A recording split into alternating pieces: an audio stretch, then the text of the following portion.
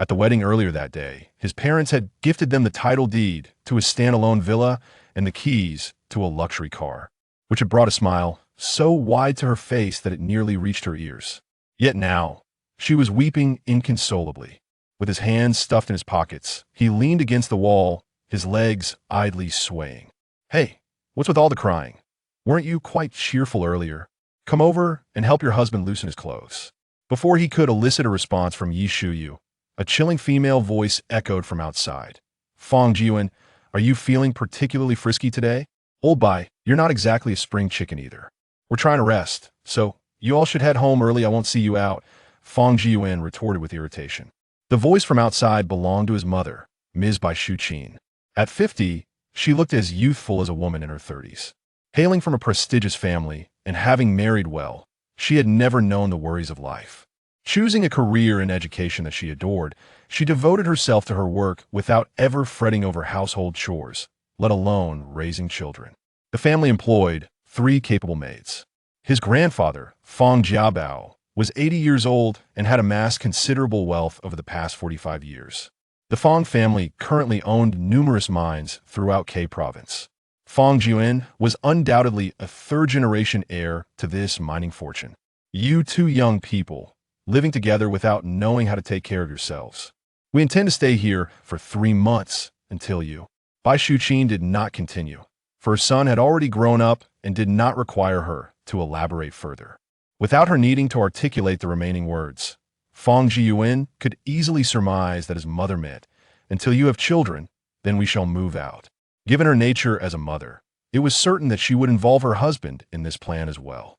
He yearned to leave, but he could not even rise from the bed after 3 days of confinement. Thus, Fong Jin reluctantly approached the edge of the bed and reclined, his gaze fixated upon the ceiling as he murmured, "Yi Shuyuan, oh Yi Shuyuan, I deliberately evaded you for 8 years, thinking you had already embarked on the path of marriage, only to discover that you were still waiting to ensnare me. Falling into your clutches, my life is destined for ruin. Alas, alas, you had better be gentle, otherwise I shall have to deliver a beating." What sort of audacity inspires such shameless words? Why is it that he, like any other person, has been indifferent to the opinions of others throughout his life? She was well aware of Fong Jin's notorious sharp tongue and chose to ignore him, wishing to avoid provocation. She believed that by disregarding him, he would fall silent. However, to her surprise, he continued his soliloquy. "It is too late for your tears now, were they earlier? You simply wished to marry me and bear me 10 sons, intending to wear me out. Now, tell me, when did you first fall in love with me?" After a prolonged silence with no response, Fong Jiwen could not help but glance sideways, only to find her brow furrowed deeply. Realizing that her temperament, prone to retaliatory outbursts, could hardly withstand such provocation. Thus, she pressed on, "If you do not take the initiative, I shall not allow you to possess me. You, a lifeless fish, can never compare to Xiao Hong from Woolly Alley. Woolly Alley is renowned in K City as a sanctuary for men. The alley's most famous establishment is the Hong Langman Hair Salon, owned by their mutual middle school classmate, Dai Xiaohong. She matured early, possessed striking beauty, and had a talent for adornment, yet her academic performance was deplorably poor. By the first year of middle school, she had already learned to seduce the male teachers on internship.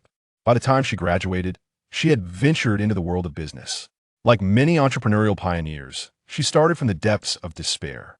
With merely a bed, a storefront, and herself, she resolutely established the most prominent shop in Woolly Alley. As she prospered, she did not forget to bring her old classmates along to share in her success. For Yi Shuang, she was the goddess in the hearts of countless young talents. With beauty, education, career, and background, she embodied the ideal. How could one compare her to a woman of ill repute? Infuriated, she ground her teeth in frustration. She harbored a desire to obliterate the scoundrel lying beside her. As this thought emerged, she quickly realized, "He revels in witnessing my anger." Drawing a deep breath to calm her emotions, the marriage was already solemnized. It was too late for words. Resolutely, she splayed her legs apart, forming a wide stance. With a quivering voice, she declared, "Do as you will, I shall merely pretend to be a dog licked by you. After tonight, do not even think of touching me again." As for touching her, Fong Jiyuan had never contemplated such a notion, nor had he even considered marriage. Once you become addicted, you shall not utter such words. You will plead with me, transitioning from manual to automatic.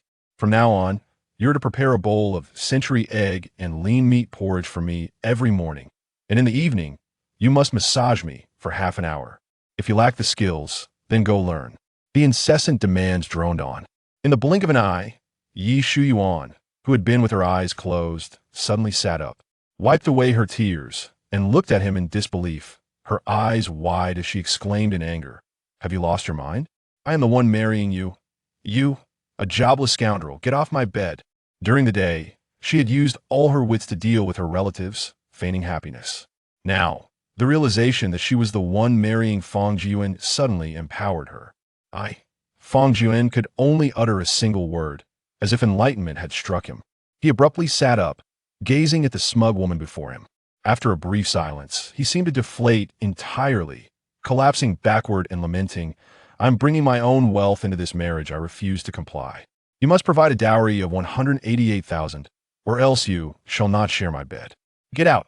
What family does not treat the bride as a revered ancestor, demanding cars, houses, and a wealth of gifts?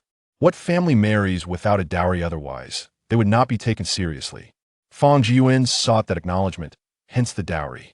The matrimonial home purchased by their parents was worth several millions at the very least. The property deed bore only Yi Shuyuan's name. He gazed at the ceiling light, exclaiming in frustration, "What folly!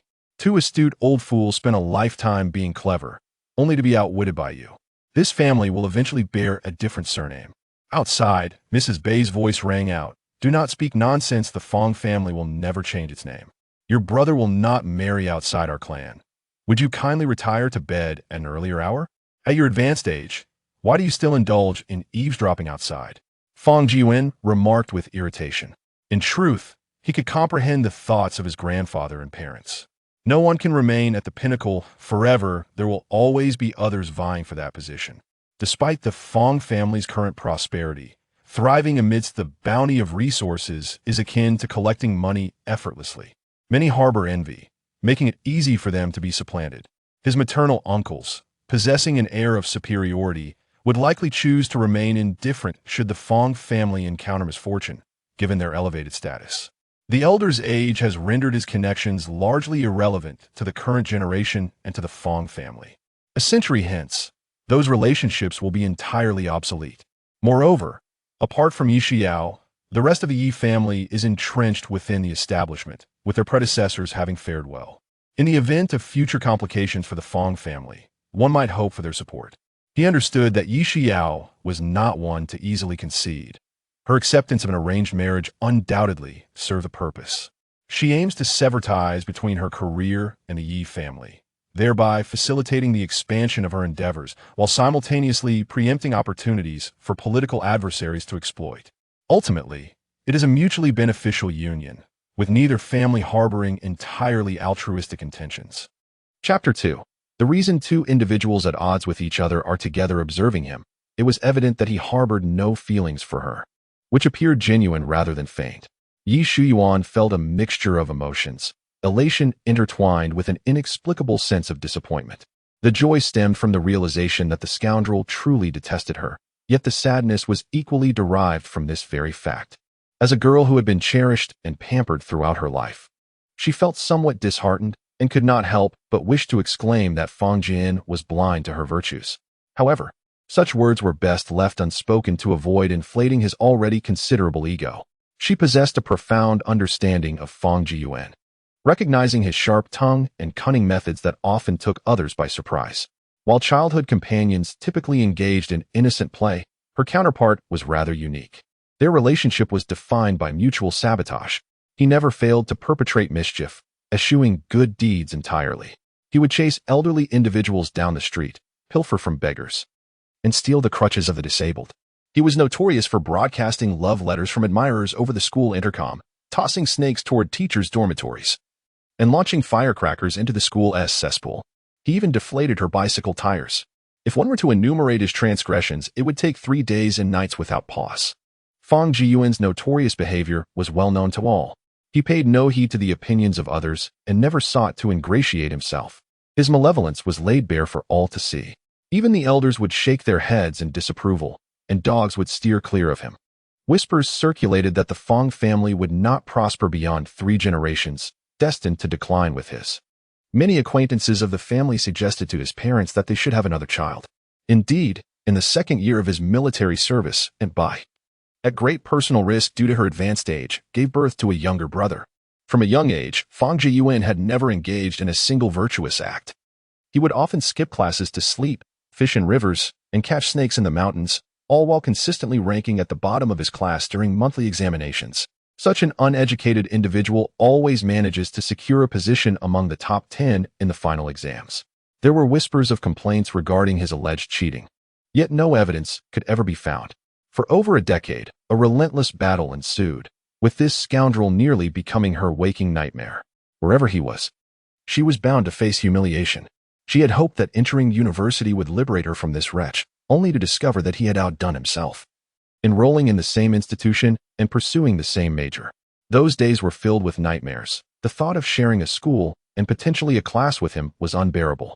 Thankfully, prior to enrollment, Uncle Fong sent him off to serve in the military for reasons unknown.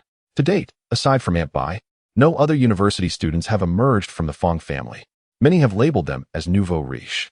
After enduring for over a decade, she finally rid herself of the scoundrel. The moment he departed, she could not contain her joy and laughter, leaving her parents to believe she had lost her sanity. She made plans with her close friends to celebrate for 3 days, imagining that their next meeting might be at each other's weddings. The subsequent years unfolded smoothly. She excelled academically and professionally. During the 8 years of silence, she nearly forgot that such a person had ever existed in her life. Then, 6 months ago, she learned that Fong Jiyuan had transferred to work at the local police station.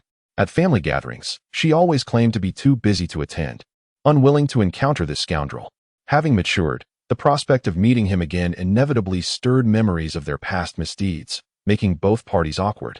Each time her mother returned from gatherings at the Fong residence, she would remark that the younger generation claimed to be too busy to join their elders for meals. It was then that she realized he was also avoiding their encounters. She had anticipated that after many years apart, he would have matured. However, unforeseen circumstances often befall scoundrels. Merely 2 months into his new job, the vice squad apprehended him indulging in illicit services in Woolly Lane, resulting in his dismissal and relegation to a life of aimlessness. Where foot massages became the norm, he frequently lingered in vibrant and disreputable establishments. Initially, she envisioned their reunion occurring at each other's weddings. Yet fate had decreed it to transpire at her own nuptials, with him as the groom and herself as the bride. Casting a glance at the man slumped against the door, his face a portrait of despair, she coldly remarked, "If you do not wish to be in my company, you may retire to the opposite room." Her voice possessed an ethereal quality. Fong Jiyuan, glancing sideways, scoffed, "What jest is this? Should I dare to reveal myself? It would be a wedding today and a funeral tomorrow. Just because you harbor disdain for me does not warrant my demise, does it? What a venomous woman, contemplating my destruction on our wedding night." Despite his audacity, Fong Jiyuan had his fears. Uncle Fong dealt with him harshly. Each time he erred, he was punished severely, often left unable to sit comfortably for days. Thus, she devised a plan. "Were you not once a soldier? Descend through the window via the water pipe and return before dawn. Rest assured, I shan't inform uncle and aunt. I promise." As she spoke, she raised 2 fingers in a gesture of sincerity. In a fit of anger, Fong Jiyuan stormed over to the window, yanking aside the curtains to reveal the minuscule rebar security bars, exclaiming, "Do you expect me to gnaw my way out? Not only is the bedroom window secured with rebar, but even the bathroom's ventilation fan is shielded by a rebar cover. Does my father truly regard me as a rat?" He was reluctant to venture outside, and she found it equally difficult. If grandfather were to discover that she refused to consummate their marriage on their wedding night, he would undoubtedly deliver a stern reprimand. Last month, when he summoned her home to discuss this matter, she wept and protested, yet the old man showed no signs of compassion. Her biological parents held a low opinion of Fong Jiyuan and attempted to persuade grandfather on her behalf, only to be met with his harsh rebuke, silencing them. In truth, Fong Jiyuan was acutely aware that the Yi family's parents harbored a strong dislike for him as their son-in-law. They had their sights set on a more suitable match for their cherished daughter. Alas, grandfather's domineering nature thwarted such aspirations. It was no jest. When the old general cast a fierce glare, even the most malevolent would shrink back in fear. The previous generation of the Yi family had 4 children, all of whom thrived within the bureaucratic system. Yi Shiyuan's father, Yi Qi, was the deputy leader of the city at a mere 53 years of age, with considerable prospects for advancement. Her mother, Chao Hui, was a university professor who had nurtured numerous talented youths. Naturally, a family of such stature would be disinclined to marry their only daughter, Yi Shuyuan, to a man of such notorious repute. The daytime wedding was attended by merely 20 relatives from both families, lacking the customary rituals. It was essentially a simple meal together. Aside from grandfather Yi, the rest of the family wore somber expressions throughout the event. The Fong family was not particularly numerous. Grandfather had but one son, resulting in a total of 5 attendees. Apart from him, the rest of his family appeared foolishly cheerful, entirely oblivious to the discontent evident on the faces of the Yi family. The minimal arrangements were insistent requests from his in-laws, who, under the guise of their unique work circumstances, argued that an extravagant celebration would be inappropriate. In reality, they wished to shield the truth that their esteemed daughter was wed to a man of such a tarnished reputation. Since the undesirable has transpired, one must continue with life. After all, one cannot suffocate oneself with curtains. Fong Jiyuan, disheartened, drew the curtains and trudged forward. He noticed Yi Shuyuan watching him warily. He sank heavily onto the bed and, with a self-deprecating scoff, remarked, "I am aware that you harbor no affection for me, and similarly, I find you unappealing. Let us each pursue our own affairs without causing unnecessary discord." "Then why did you marry me?" Yi Shuyuan retorted, her anger palpable. She was eager to comprehend why Fong Jiyuan, despite his obstinate denial of wrongdoing, would marry someone he clearly did not fancy. "I too wish to pose that question to you. Ladies first, please speak." Fong Jian bore burdens of his own. He longed for a peaceful existence. Yet stability was not something one could simply will into being. He had numerous obligations to attend to. The thought of escaping, even for a moment, was tempting. Yet he found himself tethered by unavoidable circumstances. Moreover, with his credit card confiscated, even basic sustenance became a challenge. He aspired to earn money. Yet his father's single word could deter anyone from offering him work. Every avenue seemed blocked. After languishing in the studio for half a month, he finally relented. Clarifying matters would indeed alleviate much needless friction. Yi Shuyuan pondered for a moment before reluctantly confessing, "My grandfather's stance is unyielding. He even resorted to fasting to coerce me. I had no choice. Then why not use fasting to compel him in return? Magic counters magic, yet you lack this insight. What manner of reasoning do you possess?" Fong Jiuan bluntly stated, "To put it plainly, you have been secretly enamored with me for many years. I suppose I am doomed." Xiao Hong must be heartbroken at this very moment. With a heavy sigh, Fong Jiyuan reclined backward. How had she not thought to use fasting as a form of resistance? As the thought emerged, Yi Shuyao quickly shook her head. That was close. Unknowingly, she almost let herself be led astray by a scoundrel. Glancing down at the man, who appeared dazed and lost in thought, she found herself captivated. His shoulders were broad and sturdy, and the smooth contours of his muscular arms drew her gaze involuntarily. The subtle definition of his muscles made her take a second look. His chest was robust, with well-defined pectorals that perfectly shaped the curve of his tank top.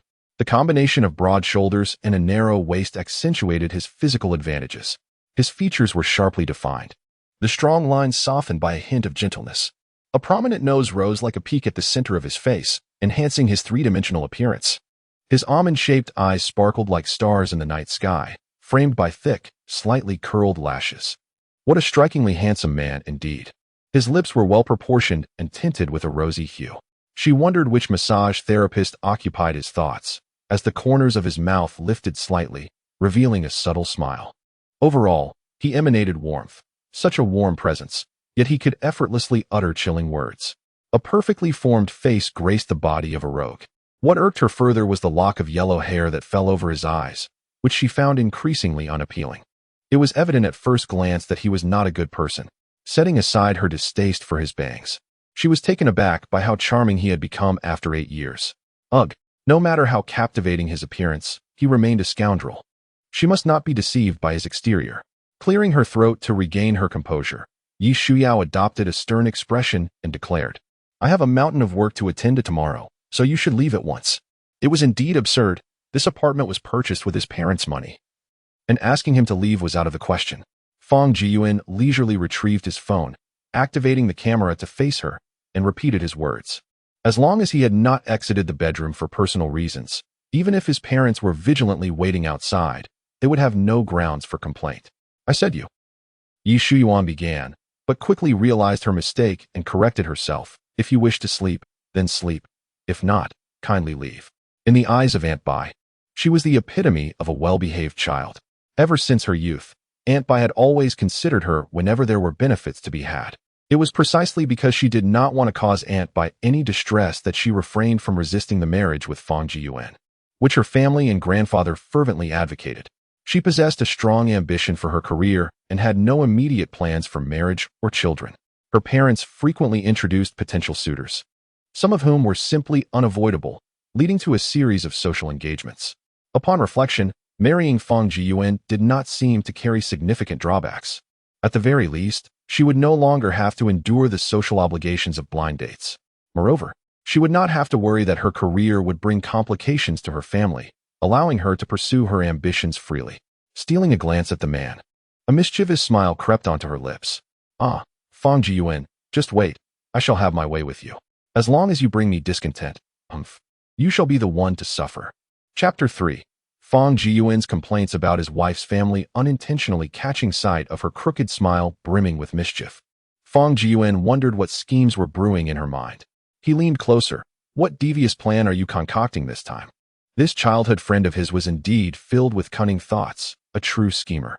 Mind your own business and go to sleep, Yi Shuyuan retorted with a stern expression. Turn off the lights. I cannot sleep if they remain on. Fong Jiyuan, speaking softly, nestled into the covers, his striking black and white eyes fixated upon her. One cannot deny that the young girl was exceptionally beautiful. It was truly a pity. I shall escort you 1,000 miles away. Yi Shuyao only managed to utter a single word when the telephone rang unexpectedly. Glancing at the caller ID, she rose from the bed and retreated into the bathroom with the phone. After half an hour, she emerged to find Fong Jiyuan's face shrouded by the blanket, utterly still. With a sigh, she shook her head, turned off the light, and entered the bathroom with her makeup remover. After a flurry of activity, it was already deep into the night as she gently laid down on the opposite side of the crimson bed. The atmosphere was tranquil, yet with a man lying beside her, she felt a twinge of anxiety, clutching the blanket tightly. A voice, tinged with sleepiness, broke the silence of the night. There is no need for you to feel tense. Even if someone I have no interest in were to lie before me, completely bare, I would not lay a finger upon you. In truth, Fong Jiyuan surmised that she likely harbored feelings for another. However, before she could solidify that connection, the elderly Yi patriarch had compelled her into a marriage with someone she did not favor. Tears streamed down her cheeks for a love that had not yet had the chance to blossom. In his recollection, Yi Shuyao was seldom one to cry genuinely. More often than not, her tears served to rally support. A lack of affection was perhaps beneficial, for it prevented irrevocable actions. Men like him could meet untimely ends on the streets. He could not afford to hinder the life of a young woman. Had it not been for the relentless pressure from the two elder gentlemen, he would never have acquiesced. Moreover, his mother held a fondness for Yi Shuyao, encouraging him from the sidelines, leaving him with no choice but to relent. In familial matters, his father heeded only the words of Madame Bai, placing him in a position akin to that of Huang Wankai. In the expansive 3-meter-wide bed, a 2-meter gap lay between them, each occupying the outermost edges for slumber. Fong Jian harbored a habit of rising early. By the time dawn's light began to seep through, he had already awakened. They lay in the same positions as the previous night, devoid of the cliché scenes often depicted in romantic tales where lovers entwine. Such portrayals merely reflect the author's fanciful imagination. Descending the stairs, he encountered the sturdy silhouette of a middle-aged man napping at the staircase's base, his own father, Fong Xingze, with a black leather belt resting beside him. The downstairs lights had evidently remained illuminated throughout the night, revealing numerous strands of white in his father's hair, something that had not been present when he left home years ago. During the past 6 months, he had scarcely observed this transformation, frequently absent from home, but upon closer inspection, it was evident that his father had aged. Just then, Fong Xingze turned, his eyes widening in recognition. Fong Jiyuan's expression of concern instantly morphed into a cheerful greeting. "Good morning, father." His father was acutely aware of his son's character. This son, when at leisure, rarely addressed him as father, opting instead for the more casual old Fong. Fong Xingze, momentarily taken aback, hastily inquired, "Well, what is it?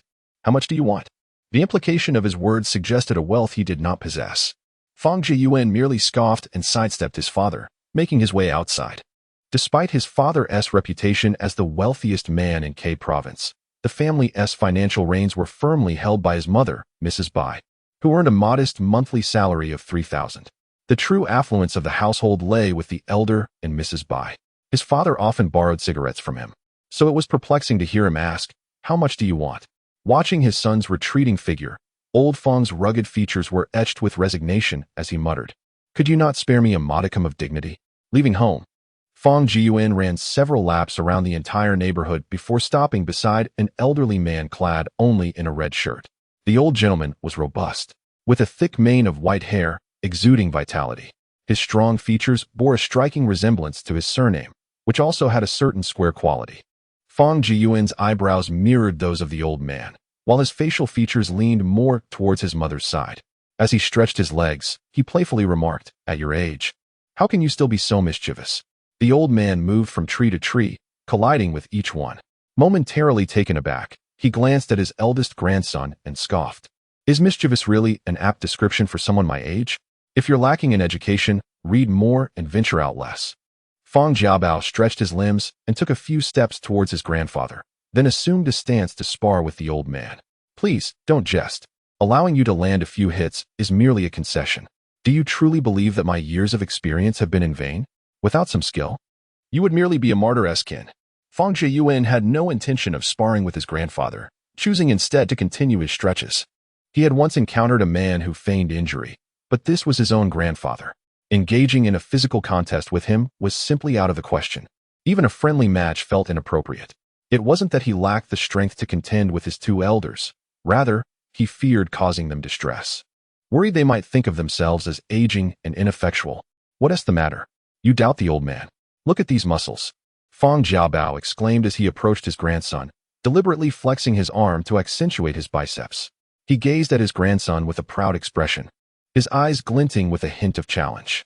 Fong Jiyuan regarded his grandfather's childish behavior with disdain, gently shaking his head. "At your age, catching a cold for several days causes the whole family to worry. If I accidentally injure you, I would have to precede you in every step. Keep your distance. Do not provoke misfortune." The old gentleman retired before reaching 60 and, for over a decade, traveled extensively with his spouse. Since his grandmother's passing 2 years ago, he had been alone, merely taking leisurely strolls without venturing afar once more. The old man was imbued with a sense of justice, having engaged in numerous acts of valor. At times, Fong Jiyuan worried that his grandfather might encounter injustice while out and, in a moment of recklessness, might not comprehend the limitations of his own strength. The bodyguards arranged by the family were firmly refused by him, as he believed himself to be robust and nimble despite his age. Noticing his grandson's lack of enthusiasm, Fong Jiabao did not relent.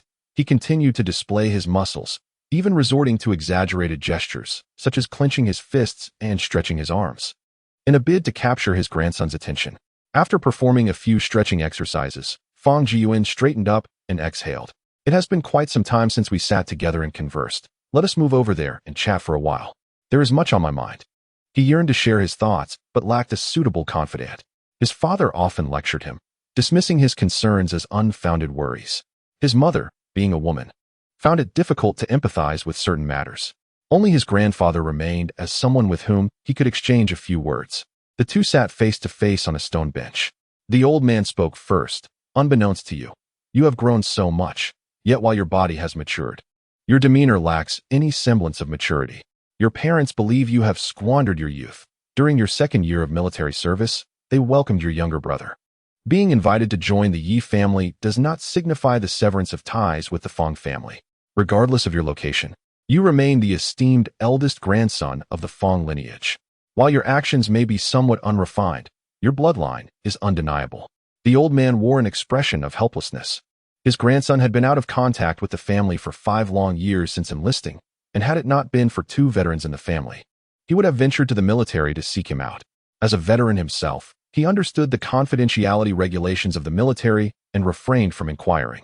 I fail to comprehend your insistence on orchestrating a union between me and Yi Shuyao. There is no fool in this household. The Yi family openly displayed their discontent yesterday, and Fang Jieyuan found it hard to believe they were oblivious to it. With your temperament, it is only a matter of time before you engage in some nonsensical endeavor unless you secure the protection of a family with a reputable background.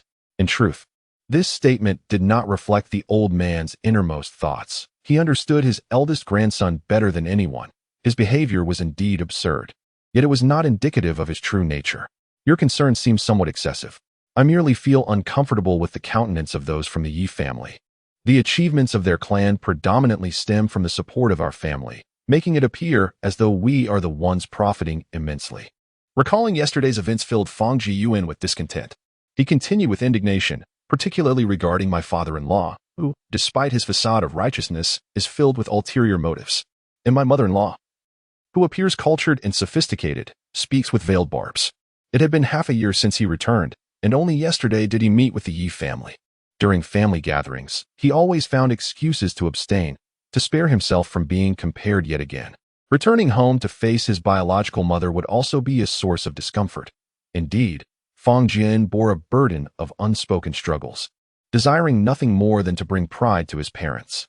Perhaps, it is possible that they will never witness the day when their son brings glory. Chapter 4. The image of the daughter-in-law's family in Fang Jieyuan's heart. The old gentleman, observing his inflamed grandson, could not suppress a chuckle as he gently patted the young man's shoulder. I had thought you were indifferent to such matters. It seems you, too, care about the opinions of others.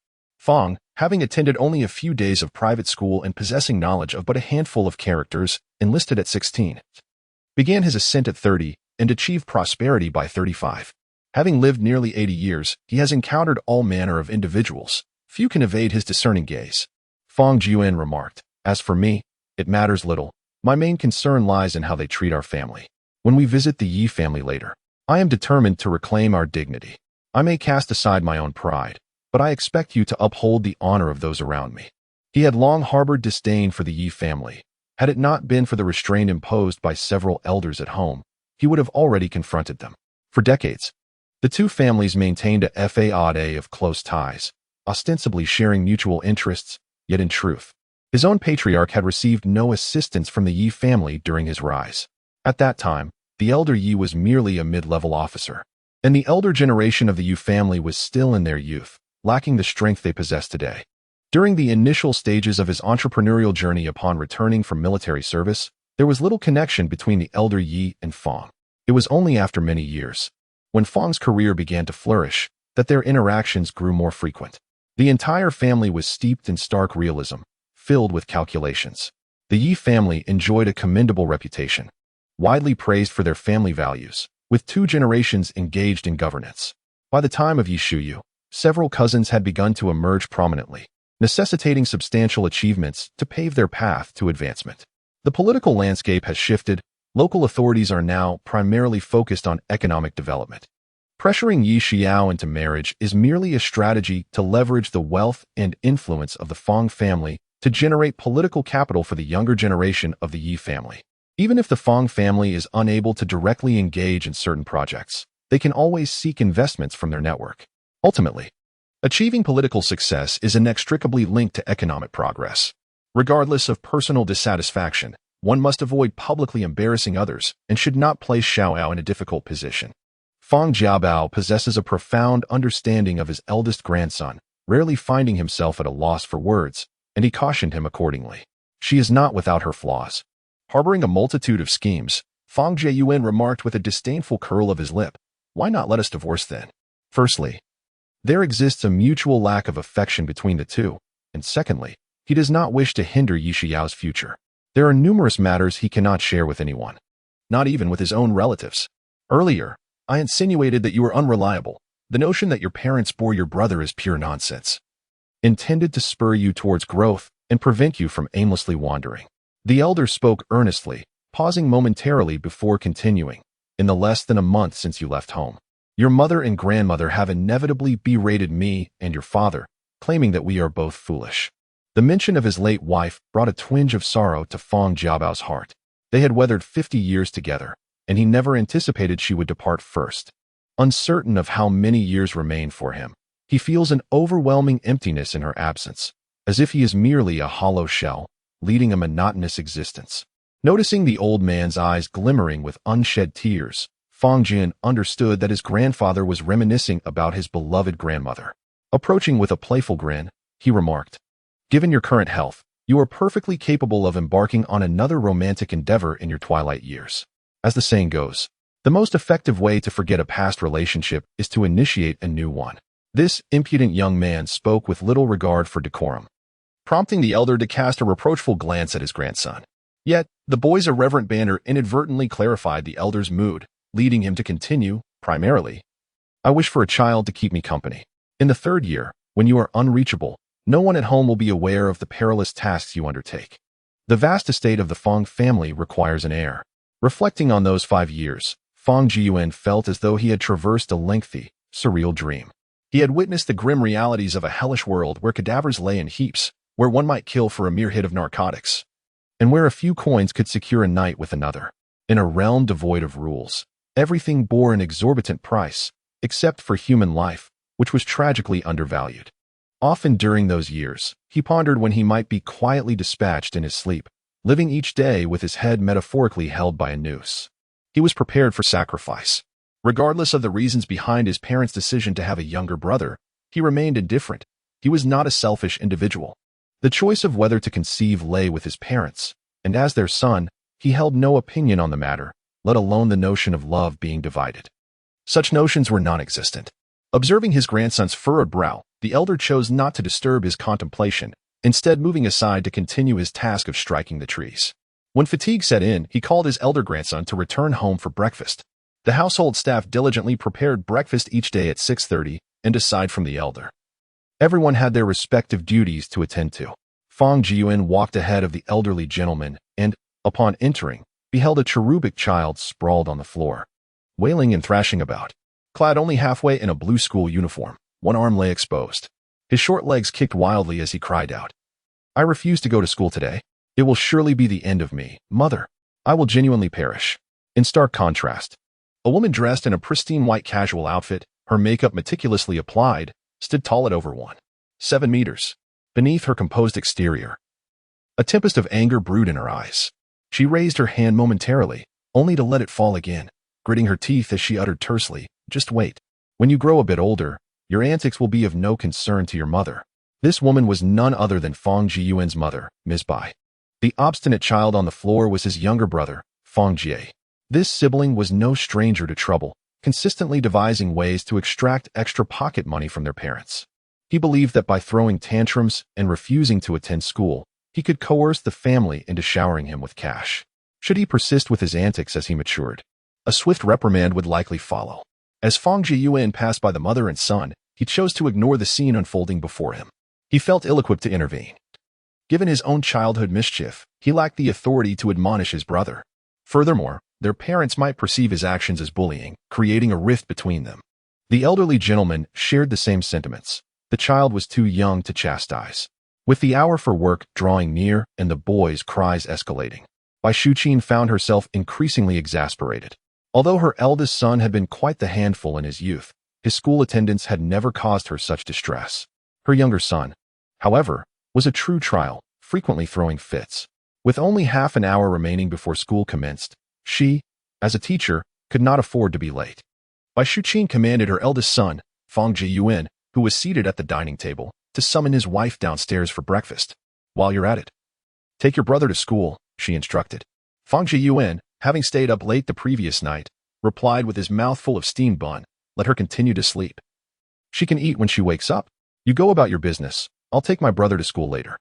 Bai Shuqin was exasperated by her younger son's sulking early in the morning, and in her frustration, she pinched her son's ear. As he cried out in protest, she turned and exited the house. The moment their mother stepped outside, Fong Jie ceased his wailing. He quickly dressed and made his way to the dining area. Seated himself in silence, awaiting the housekeeper to bring him utensils, while furtively glancing at his somewhat unfamiliar older brother. Fong Jiyuan observed his younger brother's subtle antics and spoke calmly, "If you do not wish to go to school, You cannot expect to live a life where everything is handed to you on a silver platter. Either you fetch your own bowl and chopsticks, or you must ask for help. If you remain silent, how can anyone know what you desire? Just then, a plain-looking woman approached with the utensils. Fang Jiyuan quickly interjected. Sister Zhang, he is too occupied with crying to eat. He is not hungry, so there is no need to bring him anything. I am hungry. I'm starving. Fang Jie shouted, remaining motionless in his chair. You're not truly hungry. If you were, you wouldn't waste your time crying. You placed last in the recent exam, and you were too afraid to let mom take you to school, worried about being scolded in front of your classmates, weren't you? Fang Jiyuan was not particularly concerned about his younger brother, yet he was still aware of the basic circumstances. He had finished each bun and downed the soy milk in his cup in one gulp. After greeting his grandfather with, I've eaten, please take your time. He stood up and effortlessly lifted his younger brother from beside him. Fang Jie, resembling a little chick, flailed his legs in a frantic struggle, shouting, I want to eat. I haven't had breakfast yet. Let me fill my stomach before school. I'm not well and suffer from low blood sugar. If I skip breakfast, I might faint. The old man could no longer tolerate the commotion and stuffed half a bun into his grandson's mouth, glaring at him. Chew on this while we're on the road. Don't make me resort to physical reprimand. Your brother may hesitate to discipline you, but I certainly won't hold back. No one in this house dares to stop me. He then turned to his eldest grandson and said, hurry back after dropping him off. I have something to discuss with you. Chapter 5. Fang Jiyuan enlightens his brother on the harsh realities of society. The old Jetta, only a few years older than Fang Jiyuan, sputtered as it departed from the villa area. It was not that he had an aversion to luxury cars, but rather, his financial constraints prevented him from affording a new vehicle. He cast a glance at the quiet little boy seated in the passenger seat and casually remarked, there is no one at home to play with you. Gaming might lead to reprimands. School is much better, where you can play with many friends. You know nothing. Fang Jie retorted with an air of maturity. I simply do not wish for Ms. Ba to take me to school. Last time, I ranked third in the entire grade. But this time I fell to the very bottom. The teacher insisted on notifying my parents. Oh, I see. You are deliberately being difficult. Trying to make me meet your teacher. But wait, isn't Ms. Ba in the parent group? Fang Jiyuan remarked, realizing something was amiss and promptly rephrasing his inquiry. A few days prior, while using Ms. Bai's phone, he had removed her from the class group and blocked the teacher as well. If you help me navigate this predicament, we shall be steadfast brothers, and I will share half of my pocket money with you each day. Fang Jie explained in fragmented sentences the rationale behind his actions. At the tender age of 7, he had already devised such intricate schemes. His youthful mind was indeed resourceful. The more he elaborated on his plan, the more astonished Fang Jiyuan became, almost dropping his jaw in disbelief. His younger brother recounted how he had boasted about his previous exam results at home, leading Ms. Ba to declare that 100 yuan reward awaited him if he advanced a position in the next exam. To his astonishment, he had discovered a lucrative opportunity therein. Finding 200 yuan insufficient, he contemplated a more significant score. Thus, he resolved to intentionally place at the bottom during the upcoming monthly exam, believing this would enhance his chances of a substantial reward. Just the other day, the results of this month's exam were released, and he had plummeted from the top 3 to second from the last, with 112 students ahead of him. If he could secure a position in the top 3 next month, he would earn over 10,000 yuan in bonuses. However, his plan faced an unexpected twist. He assumed that when he returned home to have his mother sign the report card, he would merely face a few reprimands and be asked to assure better performance in the future. To his dismay, the teacher, unable to reach the parents, grew somewhat irate and requested that he notify them to come for a meeting at the school. Fang Jiyuan patiently listened to his brother's tale, reluctantly acknowledging that this little rascal was quite clever, having anticipated the teacher's need to contact the parents and preemptively removed Ms. Ba from the class group while blocking the teacher's number. The seemingly flawless plan is riddled with flaws. Fang Jiyuan merely has some unresolved questions, hence he inquires. You must inform Ms. Ba about this matter if you wish to receive your bonus next month. If you remain silent, how will she know of your progress? If you mention that you ranked last, you will surely face repercussions.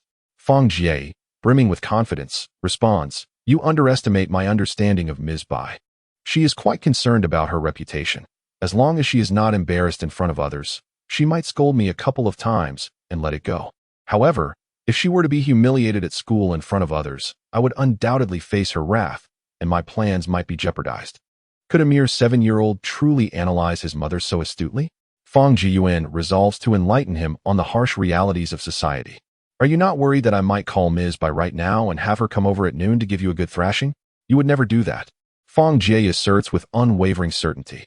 Why are you so sure? Fang Jiyuan probes. I have promised to share half of my allowance with you. By accepting my generosity, you are obligated to keep my secret. Otherwise, you would be untrustworthy, Fang Jie confidently declares. Today, I shall show you the cruel nature of society, Fang Jiyuan chuckles ominously. If you wish for me to keep your secret, 10 yuan a day is insufficient. You must rank within the top 3 in next month's exam. The money Ms. Bai rewards you with can only leave you with 200 yuan. The remainder is mine. You have no grounds for negotiation. How could you do this? I confided in you because I trusted you. How can you extort me? Fang Jie gazed at his brother with a pitiful expression, hoping for a moment of leniency, pleading for him to let him off this once. He envisioned a significant windfall, promising himself that he would adopt a different approach to earn money in the future. Noticing that his brother did not spare him a glance, nor exhibited any willingness to negotiate, Fang Jie continued, I initially thought you were a person of stature, someone with whom I could forge a lasting partnership. Alas, I have discovered that you are exceedingly avaricious. Your vision is myopic, and you are incapable of achieving anything substantial. In light of your relentless scheming, I shall make a concession. I only require 10,000 yuan. You must provide this sum to me upon your dismissal from school today. Otherwise, prepare yourself for a beating tonight. Fang Jiyuan believed that it would not be long before Ms. Bai uncovered the mischief his younger brother had been involved in. The little rascal would undoubtedly fail to secure any reward. The matters of exiting the group and blocking communications would be difficult to explain, and given old Bai's miserly nature, extracting any money from her would be nearly impossible. She would make him understand that a mother's words can be deceiving. Fang Jie, taken aback by the harsh realities of society at such a tender age, felt the sting of the world's cruelty. Grasping at his hair in frustration, he lamented, You possess not an ounce of commercial integrity. Only those who are worthy of a long-term partnership should be entrusted with such principles, he added. What you are engaged in carries too much risk. Should I involve myself, I might bear the brunt of the consequences. I merely seek to make a quick profit and depart unscathed. I have no desire to wade through this murky water. You stand to lose nothing. As long as you place within the top 3 next month, you could still earn a considerable sum. As Fang Jiyuan concluded his remarks, they arrived at school. At that moment, Fang Jie felt as though he were attempting to extract fur from a tiger. Not only had he failed to secure the funds, but his little piggy bank had also become the target of scrutiny. Fang Jie, in a state of distress, lamented loudly, I do not care. In my eyes, you are nothing but a person devoid of credibility. What you are doing is extortion and illegal. Fang Jiyuan countered. Do you have any evidence to support your claim that I am extorting you? Ah, how can one be so shameless? Fang Jie cried, leaning back against the chair in exasperation. My dear brother, you are still young and unaware of the treacherous nature of society. The tuition you have paid is not in vain. Should you ever require my assistance in the future, I will gladly help you at no cost. A one-time fee for a lifetime of service, a rather lucrative deal, Fang Jiyuan stated, promptly ushering him out of the vehicle, having already lost half an hour. Fang Jiyuan understood the necessity of resolving his brother's predicament before pursuing financial gain. He accompanied his brother to meet with his homeroom teacher. Upon entering a modest office on the 2nd floor of the academic building, they were greeted by a young female teacher sitting at the back. She glanced over and spoke first. Fang Jie, you are late again this morning.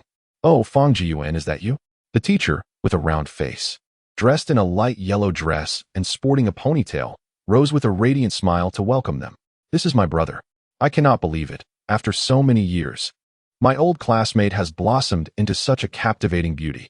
Fang Jiyuan smiled back, quickly approaching, his heart filled with astonishment at the realization that his brother's homeroom teacher was none other than Zhao Xian, his classmate from high school. She had been the top scorer in their college entrance examination. It seemed a bit of a waste for such talent to be teaching at a private elementary school. They stood about 30 centimeters apart, pausing to gaze at one another.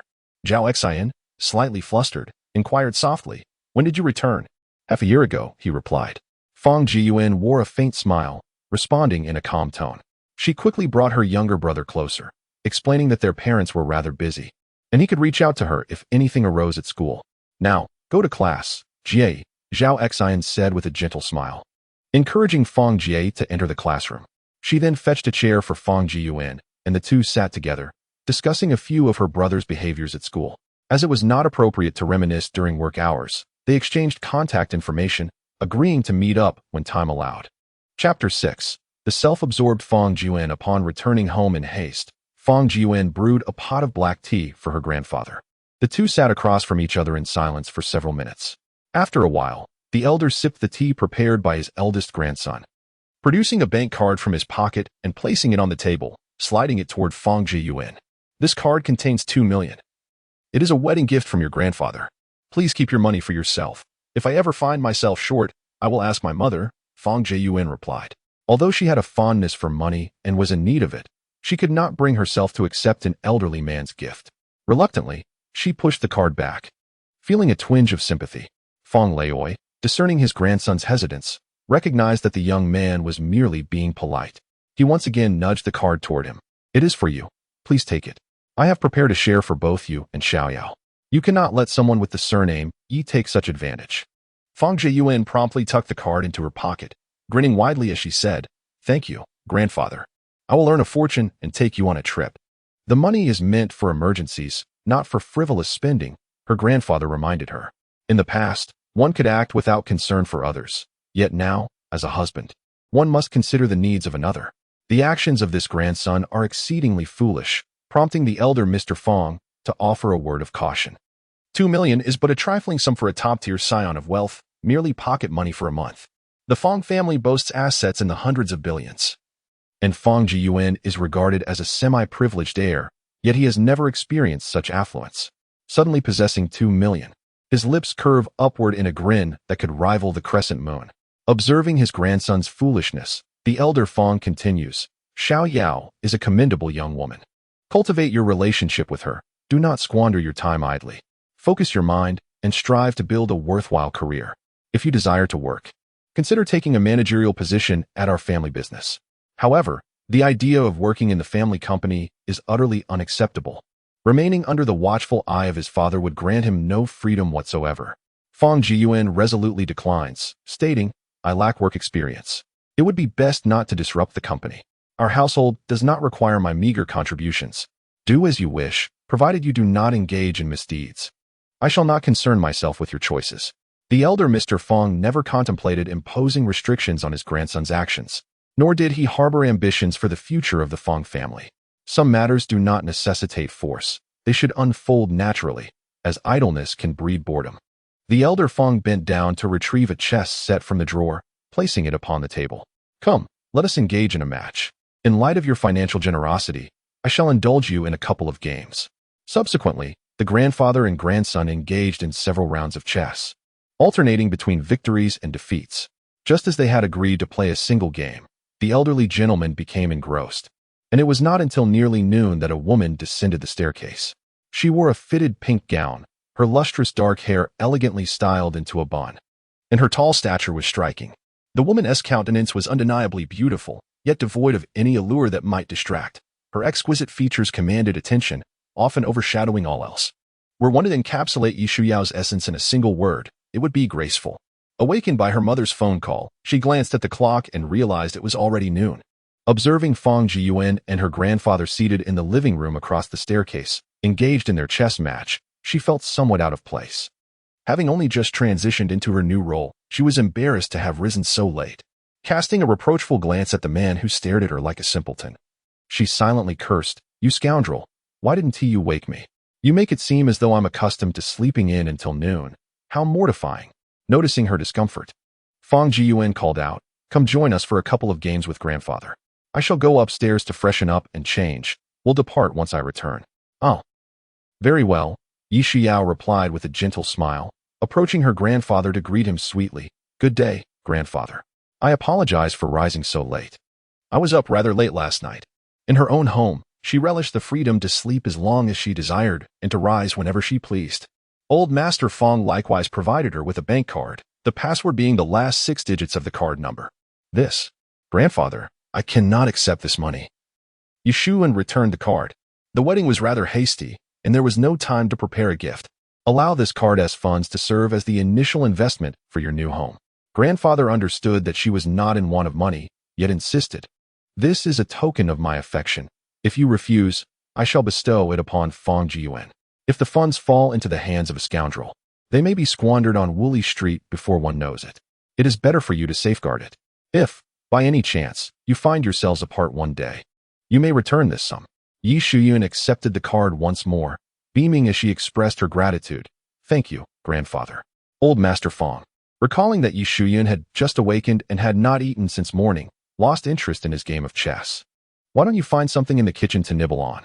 Lunch should be ready shortly. My parents have already prepared lunch and are waiting for us, she replied. Fang Jiyuan might need some time. I shall accompany you for a couple of rounds of chess. Yi Shuyun deftly set up the chessboard, revealing her familiarity with the game. Before the first match could conclude, Fang Jiyuan descended the stairs, clad in an exceptionally casual ensemble, a pure white short-sleeved shirt devoid of any patterns or logos, paired with loose light blue jeans. His entire demeanor radiated youthful vigor as he strolled down leisurely, standing by to silently observe the game. Noticing Yi Shuyun in a quandary, unable to make her next move, Fang Jiyuan gently advised, when faced with a lack of good options and a sense of confusion, it is best to act on instinct. After all, it is merely a game of chess. If you lose, you may always try again. Humph, as if I need your guidance, Yu Shuao silently scoffed. However, she found some merit in Fang Jiyuan's words and instinctively made a move in a game she had initially intended to play. Yet, before she could proceed further, the old gentleman swiftly dismantled her strategy. Fang Leo Yetzi leisurely sipped his tea, and noticing that the two young ones showed no intention of departing, he gently urged. You should set off soon. We wouldn't want Xiaoyao's parents to wait too long. We will dine and return to keep you company, Yi Shuyao replied with utmost respect. The two departed from the house, with Fang Jiyuan heading towards the old Jetta park beside the BMW 5 Series in front of the villa. Yi Shuao halted in front of the BMW, exclaiming, Let us take this new car. This white BMW was a gift from Fang Jiyuan's parents to her as a daughter-in-law at yesterday's wedding. Truth be told, she was not particularly keen on it, yet felt compelled by their warm generosity. You've slept for over 10 hours. You drive while I take a nap, Fang Jiyuan declared as he settled into the passenger seat, reclining it back and promptly dozing off. Yi Shuyao glanced at the man beside her. His unruly hair was too conspicuous, prompting her to suggest, Let us find a place to trim your hair, lest someone brings it up later. No need for that. Let them say what they wish. If they find me displeasing, that's their burden, not mine.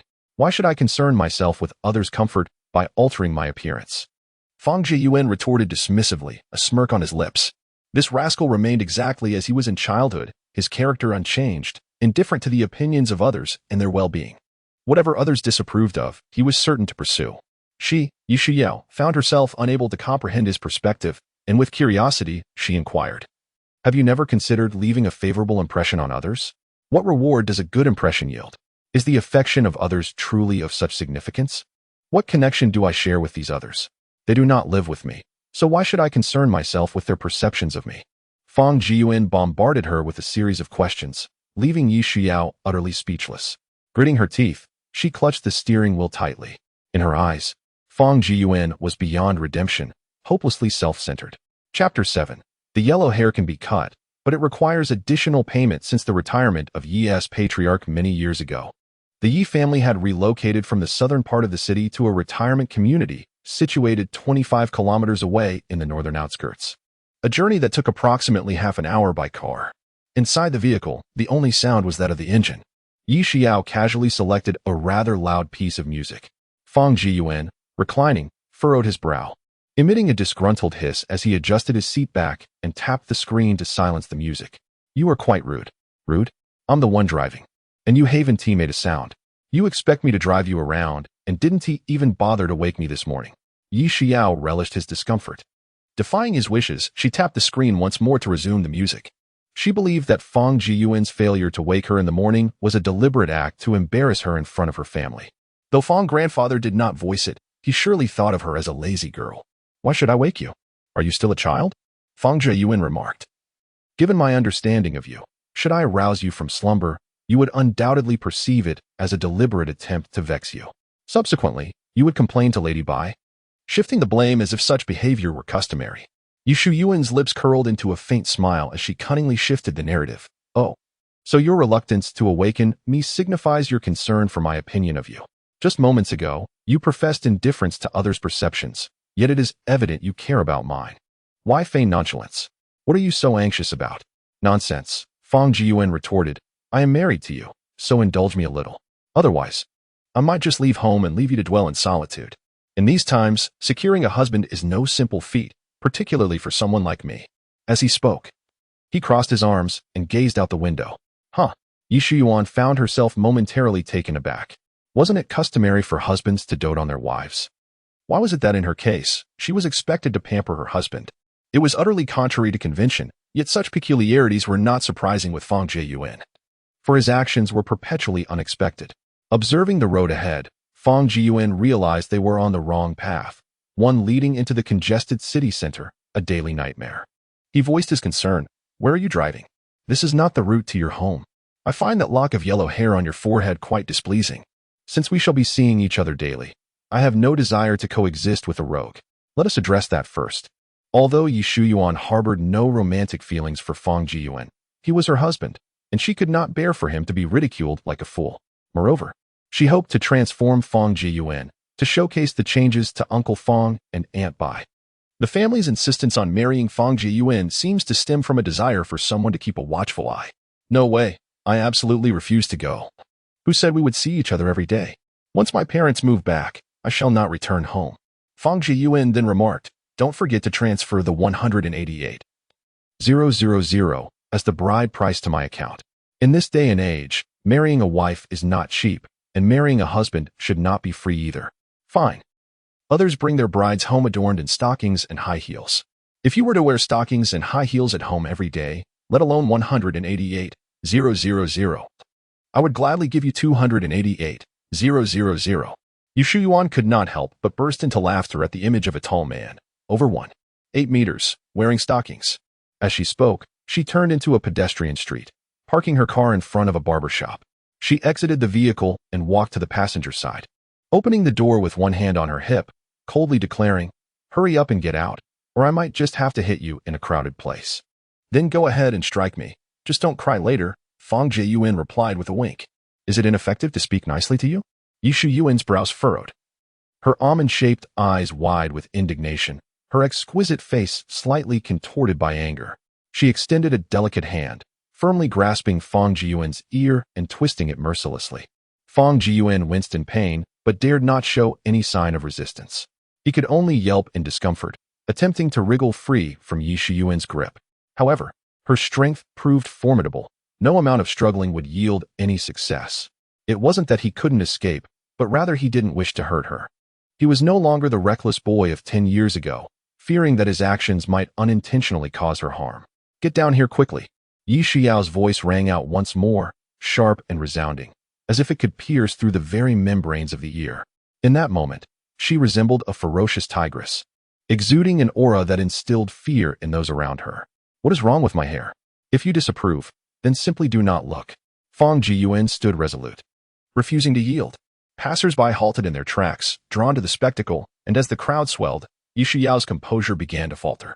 Reluctantly, she released the ear that had turned crimson from her grip, inhaling deeply before restraining her voice. I shall offer you 2,000.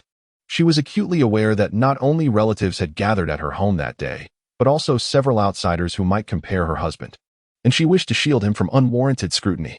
Do you truly believe I lack a few thousand? Fang Jiyuan inquired, rubbing his ear. 5,000. Are you trying to insult me? 8,000, and no more. Yi Xiao, out of desperation, increased her offer. Add another 2,000. All right. Hurry and get out of the car. Do not provoke me, or I shall weep when I return home tonight, and you shall face the consequences. At her words, Fang Jiyuan obediently exited the vehicle and greeted the onlookers with a casual, Hi, I am Fang Jiyuan. Yi Xiao felt an overwhelming sense of embarrassment at his actions and nudged him. You are a public figure. There is no need for self-introduction. Just hurry. Her parents disapproved of this son-in-law, and their wedding had been a modest affair. Yet, the truth remained. Marriage was a reality, and regardless of feelings, this man was her husband.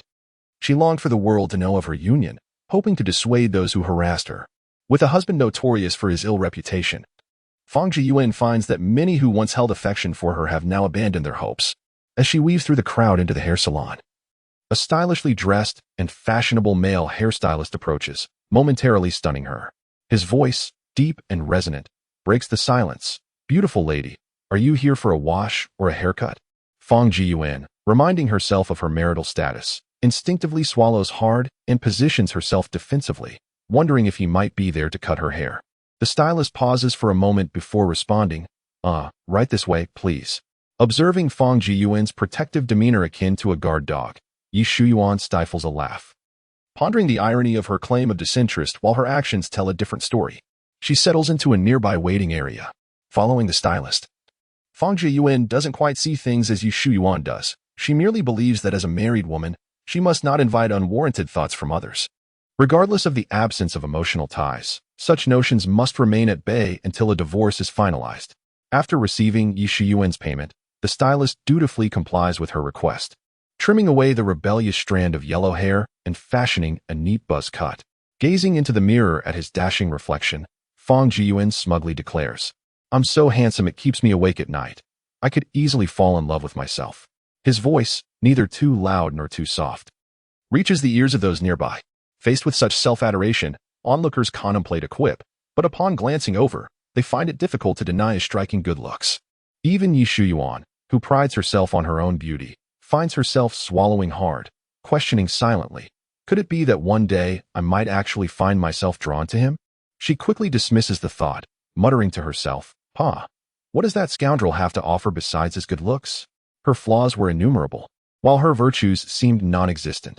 There were countless others who surpassed her in beauty. She had to concede that Fang Jiyuan possessed the merits inherited from both her parents. Chapter 8. Fang Jiyuan's first apology. Upon exiting the barbershop, Fang Jiyuan activated the QR code, her chin slightly raised as she gazed at the azure sky.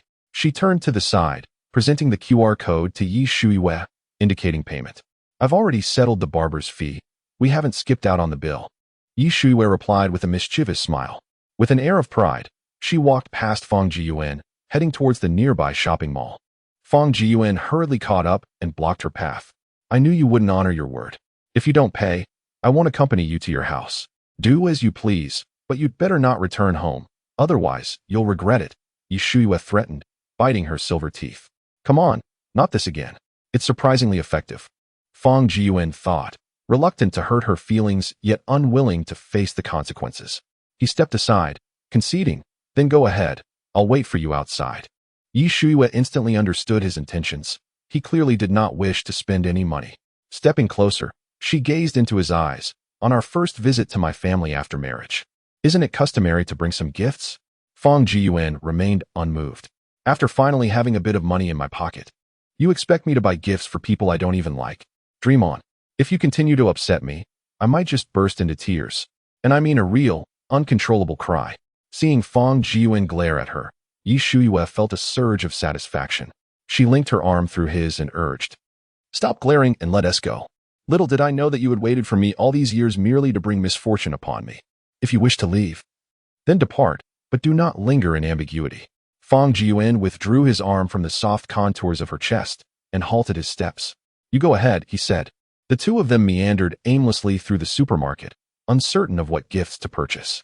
Yi Shuyue paused before the jewelry counter, acquiring several gold necklaces. She insisted on handling the payment herself, not wanting Fang Jiyuan to perceive her as taking advantage of him.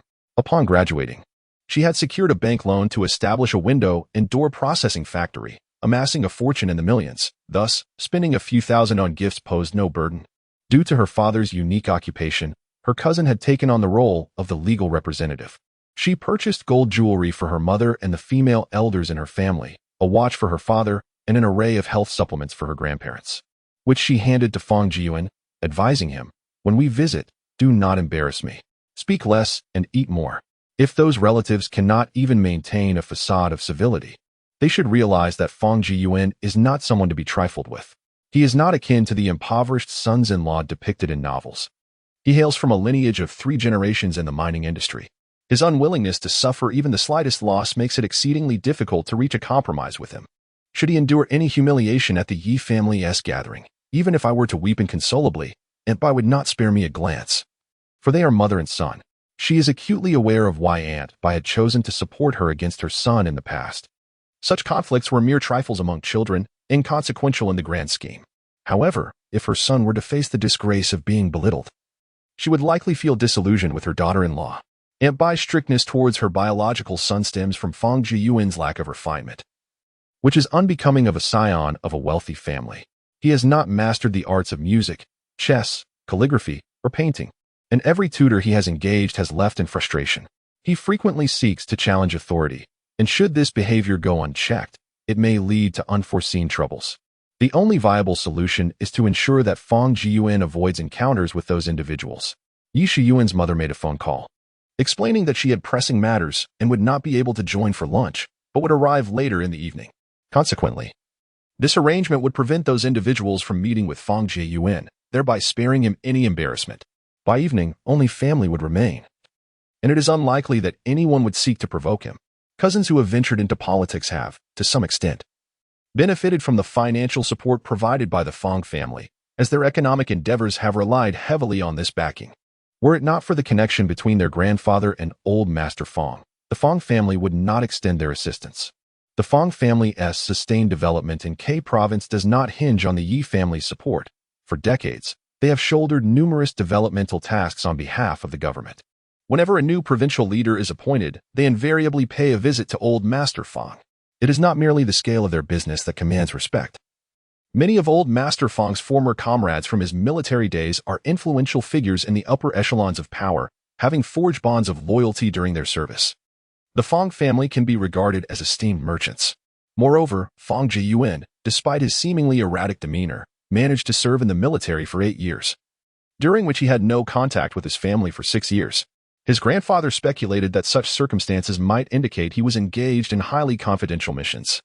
After the call ended, Yi Shiyuan glanced at Fang Jiyuan, who was closing the trunk, and somewhat awkwardly remarked, "We have wasted too much time. We will miss lunch. Let us find a place to eat something. I am right beside you, and I see through your petty tricks. Do you take me for a fool?" Fang Jiyuan replied with irritation, "Our marriage, to put it nicely, fulfills the promise made by our families in their youth. To put it bluntly, I am here to ensure your lineage continues. Moreover, I am to assist in severing ties between you and the Yi family in your career."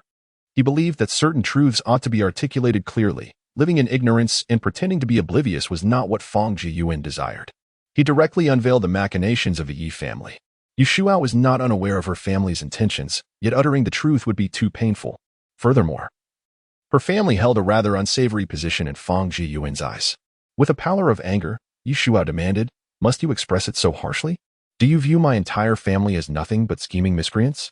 Fang Jiyuan wiped the saliva from his face and replied, "Please lower your voice. With so many people around, it would tarnish your goddess-like image. I am indifferent to it." After saying this softly, he attempted to pull her away. "Let go of me. We must clarify our thoughts today," Yi Shuyao retorted, shaking off his grasp, her eyes brimming with unshed tears. She had been feigning ignorance. But why did Fang Jiyuan insist on voicing such hurtful truths? It had wounded her deeply. He realized that his words had been misplaced. Even if he harbored discontent towards the Yi family, it should have been conveyed to others instead. Observing the tears poised on the brink of falling from Yi Shuyao's eyes, Fang Jiyuan felt utterly at a loss. Despite his playful antics with girls in his youth, he lacked the knowledge to comfort her. "In my eyes, you will always be that cunning childhood friend. Regardless of the moment, I should never impose my dissatisfaction with others upon you. I sincerely apologize for my previous words." With a low and somber voice, he concluded his statement and deeply bowed in apology. His actions left Yushuyu somewhat astonished. In her memory, Fang Jiyuan had never offered an apology to anyone, even when he had once hurled a torpedo into the school's cesspit, splattering the teacher with filth, and had been soundly beaten by Uncle Fang. He had never shown any sign of capitulation. When asked afterward why he did not apologize, he lay on his bed, grunting defiantly, asserting that an apology would not spare him from punishment. Since he had already been beaten, it was too late to express regret. Why admit fault? Having known each other for nearly 27 years, they had fought and deceived one another. Yet this was the first instance of causing Yi Shuyu to cry. Observing her biting her lip, on the verge of tears, he stepped forward, gently caressing her face, and pouted playfully, saying, "I am your little darling husband. It's my first time playing this role, and I lack experience. Would you kindly forgive me just this once?" With a chuckle escaping her lips at his shameless and somewhat ridiculous demeanor, Yishuyu found herself smiling through her tears, which fell like droplets. She playfully hit Fang Jiyuan and exclaimed, "Is this how you apologize? Is this truly your method of seeking forgiveness? This time, it is my fault. And I owe you a favor. Allow me to treat you to a splendid meal, with no limits on expenses." Fang Jiyuan, reminiscent of his childhood, wrapped his arm around her shoulders, speaking without soliciting her consent, and with a gentle upward tug, he guided his little wife toward the shopping mall. Few could entice Fang Jiyuan to part with his money.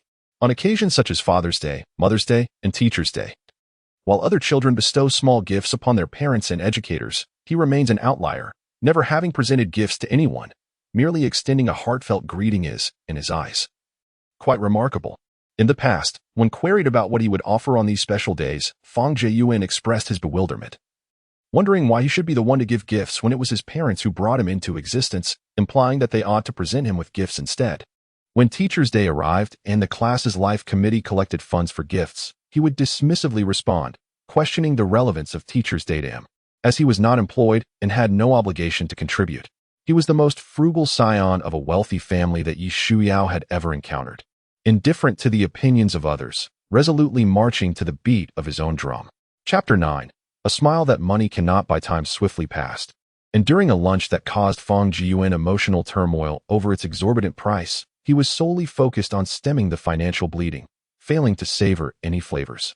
At that moment, he felt utterly numb, regretting his earlier words that would have been better reserved for a later conversation at the Yi residence. Following this, he endured a 2-hour film devoid of substance, replete instead with forced sentimentality.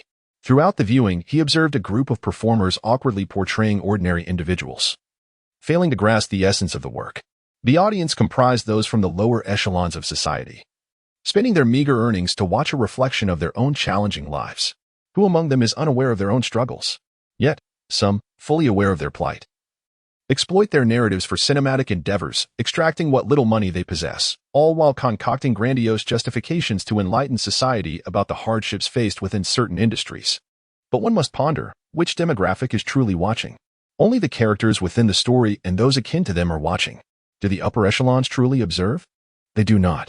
What is even more amusing is that the work reflects the exploitation of employees within a certain industry, yet it simultaneously incorporates advertisements for that very industry, outwardly condemning it while covertly collaborating with it. The end result is mutual profit, leaving the characters within the narrative unchanged in their lives. At best, it seeks to enlighten those at a similar level, urging them to comprehend the difficulties of this industry. As human beings, there is no need for such enlightenment. As mere beasts, producing a film serves no purpose. Oh, but there is a slight change, spending a few $dozen to witness one's own story. I wonder how many wealthy individuals would be inclined to watch such a production. I ponder whether viewing it would lead them to increase their employees' salaries. In any case, Fang Jiyuan is well aware that his father has never watched works that exploit the guise of realism for profit, deeming them a form of covert fraud. Upon exiting the cinema, Fang Jiyuan appeared as if his soul had departed, silent and uncommunicative, trailing behind Yi Shuyao as they aimlessly wandered. Wherever she went, he followed. Whatever clothing, shoes, or bag she tried, he did not inquire about her preferences, but simply swiped the card to purchase them. He squandered lavishly in hopes of eliciting a smile from her. Alas, throughout this endeavor, she offered him not a single smile, spending 200,000, yet receiving no acknowledgement.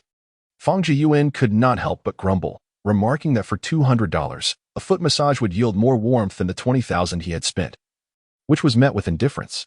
Observing his generosity, Yi Xiao had nearly calmed down, yet a single remark struck a nerve, reigniting her displeasure. With a fierce glare, I questioned, "Have I ever uttered a word about my preferences in food, attire, or entertainment? No, indeed, all was willingly bestowed upon you." Fang Jiyuan felt an urge to slap himself. Why must he forsake a respectable existence to play the sycophant, and to boot, without even bringing joy to the one he sought to please? What you have purchased, keep for yourself. I have no desire for it. Having spoken her piece, Yi Shuyuan hastened towards the exit of the shopping mall, the two of them walking in silence, one after the other. The clock had struck 6 in the evening. Young Master Fang transformed into driver Xiao Fang, steering his vehicle to transport Yi Shuyuan to the retirement sanatorium for cadres located in the northern outskirts of the city, not a hospital, but a residential facility. set amidst picturesque mountains and clear waters, with a professional medical team at hand. The residents of this retirement home were not ordinary individuals. Each had held significant power in their careers prior to retirement. The walls stood 3 meters high, topped with electrified barbed wire, and armed police stood guard at the entrance.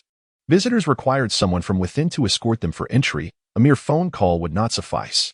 Among the residents were not only retired cadres but also their families, each of whom had once wielded considerable influence. The one sent by the Yi family to fetch someone was Assistant Wang Yuan, who had been seen by Fang Jiyuan at yesterday's wedding. He appeared to be of similar age to Fang's father, to whom he addressed as Uncle Wang. Passing through the gate, they beheld a courtyard adorned with a dozen neatly arranged 3-story white buildings, distanced from one another by several hundred meters. Each family enjoying 100 square meters of space in front and behind their homes, separated by a cobblestone pathway. On the road, I encountered a group of elderly gentlemen seated under a pavilion, engrossed in a game of chess, their animated debates echoing in the air. The atmosphere here was far removed from the solemnity or the oppressive stillness of the retirement home for officials in the capital. However, many newcomers to such a locale often feel a sense of apprehension. Fang Jiyuan, accustomed to this environment, perceived it merely as a gathering of local senior officials, lacking the weighty aura found in the capital's official quarters. The security levels were incomparable. Vehicles from outside were not permitted entry into the official residences in the capital. This was his first visit to this place, despite the decades of interaction between the two families. Ever since Old Master Yi relocated here, the other members of the Yi family had moved northward to purchase homes, ostensibly to be closer for the sake of caretaking. In truth, it was a competition of filial piety, striving to make the most of the old man's remaining days. Following Yi Shuyao's directions, he parked in front of the No. 10 Little White Building, where 7 cars occupied the adjacent parking spaces, 3 of which were luxury vehicles worth millions. Fang Jiyuan couldn't resist a snide remark. Your family is truly unpretentious, flaunting all your valuable possessions. Moments ago, he had been charming her, yet now impatience had set in. You wait, he muttered under his breath. There will come a day when you will be begging for mercy.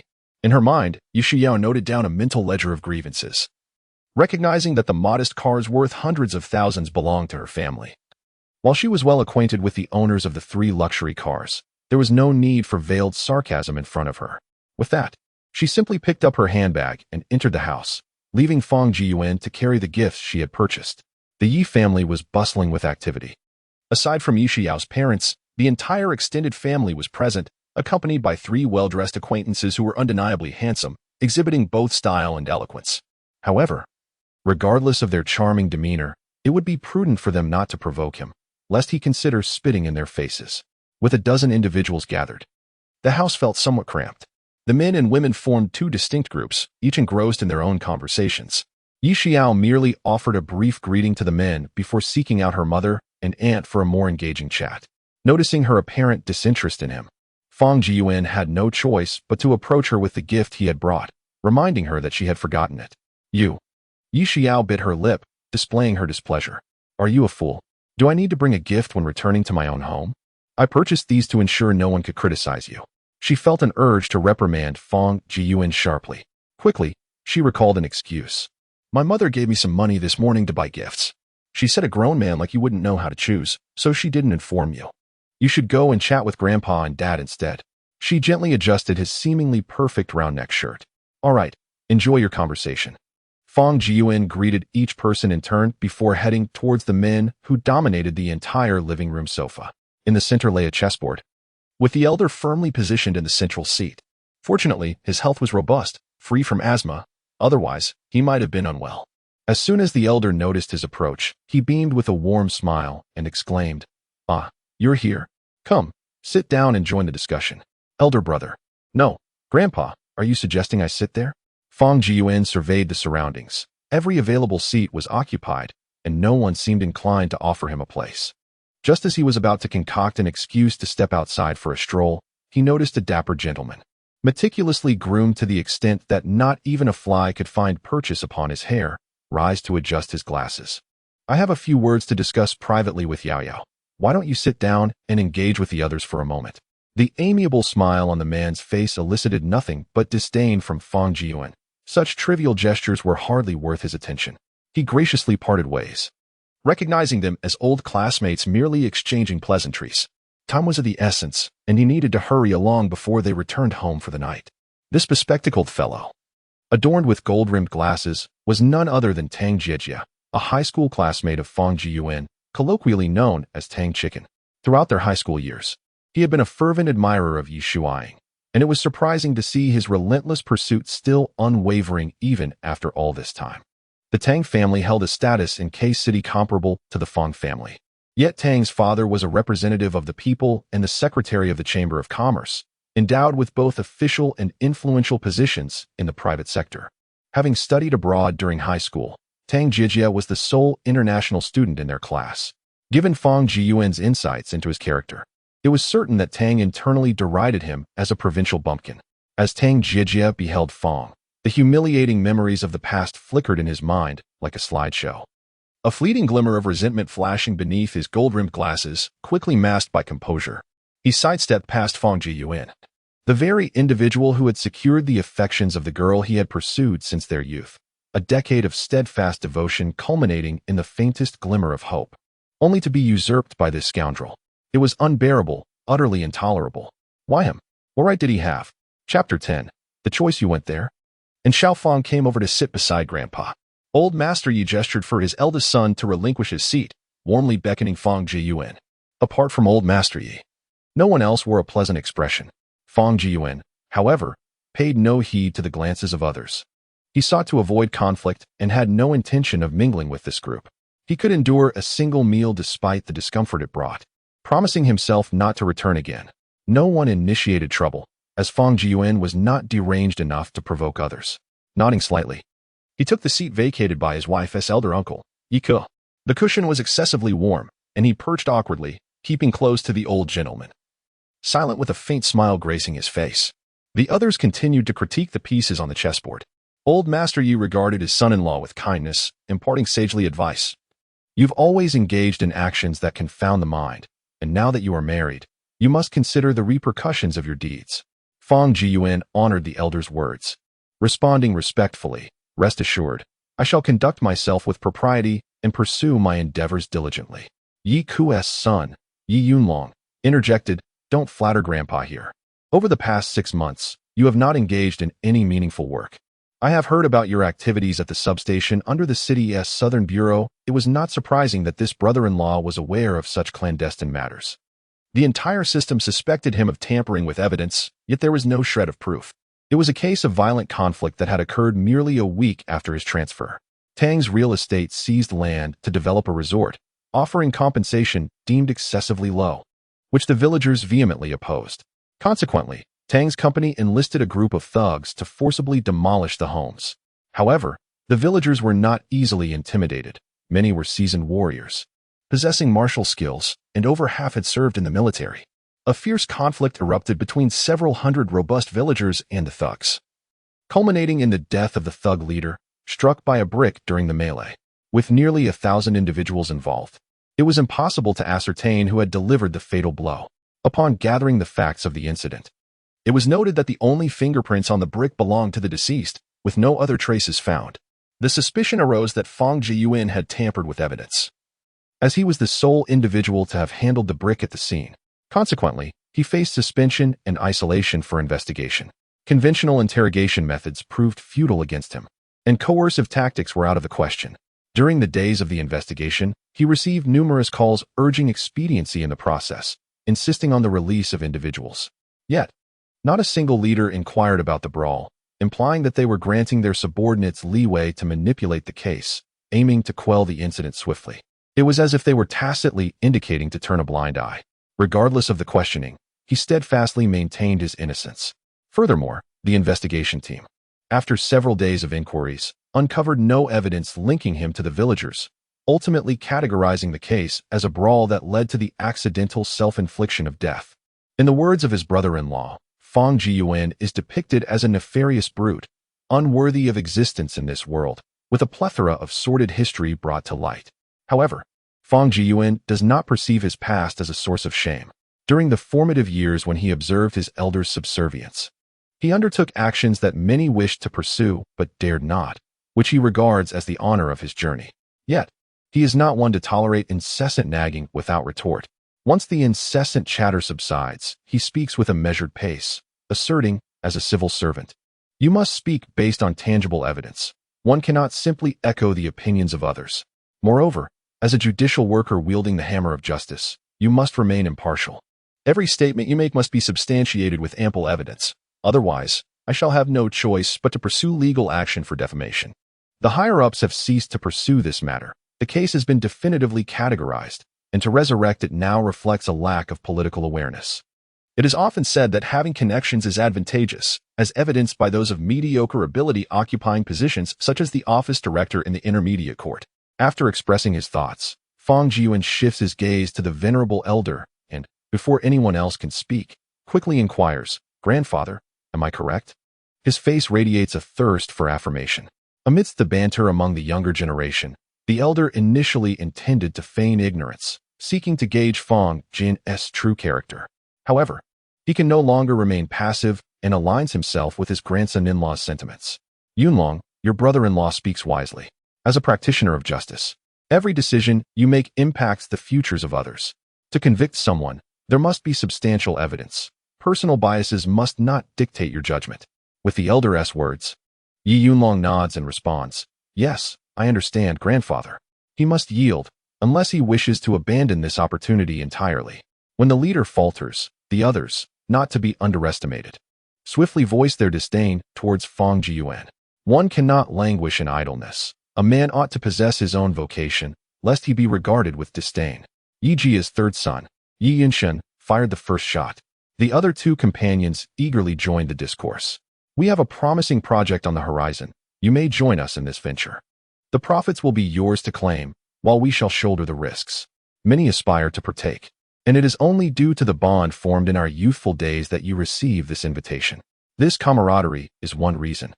But the more significant factor lies in the esteem held for Brother Yunlong and Brother Yunshin. Fang Jiyuan, relying solely on familial connections is not a sustainable strategy. One must cultivate self-reliance, for one never knows when misfortune may strike. Of course, the likelihood of such a calamity befalling the Fang family is minimal, yet it cannot be entirely dismissed. Those of us born into affluence bear an even greater responsibility, in addition to upholding our family's honor. We must also be accountable to the countless families tied to our enterprises. Indeed, we merely serve as stewards of wealth for society, ensuring that this wealth fulfills its rightful purpose. What manner of undergarments could possibly compel them to act in such a manner? Fang Jiyuan recognized the two individuals before him, each a year his senior, who had attended the same school during their formative years, children of affluent families, with their parents having some degree of acquaintance. The one with a slightly elongated face was named Du Xiaoting, while the round-faced individual sporting a crew cut was called Liao Xian. To speak of why these two view him with disdain, it fundamentally stems from Fang Jiyuan's character. From a young age, he has lived life on his own terms, acting without regard for others, and has few friends, earning himself a fair share of enemies. The incident when he inadvertently bombarded the latrine with a torpedo resulted in the unfortunate misfortune of those who were smoking within, leaving them smeared with excrement, thus fostering a long-standing grudge against him. Moreover, a portion of their animosity may be attributed to Yi Shuyu. Both had pursued her affections, only to be met with indifference. Their constant bickering was perceived by this group as mere flirtation. Had his parents sent him to an elite school, he would not have had the opportunity to wreak havoc on a latrine. Rather, it was his mother who, upon learning that Yi Shuyu attended a public school, insisted he enroll in the same institution under the pretext of mutual care. The school was a mere 500 meters from their home, rendering any notion of oversight absurd. What perplexed him further was the behavior of these individuals, despite their affluent backgrounds and commendable academic performance. They all transitioned from private to public schooling in the second year of middle school, their motives being unmistakably clear. As the two exchanged barbs, reaching the limits of their verbal sparring, Yi's elder figure exhibited no inclination to intervene. Once they concluded, Fang Jiyuan finally spoke, his tone laced with a foreboding chill. He remarked that he required no concern from them and advised them to manage their own affairs, cautioning them not to bring ruin upon their parents. As the conversation progressed, Fang's demeanor grew increasingly menacing. He declared that they were not his parents and should refrain from lecturing him in a tiresome manner. With a temper not to be trifled with, He warned that if anyone dared to upset him, he would not hesitate to knock out their teeth. No one believes that Fang Jiyuan would take action against the Yi family, which is why Du Zitong feels emboldened to say that the truth often makes one uncomfortable. However, we must confront reality. One must recognize the disparity between oneself and others. Violence does not resolve issues. Only truth holds sovereign power. Fang Jiyuan, unable to confront the man with the horse-like face who cast a peculiar gaze towards the elder Yi, spoke in a calm tone. Old sir, to put it nicely, I am marrying into your family. To put it bluntly, I have entered the doors of the Yi family. I have suffered grievances. And your indifferent observation without uttering a word seems rather unjust. Wouldn't you agree? Before the elder could respond, he continued. Oh, right. The betrothal gifts must be provided. The market price is 188,000. I do not genuinely seek this sum. I merely desire a stance. Once again, he dragged the elder Yi into this predicament. Not out of a desire to engage in futile banter, but rather to avoid wasting words on a meaningless argument, while offering the elder a chance for choice. Chapter 11. Fang Jiyuan once more entangles the old man. Once again, the elder Yi found himself ensnared by the mischievous son-in-law, his expression visibly darkening. Had he known better, he would not have seated himself beside this fellow. This young man appeared timid, yet in truth, he was merely leveraging the elder's support. Should the old man feign ignorance, he would undoubtedly return home to voice various grievances against the Yi family, perhaps even claiming that he had been wronged within their household. At nearly 80 years of age, he had never encountered such insolent behavior. Witnessing his grandfather in a predicament, Yi Yunlong pointed a finger at Fang Jiyuan, exclaiming, "What do you mean by this, Fang?" This was merely a playful exchange among the youth. Why drag grandfather into it? Are you still wearing diapers? TSK, TSK. Fang Jiyuan clicked his tongue, disregarding Yi Yunlong, and remarked with disdain, "Is this the kind of upbringing in your Yi family? Collaborating with outsiders to bully your own kin? If this were to happen in our Fang family, my grandfather would undoubtedly expel any guest who could not discern priorities. And those who betray their own would face dire consequences. Our Yi family consists of highly educated individuals, unlike..." Silence. "Wait for me in the study," Yi Wentao swiftly interjected. If his grandson continued, Fang Jiabao would undoubtedly call that evening to question the matter, and without a satisfactory explanation, he would not rest easily. The Fang family has a tradition of enlisting in the military at 18 instead of attending university. To insult them for lacking education would lead to serious repercussions for the Yi family. How would their old comrades view them? Having known each other for decades, they were well aware of each other's temperaments. Yi Wentao could confront Fang Jiabao directly, but the younger generation must tread carefully. Seeing the stormy expression on his grandfather's face, Yi Yunlong swallowed hard, not daring to utter a sound, and turned to ascend to the study. This illustrates the stark contrast in the dynamics between the two families. In the Fang household, as long as one does not commit any heinous acts, Fang Jiyuan could speak freely, and the elder would not rebuke anyone lightly. Unless one committed an unforgivable offense, the elder would not scold but would act decisively. Fang Jiyuan had often faced punishment in his youth primarily due to his obstinate nature. He would refuse to apologize even when it could resolve matters. He had always been a rebellious spirit. He recalled an incident when a classmate topped the grade, and the new teacher proposed using class funds to buy stationery as a reward for that student. While others expressed no dissent, Fang Jiyuan took a contrary stance, inciting the teacher to retreat to the dormitory in tears. He remarked, "I am neither his parent nor his teacher. Why should I squander my money on gifts for him? Will he support me in my old age if he succeeds in life? If you wish to reward someone, spend your own money instead of masquerading as a benefactor with others' funds." He was always the first to bravely voice his discontent in the face of injustice, a confidence instilled in him by his parents and grandparents. From a young age, he was taught to speak up fearlessly, unafraid of making mistakes, and to assert his rightful opinions loudly. The attention of others was fixed upon him, yet Fang Jiyuan paid no heed, flashing a bright smile at his furious father-in-law. The two guests averted their gazes, sensing the tension as the elder's temper flared. However, the elder's expression softened slightly as he addressed the two formal guests, stating in a calm tone, "It is not appropriate to host guests this evening. Please invite Tang Jijia. It is time for you to leave." The two men refrained from displaying any dissatisfaction. Du Xiaoding quickly changed his demeanor, feigning enlightenment. "I was so engrossed in our delightful conversation that I nearly forgot. I shall visit you again next time." Liao Xian echoed similar sentiments. Their words dripped with insincerity, a facade they constructed for themselves.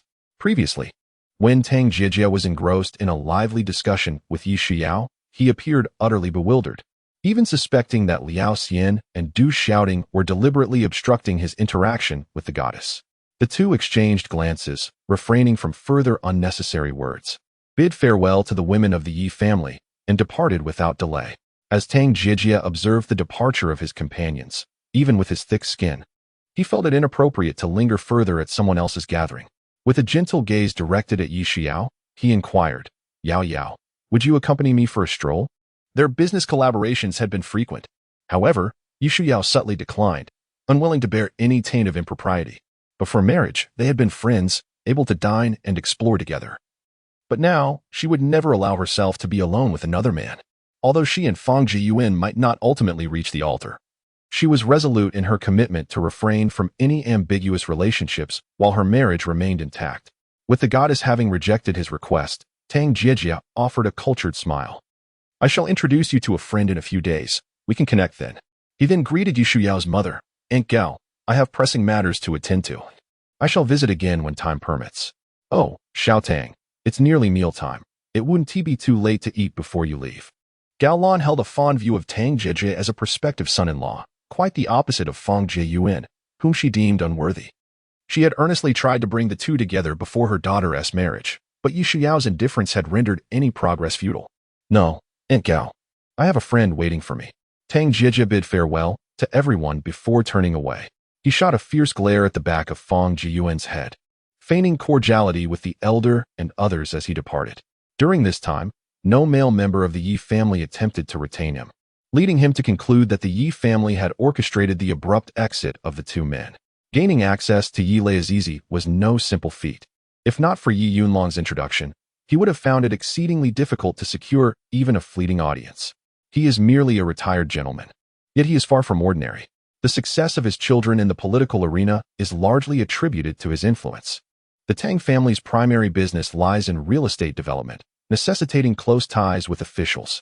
After pursuing a woman for a decade, he was on the verge of winning her heart, only to be thwarted by the meddling of Fang Jiyuan, a man he despises for his need to be in the spotlight since childhood. As the guests departed, the atmosphere among the Yi family members turned sour.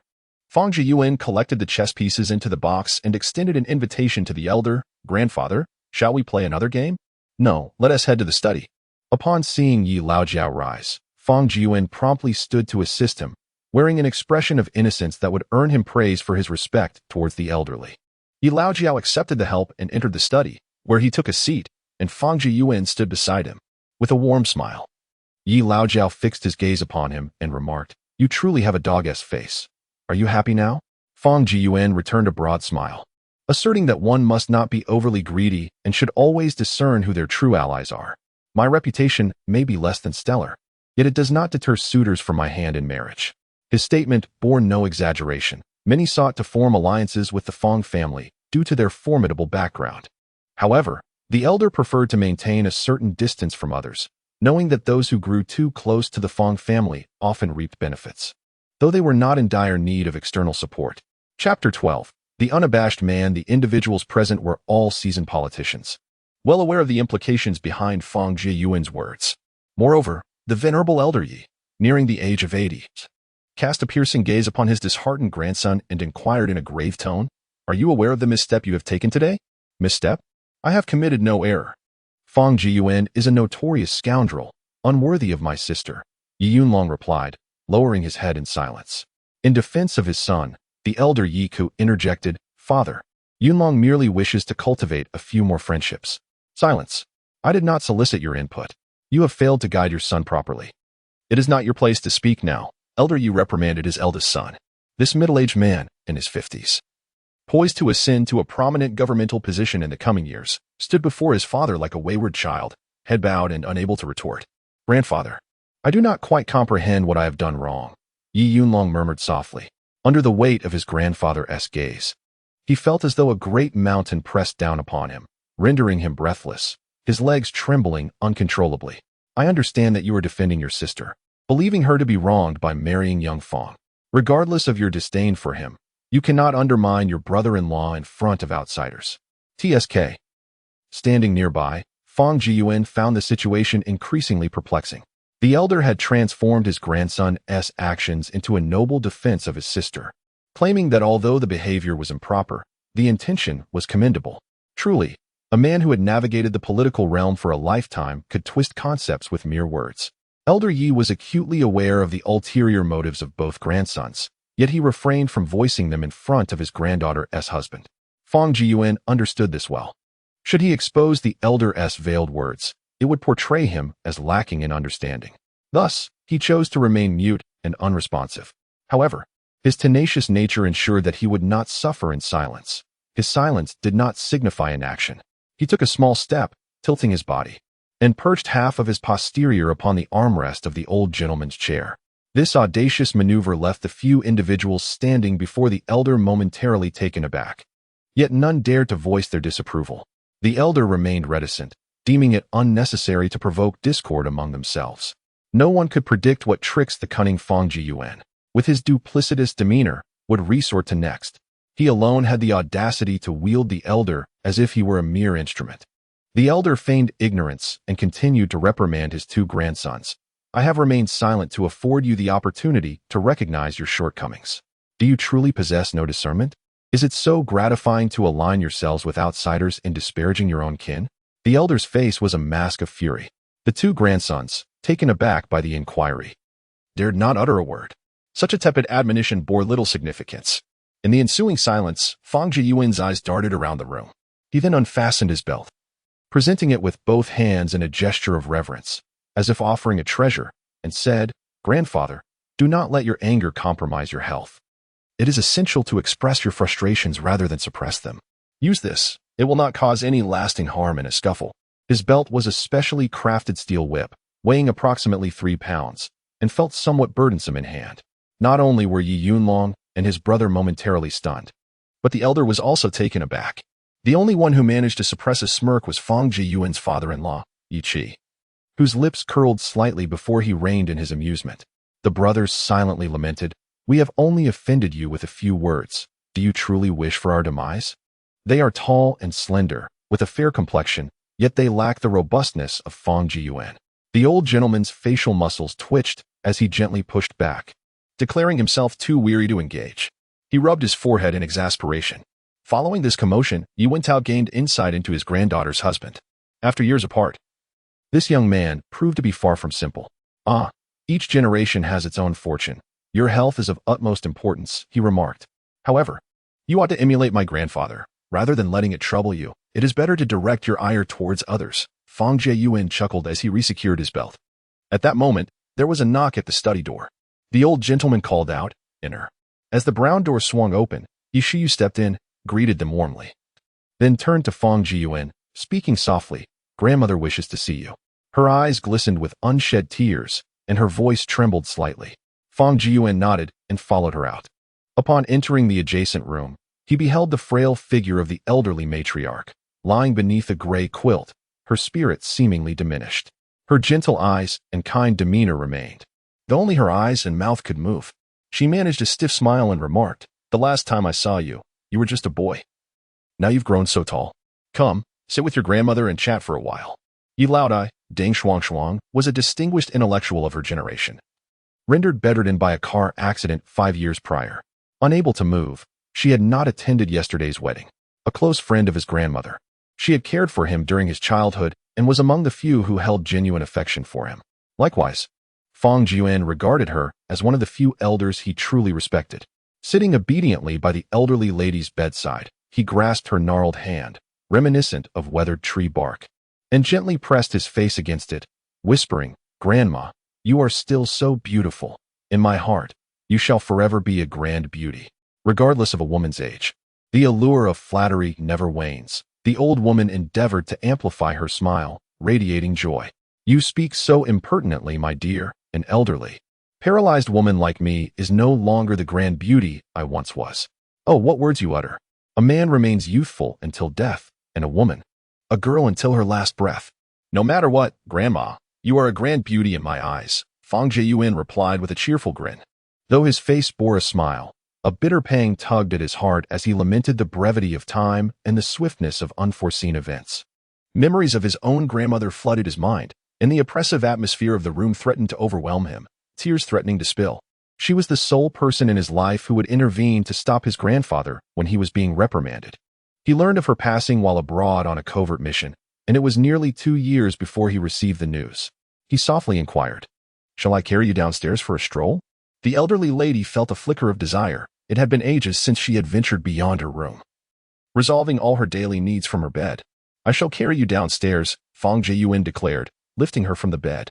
Remarkably, there was no trace of the unpleasant odors typically associated with bedridden patients, indicating she was well cared for. She was quite frail, likely weighing no more than 60 or 70 pounds. This weight posed no challenge to Fang Jiyuan. With an exasperated glare directed at his dazed wife, he exclaimed, "Why didn't you come earlier? During the day, we could have taken the elderly out to bask in the sun. Now, we are confined indoors at this late hour." Yshyo snapped back to her senses and hurriedly opened the door, stepping aside to allow him to exit first. She quickly cautioned him, "Take your time." She harbored suspicions that Feng Jiyu and might be possessed. For the youth she remembered would never utter a kind word. "Rest assured, everything is under control." Despite his assurance, Feng Jiyuan descended the stairs cautiously, deliberately slowing his pace to avoid jostling the elderly lady. "Downstairs, YMI." The fourth daughter-in-law of the Y family rose to greet them, casting a disapproving glance at Feng Jiyuan, though she refrained from voicing her displeasure. The elderly matriarch, in her advanced years, bore some injuries that made recovery difficult, and few dared to subject her to such upheaval. This rascal acts without regard for the consequences. Her ire was silently directed at her daughter Yshyo, who followed closely behind. YMI maneuvered the wheelchair closer, saying, "Mother, please take a seat here." Feng Jiyuan gently placed the elderly lady in the wheelchair, adjusting the backrest to allow her to recline comfortably. The other 3 daughters-in-law encircled their mother-in-law, entirely neglecting Feng Jiyuan's presence. The elderly lady beamed at her daughters-in-law and daughter, urging, "Sit, sit, everyone sit down. It has been far too long since we last chatted." In affluent households, numerous customs prevail. When the elder remained silent, no one dared to speak, obediently waiting for her to initiate conversation, adopting a posture of trained decorum. Yshyo and Guy's marriage was the sole source of satisfaction in the elder's life. Guy has grown under my watchful eye. While you 3 are the daughters-in-law I have chosen, and you, my dear, are my own flesh and blood. I do not misjudge you, and I certainly will not misjudge this child, Fang Jiyuan. The elderly lady speaks of Fang Jiyuan as a responsible and commendable young man, one endowed with responsibility, filial piety, compassion, and patience. Yi Shuyu interjects, "Is this truly the Fang Jiyuan I once knew? After so many years of absence, does an act of carrying you downstairs bestow upon him such virtues? I see none of it." Her gaze scrutinizes Fang Jiyuan, yet she perceives only a shift in his demeanor, resembling a well-behaved child attentively receiving admonitions from an elder. Today, he appears somewhat more respectable than usual. It is only when the grandmother remarks that Fang Jiyuan is more than suitable for her granddaughter that the implication of him marrying into the family becomes apparent. Yi Shuyu then playfully retorts, "Grandma, is it customary to speak of your own granddaughter in such a manner? This fellow is far from admirable. He merely pretends to be obedient in your presence. You remain unaware of the myriad peculiarities he has committed." The grandmother, with her discerning eye, is indeed astute. Unlike some individuals who remain oblivious to the fortune they have acquired in marrying someone as delightful as me. Fang Jiyuan shamelessly gives a thumbs up to the elderly lady, subsequently puffing out his chest with pride towards Yi Shuyu. She has only encountered one person as audacious as Fang Jiyuan, leaving her both amused and exasperated. Fang Jiyuan, can you not possess a modicum of self-awareness? A few compliments have gone to your head. Dare you claim that grandma's words are inaccurate? Fang Jiyuan chuckles, looking down at the elderly lady and asking, "Grandma, am I not exceptional?" "Exceptional, indeed," the elderly lady responds, her lips moving in affirmation. Yi Shuyu expressed her disbelief. When confronted by unreasonable individuals, she could engage in a few words or even a bit of cursing. However, when faced with shamelessness, the more one denies it, the more the individual perceives jealousy in the denial. Heavens, how can there be such a shameless man? Chapter 13. The dowry turmoil, sitting together for a brief conversation. The housekeeper had already prepared the meal. Yi Shuao ascended to the study to summon everyone downstairs to dine. It was a modest family banquet, devoid of exquisite ingredients. In the retirement home for cadres, a few staple ingredients were standard fare each day, and with guests at home, the portions were merely increased. The atmosphere at the dining table was rather subdued, with no one willing to speak. Fang Jiyuan willingly took on the responsibility of caring for the elderly lady, who wore a bib around her neck, resembling an infant unable to care for herself. Suddenly, Fang Jiyuan experienced an epiphany. Perhaps life is a cycle, transitioning from self-sufficiency to caregiving, and ultimately back to a state of dependence. Only when the elderly lady declared she was no longer hungry did he begin to eat from his own bowl. His attentive and patient demeanor compelled Yi Shuao to glance at him repeatedly. Perhaps this man was not as deplorable as she had previously thought. It was simply that few could comprehend his advanced state of mind. Yet, the incident at the foot massage parlor was something she could never forgive. It marked a stain upon his life. What good person would frequent such a disreputable place? He seemed unbothered by the filth, unafraid of contracting diseases. As months passed, with only the two of them residing in the villa, she certainly would not allow him to enter her bedroom. A filthy, wretched man. Scoundrels remain scoundrels, merely putting on an act of virtue before the elderly. One should not expect a dog to abandon its penchant for filth. After the meal, noticing the hour was late and the elderly needed rest, the guests finally took their leave. In the past few hours, there had been no opportunity for conversation with the in-laws. The elderly couple had indulged in alcohol and boarded Yi Shuao's vehicle. Suddenly, they found themselves at a loss for words. Silence enveloped the car as no one dared to speak. The old couple exchanged glances at their son-in-law in the front passenger seat, unsure of how to approach the disagreeable man. The die was cast. It was too late for any words to change the situation. Yi Ku, the father, had vehemently opposed his daughter's relationship with Fang Jiyuan, but the obstinate old man had ultimately been forced to acquiesce. He found countless faults in Fang Jiyuan, none of which were redeemable in his eyes. Even though the young man had behaved adequately in the past few hours, it could not mask the inherent deficiencies of his character. After living for over 50 years, he had never encountered a person who grew up without discipline and achieved success. It was infuriating to witness his meticulously nurtured daughter associating with someone so utterly lacking in merit. A swell of anger surged within him, lodged in his chest. Difficult to articulate. Regardless of his demeanor, as a father, there were words that must be uttered. You were never much of a person, and your past actions are of no concern to me. Since you are marrying my daughter, it is imperative that you conduct yourself appropriately and refrain from causing trouble outside. You may choose not to work or lack ambition, but our family will not suffer from your presence. However, you must adhere to societal norms and refrain from engaging in ridiculous antics. Yi Ku believed these words encapsulated everything he needed to convey. As he spoke, he pinched a bank card between two fingers and extended it forward. Due to my work circumstances, I may never earn a fortune. However, this card contains 200,000, intended as initial funds for your household. Upon seeing the bank card, Fang Jiyuan paid no heed to what his father-in-law had just said. With a blissful expression, he eagerly accepted the card, clasping his hands together in gratitude as he bowed repeatedly, exclaiming, "Thank you, Dad. Thank you, Mom. I shall surely live well." This scoundrel showed not a trace of feigned reluctance. How could he bear such audacity? Yi Shuyu veered the car to the roadside, abruptly slamming the brakes, and glared at Fang Jiyuan, demanding, "How dare you accept this money? Return the card at once, or I shall inform your parents. Isn't it customary for a groom to provide a dowry? Why should I feel any shame in taking my own money?" Fang Jiyuan retorted with confidence. Yi Shuyu glared at him, her teeth clenched in fury. "By accepting this money, you have become mine. You must treat me well, or I shall leave home and leave you without a wife." Fang Jiyuan remained unfazed by her fiery gaze and smugly replied, to prevent her from snatching it away. He tucked the bank card into his right pocket.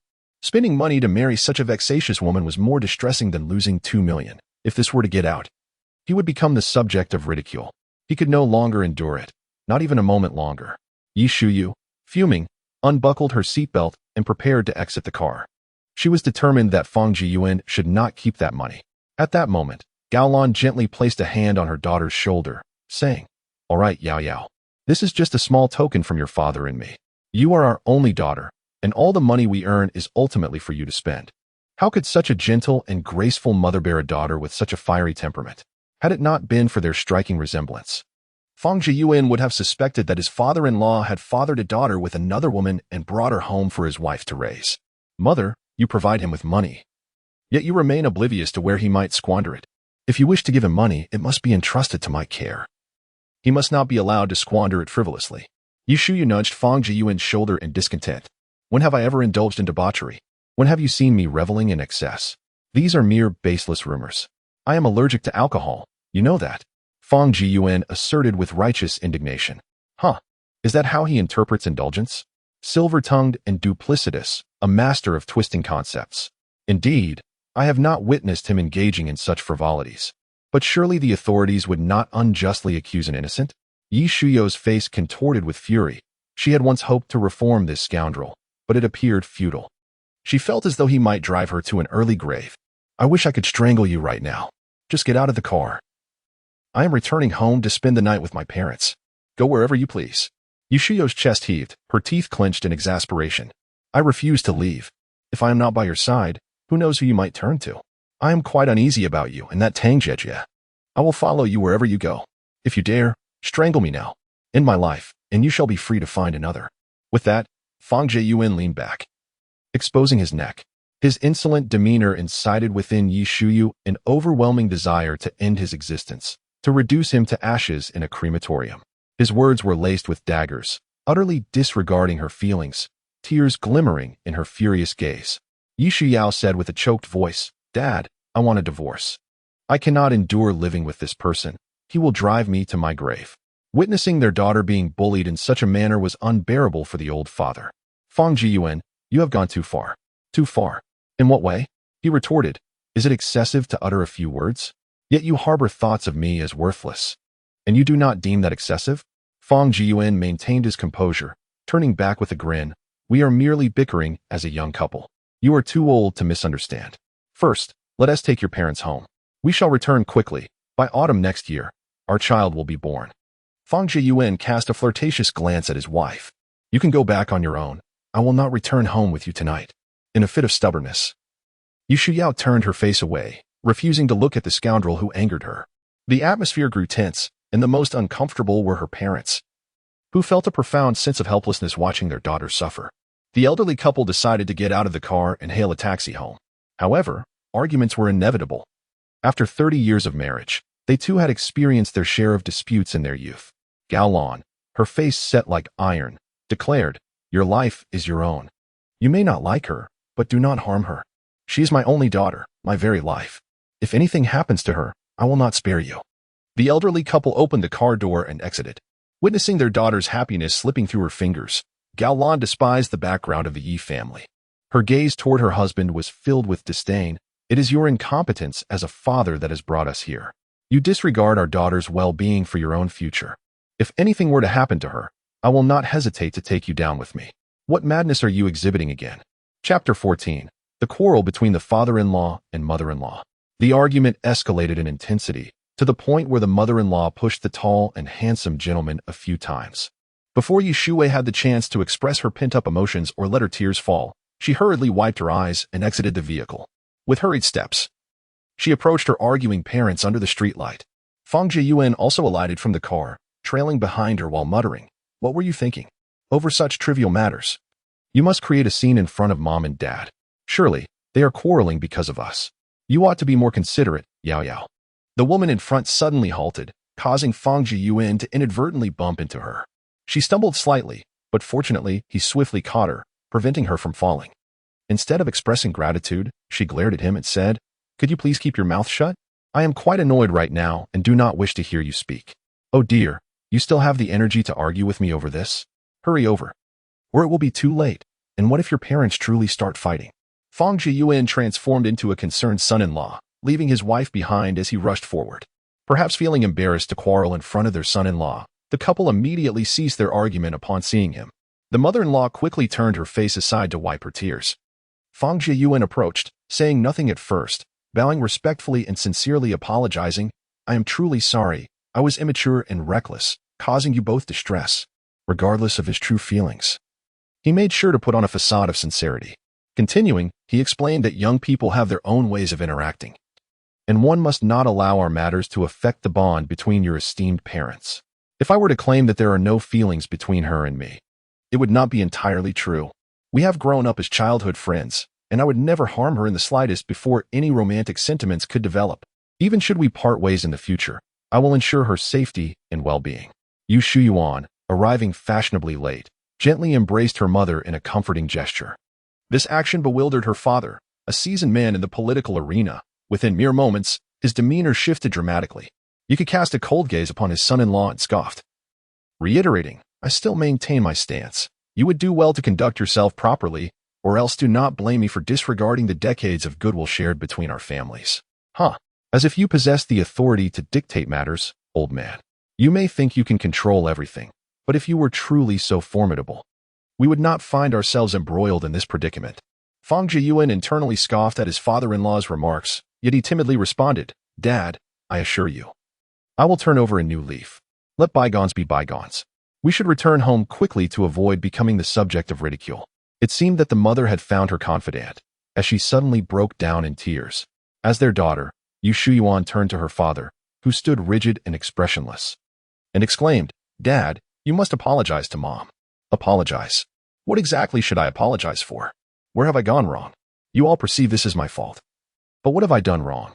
You are not only your mother's daughter, but also mine. You arrive without inquiring about the circumstances or what your mother has said and immediately demand an apology from me. Am I not still your father? Witnessing his father-in-law's relentless questioning leave his wife speechless, Fang Jiyuan realized the precariousness of the situation. Should a passerby happen upon the mayor's family embroiled in a public dispute, it could very well make headlines by the next day.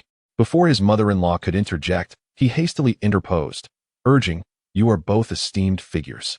If you wish to avoid the prying eyes of the public, it would be prudent to return home. Any matters can be discussed there, lest we become the subject of ridicule. His father-in-law frequently appeared in interviews, and many citizens recognized him. K-City ranks among the top 5 in the nation economically. Being a provincial capital, in prosperous cities, the flourishing commercial economy is paralleled by the extensive reach of the media. Many residents in lesser-known cities are unfamiliar with their mayors, not due to a lack of media presence, but because the local media's influence is quite limited, often failing to adequately promote local figures. In such a vibrant provincial capital, being the mayor equates to a degree of notoriety. His mother-in-law, a respected associate professor at a renowned university, also enjoys a certain level of recognition locally. Indeed, it is a curious spectacle when an intellectual couple engages in a quarrel by the roadside. It is a rarity that could only be attributed to them.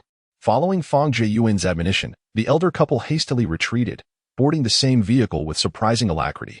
However, Yu Shuyu promptly ejected him from the car. You can so easily abandon a striking figure such as myself on a dark night. It is rather unsafe, you know. Should I be whisked away? Do not shed tears for me, he lamented, standing outside the vehicle, pouting at the passenger window with an expression of exaggerated grievance. What sort of person could undergo such a rapid transformation? After years apart, he had become increasingly shameless. She was nearly driven to laughter by his antics. Yu Shuyu, with a stern expression, remarked, A person like you wandering the streets in the dead of night causes me to worry not for your safety, but for the safety of others. Hurry and take a taxi home. If you fail to arrive within an hour, I shall call your parents to search for you. Do not be so reckless. It is difficult to hail a cab in this area, and it takes about 40 minutes to reach home. Are you expecting me to fly back? Seeing her unwavering stance, Fang Jiyuan had no choice but to relent slightly and waved his hand, urging her to leave quickly. At the moment his words fell, Yu Shuyu swiftly dashed out, leaving Fang Jiyuan alone, bewildered in the wind. He hastily retrieved his phone to summon a taxi. If she truly contacted his parents, they would undoubtedly believe their son was out indulging in debauchery. Just then, he received a phone call and quickly exchanged pleasantries. His demeanor shifted to one of grave seriousness, the playful smile vanishing entirely. He became as restless as if he had ingested something foul, pacing anxiously. He kicked a dry branch that had fallen to the ground in frustration.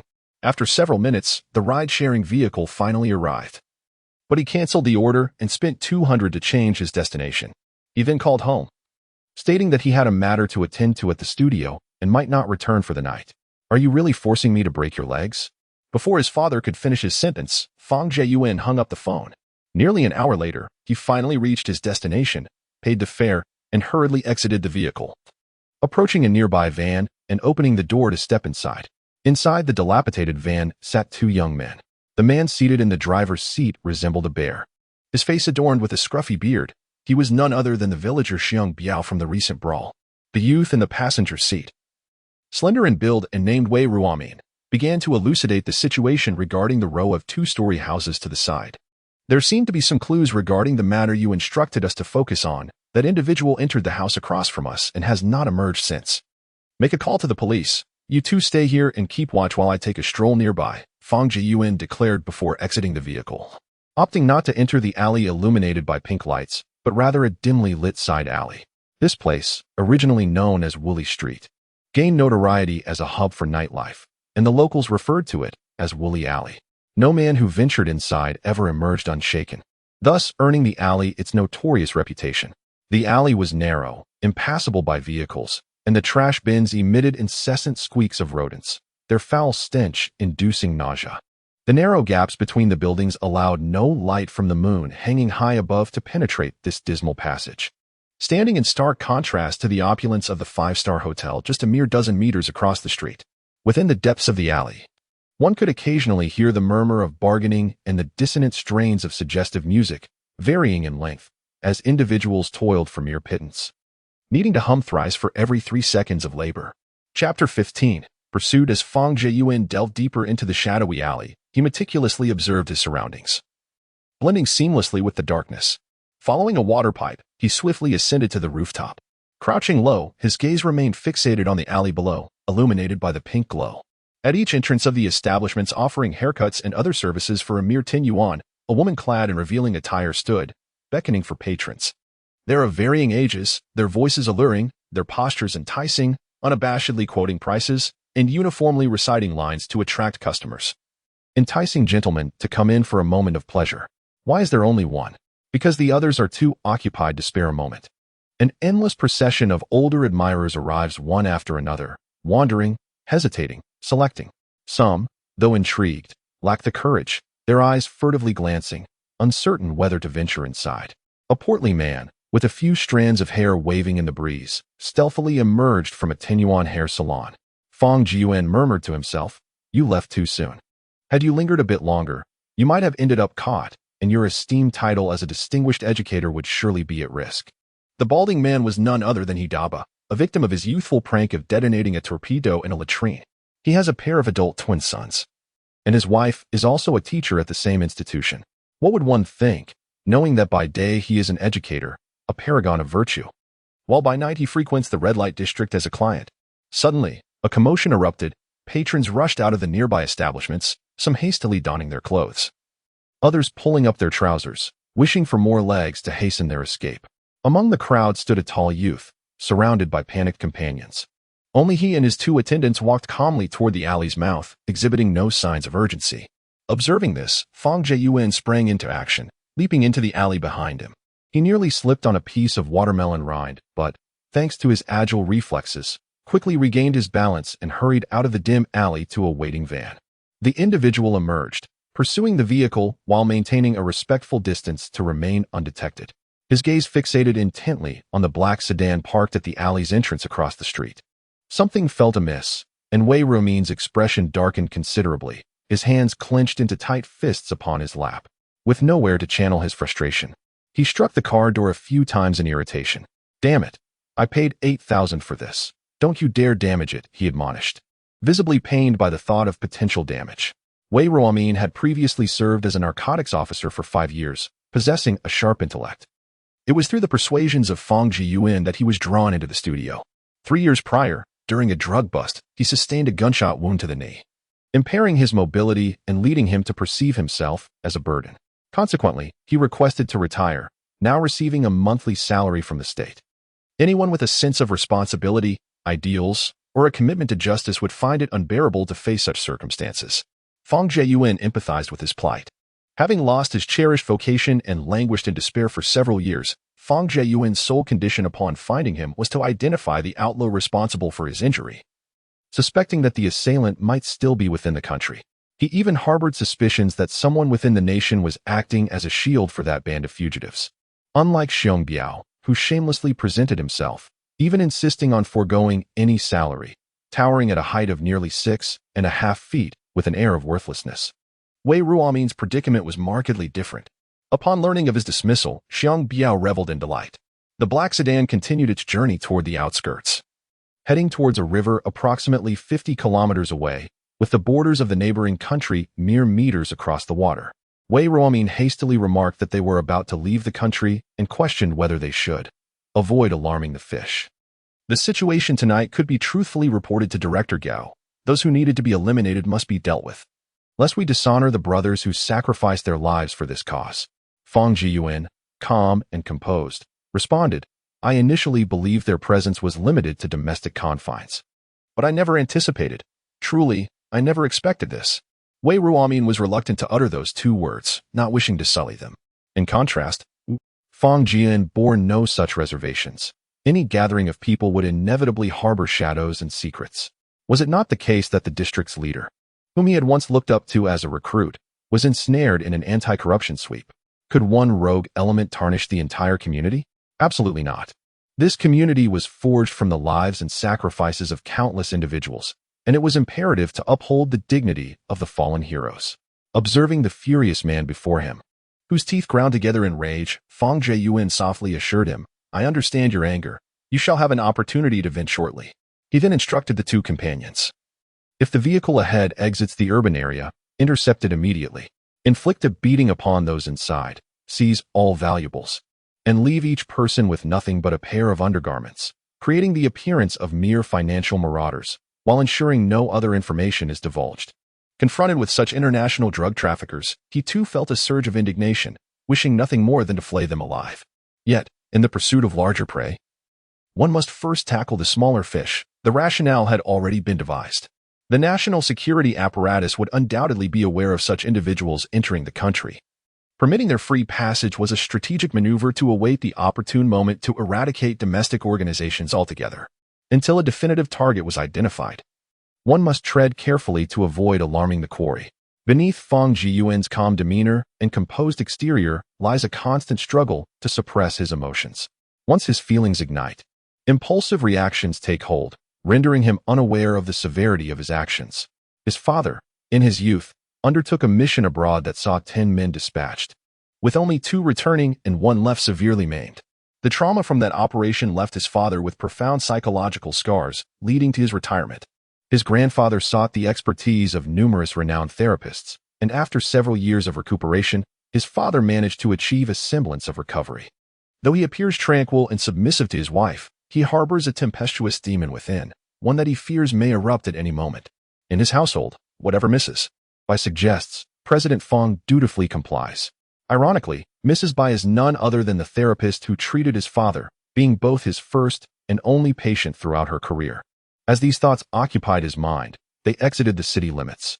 Suddenly, a sleek vehicle accelerated, its engine roaring violently, thick plumes of smoke infiltrating the cabin. Fang Jiyuan hastily rolled up the window, instructing, Wei Gu, stay in the car while Biao and I disembark. The black sedan ahead also surged forward. A fierce chase ensued. With remarkable driving prowess, Xiang Biao clung tightly to their tail, pushing the accelerator to the floor, yet failing to overtake. If we can't catch up, just keep driving straight without stopping, Fang Jiyuan advised, intent on avoiding any alarm. If they managed to close the distance, it would confirm that they were dealing with robbers motivated by greed. If not, they would merely be passers-by. Biao, for heaven's sake, how did you grow so tall yet remain inept? Wei Ruomin taunted. This dilapidated scrap of a car is a miracle it's still running. Why don't you buy me a decent vehicle? Xiong Biao gazed intently ahead as he responded, wishing fervently that the car could sprout wings. Tomorrow, he planned to select 2 high-performance vehicles. Fang Jiyuan tossed the card given by his grandfather onto the center console, where it landed with a steady thud. Young master, what is our budget? Xiong Biao inquired excitedly.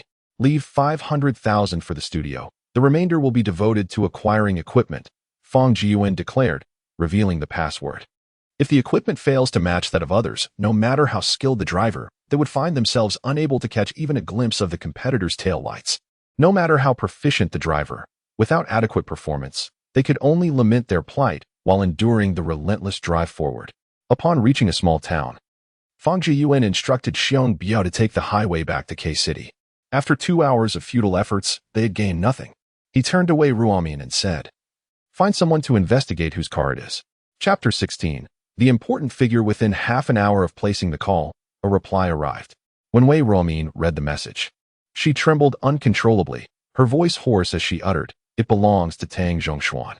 "Who are you talking about?" Xiong Biao asked suddenly, raising his voice. He had intended to elaborate on the remarkable stature of Tang Zhongshuan, only to realize that the Tang Zhongshuan he was familiar with was indeed an extraordinary individual. Beyond being a billionaire, he held numerous prestigious titles: President of the Provincial Writers Association, renowned author, President of the Chamber of Commerce, member of the Political Consultative Conference, representative of the People's Congress, and chairman of K-City's Business Liaison. Each of these roles, if presented individually, could overshadow an ordinary person's entire existence. When entangled with such a significant figure, further investigation becomes exceedingly challenging. Moreover, such prominent figures, if they were to engage in wrongdoing, would undoubtedly devise clever strategies to evade detection, leaving no opportunity for others to catch them. Their entourage of advisors is certainly not inept. In stark contrast to the anger and astonishment displayed by the other two, Fang Jieyuan remained remarkably composed when dealing with such individuals. It is beyond the capacity of mere mortals like us to investigate. Perhaps that person may revel in their misdeeds for a decade or so, but ultimately, the consequences shall catch up, and a reckoning is inevitable. Without needing to inquire further, Fang Jieyuan was well aware that Tang Zhongshuan would undoubtedly report the theft of his vehicle to the authorities the following day. He would then make an appearance before the media, feigning compassion, asserting that the thief must have been driven to such desperate measures due to life's adversities. To address employment issues, he would propose investing in certain projects to create job opportunities. The Tang family, primarily engaged in real estate development, had rapidly ascended in prominence over the past 5 years by securing several large-scale resort projects.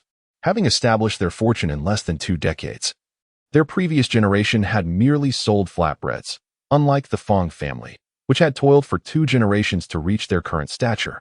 In Province K, the only family that could rival the Fang family was the Tang family. Tang Zhongyan was notably ostentatious, frequently attending provincial economic development and social welfare meetings, rallying business association members to donate to society, and occasionally being invited to speak at universities. It is rather amusing that someone who did not complete junior high school would lecture at some of the nation's top 20 universities. He neither shunned the spotlight due to his lack of formal education nor hesitated to bask in the attention. His autobiography was incorporated into university libraries, and his published work sold over 1 million copies, with many viewing him as a guiding light on their life journeys. In terms of personal social influence, Fang Jieyuan believed that his own father could not measure up to him. Aside from work-related socializing, father rarely interacts with others. The Fang family conducts their affairs with great discretion. Even when engaging in charitable acts, they avoid seeking media attention, as their industry does not necessitate public scrutiny. Excessive focus on their activities could lead to exaggerated discussions surrounding environmental issues. Mining and metal smelting are inherently destructive to the environment, yet society cannot do without them. Every sector relies on their products. Ironically, those who utilize what they deem environmentally harmful products are often the first to cast blame. While the existence of such industries is justified by their essential role in development. Moreover, father holds no official titles. There have been attempts by officials to bestow honors or positions upon the president of Fang Corporation, but he declined. His personal rationale is to focus on business without unnecessary interactions with officials. The same sentiment is shared by his father, who believes that if others do not seek a meeting, there is no need to pursue them. 20 years ago, upon retiring, numerous organizations sought to recruit him. Yet he found such overtures bothersome and opted for a life of travel. The 3 of them sat on separate sofas, cigarettes dangling from their lips, staring vacantly at the marble table before them, until the phone rang, breaking their reverie. "Why aren't you asleep at this hour?" Fang Jieyuan asked irritably. "Where have you been? Why haven't you come home?" "I had some urgent matters to attend to at the studio. I just finished. If you don't believe me, we can end the call and do a video chat." Fang Jieyuan instinctively wanted to explain his actions, but quickly retracted, saying, "Mind your own business and go to sleep. Stop worrying about me." Yi Shuyao initially contemplated threatening to call your parents, but after that scoundrel had already provided an explanation, she altered her approach and inquired, "By the way, what services does your studio offer?" The establishment of the studio took her by surprise. Searching for cats, dogs, and people. As well as capturing compromising material, Fang Jiayuan elaborated on a dozen business directions while simultaneously promoting the studio, mentioning a membership fee of 50,000 a year, which would allow for 3 services within a year, with a decade-long package offering discounts. Yi, considering the option of a membership, thought of it as a means to support young entrepreneurs. On the other end of the line, Yi Shuao squinted her eyes. Sensing the ulterior motive of wanting money, let us see how I can manipulate you. She swiftly agreed. All right, I'll invest 500,000 for the next 2 years. You must comply with my every whim. She had already envisioned making Fang Jiayuan don black stockings to dance seductively and serve her in a maid outfit upon her return home, insisting that he adhere to her specified schedule daily. Her prompt acquiescence certainly concealed some nefarious intentions. Regardless of her cunning plans, they paled in comparison to his shamelessness. Once the money was in hand, she would promptly sever ties. However, the demands would be evaluated. Any excessive requests would undoubtedly be met with refusal. Fang Jiayuan replied with a hint of reluctance. Provide me with your location, and I shall come to escort you home tomorrow morning. She felt a twinge of anger upon parting, as leaving him stranded halfway felt somewhat unjust. Lying in bed, her thoughts revolved incessantly around the image of him. Alone and helpless, wandering the streets at night, cold winds surrounding him. Unable to find solace in sleep, she made this call to gauge the scoundrel's attitude. At that moment, she was already quite enraged.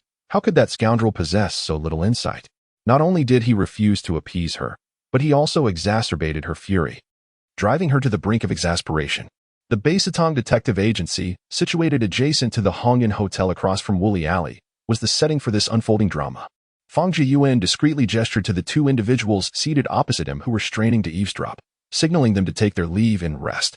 The very mention of Woolly Alley filled her with disdain. Truly, one could pursue both work and passion simultaneously. Return home tomorrow by yourself, scoundrel. Yu Shuyuan exclaimed in indignation before abruptly terminating the call. What have I done to deserve this? Fang Jiayuan murmured softly to himself while gazing at the dark screen of his phone, only to find the 2 individuals regarding him with an expression of curiosity. Are you 2 planning to remain here until dawn instead of going home for the night? He had no intention of revealing that Yu Shuyuan was his wife. He bore no disdain for her, but rather felt unworthy of her. Our studio has been operational for 3 months now. Yet we have only received a handful of minor assignments for locating lost cats and dogs, Wei Ruomin remarked. He understood that Fang Jiayuan would undoubtedly find it difficult to sleep that night. After several months of acquaintance, he recognized a certain disarray in his demeanor, which was merely superficial. From former colleagues, he had learned that during his tenure as a police officer, Fang Jiayuan had diligently accomplished significant work, and was certainly not one to squander his days. Though the challenges ahead might be formidable, with slim prospects of success, at least he now had a goal to strive toward. Wei Ruomin believed that the studio needed to recruit individuals with diverse skills to expand its business capabilities. The tasks of finding lost pets and gathering evidence of infidelity were merely segments within a broader scope of services. Over the past few months, the studio's revenue had barely reached 20,000 yuan, and Fang Jiayuan had personally subsidized the salaries of his colleagues from his own pocket. The studio lacks any source of revenue, and its closure is merely a matter of time. Wei Ruomin hopes to avert the demise of the studio, for it is a place where he feels truly alive. Fang Jiayuan attentively considers Wei Ruomin's suggestions. He has never participated in the family business, having only entertained the notion of establishing a studio without a shred of operational experience. Since the proposal originated from Wei Ruomin, he shall delegate the specific tasks to him. Let us proceed according to your vision.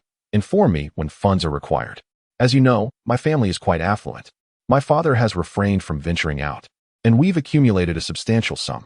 It should not be overly difficult to extract a few million from home, though he claims it is no trouble. A sense of uncertainty lingers in his heart. No fool resides within his family. Those he deceives are willingly complicit. He then presents his betrothal gifts, amounting to 200,000, stating, once the funds are exhausted, return my card. With his pockets now empty, Fang Jiayuan's facial muscles involuntarily twitch. Securing this 200 square meter studio has drained all his savings, and the supplementary card provided by his mother has been maxed out.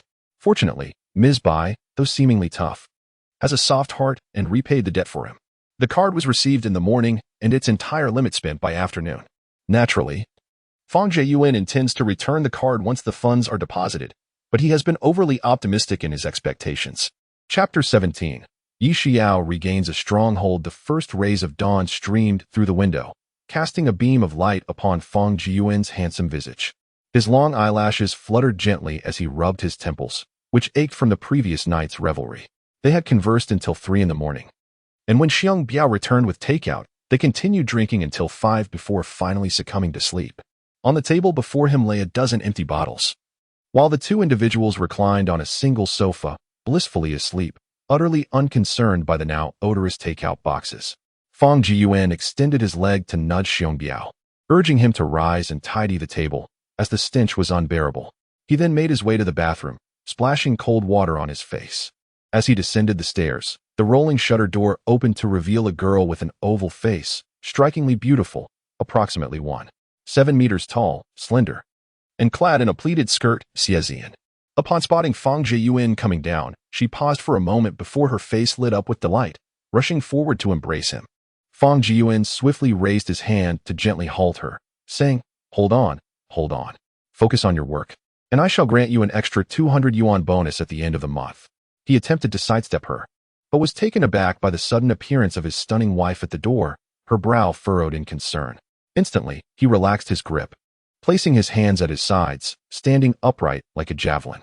This inadvertent release provided Xie Zian the opportunity to seize his arm, resting her head on his shoulder. Following Fang Jiyuan's gaze towards the entrance, he beheld a woman of ethereal beauty standing in the sunlight. With her head tilted, she inquired, Who is this enchanting sister? Fang Jiyuan, irritated by the child's incessant questions, retorted, Mind your own business, quickly withdrawing his hand and hastening towards the door, bowing slightly while warmly exclaiming, Welcome, General Manager Yi. Yu Xiao's countenance was terrifyingly dark, her two clenched fists hanging by her sides. With a disdainful glance at Fang Jiyuan, she raised her chin haughtily and coldly remarked, You are truly remarkable, keeping even our relationship a secret. Going to Woolly Lane was one thing, but even a young girl is not spared. Is this the work you spent an entire night discussing?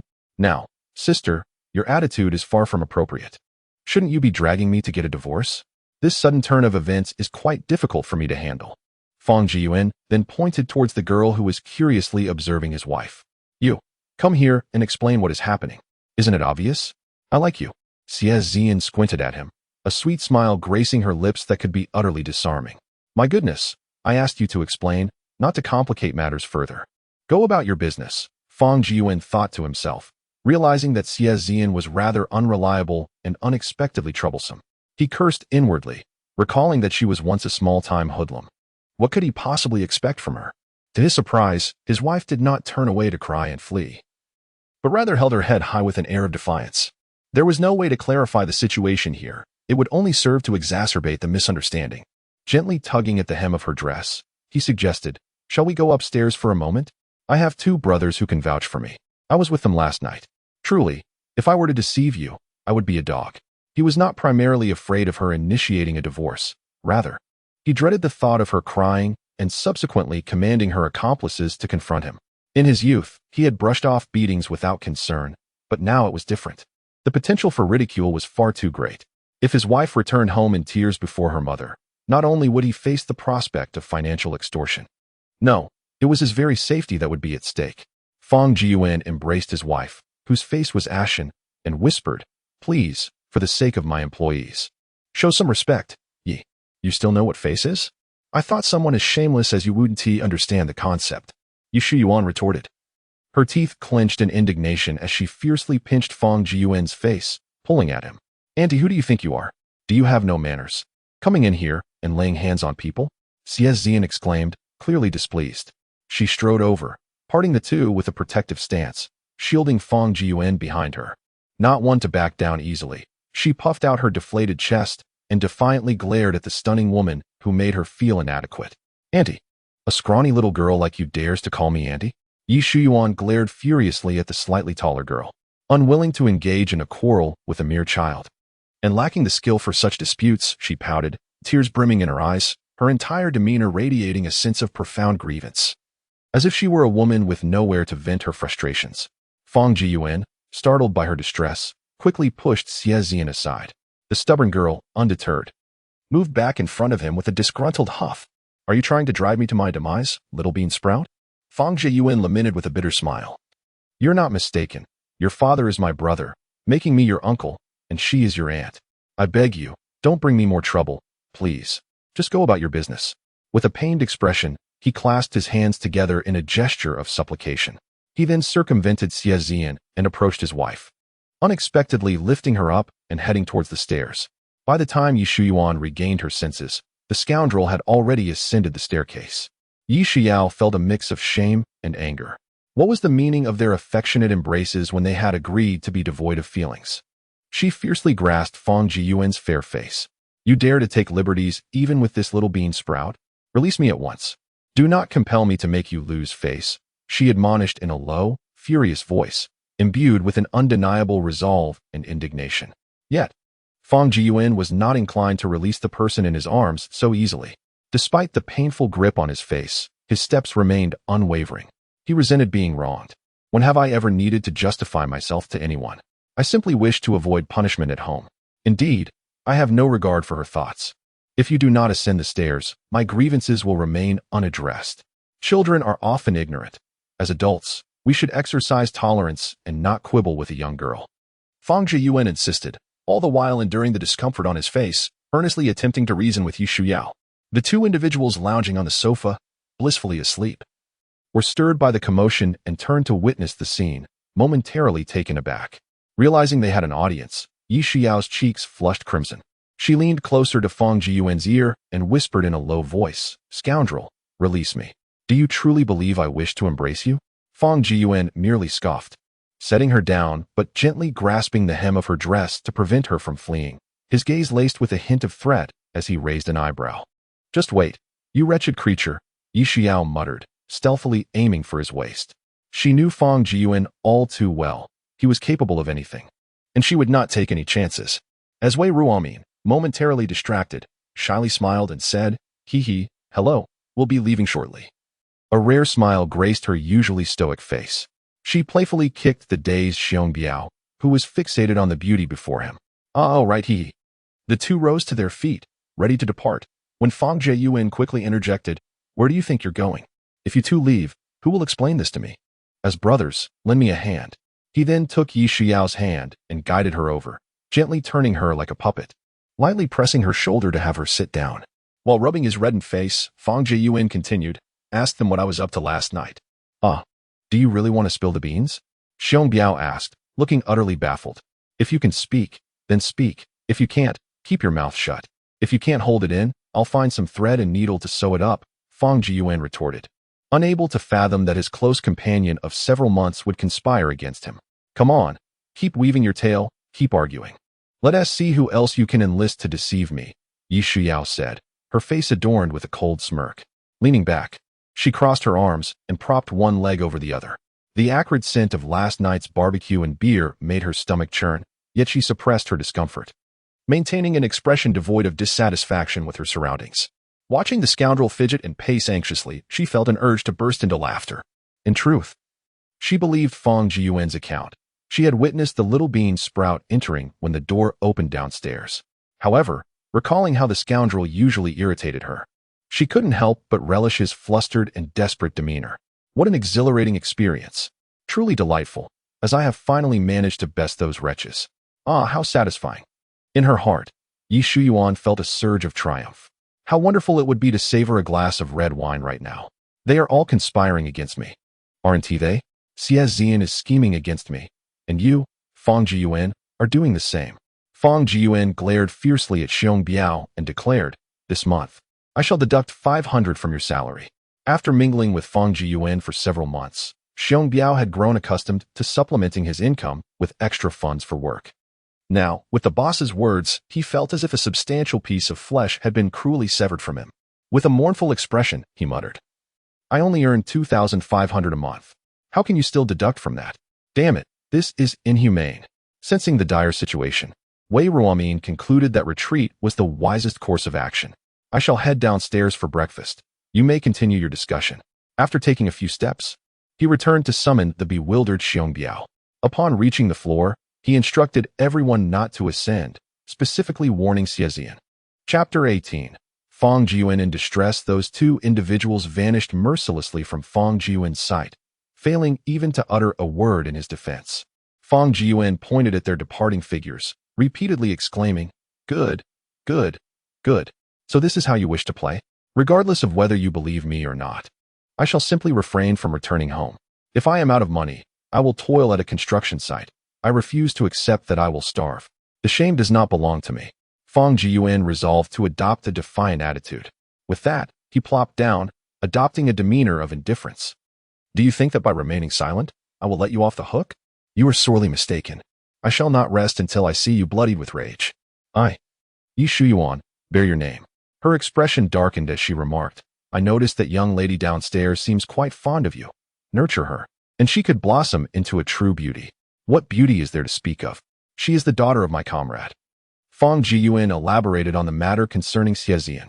Shortly after his transfer to the hotel, he discovered a group of underage youths indulging in marijuana within its confines.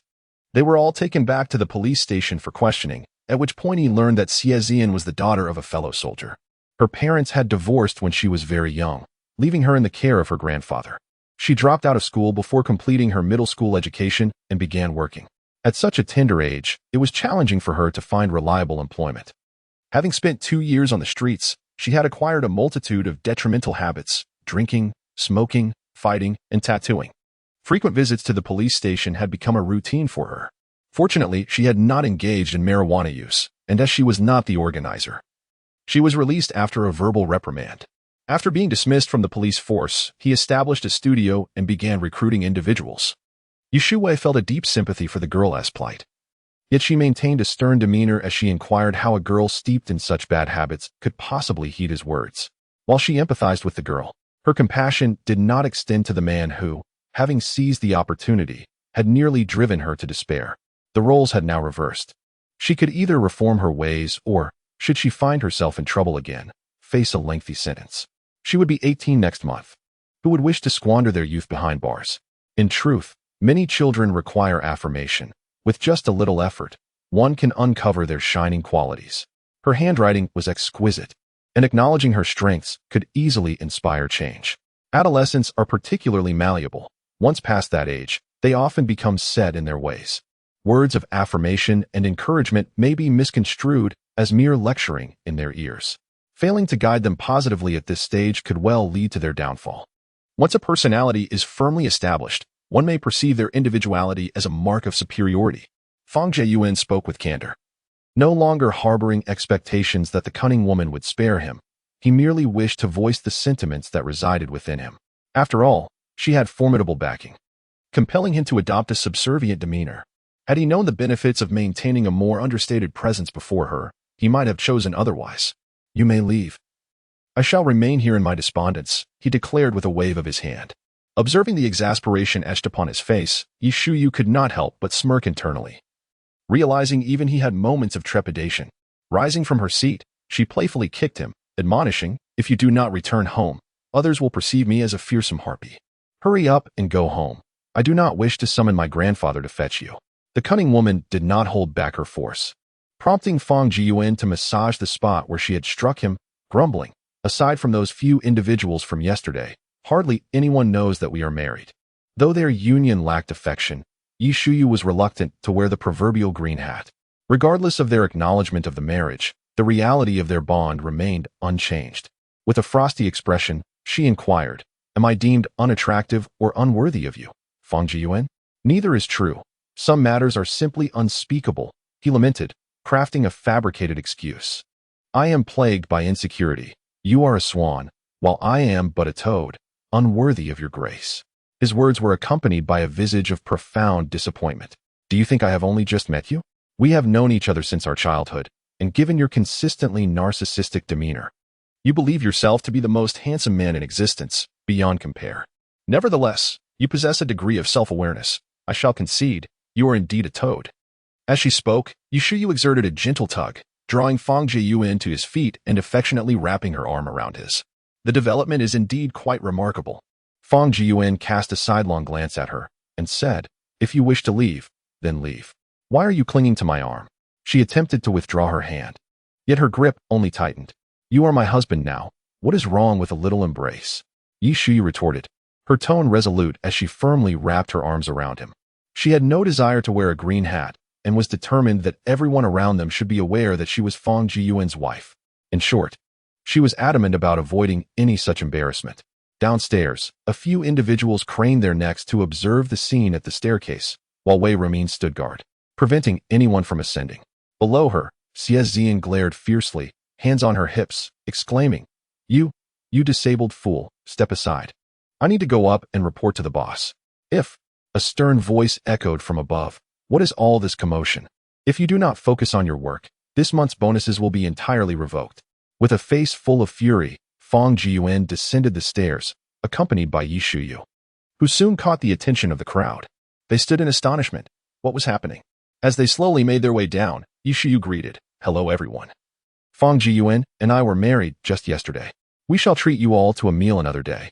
At that moment, Xie Zian suddenly stepped in front of the staircase, tears welling in her eyes as she fixed her gaze on Fang Jiyuan, trembling as she asked, Brother Jiyuan, is this true? What are you doing causing a ruckus at this time? Fang Jiyuan replied, his expression darkening. Let me correct you. It's Uncle Jiyuan. Do not muddle the generational titles. Why did you not agree when I pursued you? Xie Zian inquired. You were a minor. That would have been illegal. You are my niece. And an uncle does not engage in incest. Let us not confuse the generational roles. Focus on your work. There are plenty of handsome men out there. Isn't that right? Fang Jiyuan approached Xie Zian, who, feeling obstinate, retorted, I am neither your niece nor your close relative. Nowadays, girls often prefer mature men. What nonsense are you spouting? If you allow her to continue, she might utter more absurdities, making it even harder to clarify later. Fang Jiyuan hastily interjected, I am your elder, so cease your chatter, or I shall become truly vexed.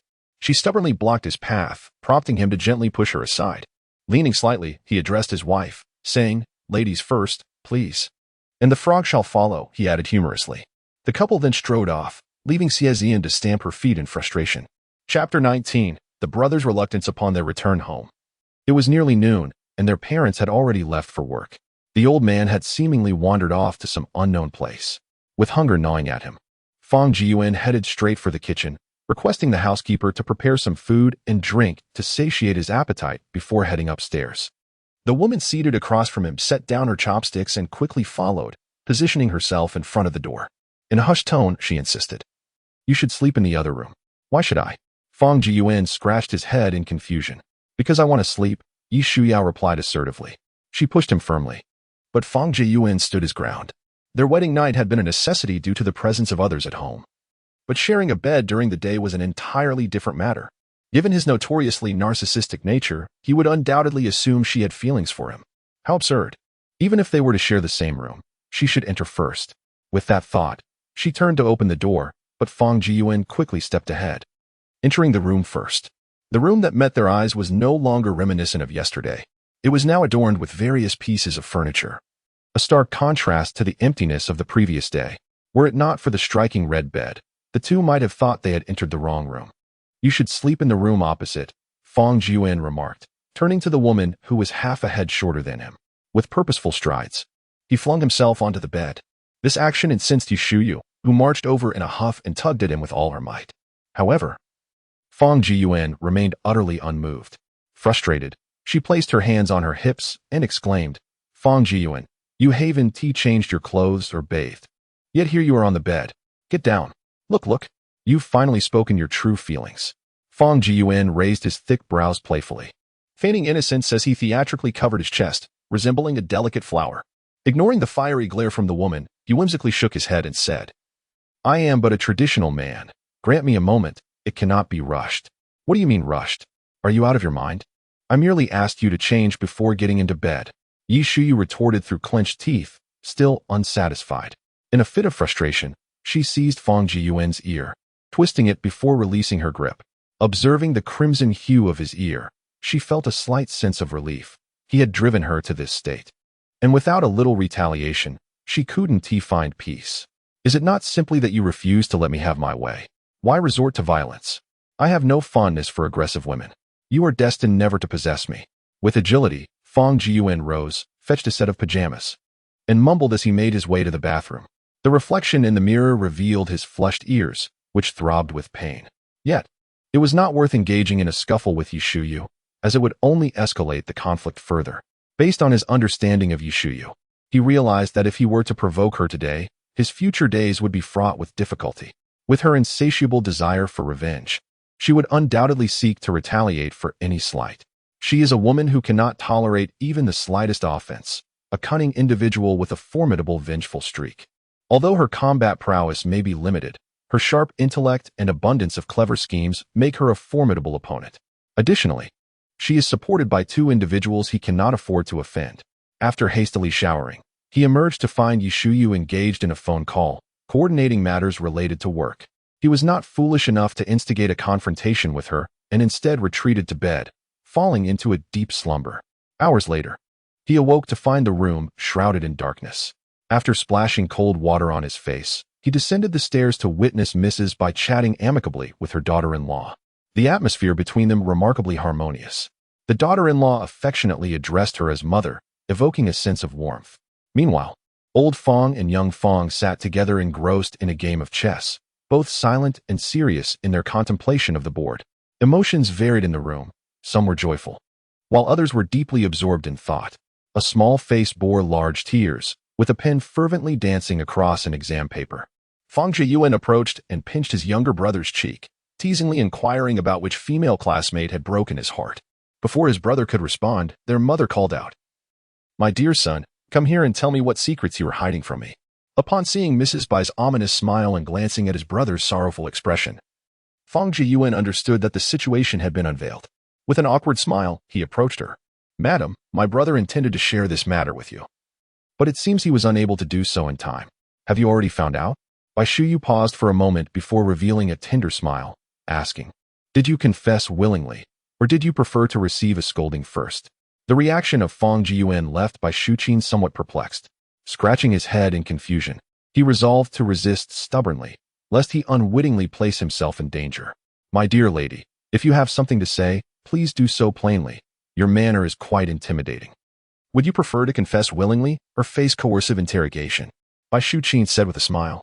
"Mother, if you have something to discuss, just state it directly. There's no need for you to use cryptic phrases to extract information from me. If you wish to know something, simply ask.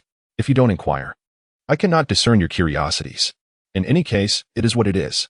Fong Jiyuan ceased his struggles entirely. At the age of 27, he found it hard to believe anyone would dare to strike him.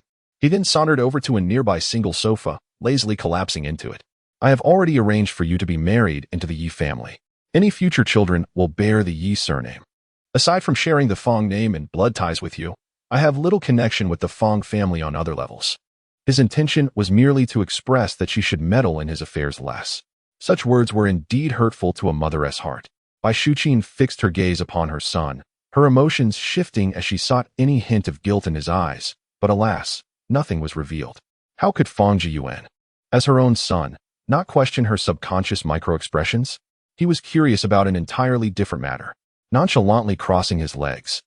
He paid no heed to the dissatisfaction etched on his mother's face, dismissing any threats as inconsequential. After all, he could always choose not to return home and reside in a studio instead.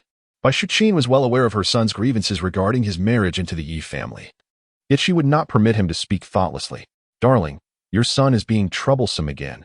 You must discipline him." Before she could finish her sentence, Fong Jiyuan hastily sold out his younger brother.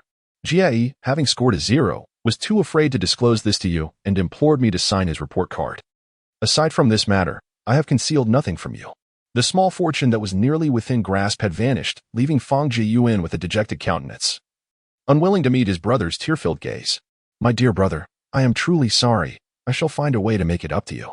As the flames of blame began to encroach upon him, Fong Jiyuan promptly cast aside his pen and exclaimed in indignation, "Is this how one conducts oneself? Mother, he is threatening me." He divulged all of his brother's requests, embellishing them further.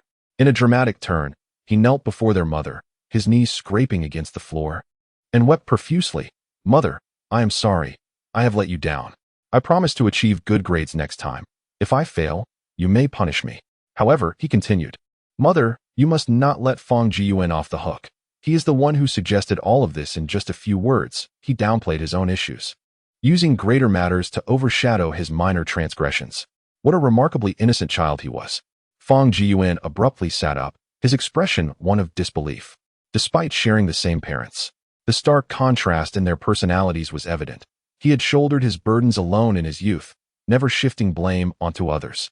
This cannot continue, Fang Jiyuan exclaimed immediately.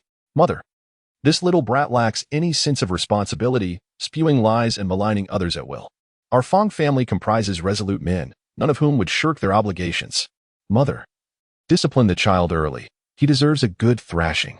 Chapter 20. Favoritism. The two brothers, nearly 20 years apart, tossed blame back and forth, gradually leading to Fang Jie's downfall. You accuse me of slander. Do you possess any evidence? What proof do you have? Are there any witnesses? Who could possibly testify? Fang Jiyuan persistently interrogated his younger sibling. Mother, Fang Jie stuttered, rendered speechless, casting a pleading glance at their mother. Even the most cunning of youngsters cannot outmaneuver an adult with worldly experience. Fang Jiyuan raised an eyebrow in triumph, delivering a final blow. You may be young and unaware of your brother's character, but I have consistently shouldered my responsibilities since childhood. Unlike you, who evades accountability, you hardly embody the essence of a man. He understood that his involvement would soon conclude. The Fang family upheld a commendable code of conduct, not demanding exceptional accomplishments from their younger generations, yet insisting on a strong sense of responsibility. Fang Jiyuan, throughout his life, had been somewhat reckless, but at least he had the courage to face the consequences of his actions, embodying the spirit of masculinity. Whether he acknowledged his faults was a separate matter entirely. Moreover, in line with the familial approach of their two male elders, the norm was to deliver punishment before contemplating any wrongdoing. More often than not, Fang Jiyuan would not admit his mistakes. What was the point of confessing after being punished? It was too late. He would never bow to authority. The term irresponsible should never be associated with the men of the Fang family. If it were to arise, it would be swiftly dismissed. The younger brother's behavior is akin to attempting to absolve himself entirely. Failing to grasp the essence of the issue, enduring a scolding followed by a beating is considered commonplace. However, prior to the age of 10, he is unlikely to face such punishment, receiving merely a few admonitions instead. Otherwise, Fang Jiyuan would truly hesitate to put his younger brother in harm's way. Given the boy's frail stature, he cannot withstand the maltreatment from his biological father. The little child, overwhelmed, bows his head in silence. No wonder, indeed. I had been pondering why you suddenly caused such a ruckus, preventing me from taking you to school. How audacious of you to think you could deceive me for money. Starting tomorrow, for the next 2 weeks, you shall receive not a single penny of allowance. Bai Shuqin exclaimed, her eyes wide with astonishment.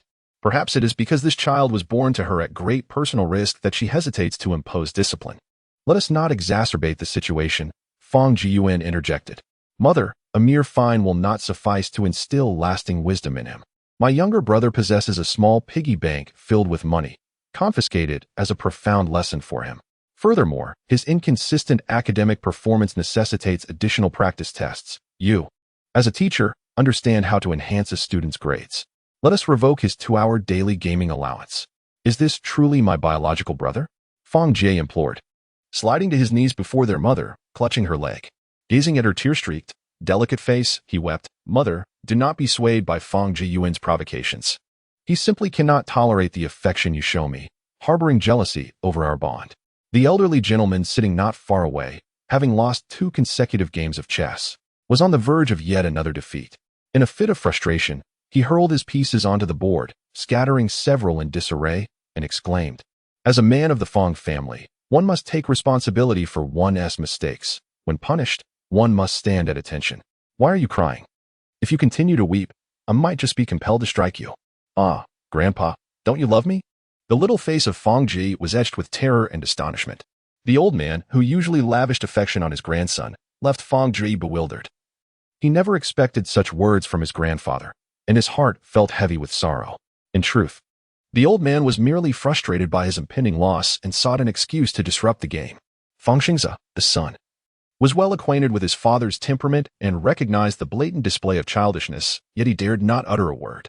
He could only watch as his father, visibly irked, stormed upstairs, pondering how shamelessly the elder could behave. Before the birth of the youngest son, the household had seldom experienced such boisterous displays, and the cries and commotion were particularly irksome to Fang Xingze. He bellowed, Shut your mouth and go kneel in the corner. If you shed even a single tear, I shall ensure you regret it." This outburst elicited discontent from Bai Shuqin, who felt a pang of sympathy for their youngest child. She shot her husband a glare and retorted, "He's just a few years old. Why are you yelling at him? In matters unrelated to their children." Fang Xingze could concede to his wife's wishes. However, when it came to parenting, he would not budge an inch, regardless of age. He insisted that a boy must embody the essence of manhood. "Are you intent on beating him today? You'll have to take me on as well." Bai Shuqin, who had endured numerous hardships in her 40s to bear this son, was acutely aware of the struggles she faced. The resolute demeanor of his wife, fiercely protective, caused Fang Xingze's confidence to wane. Now, when faced with wrongdoing, he thought that simply kneeling and shedding a few tears would absolve him of punishment. But what of adulthood? Would he resort to the same tactic, kneeling and crying for forgiveness in defeat? The Fang family had no weaklings. He would never lay a finger on his wife. Driven first by love and then by a subtle fear of his father-in-law and several uncles. Witnessing the entire scene, Fang Jiyuan sighed and remarked, "You should return home tomorrow. Our time together here makes it impossible to foster any genuine feelings. Even a simple embrace feels awkward." No sooner had he spoken than a malicious hand struck his lower back. The gazes of both parents converged upon him, and his mother, with a scowl, chastised him. "You've truly outdone yourself," attempting to shift blame and nearly escaping unscathed. The contrasting expressions of his two sons irked him. He believed his mother was impartial, yet her attitude towards the brothers was strikingly disparate. Fang Jiyuan felt a surge of dissatisfaction and retorted, "Then tell me, what wicked deed have I committed?" Before she could utter a word, Yi Shuyuan hastily interjected, "Mother, we will handle our matters privately." With that, she took Fang Jiyuan's hand and led him upstairs to their room. Her intention was merely to express her grievances, hoping to temper Fang Jiyuan's behavior in public. However, witnessing Aunt Bai's differing attitudes towards her two sons stirred a pang of sympathy for Fang Jiyuan within her. The room remained unlit, and the two held onto each other. Standing behind the door, Fang Jiyuan instinctively rubbed the soft skin of her hand, but she quickly silenced him, saying, "Hush, do not speak." With that, she released his hand. "In the future, you may discuss matters with me privately rather than in their presence, as it can adversely affect family relations," murmured Fang Jiyuan while leaning against the wall. "This location is far from the company. I plan to stay in the city tomorrow. Would you care to join me?" The wretched constraints of morality ensnared Yi Shuyuan. Yearning for freedom, yet bound by the institution of marriage, unwilling to become a subject of gossip. "Am I being convenient? Surely, you do not intend to tease me, do you?" "I assure you, I—" Just as Fang Jiyuan's thoughts spiraled into self-deprecating musings, a sharp sound echoed, and his mouth met with misfortune. "You struck me. You actually struck me? I shall report this to my father-in-law." Fang Jiyuan's large, dark eyes widened in astonishment. "I have long desired to strike you. What of it? Do you think you would expire if you ceased your foolish antics?" Yi Shuyuan could not restrain herself from fiercely tugging at Fang Jiyuan's ear, exclaiming, "You rascal, would it kill you to keep your comments to a minimum? You infuriate me. I truly wish to slap you into oblivion." Chapter 21. Contemplating moving out of the villa having witnessed her former adversary receiving a thrashing at home, Yi Shuyuan felt no moral qualms, even relishing the sight of Fang Jiyuan's humiliation. However, observing the blatant favoritism displayed by his parents towards his brother left her inexplicably unsettled. Seeing him in such a pathetic state, she sighed. Fang Jiyuan, this insufferable creature, cannot be granted even a modicum of kindness. A mere smile would cause him to wag his tail like a flag. As her grip tightened, Fang Jiyuan exhibited no sign of resistance. His ears burned, and the heat from her fingers intensified. Curiously, she inquired, "Does it not hurt? Shall I test whether it does?" Fang Jiyuan responded with a significant roll of his eyes, his tone heavy with sarcasm. "The pain, unspoken, led me to believe you were unaffected." Yi Shuyu swiftly released her grip, shaking her arms to alleviate the awkwardness. Outside, darkness enveloped the surroundings, rendering the room a formless void. The two stood against the wall, their shoulders brushing, feeling the warmth emanating from one another. After a few moments, Fang Jiyuan broke the silence, suggesting, "If you wish to move to the city, then by all means do so. My work is not demanding at the moment, and residing here does not hinder my duties." He contemplated procuring some funds from home, for without it, the assurance of daily meals would be uncertain. Given his understanding of Yi Shuyu, a woman driven by ambition, it was improbable that she would contribute to household groceries. With his own finances depleted, the question of sustenance loomed large should he venture out. At least in this current abode, he could manage a semblance of comfort. He had numerous endeavors awaiting him, and without her interference, he could navigate them with greater ease. She deserved a life of happiness, suited for those who sought stability, not for someone like him, perpetually on the brink of peril, whose choices might inadvertently ensnare her as well. In the serene stillness of the room, the man's deep voice resonated once more, in truth. Prior to our marriage, I vehemently opposed it, yet my protest proved futile. I assumed your character would compel you to stand firm, yet you chose to relent. Yi Xiu, clearly displeased, clicked her tongue. Your words imply that I pursued you. How absurd. You, with neither talent nor capability, lacking in both appearance and stature. Even if you were as handsome as Wu Yinzu, a tall and striking heir, in my eyes, you possess nothing of merit. Suddenly, Fang Jieyuan's strong arm encircled her abdomen and lifted her, interrupting her incessant chatter. A sense of foreboding washed over her. Could it be that this scoundrel was about to unleash his primal instincts? Her large, round eyes widened in shock, her mind momentarily stalling like a malfunctioning computer. I possess male charm, Fang Jieyuan proclaimed with an air of pride. There was surprise, hesitation, a tinge of fear, and sheer astonishment. She had not anticipated such brazen behavior from him. Yi Shuyao struggled futilely for a moment, her voice dwindling to a mere whisper, akin to the buzzing of a mosquito. Let me down quickly, or I shall bite you. The words lacked conviction, though not particularly short among her peers. She weighed under 100 pounds, with curves in all the right places. Fang Jian lifted her as if she were a small dog, refusing to loosen his grip.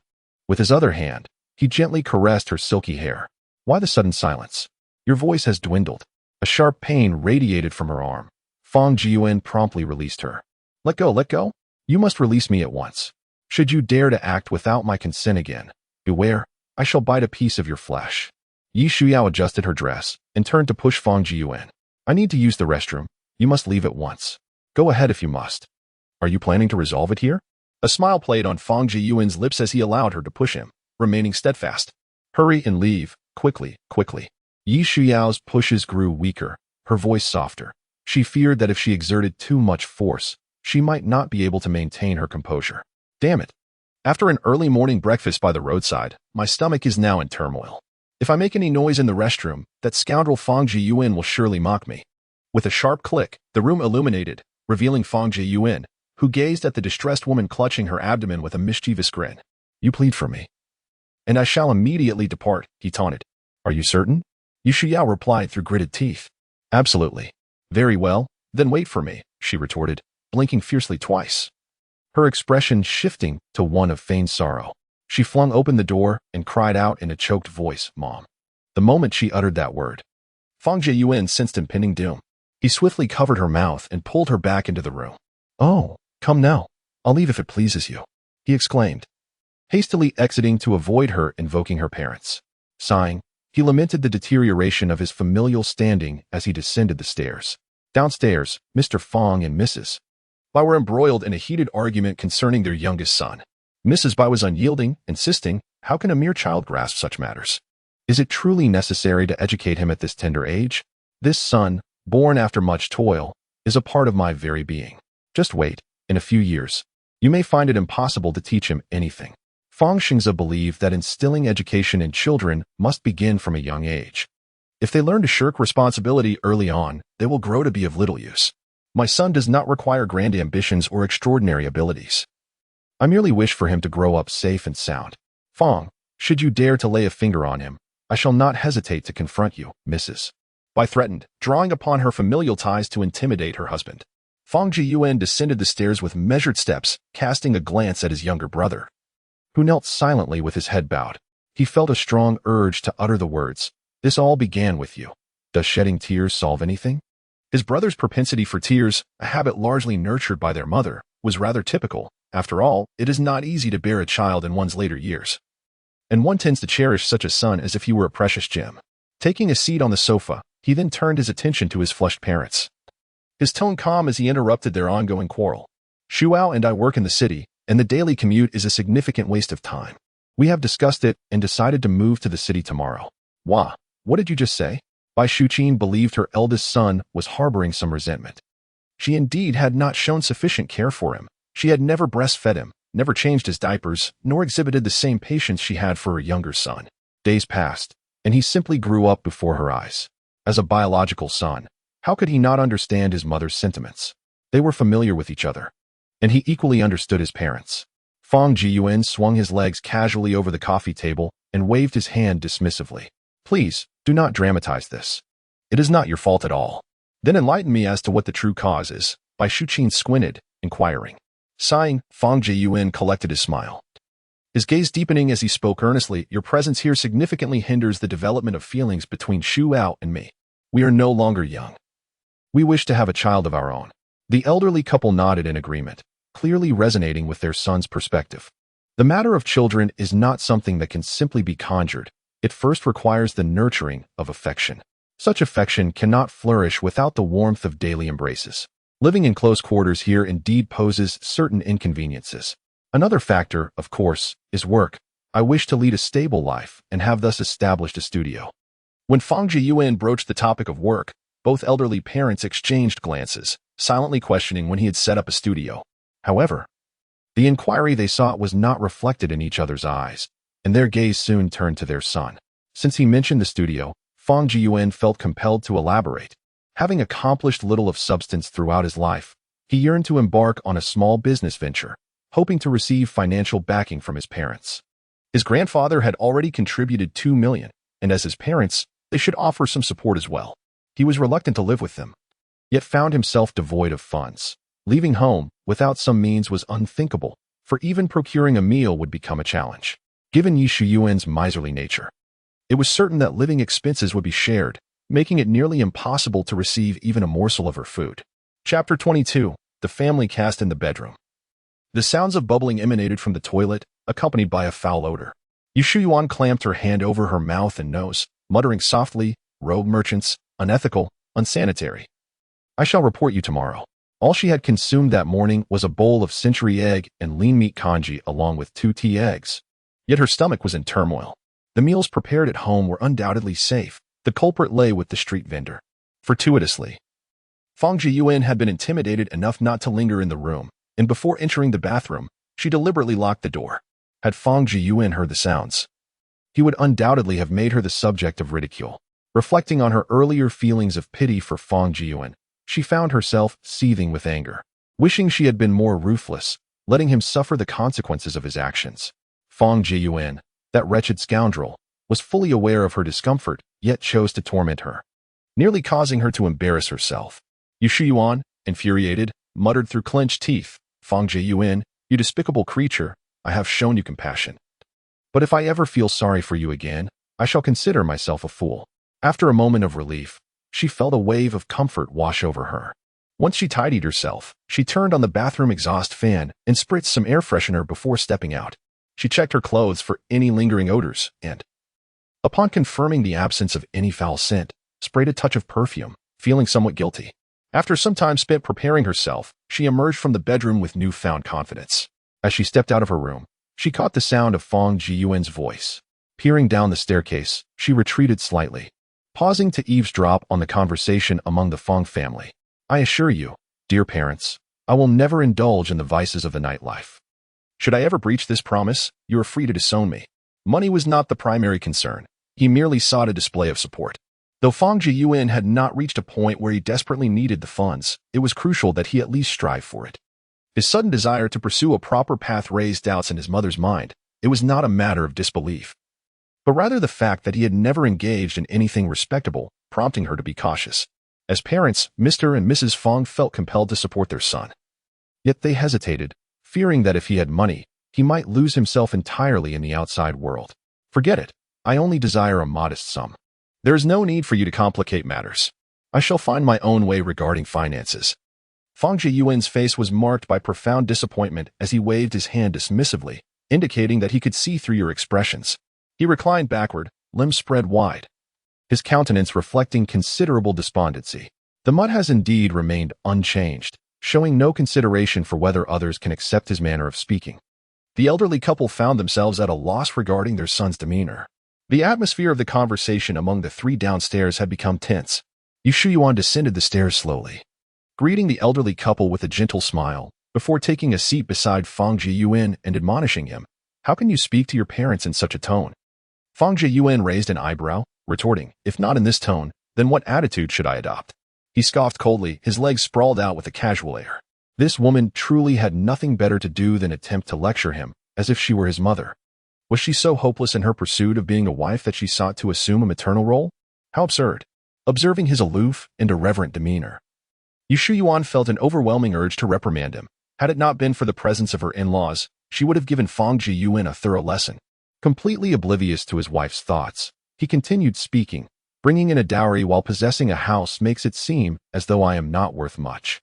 I wish to engage in something of significance. Lacking funds without any support, do you think they are missing that 1 or 2 million? With a cold laugh, Yu Shuyuan replied, you speak so lightly of it, as if 1 or 2 million is something easily found on the roadside. Have you ever worked a day or earned a single penny? No, you haven't worked a single day and earned not a penny. So how can you claim that 1 or 200,000 is not a lot? Huh, how come I've never worked? Forget it. I don't wish to engage in trivial banter with her. Fang Jiyuan cast a glance at Yu Shuqiao's hypocritical smile, her eloquence irritating him. This wretched woman. Just wait until I meet your parents. Alas, her parents do not like me. It is indeed true that I am in a position where I am unloved by both father and mother, utterly alone. Fang Jiyuan's gaze drifted from his wife to his parents, his tone heavy with desolation. I understand that earning 1 or 200,000 is no easy feat. Especially for an ordinary family. They can effortlessly gift you a villa worth tens of millions, but for their own son. Let us not dwell on it, lest I upset certain individuals.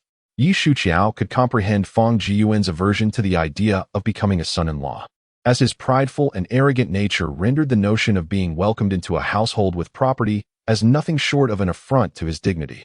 A man who would have to pay to marry, deemed worthless. She herself harbored disdain for this marriage, unaffected by Fang Jiyuan's words. She would never question whether her lack of charm was the reason for his disinterest. Confident in her background, knowledge, and appearance, she was undoubtedly a wealthy and beautiful woman, a second-generation official. It was entirely due to Fang Jiyuan's lack of perception. No. He must be blind, entirely devoid of vision. She would never devalue herself by pursuing Fang Jiyuan, allowing a muddled affair to unfold, and then futilely chasing after him. Such a scenario was utterly inconceivable to her. Even if this marriage, arranged by their elders, were to take a turn, it would necessitate Fang Jiyuan's earnest pursuit to win her over, to touch her heart, and convince her to grant him a chance for them to be together. She had never contemplated what love truly was, nor did she possess any understanding of its essence. Under her grandfather's coercion, she found herself unwittingly wed.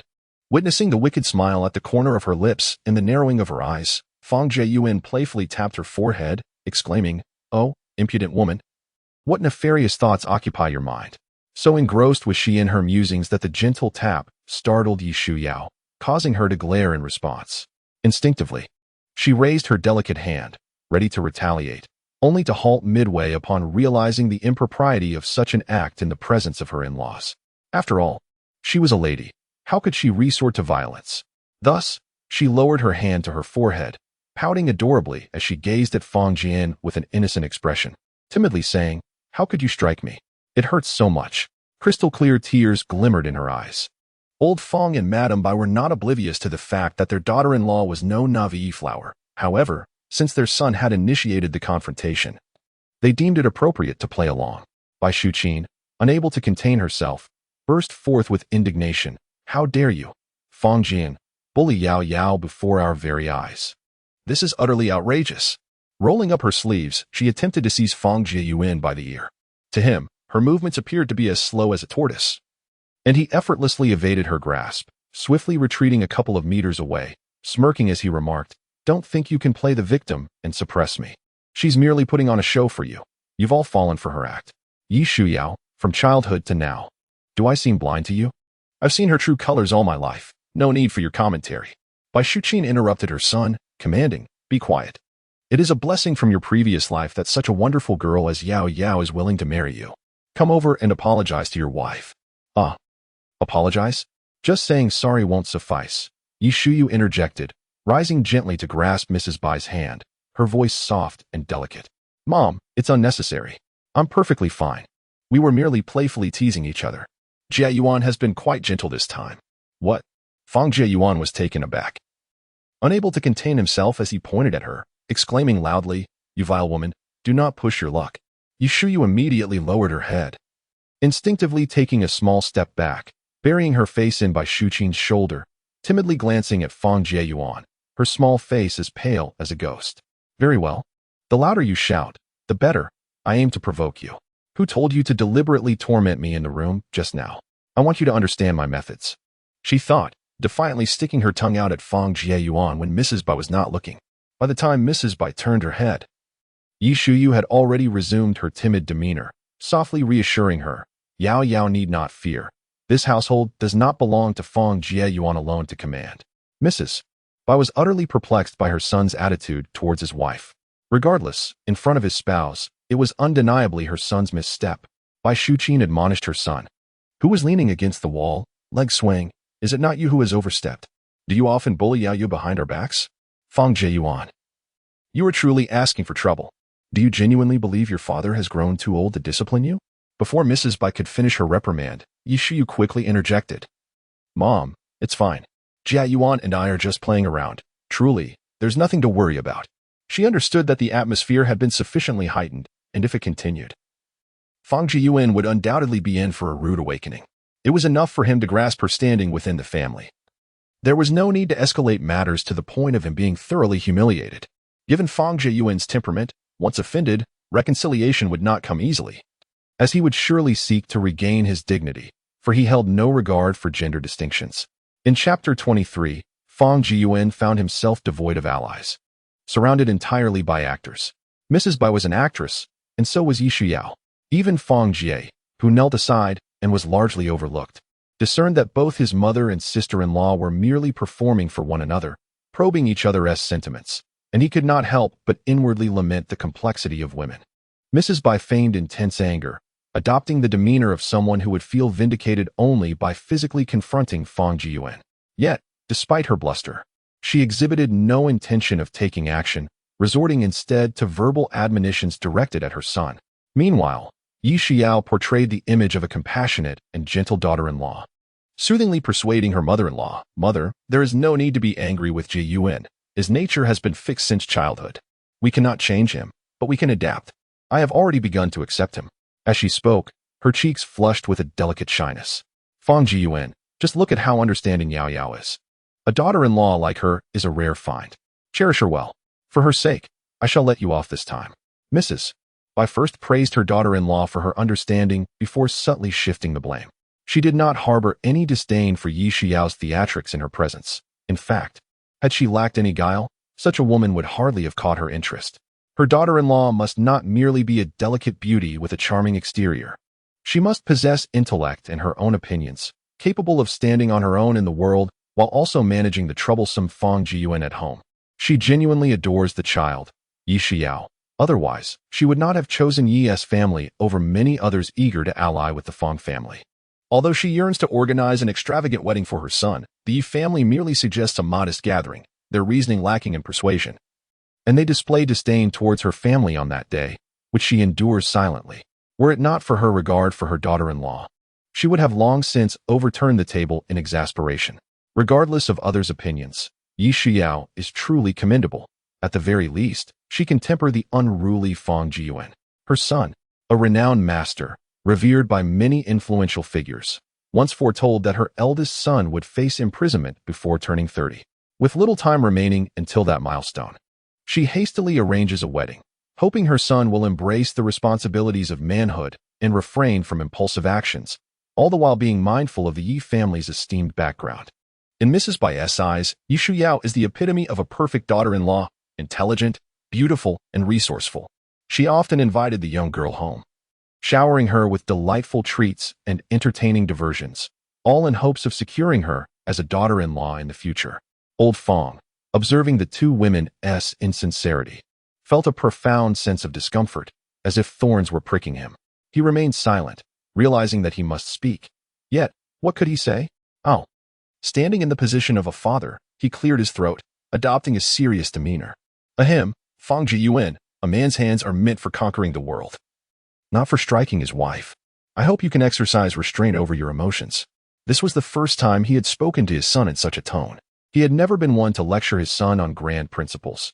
He preferred action over words. However, He was not a violent man. Yet the situation instigated by Fang Jieyuan warranted some form of discipline. I was wrong.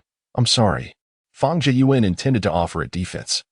But he quickly realized it was entirely unnecessary, so he chose to yield instead. At that moment, he did not wish for Yi Xiao to interject. The more she explained herself, the more support his parents would feel compelled to provide her. What a person she was, undeniably a manipulative charmer. All three were capable actors who could easily win the Golden Bird Award, and his parents were no less formidable. It seems you were quite defiant, he thought, preparing to showcase his own acting skills. Yi Xiao hurriedly waved her hands, insisting, "It's fine. I have already forgiven you. It's all right. You need not apologize to me." Reluctantly, she added, "I understand your character. It was certainly not intentional. It's fine. Really, I just need some medicine. I am truly all right." Her voice gradually faded, her eyes filled with anxiety and trepidation. After speaking, she pressed her lips together in a pouting manner, her distressed expression prompting a fierce glare from Fang Jieyuan's parents. Observing the disapproving looks from his father and mother, Fang Jieyuan's tone shifted. Suppressing his emotions as he said, "You need not speak. There is no misunderstanding that cannot be clarified through silence." He emphasized the last word with particular intensity. Seizing the opportunity, Yi Xiao certainly would not let it slip away easily. In a hushed tone, she declared, "I must express my true feelings. I cannot allow you to bear this burden." Noticing her continued engagement, her delicate face still pale, Fang Jieyuan clasped his hands together and bowed to her, exclaiming, "Oh dear. You are truly relentless. To kill a person is merely to touch the ground. Why must you be so aggressive? I implore you, please cease your words. Was it not merely a playful tease upstairs? Why must you cling to me so tenaciously?" Fang Jieyuan vowed to avoid encounters in the future and refrain from degrading himself in her presence. At that moment, the daughter, who had been about to speak, was interrupted by Fang Jie, kneeling unnoticed at the side, who shouted, "I have been kneeling for an hour. Does anyone care about me? Is there truly no concern for my well-being? No one asked you to kneel. Get up and do your homework," the mother replied impatiently, waving her hand dismissively, too weary to glance at her younger son. After that brief test of acting, she finally discerned the underlying dynamics. It seemed her son was utterly captivated by Yi Xiao's charm. The thought of her son's character made her furrow her brow slightly. A person so carefree and self-absorbed as he was, if paired with a headstrong woman, would likely lead to chaotic and tumultuous days. Conversely, if he were to align himself with a gentle and submissive partner who would acquiesce to his every word, life might be tranquil. Yet such a scenario would not suit the Fang family. Those seemingly gentle and refined ladies in public often wield considerable influence within the household, adept at supporting their husband's successes while ensuring that no young and beautiful rivals usurp their positions. In order to ensure that her son's future life unfolds smoothly and favorably, it is essential to seek out a woman who embodies the virtues of resilience, moral integrity, and self-sufficiency. The individual currently in question, Yi Xiao, has been the predetermined daughter-in-law for over 20 years and is undoubtedly the most suitable candidate. Just look at her gentle and charming demeanor. Complemented by her astute intellect and her self-respecting, independent character, each quality elicits admiration. Turning her gaze towards her eldest son, who was leaning awkwardly against the wall, she remarked, "I can provide you with financial support. However, this sum will serve as the foundational capital for your household and must be entrusted to Yao Yao. You and your wife should deliberate on the amount you require." As her son had matured, it was now time for life to impart its lessons upon him. Fostering a sense of responsibility, Yi Xiao was more than willing to take on tasks that would ensure Fang Jieyuan's compliance, her heart already brimming with joy. Yet, she understood the importance of not appearing overly eager, thus she hesitated, saying, "Mother, I cannot. It is inappropriate. Jieyuan is a man, the head of the household. If I were to oversee him, it might hinder his development. When your father took over the company from your grandfather, our family's assets were merely 200 billion. Now they have multiplied 4 or 5 times. Behind every successful man stands a woman of formidable strength, preventing missteps, Mrs. Bai articulated, drawing upon her own experiences to persuade Yi Xiao. Half of what she said holds truth. She claimed that her husband refrains from mischief outside their home under her strict guidance. Fang Jieyuan believes that her contributions are minimal, attributing the primary reason to the solid character of old Fang. As for the growth of the enterprise, it is an inevitable historical progression. The Fang family's existence benefits many, and their integrity is commendable, as they allocate half of their earnings towards infrastructure and generously donate to local initiatives. What merchant wouldn't be admired for such altruism? However, once the money reaches Yishuyu, retrieving it becomes as challenging as the god of wealth fulfilling one's wishes. It would be better not to ask at all. As an adult, he should not require anyone's consent to spend his money. What kind of world is this? Fang Jiyuan finds himself in a deep inner turmoil, unable to articulate his feelings. Chapter 24. Grasping the economic lifeline, she initially intended to keep Fang Jiyuan in check, yet lacked a solid plan. The card her mother-in-law offered was not a means of financial support, but rather a blade aimed at Fang Jiyuan. How could Yishuyu resist such an opportunity? After several feigned refusals, she successfully seized control over Fang Jiyuan's financial lifeline, mentally devising dozens of schemes to complicate his existence. From now on, with the two of them living together, he would be compelled to stand when asked, to lie down when commanded, and there would be no respite in sight for him. Yet, amidst her scheming, she felt a disquieting sense of wrongness.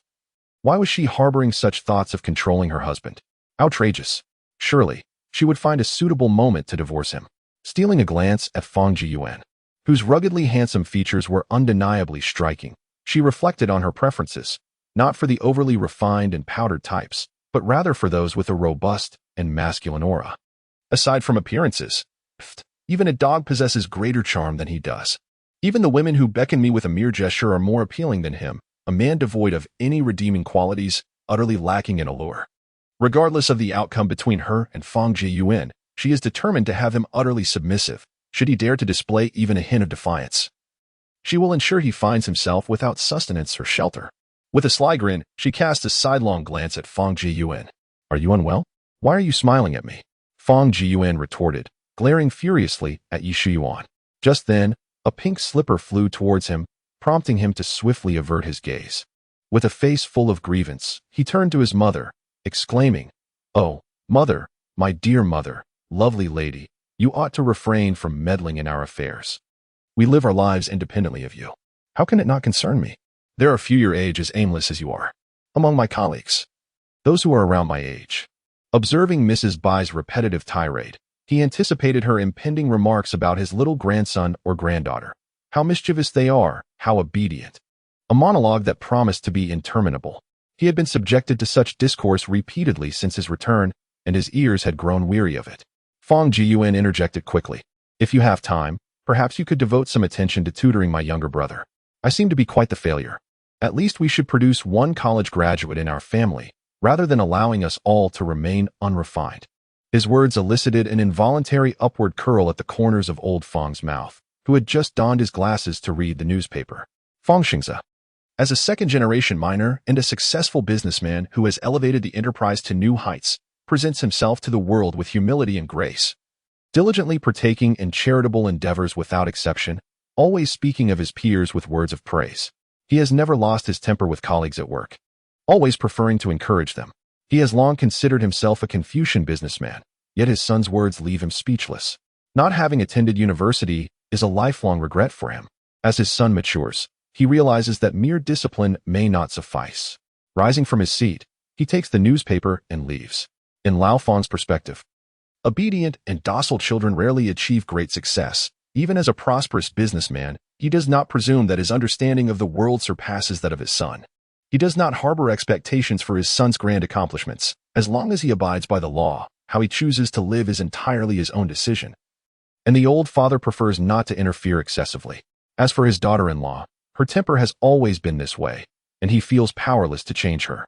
He has never contemplated altering her nature.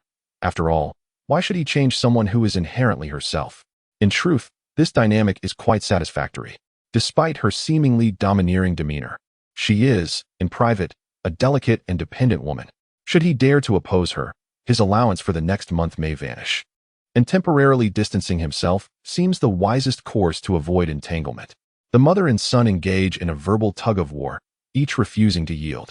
Mrs. Bai swiftly performs, her eyes brimming with tears. "Fang, you have grown up now, your wings are strong. For every word I say, you counter 10. Is this truly amusing? I will no longer concern myself with your affairs. You may live as you please, but do not expect to receive even a dime from me henceforth. If you wish to give, then do so. If you do not, and I find myself without food, I shall resort to begging. In the vast city of K, populated by millions, I refuse to believe that I cannot encounter a couple of benevolent souls willing to offer refuge. If all else fails, I shall seek out a foster mother in the Moon Palace. With my physical resilience, earning 300 a day is hardly a challenge. My mother is a master of performance. She would never shed tears over trivial disagreements. Fang Jiyuan is all too familiar with the true nature of his mother. A woman of iron will who feigns fragility, and he has no intention of admitting any faults. All Fang's mother can do is watch her son, gritting her teeth in frustration. She understands that at his age, he ought to be independent. Her desire is merely for her son to settle down and live a good life, so she reluctantly advises her daughter-in-law to encourage him to thrive. Or else let him chart his own course. Rest assured, I will ensure he submits willingly. Yu Shuao softly reassures her mother-in-law. At that moment, the old gentleman approached, teacup in hand, and playfully kicked Fang Jiyuan's rear. If you dare to engage in any disgraceful behavior, I shall break your legs. Now come. Accompany me for a few rounds of chess. Why kick me? We could just play a couple of games, Fang Jiyuan retorted, rubbing his backside. He followed his grandfather, who, despite his lack of chess prowess, found solace in playing with his astute grandson. Fang Jiyuan understood his grandfather well, from a young age. The old man had taught him the intricacies of chess, often pulling him into games after school. Every time the old man was pleased, pocket money flowed generously. Winning or losing mattered little to him. What truly counted was his grandfather's happiness. The old man beamed with joy, his laughter ringing out like a clear bell, echoing as if it could pierce the very heavens, and his voice boomed far louder than usual. He animatedly admonished his grandson, I ask you, can you not apply some pressure? Just look at your chess-playing technique. It is akin to a cacophony. How could you possibly place this piece here? It ought to be positioned over there to create a splendid pincered offensive. My dear child, how is it that your skills in chess have regressed? You must dedicate more time to practice. Do you understand? Chess is an intricate discipline that cultivates one's character and broadens one's perspective. Listening to the elderly gentleman's endless teachings, Fang Jiyuan could not help but display a look of frustration. He slapped his thigh with vigor and muttered, why didn't I think of that? Truly, grandfather, you are absolutely correct. It seems I must reflect deeply and practice diligently. To perform art is to delve profoundly, to blur the line between reality and illusion. With that, he immersed himself in the intricate dynamics of the chessboard.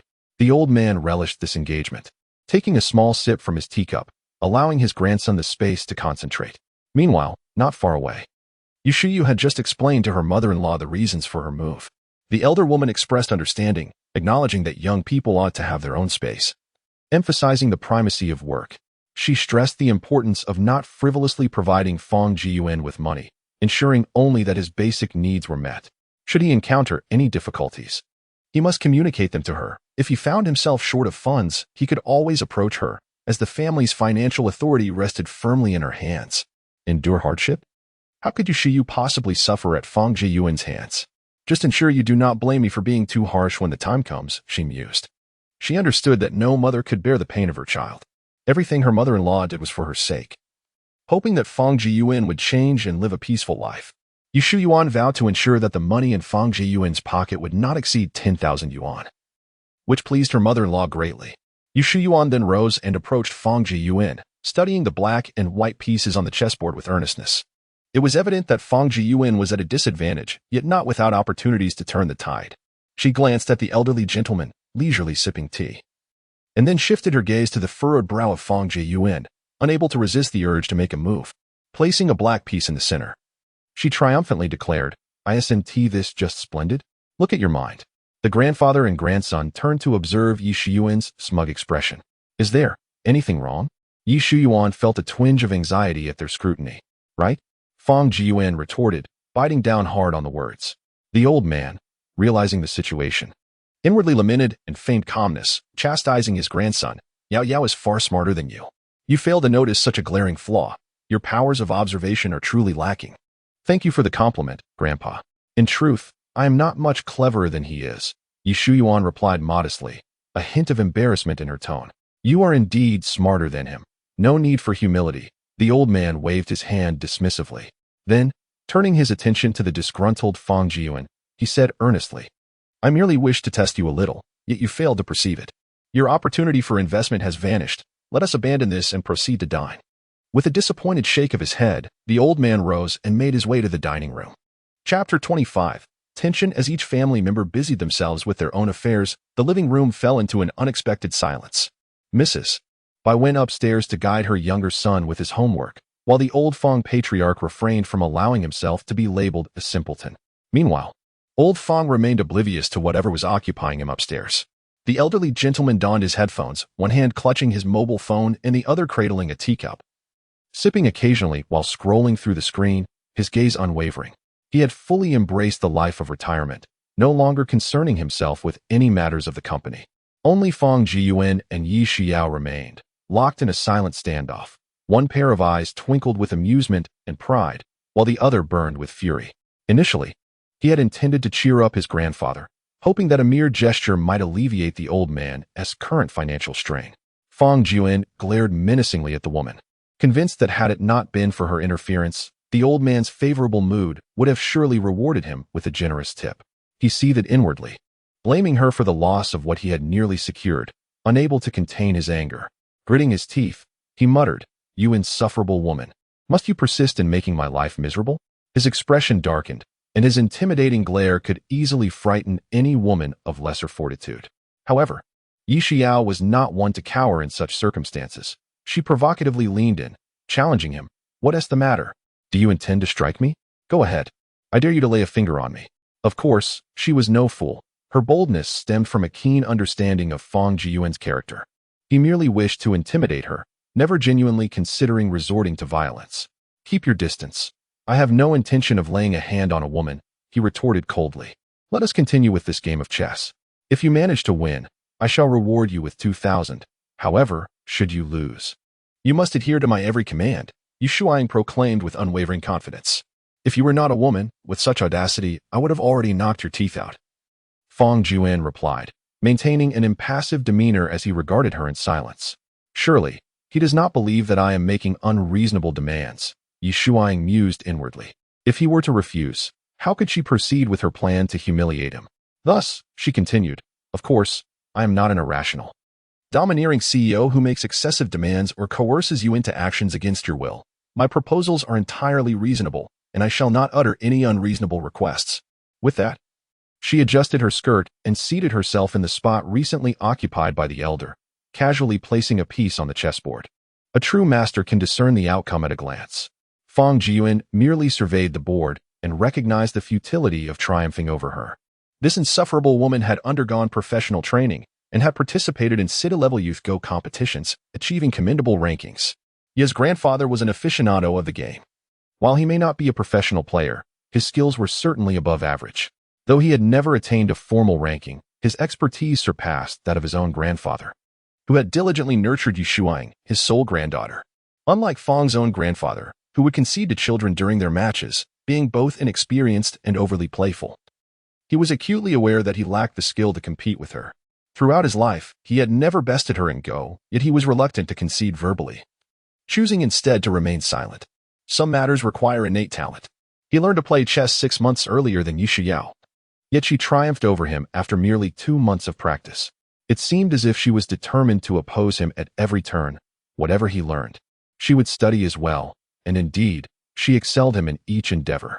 For over a decade, the two families frequently gathered on weekends, where she, akin to a proud peacock, boasted about her various achievements in front of the adults, often overshadowing him. His mother never failed to remark, "Look at how exceptional Xiao is. You should learn from her and not waste your days being inept and troublesome." Fong Jiyuan could only recall those few words from his mother, as the rest had long slipped from his memory. Fortunately, he was a resilient child, unbothered by such comments. Otherwise, he would have surely succumbed to feelings of inferiority. She gazed at the man opposite her, his eyes rolling in silence, his brows furrowed in concentration. Picking up a chess piece, she tossed it at him, raising an eyebrow as she continued her provocation. "What's the matter? Afraid? To be afraid is to concede." Although her haughty demeanor was irksome, he resolved not to react excessively. Fong Jiyuan had come to terms with the fact that he needed money, and she wielded control over their finances. A little flattery would be in order. Fixing his gaze upon the stunning beauty before him, whose eyes sparkled like those of a celestial being, he forced a comically exaggerated smile and complimented, "Goddess Yi, your innate talent is unparalleled. How could a mere mortal such as I ever compare?" I admit, my previous attitude was less than gracious. This unexpected display of humility caught Yi Shuyao off guard. She had anticipated a furious outburst or a scathing remark before he stormed away, but instead, he resorted to flattery. What a dog, she mused, to be so capable of bending yet also so proud. For someone as arrogant as him to grovel and speak kindly indicates his dependence on others. As the saying goes, a woman's heart is as soft as a worn-out pair of trousers. She is certainly not a soft-hearted goddess. Leaning slightly forward, she lowered her voice and said, "You don't truly believe that a smile will earn you money, do you? Unless you can provide a reasonable justification, do not expect to extract even a dime from me." Mr. Fong, I confess, my intention is to help you rid yourself of your numerous bad habits. The two were nearly nose to nose, able to perceive each other's sense. Oh dear, that's a bit excessive, Fong Jiyuan murmured. Are you absolutely certain you won't part with any money? Absolutely, Yi Shuyue replied with a faint smile, finding delight in his discomfort and attempts to appease her. Very well, then I shall claim you're forbidding me from sharing your bed. Go ahead and say it. Are you truly so shameless to let others know your wife denies you? Wait, he is indeed a person devoid of shame. So what does he have to fear in revealing such matters? Yi Shuyue quickly changed her tone. Our relationship has progressed too hastily. We require time to cultivate our feelings. This rationale was not intended for her own emotional development with Fong Jiyuan, but rather to provide a justification for their families, thereby extinguishing any notion Fong Jiyuan might have of threatening her. However, who is Fong Jiyuan? With no lack of cunning schemes at his disposal, he declared, "No worries, I shall follow you to bed every night. Just in case, should I happen to lose control. Don't blame me, as I shall bear no responsibility. If you wish to wake up to discover something missing, by all means, give it a try." Given his understanding of this childhood friend, she would not tolerate any slight, and vengeance would surely follow. Her words were not mere bluster. She might genuinely act upon them. Fong Jiyuan discreetly squeezed his legs together, raised his thumb in admiration, and repeatedly exclaimed, well done, you are remarkable, I concede." She may have verbally acquiesced, yet her countenance betrayed no sign of submission. "I am well aware of my worth. A single compliment suffices, there is no need for trifles." Yi Shuyue waved her hand dismissively. In her youth, she had often bested Fong Jiyuan, who remained obstinately unyielding, refusing to utter even a single apology, no matter how egregious the circumstance. It was surprising, after all these years, to witness his helpless demeanor once more. Sitting upright, she asserted with gravity, "Even if you concede, it matters little. There are still 10 days left this month, and the living expenses will not be dispersed until next month, 2,000 each month, not a penny more. Is the esteemed young Master Fong truly in need of 5,000? Such a sum seems insufficient for his ordinary expenditures."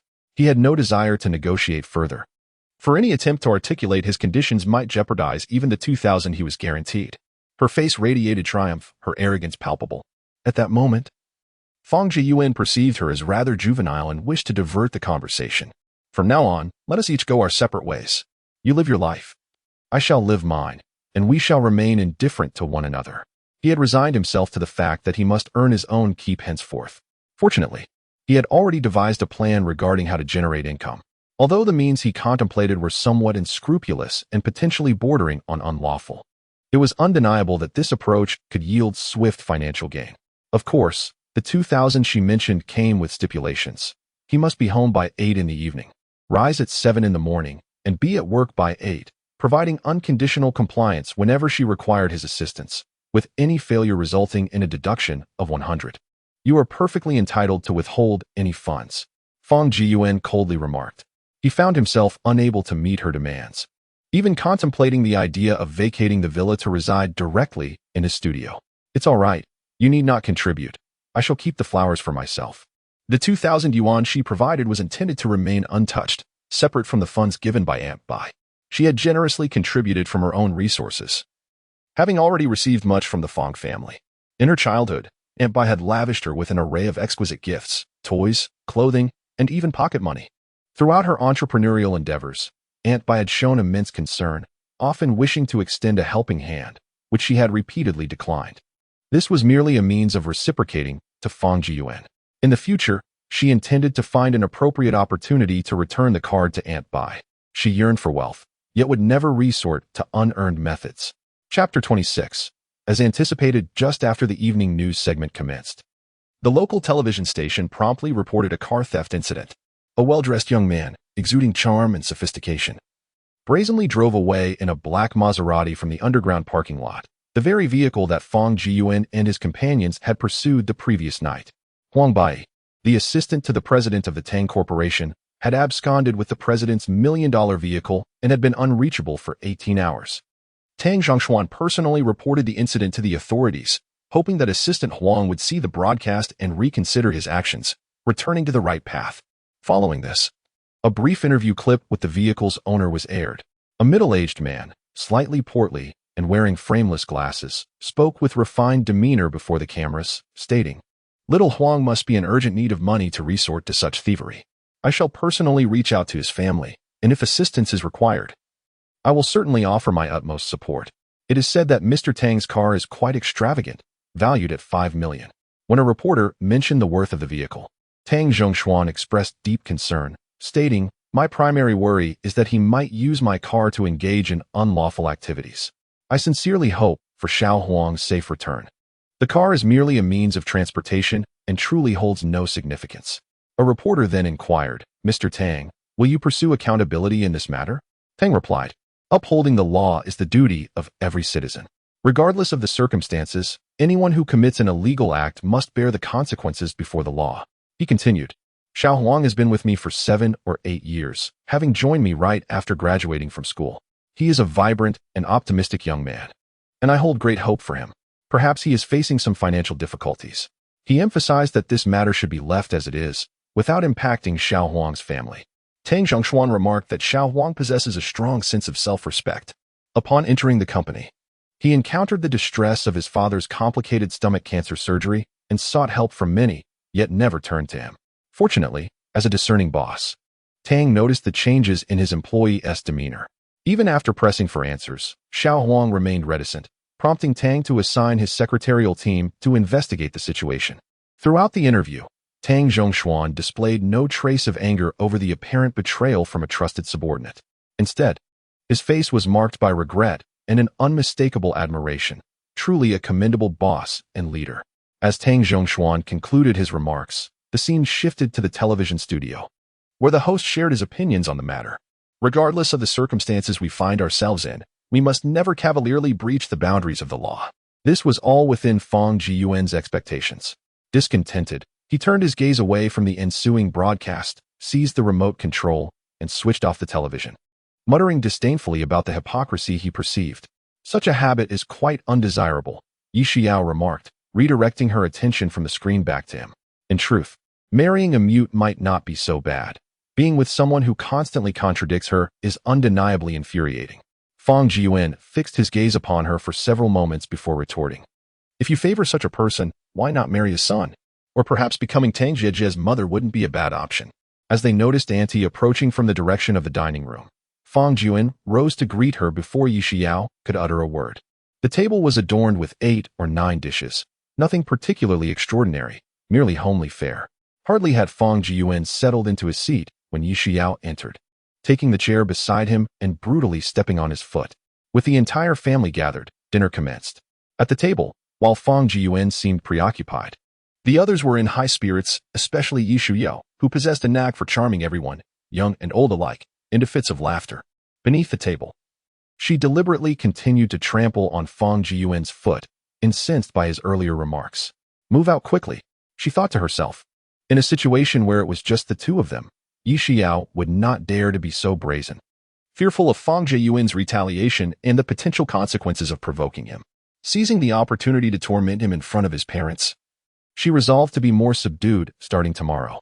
Seated beside her on the left, Fang Jie took a few bites of his meal and, with a casual tone, remarked, "Sister-in-law, you resemble a celestial being descended from the heavens. You possess wealth and a flourishing career. How could you possibly marry someone like Fang Jiyuan, who is neither handsome, nor educated, nor affluent, nor employed?" This question left Yi Xiao momentarily speechless. She racked her brain for a suitable answer. But how could she possibly admit before her in-laws that it was a matter of coercion? That little brat truly held a grudge. Seeing Yi Xiao's prolonged silence, Fang Jiyuan interjected, "It's because you are blind to his virtues, fixated solely on his shortcomings. Your sister-in-law possesses a discerning eye and has been utterly captivated by me. Is that truly the case? Even if it weren't, Yi Shuyao found herself at a loss for words. How infuriating that a scoundrel had taken advantage of her. Just you wait. She discreetly stepped on his foot beneath the table with a little more force. However, without high heels, her feeble attempt felt merely like a tickle to Fang Jiyuan, who couldn't be bothered to acknowledge it. Fang Jie turned his face away, visibly irritated, and said, "Humph, you are clearly shameless, relentlessly clinging on. My sister-in-law only agreed to marry you out of pity. If I were a bit older, I would never allow someone like you to wed such a stunning beauty." Despite the prior agreement, he turned his back on him, causing him to endure additional exams. With 2 hours of gaming time replaced by endless pages of tests, he was determined to make life difficult for his elder brother. In the future, wherever Fang Jiyuan was concerned, he would never have an easy time. Just you? You, who are too cowardly to even go to the restroom alone at night. Dreaming of marrying a beauty? Fang Jiyuan delivered a decisive blow to his brother, asserting that no woman would accept a man who wet the bed. Just ask your dear mother if she would allow you to share her bed. Fang Jie, timid and fond of horror films, was too frightened to venture to the restroom alone at night. If he drank water before sleep or exerted himself too much the previous day, he would inevitably awaken to find himself in an embarrassing predicament. In front of everyone, his brother exposed his shortcomings, and despite Fang Jie's futile attempts to defend himself, he could not articulate a coherent argument. The entire family was aware of his plight. His sister-in-law was likely oblivious, but now, with his face flushed in humiliation, he could only stammer, "You mustn't speak nonsense. I didn't." His tone lacked conviction as he glared at Fang Jiyuan. The others quietly consumed their meals, indifferent to the exchange, while Fang Jie turned to his mother, casting a pleading glance her way, only to find her gaze averted, refusing to meet his eyes. "Mother, he is slandering me. You must speak up. Tell him I don't wet the bed." As a mother, she chose impartiality this time, stating, "My son, some flaws must be acknowledged before they can be corrected. You cannot continue to evade the issue. It must be addressed eventually. If you do not rectify this bad habit of bedwetting, what will you do when you grow up and stay in a dormitory?" Even Mrs. Bai, his doting mother, harbored disdain for her younger son's bedwetting, having insisted he sleep alone since he was 2 years old. She was troubled by the situation as well. With even his beloved mother turning against him, Fang Jie found himself utterly alone, compelled to remain silent and conceal his embarrassment in that moment. In truth, he did not wish to wet the bed. Yet, when he was awakened by the urge to urinate, he often thought to wait until dawn to relieve himself. In the following days, I often dream of frolicking upon lush, verdant grass, basking in the radiant sunshine, while the gentle spring breeze brings a refreshing chill against the wind. I feel an inexplicable surge of joy. However, upon awakening from this dream, I find my sleep pants always damp. Fang Jiyuan, having finished his meal and set down his utensils, quips, "Why not wear a diaper?" Enough of that. Yi Shuyu retorts playfully, giving him a gentle kick under the table. Fang Jiyuan, unfazed by her antics, merely greets her before ascending the stairs to prepare for his move the following day. Chapter 27. The perils of overthinking. As he vacates the villa, it is clear that Fang Jiyuan cannot continue to reside with Yi Shuyu. This is not out of disdain for her, but rather a hope that she will eventually find a suitable partner. After all, what if, after spending extended time together, they were to develop feelings for one another? It is prudent to extinguish any inappropriate inclinations before they take root. Additionally, he has numerous matters to attend to that may often lead to late nights away from home.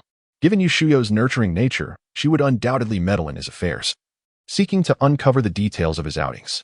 Although she means no harm, such scrutiny could bring her unnecessary complications. To avert any potential troubles, Fang Jiyuan resolves to have an earnest conversation with Yi Shuyu, opening his heart to her.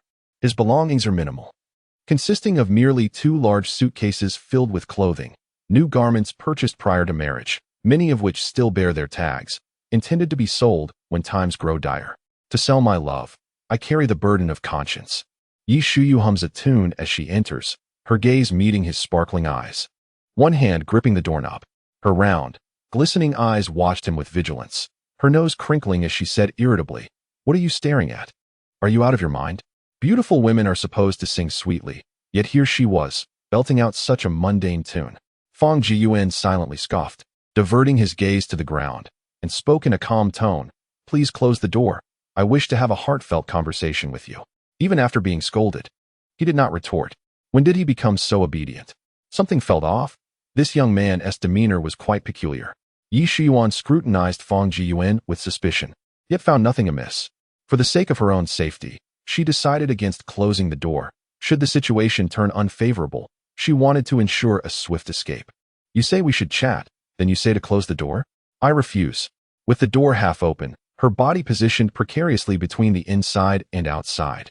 She readied herself for a potential flight, raising her chin defiantly. Speak your mind clearly. Do not harbor any ill intentions towards me.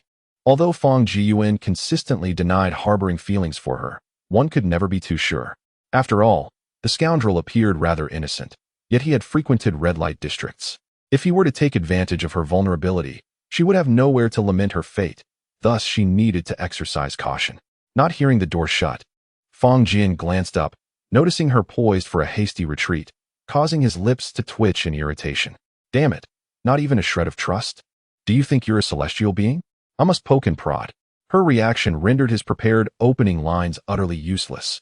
To put it bluntly, she stated, tomorrow, I will move out of here, and we shall live separately. If you wish to appease your family or deal with any suitors, feel free to call me, and I will appear whenever possible. Have you changed your tactics to coerce me? I will not fall for your tricks, she declared, her gaze piercing as she regarded him. She believed this was Fang Jiyuan's strategy to win her over, retreating to advance. If you wish to return home, do so. If not, it matters not. Do you truly think I cannot manage without a man? I assure you, I have encountered countless young talents employing various schemes to court me. Do you take me for a fool? Noticing the disdain etched on Fang Jiyuan's face, she was convinced that he posed no immediate threat. With that, she closed the door firmly and sank heavily beside him, treating him like one of her foolish admirers.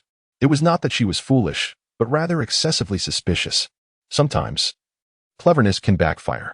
Fang Jiyuan regarded her with a look of pity and replied calmly, You may think that way if you choose. I certainly will not live with you, lest you complain to your family again after just a couple of days apart. His demeanor was nonchalant. Observing his serious expression, Yi Shuyao found it difficult to believe him. However, if he were indeed serious, the revelation of a newlywed couple living separately would surely lead her in-laws to conclude that she was too fierce, prompting their son to avoid returning home. You truly will not live with me? She inquired, scrutinizing him closely. Indeed, it is true. Henceforth, I shall embark on a grand endeavor, achieving success that will leave those who have underestimated me in awe. I aim to demonstrate to the skeptics that even a mischievous child such as I can grow up to attain great accomplishments. Fang Jiyuan passionately delineated his ambitious blueprint for success, even rising from his seat in fervent exclamation. Yi Shuyuan regarded him with a disdainful twist of her lips. Her mind racing with thoughts, she was perplexed by the unexpected turn of events in Fang Jiyuan's demeanor. Was this truly the same individual, once deemed incompetent and frivolous, who indulged in foot massages and trivial pursuits? When had he developed such lofty aspirations? When had he resolved to reform himself and pursue a righteous path? When had he conceived of the ambition to establish a formidable family? When had he acquired a sense of dignity? When had he become concerned with the opinions of others? When had he begun to care about his reputation? Just yesterday, he shamelessly requested a bride price, and now, merely a day later, he displayed an unexpected audacity.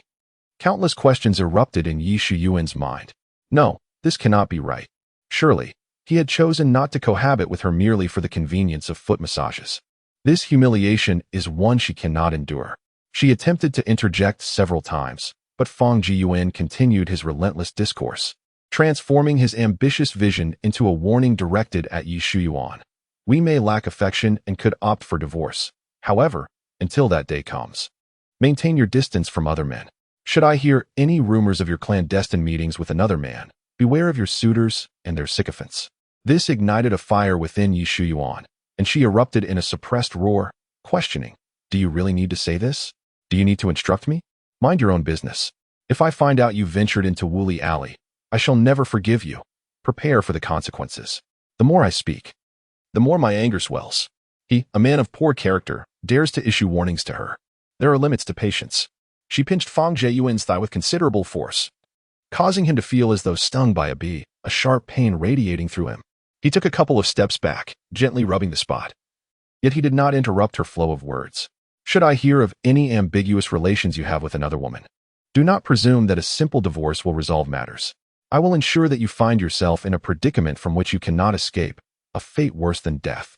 Do not mistake my words for mere threats. Should you doubt me, feel free to test my resolve.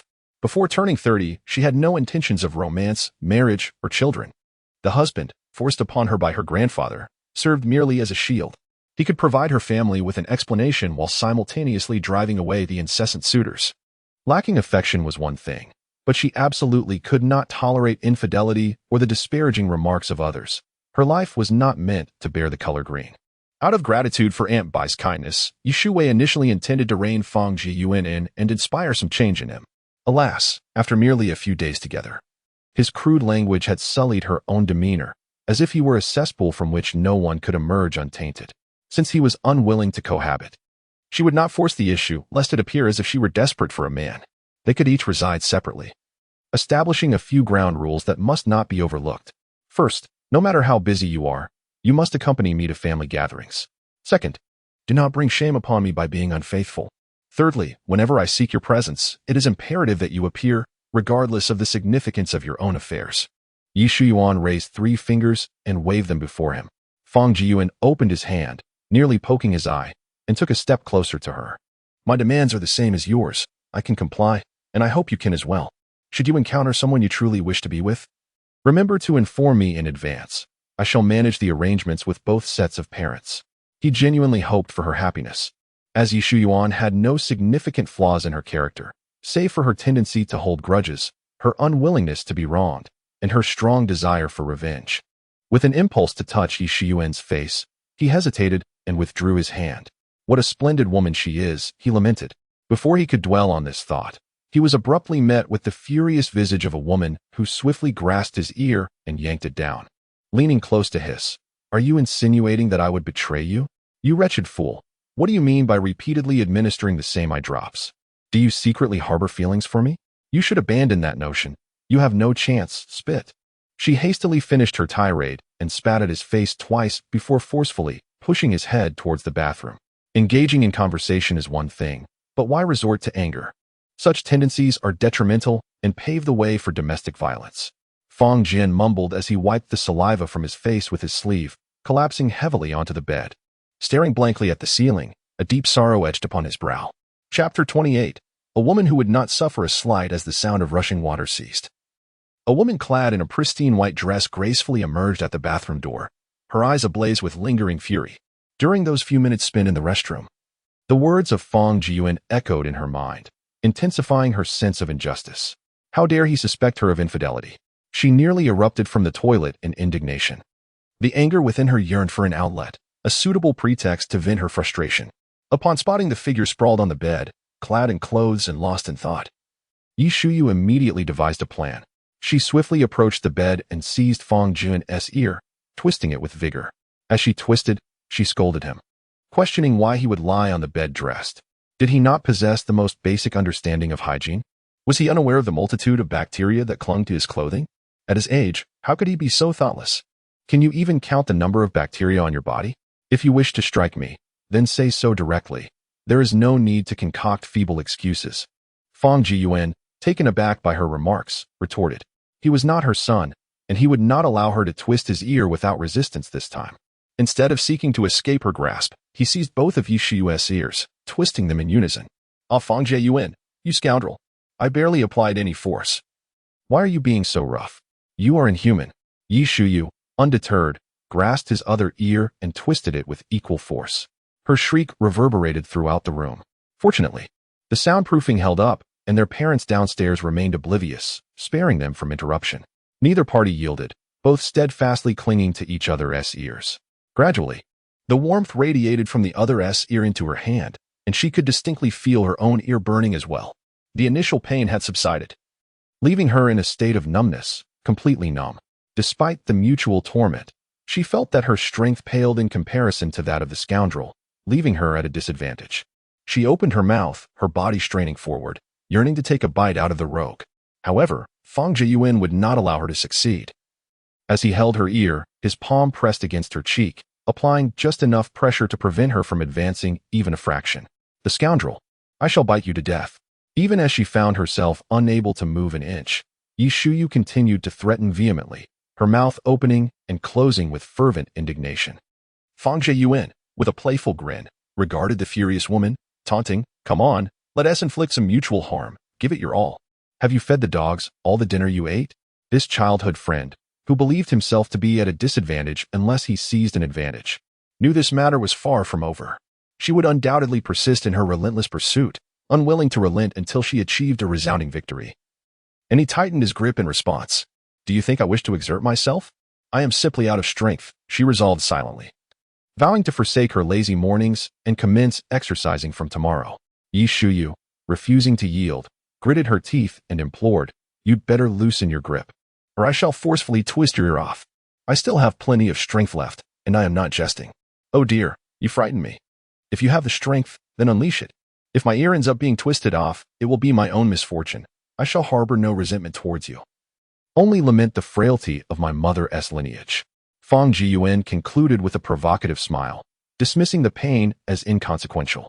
Observing the scoundrel's nonchalant demeanor, she realized that her strength was vastly inferior, akin to merely scratching an itch in his presence. Yet, the force he exerted upon her was painfully acute, tempting her to relent and plead for mercy. However, her pride would never allow her to surrender first. She sought no sympathy from others, nor would she wallow in self-pity. She was resolute in reclaiming her dignity, determined to make him kneel and sing her praises. The two remained locked in a stalemate, neither willing to yield. The more she pondered her disadvantage, the more frantic she became. With a sudden burst of defiance, she spat vehemently, her mouth transforming into a rapid-fire weapon, showering Fang Jiyuan's face with her saliva. Each spitting sound echoed like raindrops, landing upon him, while he refrained from opening his mouth for fear of swallowing the very essence she cast upon him. In retaliation, Fang Jian forcibly turned her face aside and launched a counterattack, expelling a thick gob of phlegm that landed squarely at the corner of her eye. The viscous substance obscured half of her vision, leaving Yi Shuyao feeling utterly repulsed and even more disadvantaged.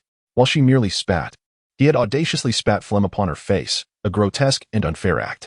Infuriated, she released her grip on his ear, clenched her fist, and aimed for his eye, shrieking, "Scoundrel! Perish!" Fortunately, Fang Jiyuan was quick to react, dodging her assault and retreating to a distance of 2 meters, shaking his head and making faces in mockery, taunting, "You can't hit me, you can't hit me." Outmatched in strength and speed, Yi Shuyao squinted her eyes in frustration, on the brink of madness. Yet she knew she could not resort to violence. She had already suffered enough defeat tonight. She could not endure any more. All she could do was glare at Fang Jiyuan, impotently striking the bed to vent her frustration. "Ah, let me hit you just once, or I shall never forgive you." Her threat bore no weight. Fang Jiyuan merely curled his lip in disdain and retorted, "Do I care for your forgiveness? If you strike me again, I shall respond in kind, and do not presume that your beauty will compel everyone to cater to your whims." Typically, most girls would shed tears when wronged. But Yi Shuyao was different. She opted for the philosophy of a gentleman taking his revenge, even if it meant waiting a decade.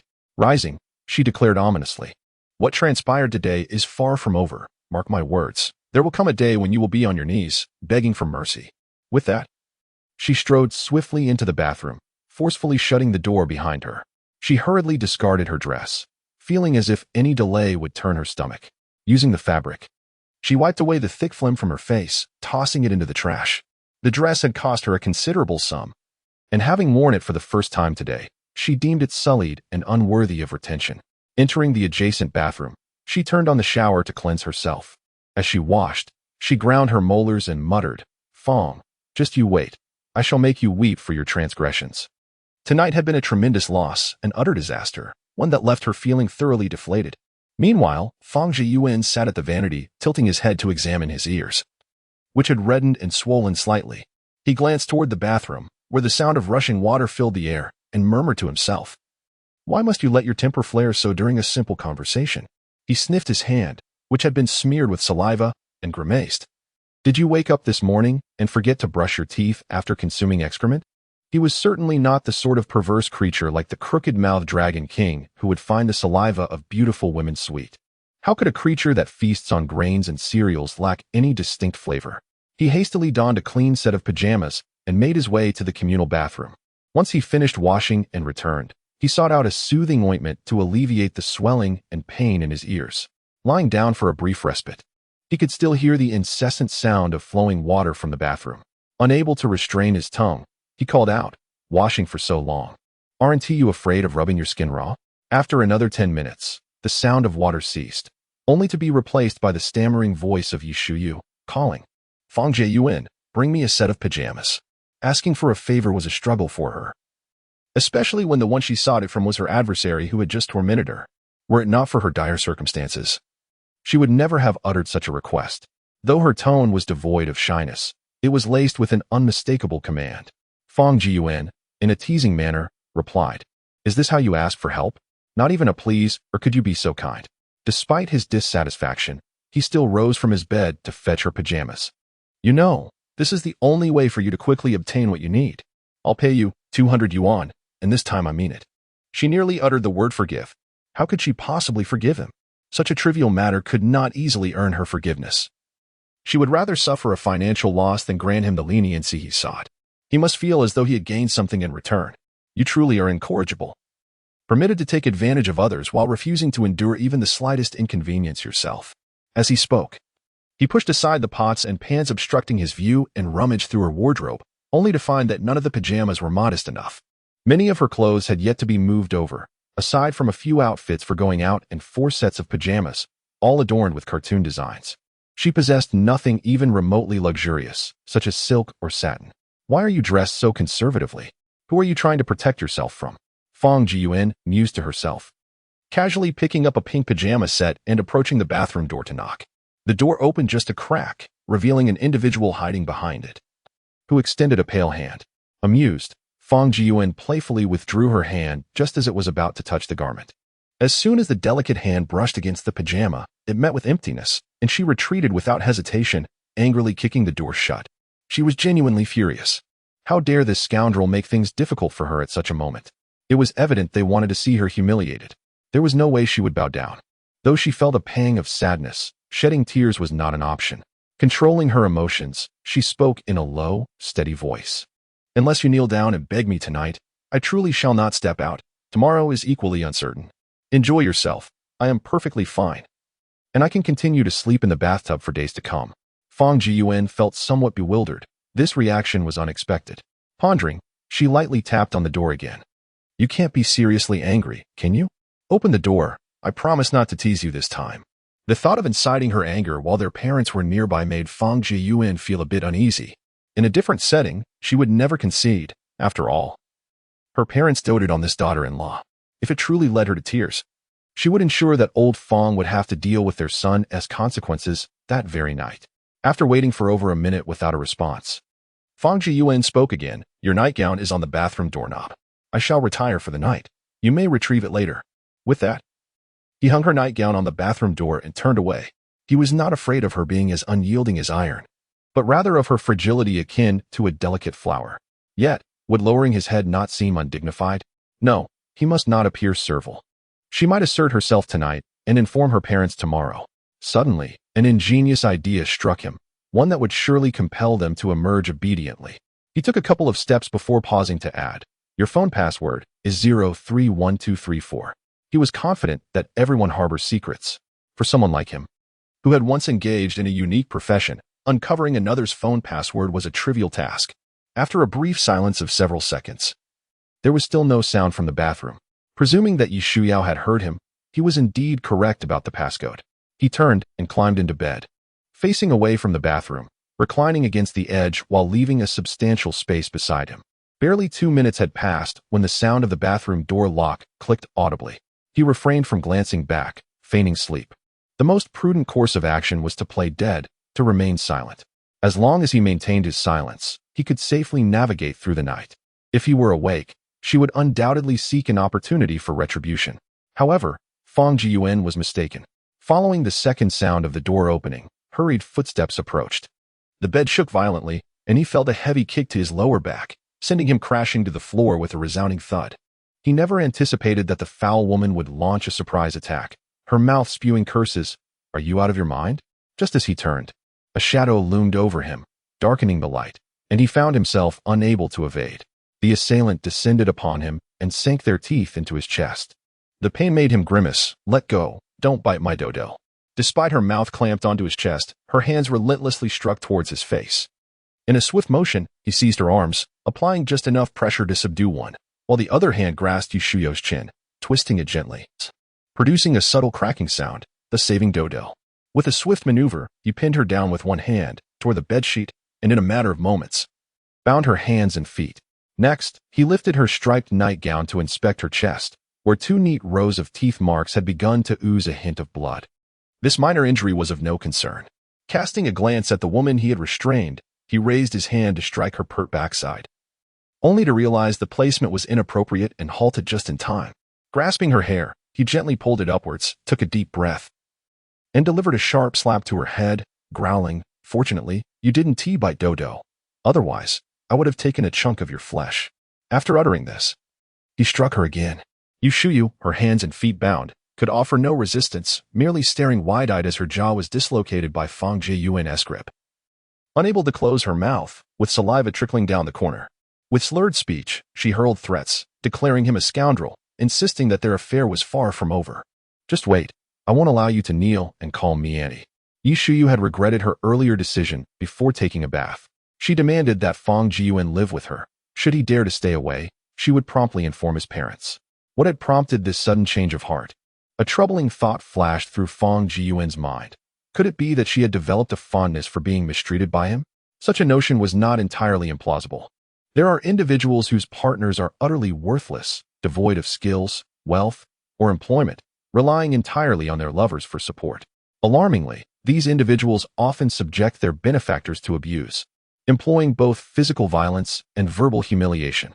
Yet, the victims remain, ensnared, increasingly devoted to their tormentors. Alas, his childhood friend was in deep trouble. With a gaze filled with pity, he inquired, "Do you genuinely enjoy such bondage games?" This was a matter that needed addressing. "As your old friend, I advise you to abandon this inclination at once." He could hardly fathom that his friend harbored such a peculiar interest. "Pa, you are the one who revels in bondage games. Your entire family must enjoy it too. If you live outside, it will hinder my vengeance. You won't kneel and weep for mercy. I shall write any in reverse." Yishuyu glared fiercely at Fang Jiyuan, laying her cards on the table, clearly signaling that their conflict was far from resolved. What sort of mind could conceive that she enjoyed bondage? Such a thought was utterly perverse. Oh, perverse indeed. A warning bell rang in her mind, and she began to question whether living with Fang Jiyuan was a blessing or a curse. What if he decided to bind her every day? Divorce was not an immediate option. However, if he were to remain outside for 10 days or half a month, it is unlikely they would meet even once. To strike him, one must have a valid excuse. What if time dilutes the animosity? When will today's grievances be avenged? It is a source of great distress. Her large, round eyes rolled up and down, her lips glistening with saliva. The drool she had failed to expel hung precariously at the corner of her mouth, rendering her appearance rather disheveled, much to Fang Jiyuan's undisguised disdain. Yet, even in a precarious position, Yuan held her head high, her mind racing with thoughts of what to do, entirely oblivious to Fang Jiyuan's gaze. To Fang Jiyuan, her reaction conveyed an entirely different message. Even when at a disadvantage, she remained obstinate, her mouth askew and unable to control her drool while still issuing threats. Truly, one's nature is hard to change. Determined to intimidate her, he declared, "Tonight, you shall sleep on the floor while I take the bed. Good night, Makabaka." As he approached to turn off the lights, Yishuan panicked. Hey, how can you sleep? You mustn't sleep, beast. You cannot sleep. I forbid you. Scoundrel. Let go of me." If she were to be bound like this for an entire night, with her mouth still askew, how much saliva would she lose? Would she even be able to sleep tonight? Fang Jiyuan halted at the switch, contemplating. "You are correct. It indeed would not do to sleep this way. You are far too noisy, so I have decided to silence you." Glancing around, his eyes landed on a pile of discarded clothing.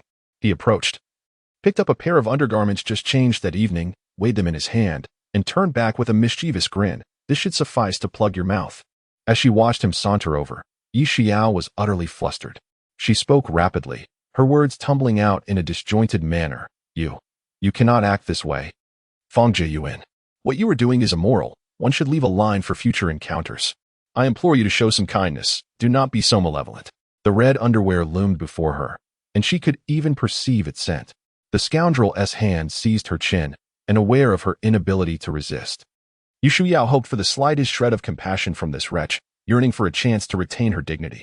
In despair, she tightly shut her eyes. Why not close her mouth as well? Yet, it remained stubbornly open, the whimpers escaping her lips. At the critical moment, Yi Xiao finally broke down. Her voice tinged with tears as she pleaded, Fang Jiyuan, you cannot do this. You must not be so heartless. I was wrong, I apologize. Please. Show some magnanimity and spare me just this once. She reassured herself that this was merely a temporary tactic, not a genuine display of tears. But a ruse to confound her adversary, vengeance still awaited. The petty squabbles between them were never truly significant.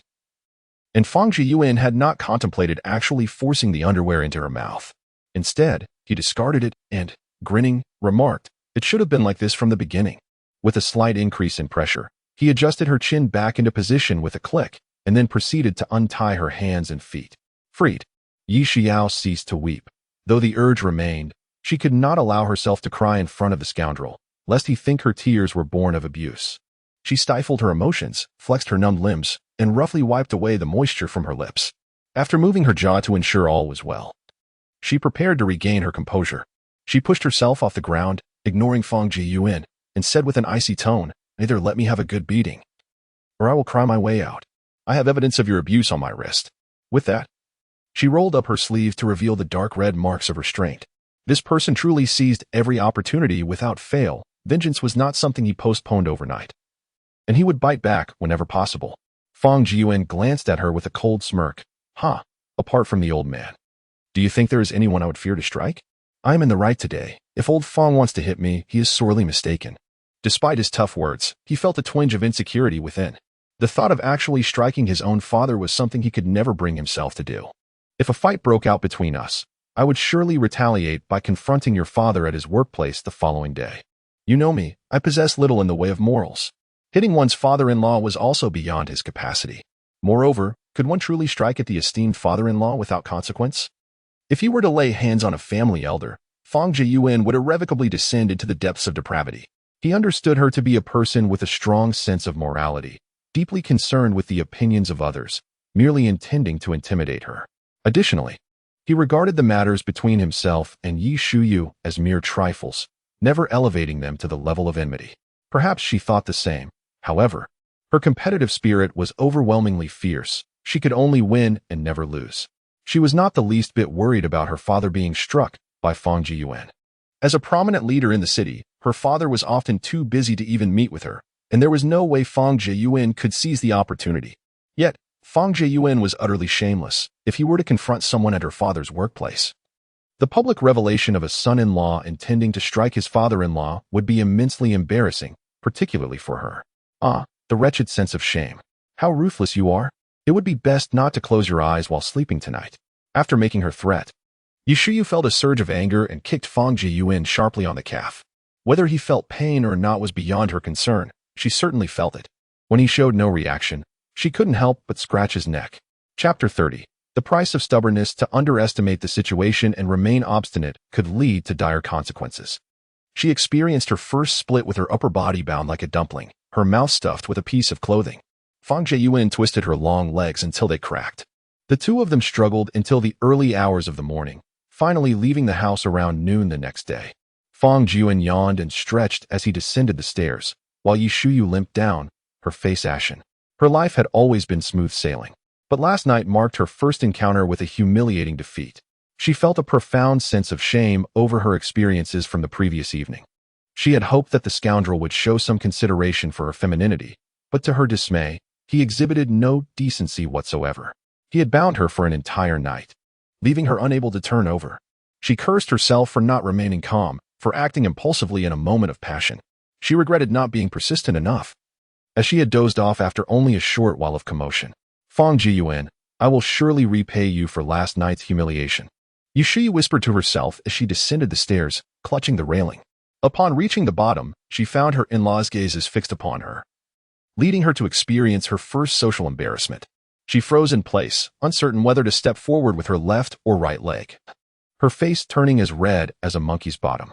The elderly couple exchanged a fleeting glance, a hint of awkwardness passing between them, while Mrs. I pretended to be oblivious to the situation. gently nudging her son, who languidly reclined on the sofa with his legs swinging aimlessly while he munched on an apple. She blinked to signal him to come and assist her. "Mom, if sand has gotten into your eyes, let Dad blow it out. I've had a long night and just wish to sit quietly for a moment." Yet, something felt amiss. Their home was quite clean. Where could the sand have come from? Displeased, Fong Jiyuan retracted his legs and resumed gnawing on the apple, oblivious to the woman standing at the stairwell, engulfed in embarrassment. Reflecting on the previous night, he couldn't help but admire Yi Shuyao's tenacity. Truly a daughter of a distinguished family, she remained steadfast even when at a disadvantage, refusing to bow down or beg for mercy. It took quite a bit of coaxing to persuade her, ultimately keeping her up until 2 in the morning. Conceding in words, but not in spirit. Meanwhile, Yi Shuyao stood at the stairwell with her mind racing, contemplating how to navigate her current predicament. An ingenious idea struck her. Rather than feigning modesty and inviting suspicion, it would be far more forthright to approach openly. Before anyone else could speak, she chided, "Fong Jiyuan, could you refrain from scattering shower gel everywhere next time you bathe? I just slipped, and you need to hurry and take me to the hospital."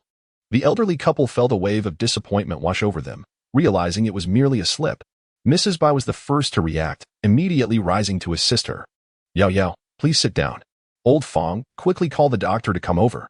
As she expressed concern for her daughter-in-law, she instructed her husband.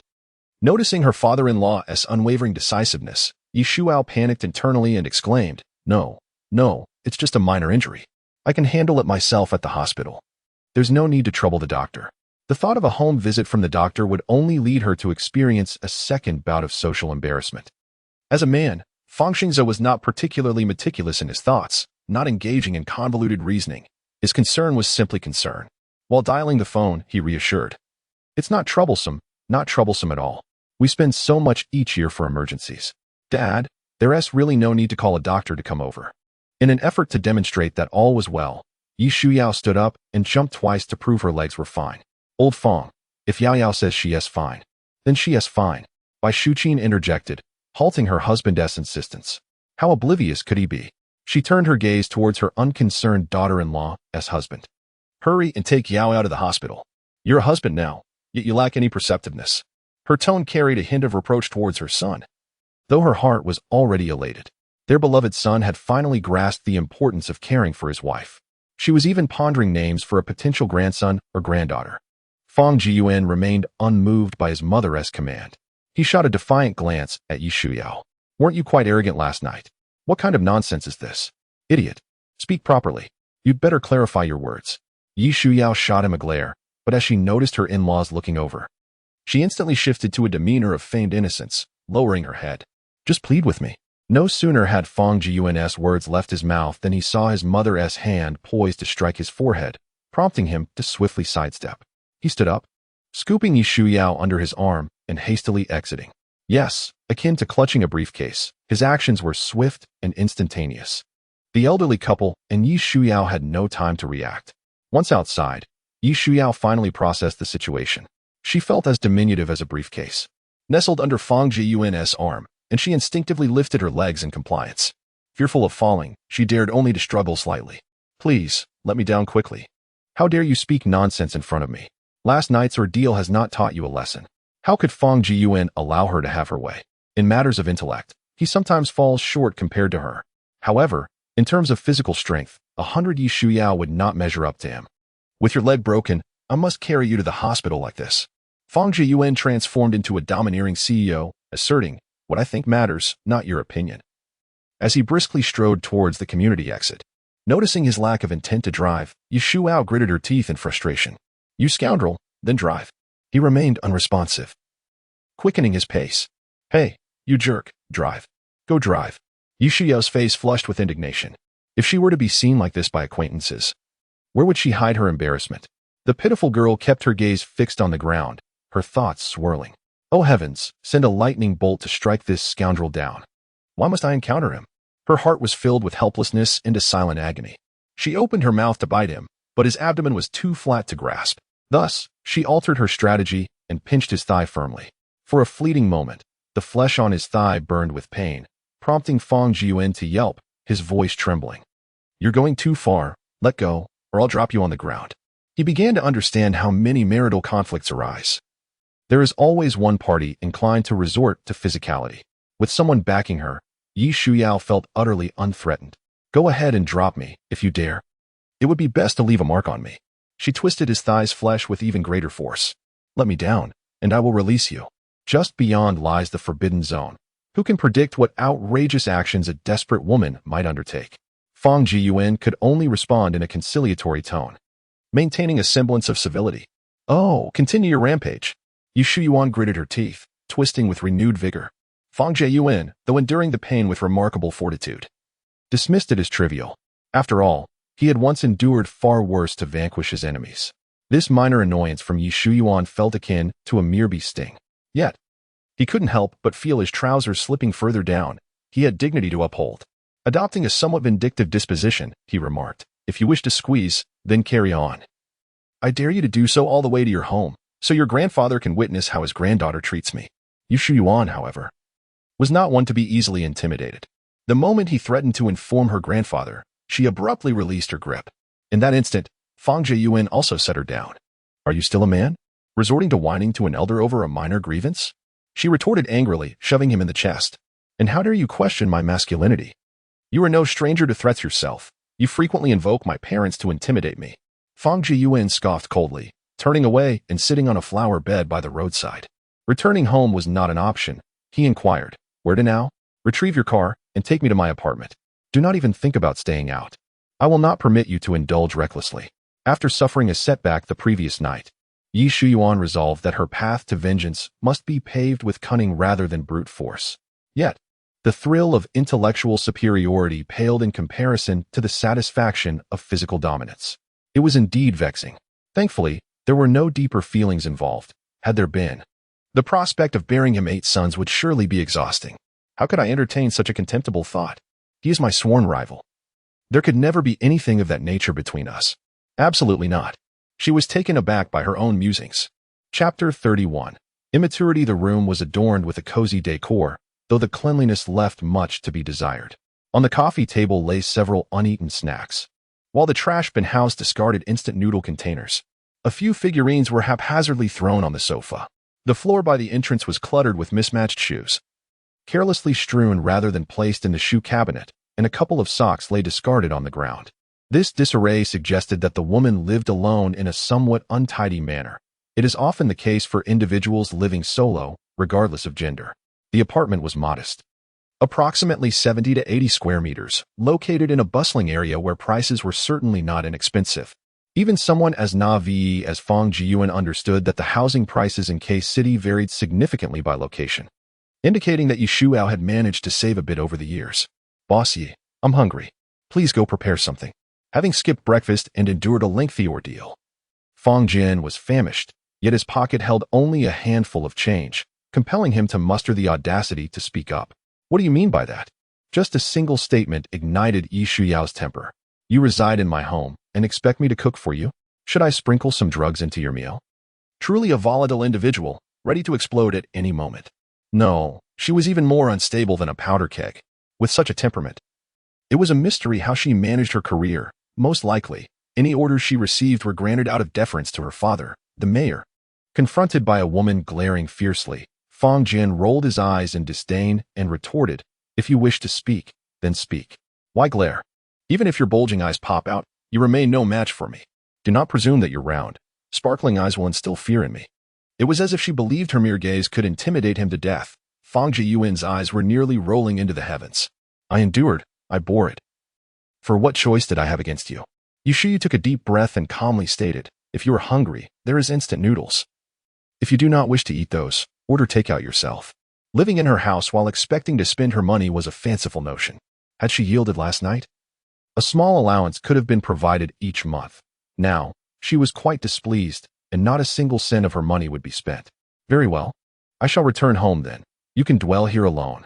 Bring whoever you wish back. I shall go and weep to my grandfather. Fang Jiyuan declared despondently before rising to leave. Stop. I shall give you money. She relented, yet Fang Jiyuan did not halt his steps. She set a price. 500. Still, he did not pause. She continued to raise the stakes. 1,000, 2,000, 2,100. That is the maximum. If you are dissatisfied, you may leave. I have plenty of reasons to explain, and at most, I shall receive a scolding. With a dismissive wave, she added, "Go on.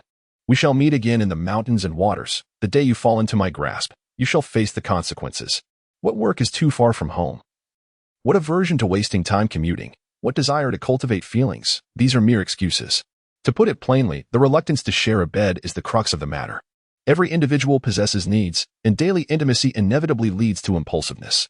If he returns, she must also return. This does not align with the future they envision." By the year 2100, Fang Jiyuan found himself content.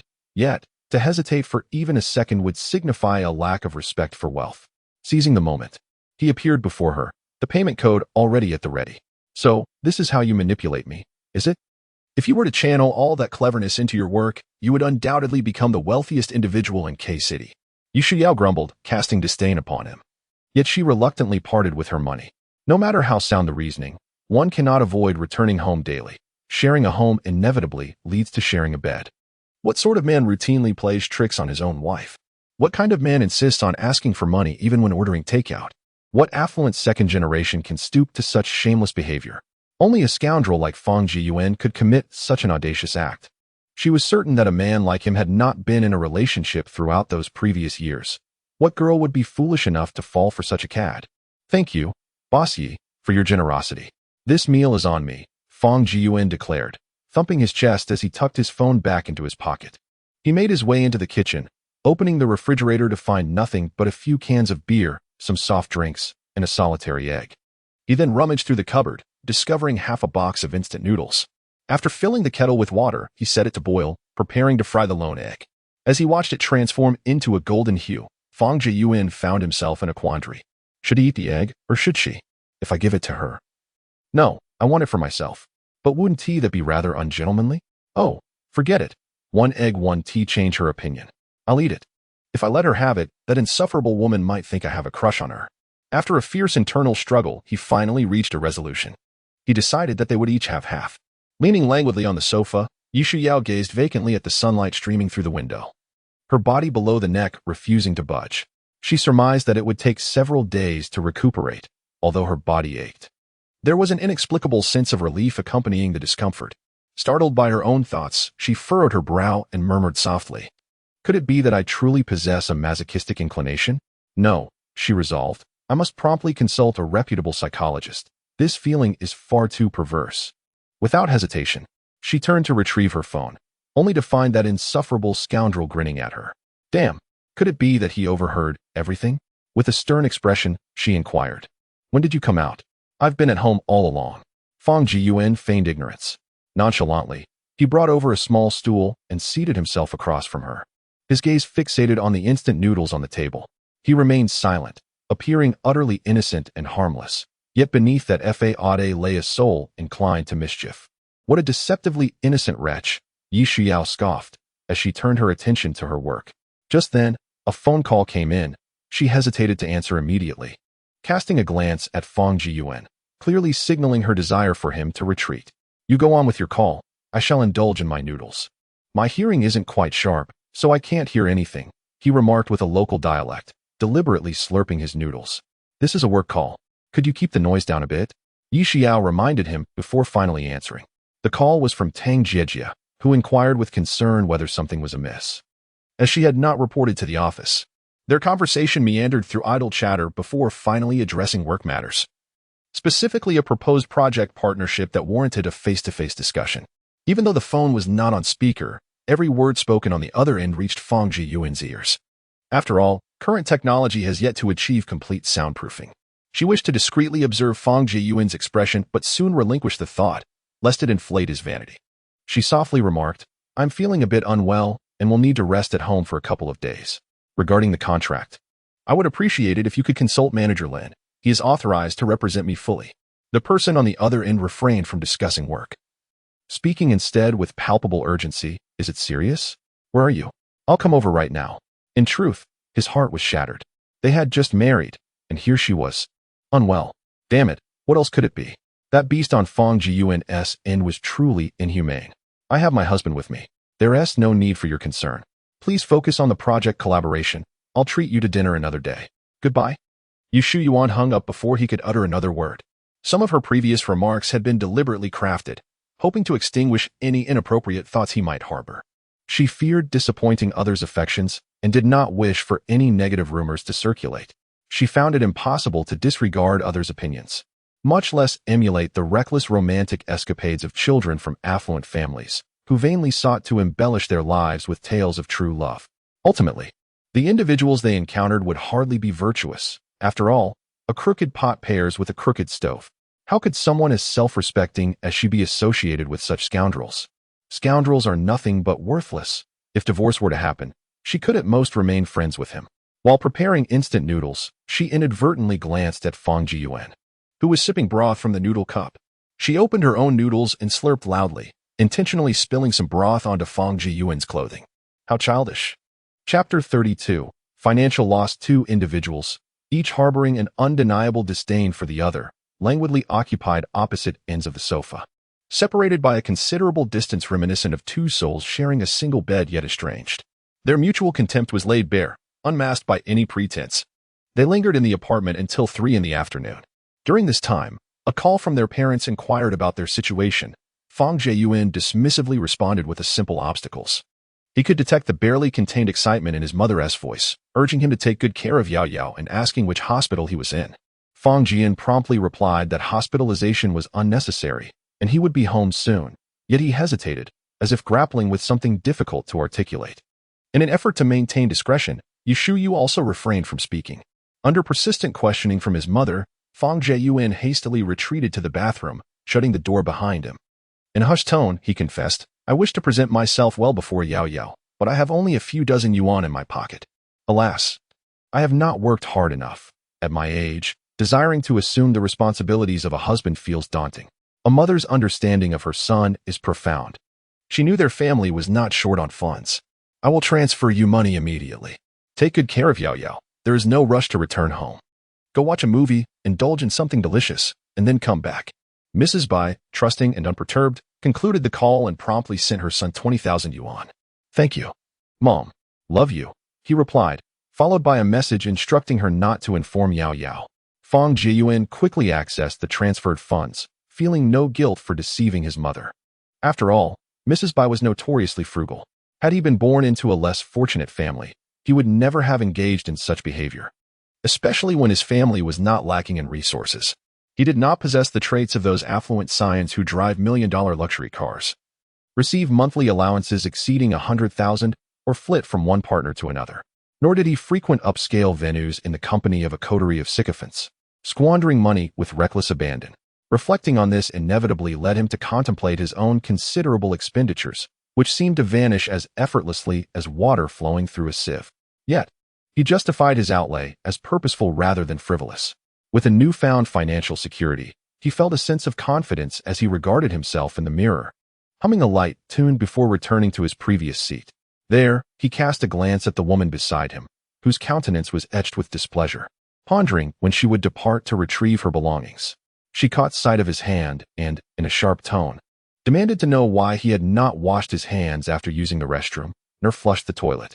Was he saving it for a late-night snack? As she spoke, she shifted away, eager to distance herself from this seemingly unhygienic individual, though she had already claimed the edge of the seat. "This is excessive.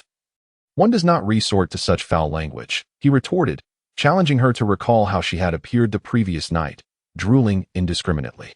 "I certainly did not express any disdain towards you."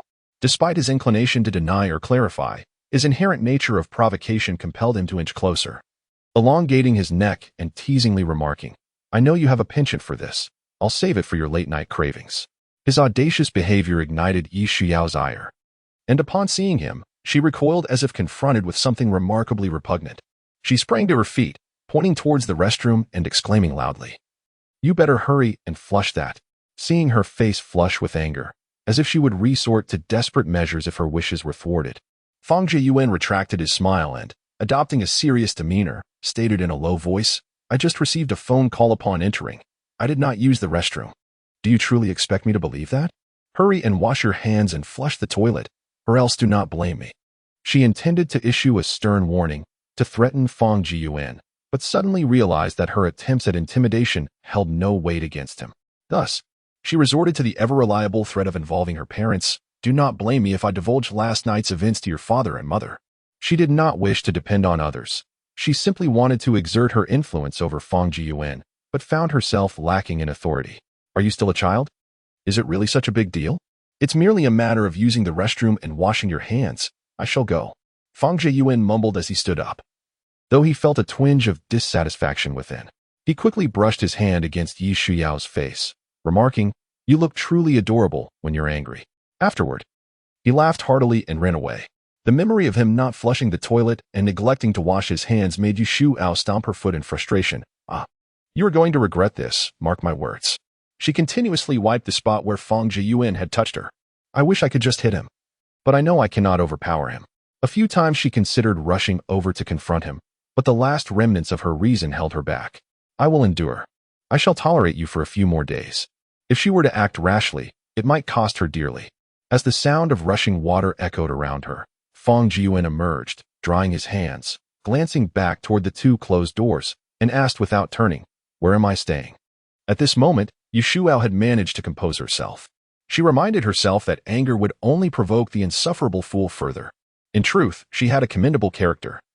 But encountering such a despicable person was infuriating.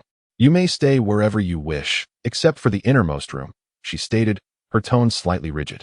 I must clarify that I do not cook. Do not expect me to serve as your maid. And, oh, wait, I haven't finished speaking. Don't leave.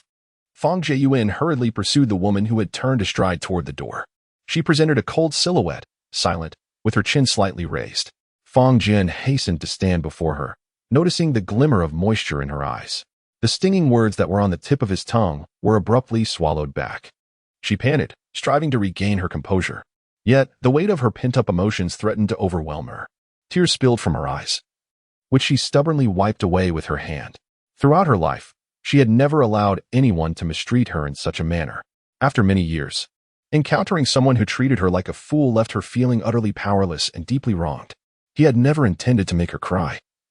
He merely interacted with her in the same manner as during their childhood, feeling awkward and at a loss. He nervously rubbed his hands together and, almost unconsciously, asked, "Do you need me to apologize? Get away from me. I don't want to see you or hear your voice." Yi Shuao shouted vehemently. After uttering those words, she sank to the floor, burying her face in her legs, her shoulders trembling. You claim to be sensitive, and yet you create so much fuss. Why the fierce competitiveness? Why complicate things? If you can't win, then don't let it drive you to tears. You're both inexperienced and overly dramatic, Fang Jiyuan muttered under his breath, internally scoffing. Observing the weeping woman, Fang Jiyuan reflected on their long-standing friendship, having known her since childhood, even before she donned trousers.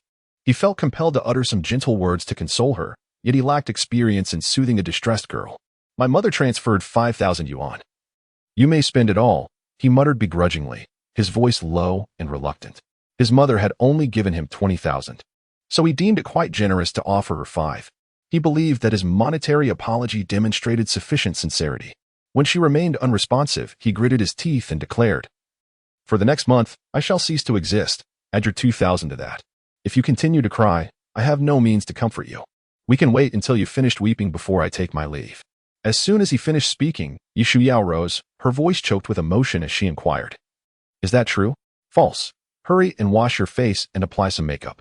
Mr. Fang will take you out for some entertainment," he replied, his heart pounding fiercely, feeling as though it were bleeding internally. Despite his hardened exterior, he ultimately chose to soften his heart. After all, it was difficult to come by money. And just as he had begun to grasp it, it slipped away. Life offered little opportunity for wealth, and all of this turmoil stemmed from his own reckless words. As he watched the woman retreat to the room to prepare herself, doubts crept into his mind about whether she was intentionally using her tears to manipulate him. He silently resolved to broaden his horizons next time and demand a greater sum. In the years devoid of communication, those he interacted with were often nefarious. Devoid of shame in their pursuit of survival, having long abandoned any sense of dignity. The ends justified the means, allowing for any tactic, deceit, theft, or manipulation, if it served their purpose. This led him to handle certain matters with reckless abandon, indifferent to the minutiae. Chapter 33, The Disappearance of the Fiancée. As the days passed, the young couple had settled into their apartment in the city for quite some time. Their lives unfolded without any tension or unpleasantness, each engrossed in their own affairs. One might say they were so occupied that they scarcely remembered the presence of the other. He returned home late, while she departed early in the morning, making their encounters exceedingly rare. Such was the nature of their relationship, one devoid of substantial connection, where neither cared for the other's pursuits. Otherwise, it was only a matter of time before emotions would wane, and perhaps an interloper would intrude. One day, an unremarkable and disheveled young man, appearing to be in his early 30s, entered the studio. It seemed he had not washed his hair or shaved for several days. Dark circles adorned his eyes, and his face bore an oily sheen. He looked utterly despondent. Upon taking a seat, he uttered, "My fiancée has disappeared. I cannot reach her by phone, and her parents claim she has gone abroad. Yet, when I dial the number they provided, no one answers." Tears glistened in his eyes as he spoke. This young man was clearly a lovesick soul, and while Fang Jiyuan felt no sympathy for him, despite his own lack of romantic experience, he could not help but think that if he encountered such a woman, he would choose to forget her resolutely, as though she had never existed. It was tempting to utter words of encouragement, suggesting that a better, more compliant partner awaited. However, adhering to the principle of serving the client, he refrained from such remarks. With the studio devoid of work, it would not be long before it faced closure. So he chose to listen patiently. The young man continued, "We agreed to marry once we purchased a house, and now that house is bought. But why has she vanished so suddenly? What do those 3 months we spent together amount to?" His gaze remained fixed intently on Fang Jiyuan. "I was not involved in your affairs from the past 3 months. How could I possibly ascertain their significance?" After the other party finished speaking, Fang Jiyuan carefully organized his thoughts and remarked, "It is conceivable that her association with you was merely a whim, with no intention of marriage in mind. People in this era are quite capricious. Promises made in fervor are often fleeting." He then produced a tissue for the other person. His words seemed to encroach upon some sacred and inviolable belief within the young man's heart, provoking an impassioned rebuttal. "Impossible. Absolutely impossible. Xiaoshan is a wonderful girl. She must love me. Do not be agitated. I am merely voicing my conjecture. Please, continue, elaborate on her virtues." Observing the other's heightened emotions, Fang Jiyuan raised his hands in a gesture of surrender, accompanied by a smile. She voluntarily contributed 100,000 as the down payment for the house, resolutely refusing to have her name added to the title. She assured me that we would repay the mortgage together and spend our lives side by side. Now, with her sudden disappearance, I am utterly heartbroken. The young man suddenly choked up, unable to articulate his feelings as tears cascaded down his cheeks. If it were a matter of deceit, the individual before him bore no recognizable luxury brand, yet she willingly contributed to the down payment for a home. This seemed illogical. However, he could not pinpoint the illogical aspects. After all, his life experience was limited. He was not well acquainted with the intricacies of urban life, and many matters remained opaque to him. The most astute member of the studio, Ouyang, was absent, leaving only the two rather dim-witted individuals, Xiang Biao and Xie. Inquiring with them would likely yield little insight, perhaps even lead his thoughts astray. He waited for the young man to speak, hoping he would continue. But after 2 minutes of silence, with no sign of emotional calmness or intent to elaborate, Fang Jiyuan inquired, "How did you come to know each other?" The young man, slightly regaining his composure, replied, "We met online and chatted for 2 months before meeting in person, which solidified our relationship. She is a wonderful girl. She worries about me overspending and suggested we just have fried noodles when we met. She doesn't care whether I have money. She believes I am a hard-working man destined for success, and she is willing to accompany me in my struggles." His girlfriend, Xiaoshan, whose full name is Jiang Shan, is an only child. Her parents own a food processing factory and possess several properties in the area. She insisted on having a house, as her parents stipulated that the man must own a property for them to be together. Upon their marriage, her parents promised to entrust the factory's management to the couple, while they would remain at home to care for the children. When speaking of his girlfriend, a radiant smile of hope adorned the young man's face. But his expression darkened with anger when mentioning her sudden departure. His words flowed abundantly with praise for her, culminating in a singular sentiment: "She is beautiful, gentle, indifferent to wealth, and loves me, a scruffy fellow who does not even wash his hair." After several minutes, he had yet to articulate a single mention of his own needs. Once the young man finished, Fang Jiyuan finally spoke. "You've extolled her virtues at length. Now, please share your purpose for being here. It is essential not to lead the client. They must articulate their intentions themselves to avoid future disputes. I wish to confront her directly and ask why she left without a word. the young man expressed, his tone tinged with indignation. Fang Jiyuan, from the words exchanged, deduced that the woman was likely using a pseudonym and had not actually traveled abroad. It was possible she simply wished to avoid him. The means by which to investigate further remained unclear. What could possibly drive a person, if not for wealth or desire? Spending 100,000 merely to be with a man? Perhaps this individual had never had the chance to engage with her, thus lacking any additional motivations. Was it merely to seek an answer? Fang Jiyuan posed this question to prompt his interlocutor to contemplate whether to persist in the search. It was not a matter of deceit over finances, but rather an emotional ruse. The property was in his name, hence there was no tangible loss. The pursuit of such endeavors proved arduous, with fees likely to be substantial. Should they fail to locate the individual in a timely manner, the studio would incur additional expenses. Observing the young man's attire, Fang noted that his financial situation appeared rather precarious. He wished to prevent the youth from squandering his resources on someone not worthy of pursuit. What would be the outcome of finding her, if only to receive a heart-wrenching answer? The young man fell silent for a moment, then gazed up with unwavering resolve and replied, "Yes, she is my first love." This case presented considerable challenges, and Fang Jiyuan was reluctant to accept it. However, the studio required work. If fortune favored them, it was conceivable they could locate her without excessive effort. The prospect of a fee for a straightforward resolution was too tempting to dismiss. If he refrained from taking the case, someone else would, perhaps at a higher price. After a moment's reflection, he said, "Your situation is somewhat intricate. The search for a person is a lengthy endeavor. I will require an initial fee of 888. If you agree to this price, please provide the essential details of the individual you seek, and we shall promptly sign a contract." He then added, "I cannot guarantee how long it will take to find her, but I assure you that I will endeavor to do so as swiftly as possible." He would not make empty promises merely for profit. He would collaborate if the clients were amenable and part ways if they were not. This mindset may not qualify him as a competent businessman, yet it certainly spares the studio from unnecessary complications and allows him to maintain a clear conscience. The young man had no objections to the price. The all-knowing detective agency was not the first he had approached, and their fees were considerably lower than those of several others. Without hesitation, he signed the contract, made the payment, provided basic information about his girlfriend, and left 2 photographs behind. As he waited for the elevator, Fang Jiyuan scrutinized the photographs. The woman depicted was strikingly beautiful, with innocent and pure eyes. Was she truly a kind-hearted little rabbit?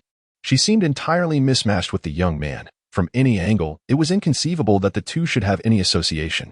Chapter 34. I once harbored dreams of singing and dancing in the afternoon. Ouyang returned, and Fang Jiyuan convened a meeting with the other 3 members of the studio to discuss the case and express his concerns. After several hours of contemplation, he sensed that something was amiss, yet he could not pinpoint the issue. Ouyang Min's pale complexion, which bordered on unhealthy, furrowed in thought. During his years as a police officer, he had encountered all manner of cases. In no time, he provided a direction for their investigation. They should start with the real estate agency involved in the property transaction. As I suspect there is more than one missing fiancée, the case was entrusted to Xiong Biao and Xie Zian to investigate.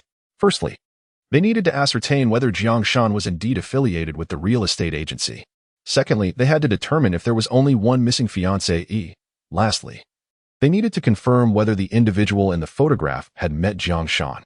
Ouyang Min had other cases to attend to, and thus had to postpone this matter to avoid being compelled by Fang Jiyuan to take action. Moreover, Fang Jiyuan was undoubtedly preoccupied, spending his days in the studio on the 2nd floor, rarely venturing out, occasionally glancing towards the alley across the street. At times, he would enter and remain inside for several hours, certainly not for the purpose of conducting transactions. Why would a police officer dismissed from the force show such keen interest in drug trafficking networks? Was it truly for revenge? Not entirely. With only 4 individuals in the studio, and neither Ouyang Min nor Fang Jiyuan available, the task fell upon the other 2. Alas, Fang Jiyuan cast a sidelong glance at the 2 on his left. One was engrossed in admiring their manicured nails, while the other dozed off. Entrusting this matter to them would be utterly unreliable. They might never uncover the truth. A swift solution emerged. One could contact former acquaintances to investigate whether the individuals in the photographs matched any names. This action, however, was against regulations. A look of difficulty crossed Ouyang Min's face. He knew that once he spoke, assistance would surely follow, but he was reluctant to burden his friends. Fang Jiyuan, having navigated through the system, understood the needs of others and would not allow his friends to labor in vain. He assured Ouyang Min, "I won't let them help for nothing. We owe them this favor. When the opportunity arises, we can offer them some merit in return. We can assist with matters they cannot handle openly." With his family's background and being the son-in-law of the Yi family, there were certainly many willing to lend a hand. Yet, he wished to keep his personal affairs separate from familial ties, especially avoiding any involvement with his father-in-law. "All right, I shall attempt to make contact shortly," Ouyang Min replied, conceding to the plan. His current endeavors yield no financial benefit for the studio, resembling a situation where he draws a salary while pursuing his own interests, leaving him somewhat emotionally indebted to Fang Jiyuan. On the other hand, he is reluctant to place his former comrade in a difficult position, while also harboring concerns about failing to repay the favor owed to his brother. It would be inappropriate to leverage past friendships to compel his brother into risking violations that could draw scrutiny. His eventual acquiescence was a result of Fang Jiyuan's assurances. Given the Fang family's stature in K province, they wield considerable influence in various matters, and the debts of gratitude can certainly be repaid. At least this arrangement seems to be a fair exchange, a mutual convenience among friends. With a clear direction established, Fang Jiyuan abruptly struck the table, startling Xiong Biao awake. Xiong rubbed his face and sat up straight. "I will be leading the investigation on this case. During this period, Xiong Biao, you will accompany Ouyang and report any findings to me immediately. Do not act recklessly. These individuals are not mere ruffians. If a figure like Tang Zhongshuan is truly involved, he would have already dispatched individuals to keep an eye on them. Dealing with them openly poses no trouble." Yet Fang Jiyuan is concerned that Ouyang might stumble upon some useful leads. This ambiguous statement left Xie Zian utterly bewildered. She could not fathom what case could possibly warrant Ouyang's constant outings. Although he was perpetually busy, no tangible progress seemed to emerge, and the studio remained devoid of work. "I have a task for you, and upon its successful completion, a bonus will be awarded," Fang Jiyuan stated, directing his gaze towards Xie Zian. This marked the first assignment Fang Jiyuan had entrusted to her since her employment began, filling her with excitement as she eagerly inquired, "What is the task?" "Your passion for celebrity admiration is evident. Devise a way to infiltrate the fan community and glean insights into their schedules. Any itinerary that leads to City K must be reported to me. The reason those paparazzi can accurately acquire details of a star's whereabouts and capture scandalous moments lies in the fact that artist management teams have individuals who divulge such information. Or the fan leaders may be on their payroll. Even hotel staff have their informants. This has evolved into a complete industrial chain." Fang Jiyuan seeks to carve a lucrative path for the studio, envisioning a venture that could cover 6 months of expenses. He refrains from stating this outright to avoid arousing Ouyang's suspicions, as his strong sense of justice could complicate matters. Furthermore, he is reluctant to involve the clumsy Xiong Biao. Xie Zian is apt at gathering information, while Fang Jiyuan is suited for navigating morally ambiguous tasks. What profit can be gleaned from chasing after cats, dogs, or exposing mistresses? Hasn't he consistently opposed my adoration for celebrities? What is his true intention? Doubt blossomed in Xie Zian's mind as her large eyes scrutinized Fang Jiyuan's face, searching for any useful insight for an extended moment. "What do you intend to do?" "You cannot harm my brother," she warned, her gaze unwavering. "You have many brothers. Losing one or two is inconsequential. It could save you quite a bit of money, especially since you've nearly starved yourself supporting your brother. What is the harm in a little sacrifice? If you handle this matter well, I assure you, I will arrange a meeting with your brother." Fang Jiyuan lured her with the promise she desired. As a mere fan, her contributions are limited to purchasing albums to boost sales and acquiring products from her idol's brand. Beyond their daily admiration, their greatest wish is simply to meet their idol and secure an autographed photograph. She longed to engage in a face-to-face conversation with her idol, yearning for an autographed photograph. However, upon hearing that the meeting came with a considerable price, Xie Zian readily agreed without a second thought. "Your word must be kept. Deceit is unacceptable, or I shall sever ties with you." With no connections to concert hosting or film promotion within her family, and lacking the financial means herself, Fang Jiyuan felt uncertain. "My character is thoroughly trustworthy. Brother Ouyang can vouch for me. If I fail to deliver, you are free to leave the studio." "Goodness, Fang Jiyuan." Xie Zian abruptly stood, pointing an accusatory finger at him. "How dare you break your promise and put my job at risk? No, you must find someone else." 2 months prior, she had indeed been reluctant to work there, only acquiescing due to Fang Jiyuan's coercive persuasion. Once, she found comfort in merely passing time. Resolutely unwilling to step foot in this workplace, Fang Jieyuan had threatened to contact her father to cut off her allowance if she refused to comply, leaving her with no choice but to relent. Yet, she had since grown accustomed to this work life. Each day, she would leisurely tend to the plants, earning a monthly salary of 3,000 yuan along with 2 meals, a rather comfortable existence. She often reminisced about the days of struggling to make ends meet in the streets. Here, there was no work-related pressure. Only a fool would choose otherwise. Isn't Brother Ouyang there to guarantee you? If I am not trustworthy, surely you can place your faith in such an upright person like him? Fang Jieyuan signaled to Ouyang Min on his right, urging him to nod in affirmation. However, Ouyang Min was not inclined to involve himself in such matters, feigning ignorance and averting his gaze. Look, even Ouyang is unwilling to compromise his principles, Xie Zian remarked.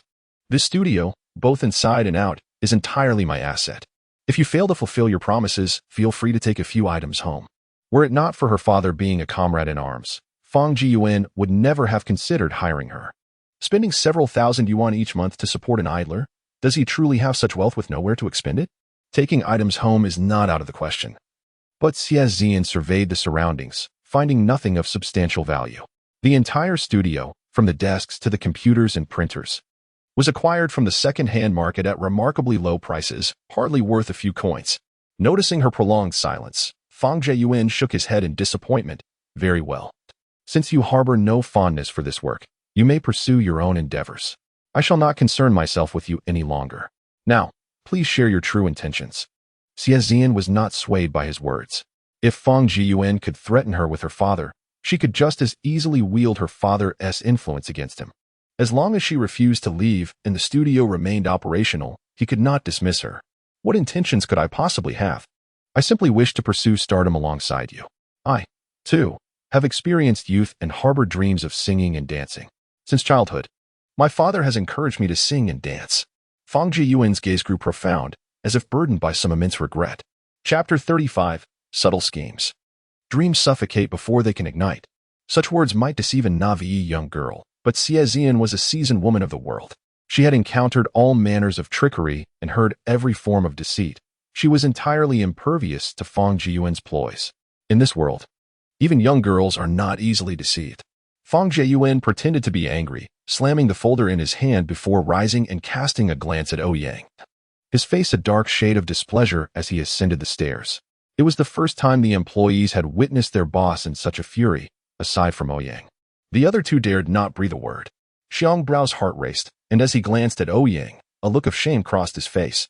Ouyang, please explain to the boss that I was dozing off just because last night. Ouyang interrupted him sharply. This is not your concern. Then that's good. That's good.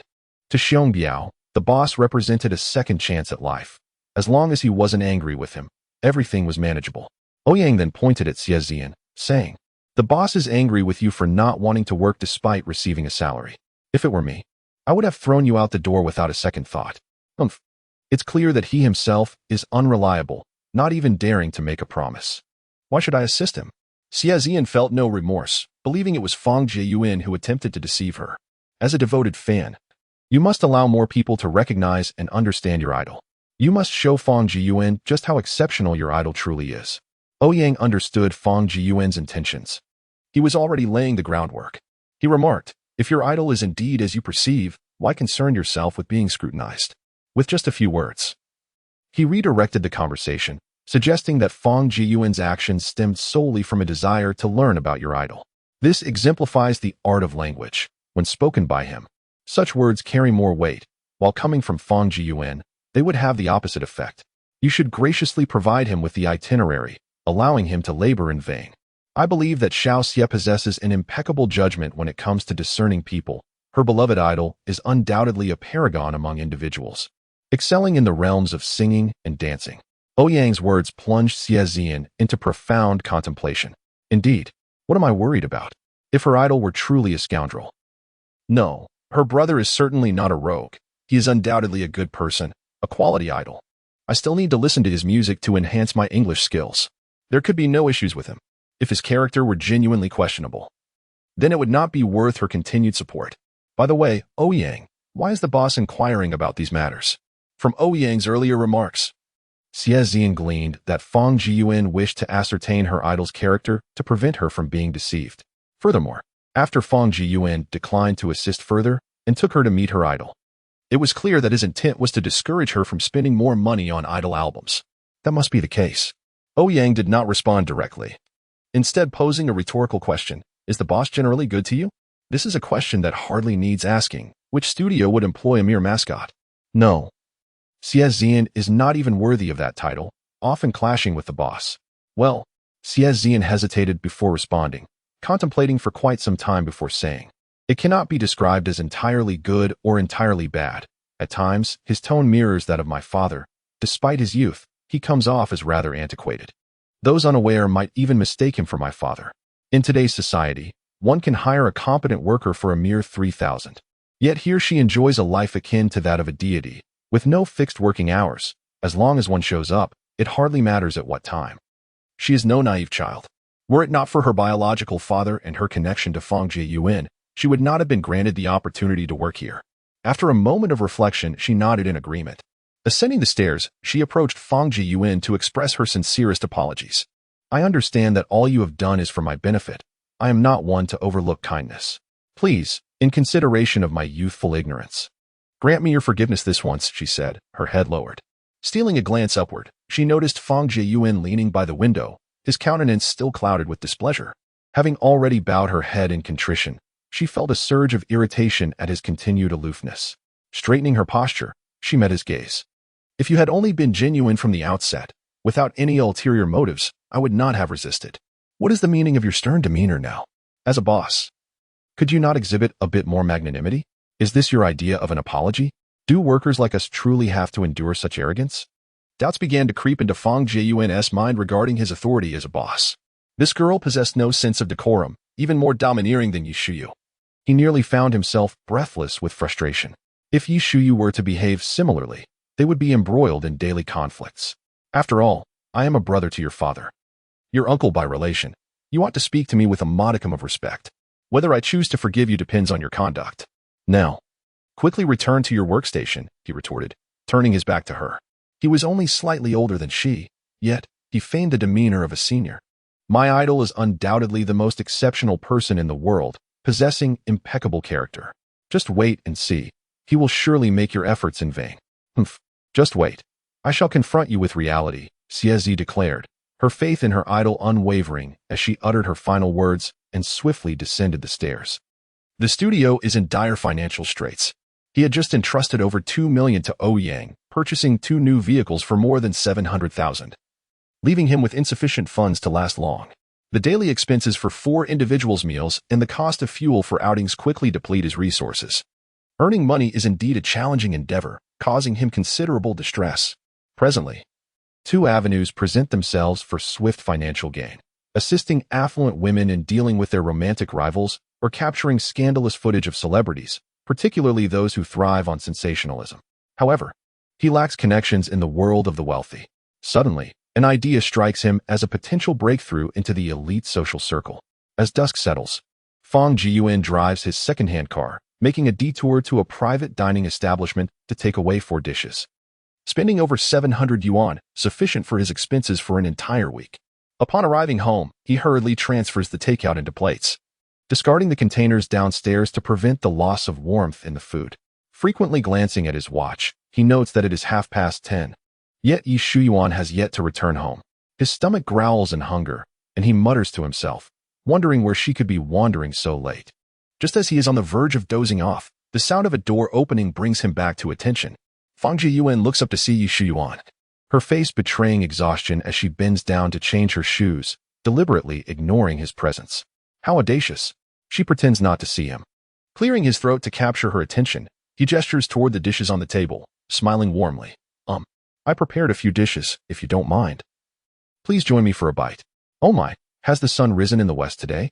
She retorts, feigning surprise at the rare occurrence of Fang Jiyuan cooking for her. How extraordinary, truly extraordinary. Ye Shuyu could not help but exchange barbs with him upon seeing him. A few trivial home-cooked dishes were unworthy of mention. Fang Jiyuan, taking on the role of a sycophant, personally pulled out a chair for Ye Shuyu and uncovered the dishes, which had grown cold. Fortunately, the warm weather allowed for a tolerable meal. His excessive attentiveness was suspicious. Either he harbored ulterior motives or sought something from her. Given that she had yet to dine, she figured it would be advantageous to indulge in a free meal, as opportunities for him to spend money were scarce. Yi Shuyu seated herself and, with a frosty demeanor, inquired, "How much do you wish to discuss this time?" It felt rather mundane for a couple to converse about finances while sharing a meal. Fang Jiyuan's smile faded as he adopted a serious tone, stating, "Yi Shuyu, this is a home, not a restaurant. If you do not wish to eat, so be it.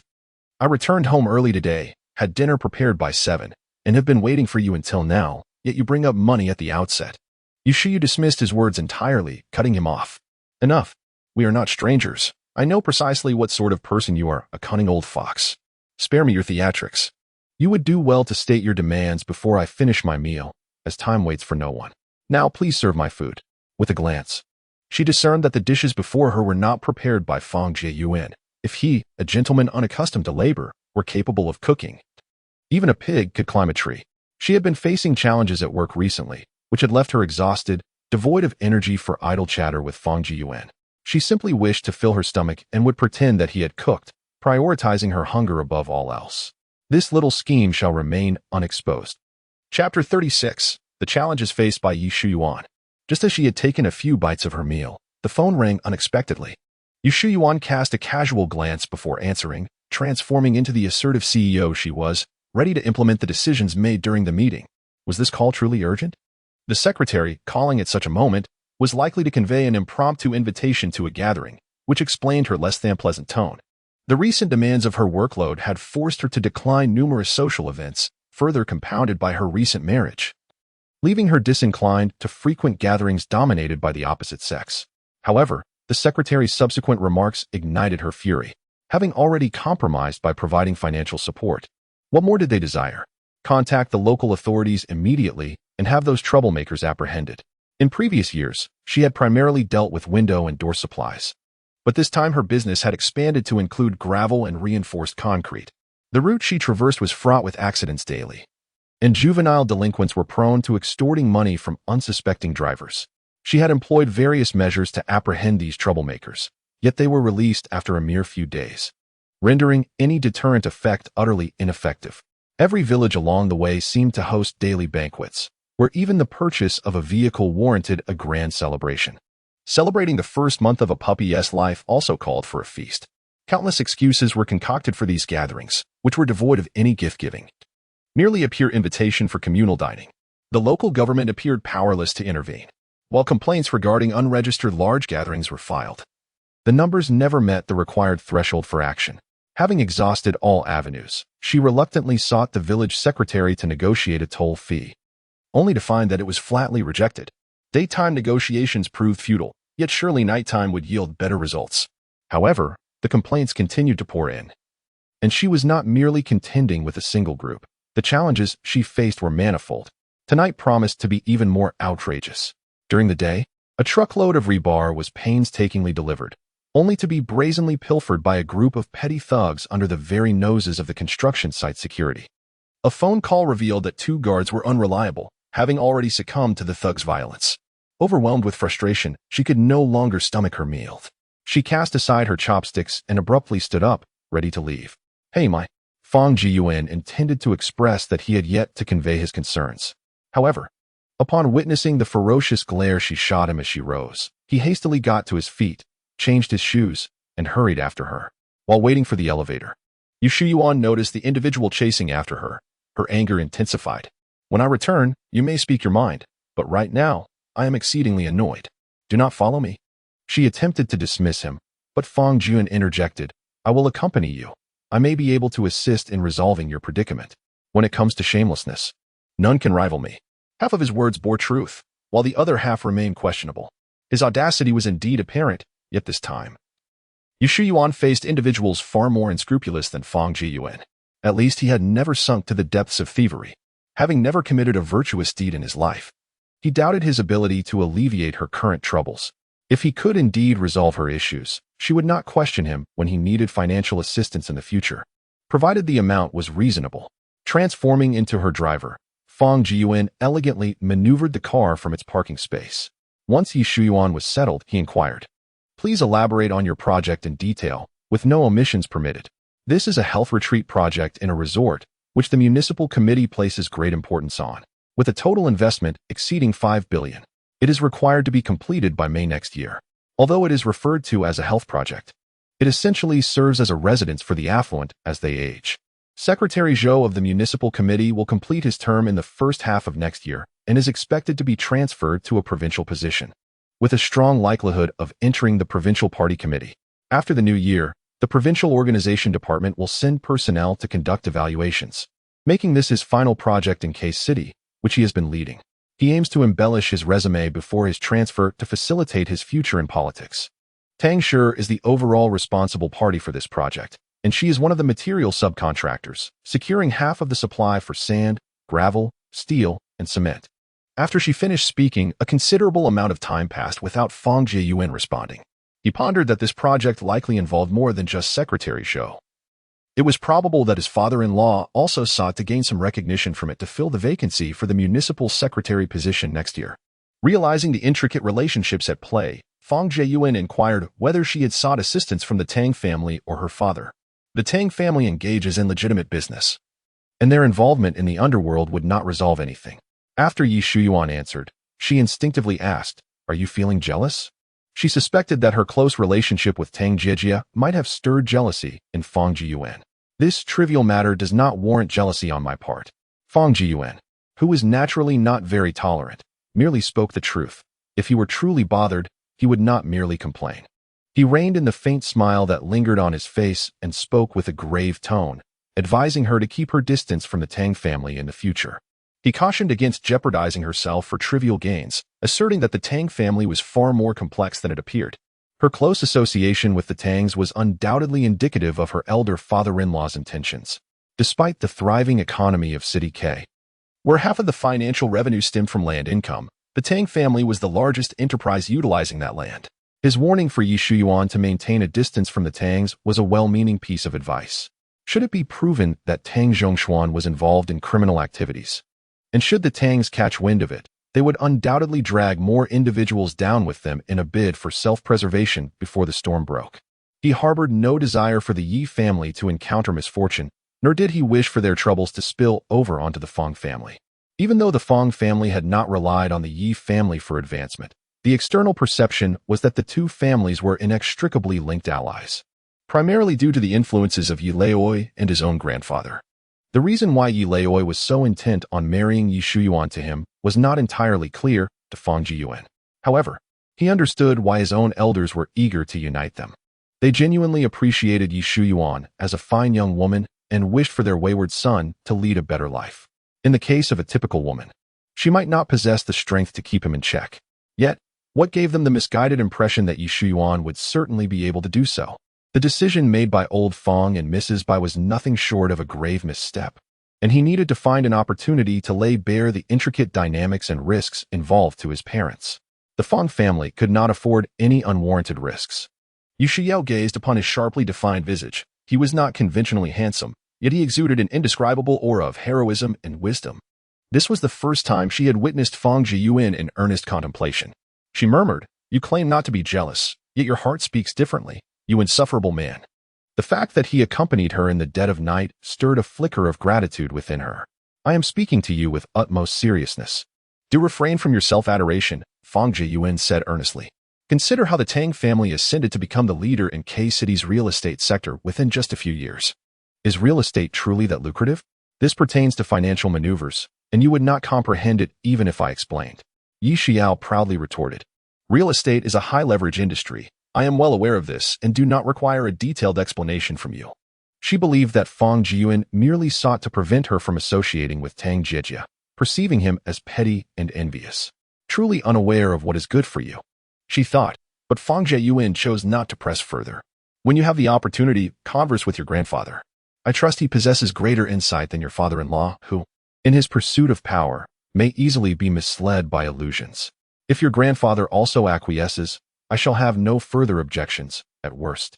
We shall simply reduce our interactions with your family. It is essential to recognize that land is exceedingly expensive, constituting nearly half of the costs. The profits amassed by developers do not necessarily translate into personal gain. One must navigate the intricacies of influence, lest future projects become unattainable or fail to commence. The Tang family differs from the Fong family. The latter dominates the mining industry, a realm that Fong Jieyuan's grandfather entered when it was virtually untouched. In the early days, a portion of the connection stemmed from camaraderie among comrades, as well as from familial ties. My maternal grandfather was a powerful figure. This facilitated the undertaking of various matters with relative ease. The bonds between my grandfather, maternal grandfather, and old comrades were particularly strong, forged through life and death experiences. Before their retirement, those individuals held positions in influential departments. My two uncles, one serving in the Z Discipline Inspection Commission and the other in the Organization Department, ensured that no one dared to demand anything from the Fong family. Currently, the Fong family is solely able to bring substantial benefits to the majority of regions in the province. Several years ago, they unconditionally resolved issues related to water and road accessibility in remote areas, including significant contributions to urban road maintenance. This served as a matter of prestige. The benefits retained by the Fong family are minimal, which explains why they have not found themselves frequently appearing on lists of the wealthy, unlike others. Moreover, they have no dealings with anyone for personal gain. Even if they were to offer, who would dare to accept? None would extend their hand. By proactively addressing concerns within the province, they have established tangible political achievements. Who would not wish to befriend those with a powerful background who are also understanding? The Tang family, however, is different. Tang Zhongshuan, selling pancakes, raises questions about how he could rise to prominence so swiftly, compelling one to ponder deeply. Chapter 37. The unyielding rogue. Due to differing ideologies, conversations became strained. As we traversed the latter part of the journey, each retained their own opinions. Upon entering the rural road, the path twisted and turned, frequently accommodating large trucks, leaving the surface riddled with potholes and intermittent craters. Fortunately, the vehicle was of excellent quality, and the driver possessed commendable skills, adeptly navigating the obstacles. Upon reaching the unpaved segment leading to the resort, we endured a bumpy ride for several hundred meters, where a construction site came into view. As the dilapidated pickup truck, laden with construction materials, emerged from the construction site, it was abruptly halted by a black SUV. The two parties maintaining a tacit distance of 10 meters. The yellow-haired individual in the front passenger seat of the pickup, exuding an air of hostility, shouted vehemently, brandishing a steel pipe that thudded against the battered door of the truck. In the face of this provocation, Fong Jieyuan remained unperturbed, unbuckling his seatbelt and instructing calmly, "Wait a moment, turn the vehicle around and stay inside. If the situation turns dire, just drive away. There is no need to worry about me. Even if I can't win, I can still make my escape." If he had a suitable weapon at hand, he could easily deal with not just a few yellow-haired ruffians, but even double that number. However, lacking an appropriate weapon and uncertain of the adversary's capabilities or their numbers, Fong Jieyuan chose to exercise caution. It is always prudent to remain vigilant in the face of the unknown, unlike those foolish enough to show off like a peacock. As they progressed along the dusty road, the front passenger of the pickup, a yellow-haired man, brandished his steel pipe, hurling insults. "Who the hell do you think you are? Get lost, or my stick 1T spare you. Why the anger, my friend? Here, have a smoke," Fong Jieyuan replied with a casual demeanor, pulling out a cigarette and approaching with a nonchalant gait that belied any sense of danger. He lowered his attitude, personally offering the yellow-haired man a light. The latter, showing no courtesy, arrogantly declined to shield himself from the smoke. After exhaling a cloud of white smoke, he snatched the cigarette from Fong Jieyuan's hand, declaring, "This is a token of our camaraderie. Now step aside." He then tossed a few more cigarettes into the vehicle for his companions. Fong Jieyuan did not yield. Leaning against the car door, he flattered, "This is a project of municipal interest. How dare you cause a disturbance? I must commend your audacity. May I inquire which esteemed figure you are allied with? It would be a privilege to introduce you to my brothers. What does municipal concern matter? Our leader has powerful connections." Suddenly, a sharp slap resounded as the yellow-haired thug was interrupted. "Why waste your breath like a fool? Are you too weak to wield a steel pipe?" In an instant, the yellow-haired ruffian, who had been posturing just moments before, transformed his demeanor. "Get lost, or I shall not show you mercy. In this desolate wilderness, you could vanish without a trace. If you value your life, step aside." He raised the steel pipe, preparing to strike. Yet, before he could act, a rush of wind brushed past his ear, and he fell unconscious before comprehending the situation. In response to this sudden turn of events, The thug in the back seat ordered the driver to ram the vehicle forward. As the car remained stationary, the man in the rear seat, filled with fury, exclaimed, "Driver, what are you waiting for? Hit them, you imbecile." Tonight was unlike any other. Usually, they merely stirred trouble. But tonight, it was a matter of theft. They could not afford any delays, nor could they risk injury. Their only desire was to depart swiftly. "Hurry, brother who? It's not that I don't want to drive." The steel pipe, one end sharpened and the other polished, was pressed against the driver's neck. An aura of death enveloping him. A mere jab could prove fatal, draining his life force completely. Damn that yellow-haired fool, why flaunt bravado without cause? In the blink of an eye, he rendered the blond man unconscious, only to materialize beside him moments later. The driver, paralyzed with fear, dared not move a muscle, his body rigid. "If you wish to live, turn off the engine and exit the vehicle. You may also attempt to resist. Which is swifter, your car or my hand?" Fong Jiyuan's voice resonated with the chill of a century-old ice cavern, devoid of any semblance of his usual jovial demeanor. Out of the corner of his eye, he noticed Yi Shuyu sitting in the passenger seat, staring vacantly in their direction. She neither exited the car nor turned away, her wide, owl-like eyes betraying her astonishment. He muttered a silent curse at her foolishness, realizing that they had encountered a formidable adversary and that she should disembark to confront him. With a swift command, the three individuals in the back seat sprang into action. Yet, Fong Jiyuan's reflexes outstripped theirs. He drove a sharp steel pipe into a tire, then reversed his grip to deliver a punishing blow to the nearest thug, knocking him down. Each strike was precise and efficient, executed without superfluous motion. In a matter of moments, he had dispatched the three vibrantly haired youths, rendering them silent and sprawled on the ground, too intimidated to utter a single whimper. Why strike them? Simply because he could not tolerate pretentiousness. And the other two, who had not been showy, received blows as well, for familiarity breeds ease. All of this transpired in an instant. The driver, seated in the front, was rendered utterly dumbfounded by fear. He hastily rolled up the window, disregarding the fact that one of the tires had been punctured, and prepared to flee. However, before he could execute his escape, the sharp steel pipe shattered the window, coming to rest against his skin, sending him into a state of panic, his mouth agape and gasping like a bellows. "Exit the vehicle. Do not entertain false hopes." At such a critical moment, the ruffians dared not entertain any other thoughts. Trembling, they opened the door, only to witness Fong Jiyuan seizing one of them by the hair and forcefully slamming his head against the steering wheel. Subsequently, he dragged him out like a lifeless dog and tossed him onto the ground, spitting disdainfully at him. Just moments prior, I was concerned that they might be formidable adversaries. But it turns out they are utterly worthless. Yu Shuqiao, who had been observing the entire scene, sat in the car, utterly astonished by Fong Jiyuan's prowess. Once assured of her safety, she exited the vehicle and swiftly approached, delivering a fierce kick to one of the ruffians' mouths while demanding, "Who is your benefactor? Speak." Hey. Grant him a moment to collect himself before you interrogate him. How can a woman be more ruthless than I?" Fong Jiyuan retorted, pulling the ruffian aside. He then pointed a finger at Yu Shuqiao, chastising her. "When I got out of the car, what did I instruct you? How did you respond? You stood there like a fool, waiting for them to strike you, devoid of any sense of safety." Yu Shuqiao attempted to explain, but Fong Jiyuan, with a sharp tongue, continued his tirade. "If I hadn't come along, would you have intended to handle this on your own? What could you possibly achieve? Allowing these thugs to harass you? You usually appear quite intelligent. What is your brain even for? Merely for sustenance? It's not that I ignored your instructions. Why the hostility? Being able to fight is impressive, but I was merely worried about your safety. If I had left earlier, what would that have meant?" This time, surprisingly, Yu Shuqiao did not feel anger, but instead sought to clarify.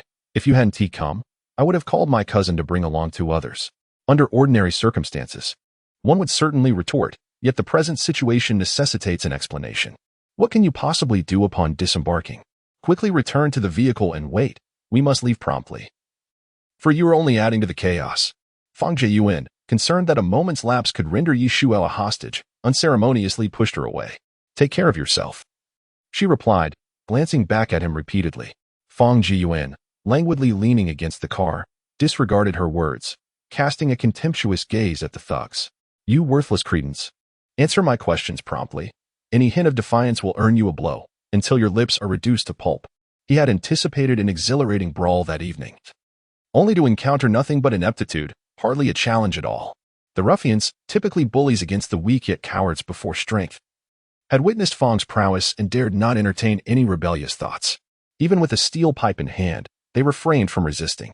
In the underworld, sometimes one must yield. True manhood lies in the ability to bend and not break. Stubbornness in words is one thing. Actions tell a different tale. Loyalty is paramount. Betraying one's leader is not an option. Initially, the thugs, driven by camaraderie and loyalty, resolutely refused to betray their leader. Yet, after several blows, they revealed that everything had been orchestrated by the leader, the money was his, and the deeds were coerced by him. "This is not our affair. We are merely executors," they insisted. Acknowledging the wrongness of their actions, they sought merely to survive, for in the underworld, one often finds oneself ensnared. After extensive questioning, the thugs maintained that all was at the behest of their leader, and any further inquiry would yield naught.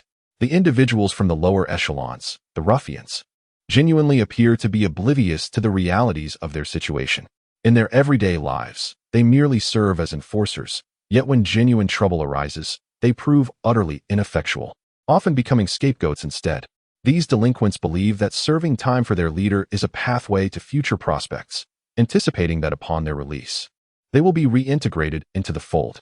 Little do they realize that as soon as they are incarcerated, their leader, Fong Jiyuan, also finds himself behind bars, sharing the same plight. By a curious twist of fate, Fong's leader, Fong Jiyuan, happens to be acquainted with Lai San, a former classmate from middle school. Lai, who sat in the back row during their school days, is particularly memorable to Fong due to the incessant flow of mucus from his nose, reminiscent of a river that never ceases. It seems that those who stray down the wrong paths are often his classmates, either becoming madams or thugs, with very few opting for a righteous path. Despite being aware that they are meddling with a municipal project, their audacity suggests the influence of a powerful figure. Otherwise, Lai would lack the courage to cause such disruption. It appears that Secretary Zhou's transfer has obstructed certain interests, prompting some to exploit the resort project to thwart his ascension.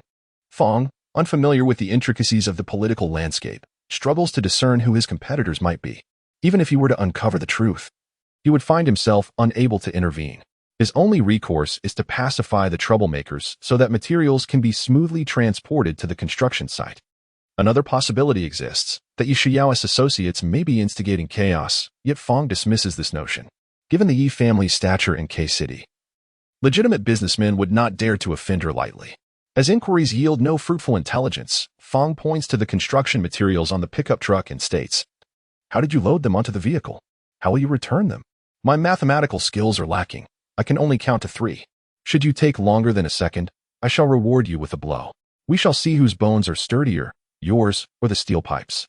He transformed into a landlord from a bygone era, mercilessly exploiting slaves, wielding a steel pipe, and striking anyone who lagged behind, having never engaged in labor. The thugs exerted themselves to transport steel bars to the construction site. Upon their return, the security guards stationed at the site exhibited signs of panic.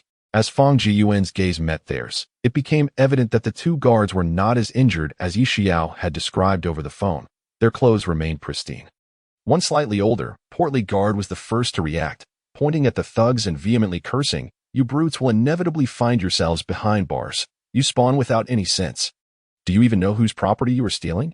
The tirade was incessant. Fong Jiyuan, who loathed betrayal above all, coldly interjected, "You, go give him a couple of slaps. Who are you?" The plump guard adjusted his hat, gripping his club, his expression menacing as he glared at the unfamiliar youth. Fong Jiyuan chose to ignore him. The thugs, having just endured a beating, were seething with rage, shedding their burdens and advancing menacingly toward the portly guard, cursing, "We were in this together. Why are we the only ones getting hit? Damn you." Seeing the thugs approach with an intimidating demeanor, the portly guard panicked, shouting, "I belong to the Tang family. You better scram, or none of you will escape." He had often used his connection to the Tang family to intimidate others, demanding bribes from vehicles entering and exiting the construction site. Though seemingly inconspicuous, the job was, in truth, quite lucrative. The guard's threats bore no weight. The thugs redirected all their grievances onto him, inflicting upon him the injustices they had suffered at Fong Jiyuan's hands. He merely sought to exploit his position for personal gain, yet unexpectedly found himself empty-handed and on the receiving end of a beating. Another young security guard stood vacantly in the booth, his expression a portrait of panic, trembling uncontrollably. his eyes betraying a certain innocence. Upon noticing the ruffians preparing to enter, Fang Jiayuan intervened, instructing them to spare the guard and conserve their energy for moving the items. The rotund security guard, battered and bruised, let out a series of lamentations. It was not until the early hours of 2 that the ruffians completed the transfer of construction materials from their vehicle. The arrogance that once adorned their faces was now replaced by profound exhaustion. Their lips swelled like sausages, the pain rendered numb by fatigue. A chilling wind incessantly invaded their mouths. At that moment, they could only resent their own greed for having filled the vehicle to capacity. Otherwise, they would not have had to endure such toil. This night had exhausted them for a lifetime. It was not that they wished to refrain from resting. Rather, they were compelled forward by a figure wielding a stick, ready to strike at the slightest provocation, forcing them to experience the plight of a serf from an era long past. Among the 5 ruffians, only the one whom Fang Jiayuan had rendered unconscious experienced any semblance of ease, as he remained oblivious until his companions finished their labor.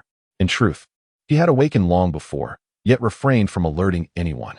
Their leader had solely instructed them to create disturbances and delay the project, forbidding any thievery. They dared not inform their boss of the situation.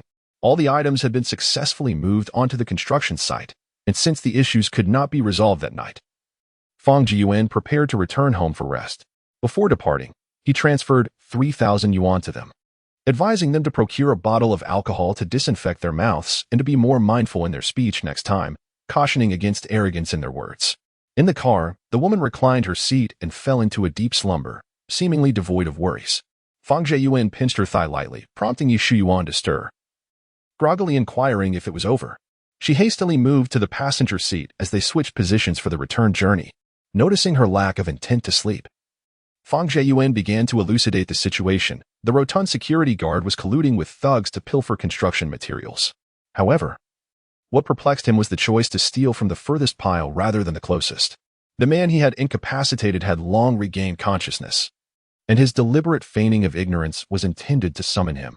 Yet, the man failed to contact his superior, indicating their illicit activities were not to be disclosed to Lai San. After a thorough analysis of the potential issues, he presented his findings transparently, leaving no detail concealed. His ultimate counsel was clear: it would be prudent for her to withdraw from the project.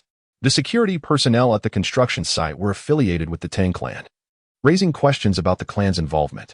Fang Jiayuan's words were unequivocal, and Yi Shuyuan was no fool. She couldn't help but doubt her partners. The thought of retreating was disheartening, especially since a significant investment had already been made, with the upfront payment for materials consuming 80 of the company's funds, monies that were unlikely to be recovered. If a powerful figure was orchestrating chaos from behind the scenes, the dilemma they faced was akin to an unsolvable conundrum. The individual did not need to appear in person, merely sending others to create disturbances and frustrate their efforts, leaving them devoid of any leads. Since Fang Jiayuan can discern the root of the problem, there exists a possibility of formulating a solution.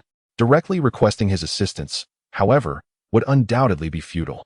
With a glimmer of clarity in his murky eyes, he sat upright and declared, "Before your arrival, you earnestly professed your ability to alleviate my troubles. Now, I implore you to devise a strategy to resolve this matter." "Who made such fervent promises?" he retorted. "What I stated was merely a possibility."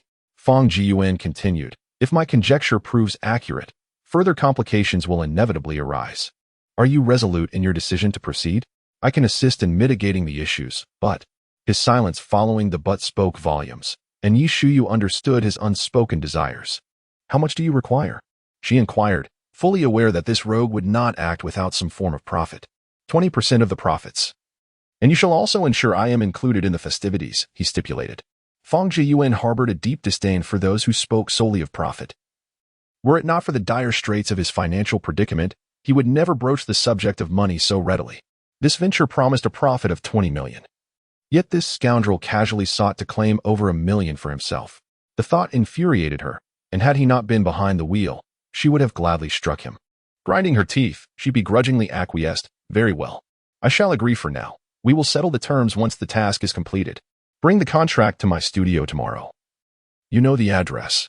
You truly lack conscience. Despite our tumultuous relationship, we are bound as spouses, and beyond that, we have grown up as childhood friends.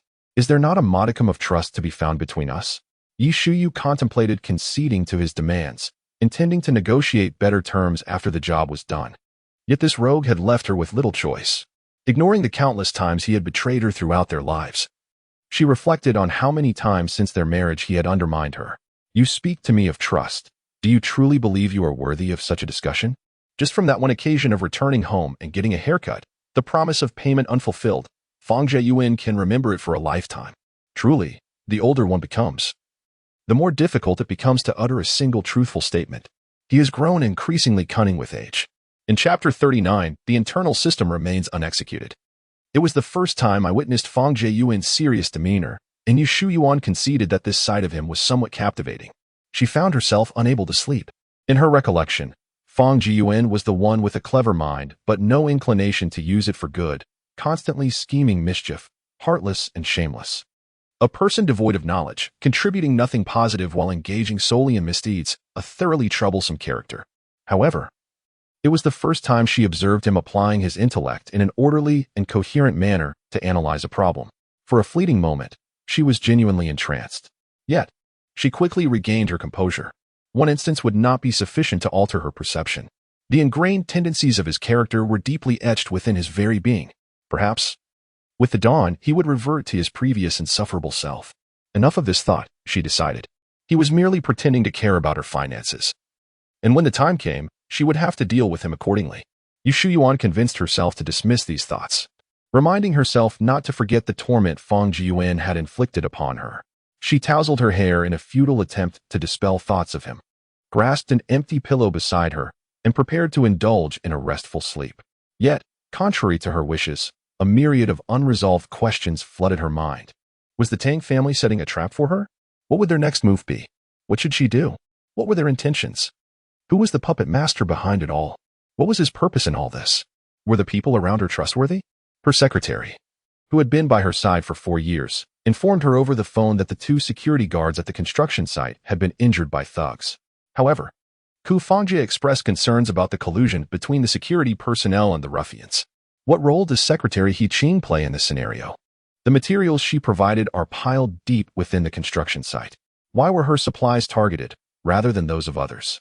Moreover, after laboriously delivering 2 truckloads during the day, they were stolen at night. Were the transport teams of other material suppliers also involved? No. It seems there were no reports of similar incidents affecting the transport vehicles of her competitors. This suggests that the theft was solely directed at her. Contemplating this, she initially considered calling the secretary to investigate the matter, but noticed the time was already 4 o'clock and abandoned the idea, tossing her phone aside carelessly. Yet, this reasoning seemed flawed. Reassessing her previous thoughts, she pondered that without formidable backing, the ruffians would not dare to disrupt the project under the scrutiny of the municipal government. However, if a powerful individual were involved, their intent would likely be to obstruct the project as progress. In that case, they would aim to prevent all materials from reaching the site. If she were unable to supply, the others could still fulfill their roles, thus not hindering the project timeline. Round and round, she ensnared herself in a labyrinth of questions. After a sleepless night of contemplation, she awoke in the morning. Casting her gaze toward Fang Jieyuan's bedroom, where the door remained closed, she contemplated knocking to awaken him for a discussion. Perhaps he could provide a clearer direction. Her raised hand lingered in the air, unable to descend upon the door. After a moment's reflection, she withdrew her hand and turned to change her shoes for work. Her company, Heo Yunlai Building Materials, is situated on the 6th floor of a bustling commercial district. In addition to over 500 employees at the window and door factory, the headquarters comprises 52 staff members. At this moment, there remained half an hour until the commencement of work. Early arriving employees sat at their desks, indulging in breakfast while perusing videos. Upon the sight of their superior's arrival, they hurriedly concealed their morning meals beneath their tables, akin to schoolchildren caught sneaking snacks during class. Under ordinary circumstances, Yi Shuyu would be lenient. Having breakfast at one's workstation, provided cleanliness is maintained, is hardly an issue, and a simple reminder would suffice. However, fatigued from a sleepless night, she felt particularly irritable and dizzy. Her gaze fell upon the employees from the supervisory department blatantly disregarding company policies. With a frosty demeanor, she addressed them. You, and you, go to the HR department and sign the penalty documents. If I do not receive the penalty forms by 9 o'clock, you may consider your positions terminated. Among those she reprimanded, 2 were distant relatives of hers. Taking advantage of their familial ties, they treated the company as their personal domain, often behaving casually. They did not regard Yi Shuyu as their superior, but rather as a prosperous younger relative, and being reprimanded so early in the day left them quite displeased. Instinctively, they yearned to retort, yet upon witnessing her stern expression, they fell silent, retracting their necks and bowing their heads in acquiescence. Her prohibition against eating in the workplace stemmed from past experiences when, shortly after the company's inception, some individuals had left unfinished snacks in drawers, resulting in an infestation of mice and cockroaches. Upon returning from an extended vacation, she discovered that computers, printers, and even potted plants had been ravaged by rodents, with cockroaches proliferating to such an extent that eradication required considerable effort. Having learned from this prior misfortune, she instituted a clear mandate forbidding food in the office, prohibiting even the smallest of snacks. Yet, there were still those who chose to disregard these rules. Seizing this opportunity, she resolved to make examples of a few, starting with her own relatives. If the relatives are uncooperative in their duties, other employees will inevitably follow suit. There are no exceptions in her realm. Every individual within her company is treated equally. She is not a cold-hearted person. She is not so indifferent as to prohibit employees from bringing their own meals to the workplace. Acknowledging the issue of employees bringing their own food, she has thoughtfully arranged several tables in the break area. To ensure that her staff can enjoy warm meals, she has also installed several microwaves for reheating food. In her view, these measures reflect a sufficiently humane approach from the company. However, addressing one department is insufficient to set a precedent. She proceeded to wander through other departments, discovering that the same issue was not an isolated incident. Some employees even brazenly brought food into the office in her presence, as if it were an entirely commonplace act. Disregarding company regulations, typically preoccupied with market matters, she had neglected to manage internal affairs diligently, unaware of the serious violations occurring within. They treated the rules as trifles, and her words as mere bluster. How could she not feel irate? She was determined to observe how many would persist in such behavior. Standing at the end of the corridor, she emanated an aura of chill, resembling a solitary iceberg. Employees, who had previously arrived cheerfully in groups, chattering incessantly, immediately subdued their spirits upon encountering their boss's grim expression. They distanced themselves from their colleagues, walking close to the wall, and managed to muster a stiff smile as a semblance of greeting. A petite beauty, slightly over 5 feet tall, clad in a sleek black business outfit, approached her boss with measured steps, softly greeting, "Good morning, Ms. Yi." As a secretary, she was accustomed to arriving a few minutes earlier than her boss each day. Today, however, her employer had arrived unusually early, wearing an expression that suggested someone owed her a fortune. Yi-Ching felt a shiver run down her spine, fearing that her boss was indeed displeased with her. In the early stages of her entrepreneurial journey, she had already begun to follow Yi Shuyu. The two, apart from their superior-subordinate relationship, could also be considered close friends, maintaining frequent contact in private. Upon their first meeting, Yi Shuyu wore a stern expression, prompting an immediate explanation. "I was delayed on the road today." "You need not explain. It is perfectly normal to arrive late on occasion." "Just as I sometimes arrive early," Yi Shuyu interjected, before turning to enter the adjacent office. Her words left Yi-Ching feeling increasingly unsettled. The notion that a mere tardiness could provoke such a demeanor was perplexing for her, as both a secretary and a confidant. She resolved to avoid late-night conversations with handsome men in the future and to retire earlier. Once she had calmed her anxious heart, Yi-Ching adjusted her emotions and followed her into the office. Chapter 40. A reunion with old classmates who called you last night to inform you? Upon hearing this question, Yi-Ching let out a sigh of relief. "Ah, so that was the matter. I thought you were upset because of my lateness." "It was Manager Niu, responsible for the project, who called me. I was uncertain and hence reached out to you." Yi Shuyu was well aware of Manager Niu. He was Niu Zhensheng, the project lead for Tang Real Estate. The fact that he chose to call her secretary first instead of her raised questions. She did not rush to speak, instead adopting a contemplative demeanor while discreetly observing her secretary, who exhibited no signs of distress. "Please take a seat. Let's discuss this further." She gestured toward the chairs ahead. She proceeded to outline the internal issues she had recently uncovered, issuing a series of directives. Have Human Resources retrieve the surveillance footage from the office area.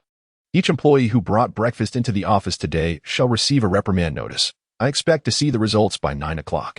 Notify all department heads to convene in my office. Investigate whether the companies supplying building materials to the resort are encountering the same issues we are facing. Yi-Ching moved a chair and had scarcely settled down when Mr. Yi issued several directives, promptly rising to execute them. Before departing, he turned back to ask, "Would you like me to get you a cup of coffee?" The boss typically wore minimal makeup, but today she had applied a more pronounced look, likely due to a restless night. "No, please attend to your tasks," she replied. Given the current chaotic situation, Yi Shuang had no time for coffee. As soon as the secretary left, she immediately called Tang Jie. Without any preamble, she got straight to the point. "I suggest you thoroughly investigate those 2 security guards at the construction site entrance." She conveyed Fang Jiyuan's suspicions of collusion and embezzlement. When the goddess called to discuss this matter, Tang Jie felt a sense of displeasure, yet he suppressed it. "I will definitely look into this matter. By the way, I have arranged to meet a few friends for lunch. They may be able to assist you in resolving the issue." It took considerable effort to coordinate this. He hoped to demonstrate, through each endeavor, that he, Tang Jie, was worthy of a woman like Yi Shuang, not just in personal care, but also as a support in her career. Fang Jiyuan was nothing but a worthless individual, merely existing without purpose. The phrase holds significance for Yi Shuyao. Until she secures accurate information from Fang Jiyuan, she will refrain from seeking assistance from others, and she wishes to take this opportunity to probe into Fang Jiyuan's true intentions. "I have an appointment at noon. Let us reschedule. I will contact you when I am free." With an impending meeting on her agenda, she concluded the conversation there. Yi Shuyao did not definitively close the door on future meetings, leaving herself the option to seek help later, while simultaneously denying Tang Jie the initiative to call her. With a mere sentence, she deftly seized the initiative. "Since you are busy, I too shall attend to my own matters at noon. I await your call. Farewell."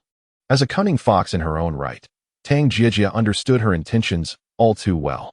Out of a sense of propriety, he offered a few pleasantries, seeking a graceful exit for himself. Meanwhile, on the second floor of an arcade near K-City Vocational School, Fang Jiyuan lounged on a sofa, a cigarette dangling from his lips, engaging in a lackadaisical conversation with a burly, bald man seated across from him. This man was none other than his former classmate, Lai San. In their youth, Lai San was unattractive, his face marred by acne scars resembling the pockmarked surface of the moon, and he received little attention due to his poor academic performance. Only a student like Fang Jiyuan, who had little interest in studies, would occasionally engage him in conversation. Now, he appeared even more unappealing, his physique robust and disproportionate to his age. A prominent scar ran vertically across his face, adding a semblance of harshness to his demeanor.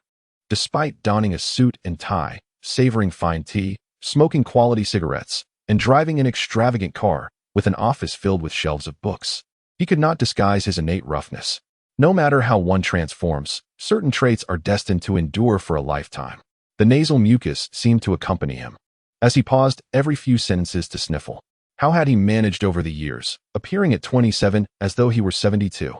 Upon reuniting with an old classmate, one cannot help but find such disparaging remarks tedious, especially when Lai San is no longer the underling he once was. He touched his bald head, suppressing his fury.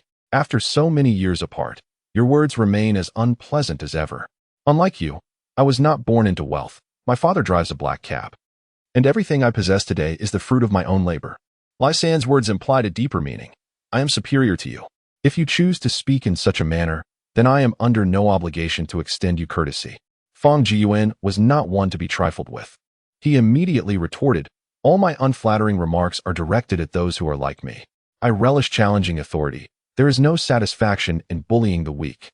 In essence, Fang Jiyuan's lengthy discourse could be distilled into 4 words: "You are unworthy." Although he was mischievous, his morals were firmly established. He only challenged those of similar status and did not bully any classmates from humble beginnings. In fact, he often aided those in need. During that time, teachers and parents represented authority in his eyes, and defying them brought him immense gratification. The few wealthy offspring in his class were all allies of Yi Shuyuan, and he had no kind words for them. It wasn't that he sought conflict for its own sake. He simply resented those who revolved around Yi Shuyuan, eager to elevate her status. Of course, Lai San grasped the underlying message conveyed by Fang Jiyuan. If he couldn't even comprehend such a simple statement, he would never rise to become a formidable figure in his own right. Having dropped out of junior high, he mingled with society and encountered countless individuals, facing numerous adversaries. Ultimately, these encounters served as stepping stones for his ascent. With the achievements he boasts today, He firmly believes he is entirely justified in standing on equal footing with the likes of Fang Jiyuan. In his perspective, the wealthy second-generation individuals merely possess superior birthrights. Had he been blessed with a commendable father, his accomplishments would undoubtedly eclipse his current standing. Yet, even with his thriving career, he finds himself looked down upon in public. Were it not for Fang Jiyuan's influential background, he would have quickly summoned his underlings to teach him a lesson about humility. He has numerous responsibilities to attend to, and aside from their shared status as classmates, there exists little camaraderie. Their conversations meander without addressing substantive matters. He harbors no belief that Fang Jiyuan would seek him out for idle chatter without ulterior motives. Half a year ago, he had heard of Fang's position at the police station and contemplated making contact, but now he deems it unnecessary, considering him merely an inconsequential scion of wealth. Initially, he intended to enjoy a meal at Fang's expense, but upon noticing Fang's preoccupation, he refrained from engaging in frivolous conversation. Fang Jiyuan extinguished his cigarette in the ashtray, straightened his posture, and stated earnestly, "You need to arrange for the brothers blocking the delivery of construction materials for Yi Shuyao's company to withdraw." It is not that Fang Jiyuan holds himself in high regard or looks down upon those rising from humble beginnings. Rather, he fundamentally despises the underbelly of society. His friends could be a beggar or a prostitute, but they would never be those who engage in extortion or intimidation. Chapter 41. A War of Words. Lai San, a mere petty thug, was someone Fang Jiyuan could easily handle through his own means without needing to resort to this encounter. So why arrange to meet Lai San? Because the principle of courtesy preceding aggression and the value of harmony must be upheld. Stubbornness must be met with decisive action. He came over today merely to extend a greeting, devoid of any intentions of soliciting assistance. His interests do not overlap with the Fang family's. What does it matter that he bears the surname Fang? He is utterly unperturbed by any potential suppression from the Fang family, nor does he have any dependencies on them. There is no need to pay heed to the sentiments expressed by Fang Jiyuan. Those remarks were merely the frivolities of a young master. A reprimand would suffice.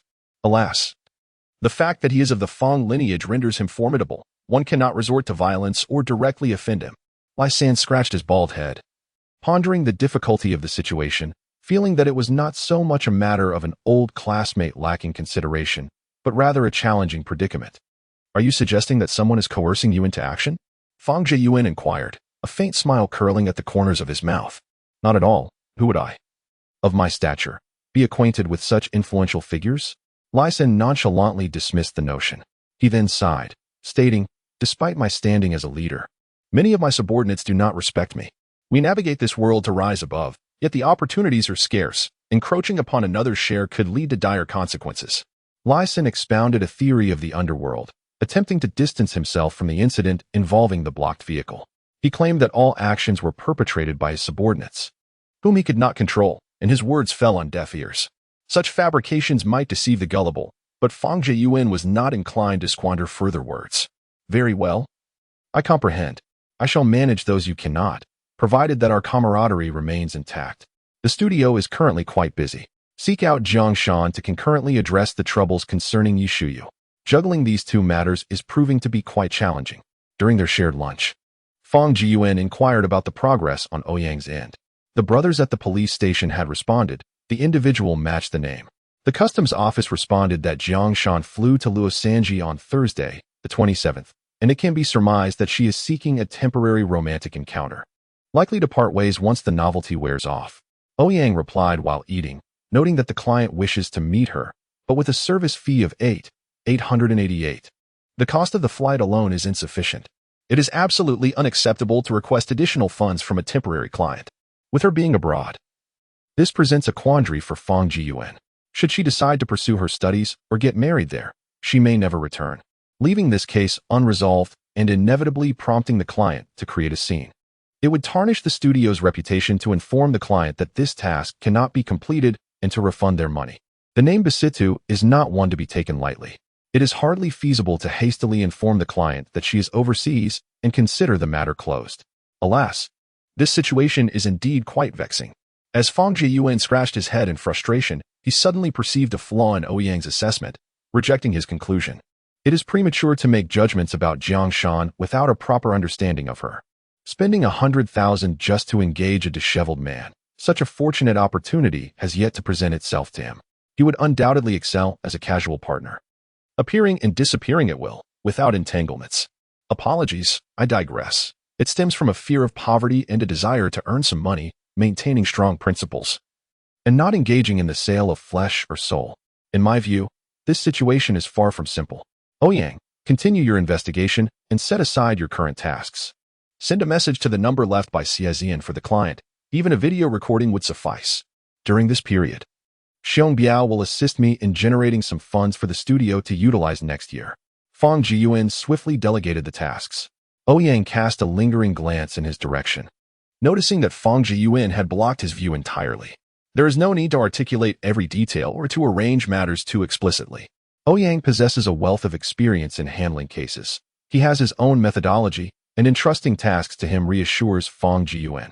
At that moment, two enchanting women entered the studio. Before they could even begin their meal, the woman leading the way spoke first. I have reserved a table next door, intending to invite you all for a meal, but it seems I have arrived at an inopportune time. Indeed, the lovely ladies were Yi Shuyao and her secretary. The last time she departed, she mentioned wanting to treat everyone to a meal, and this visit was a casual fulfillment of that promise, albeit a tad belated. Have the hotel deliver it. We can save it for later this afternoon, replied Xie, since we are on the verge of enjoying a meal courtesy of them. Hurry and fetch bowls and chopsticks for your aunt and her charming companion, so they can savor our studio's humble repast, Fang Jiyuan suggested. While he spoke, Xiong Biao had already taken the initiative to bring 2 chairs to the sides of the boss. The studio's fare consisted of both vegetables and meat, all simmered together in a single iron pot. Among the 4, aside from the rather inept chef Xiong Biao, the others were incapable of cooking. They simply consumed whatever he prepared. While the presentation may have been lacking, the flavor was satisfactory. Upon returning with the bowls and chopsticks, Xie noticed Yi Shuao frowning slightly as she placed the utensils in front of them. Aunt, our boss is rather stingy. We eat this every day. Please do not mind it, and make do, she remarked. You, with your dry beans, your words are sharp. I have no interest in debating with you. Yi Shuao replied with a simple thank you. She then picked up her chopsticks, demonstrating through action that she bore no disdain. Picking up on the half-formed complaint, she turned her discontent towards Fang Jiyuan, lamenting, how much could it possibly cost to dine? Could you not be a bit more generous and prepare a few more dishes? Either we can order from a nearby restaurant. She chattered on endlessly, and Fang Jiyuan extended his hand towards her, saying, isn't the money with you? You ought to pay. The funds provided by his mother had been with Yi Shuyuan for quite some time, and she showed no intention of returning them. It wasn't that he was unwilling to indulge in better food. Rather, his pockets were devoid of funds. Even if he possessed the means to procure fine ingredients, Xiong Biao could only manage a haphazard stew. You shameless scoundrel, how could you speak of such matters in front of others? Making it seem as though I am stingy and withholding your meal expenses? Yi Shuyuan shot him a glare. I brought you the contract, so refrain from unnecessary chatter and eat in silence. Ouyang, please review the contract afterward and sign it if all is in order. Fang Jiyuan had come to sign this contract, knowing that obtaining the labor fees would require some effort. Ouyang was different. Yi Shuyuan lacked the audacity to play tricks on outsiders, ensuring that 30 of the fees would be paid to them as meal expenses.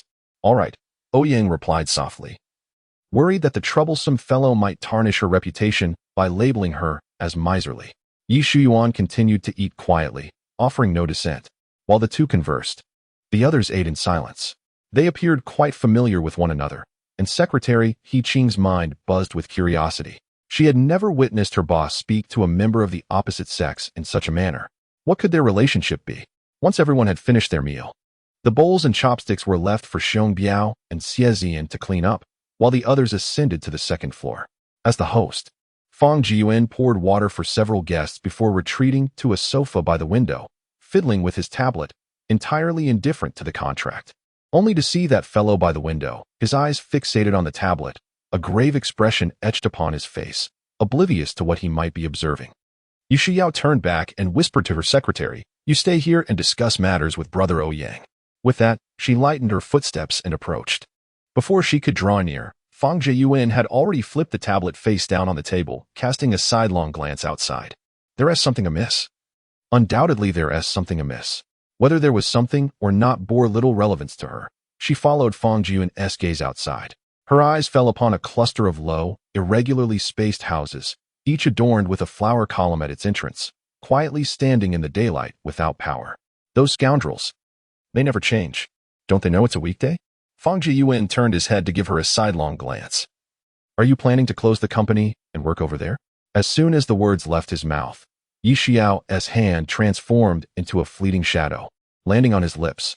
Chapter 42. A swollen mouth. There was no room for bickering between the two parties. They swiftly reached an agreement for cooperation.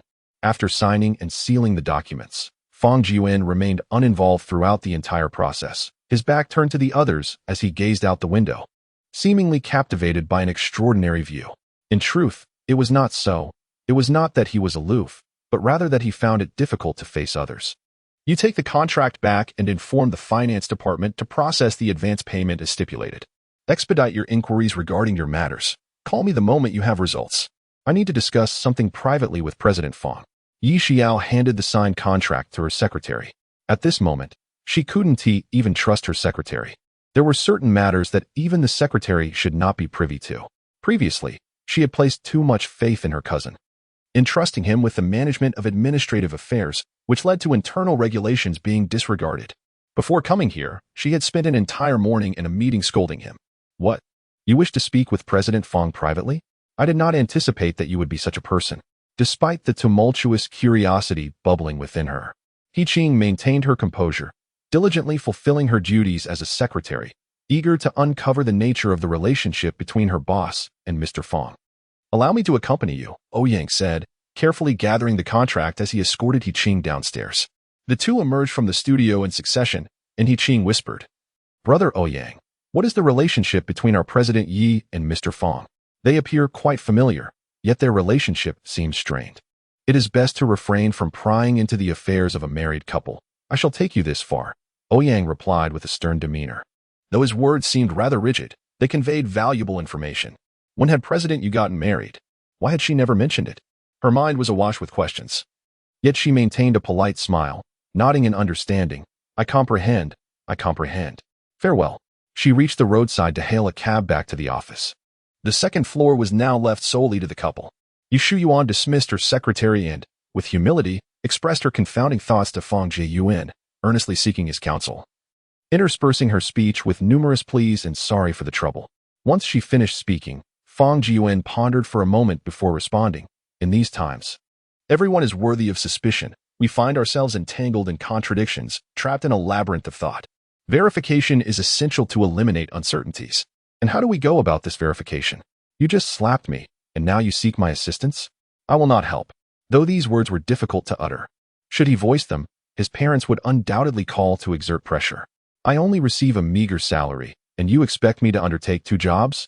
Moreover, my intellect is not as sharp as yours. The problems you cannot fathom are even more perplexing to me, Fang Jiyuan stated, turning his back to her.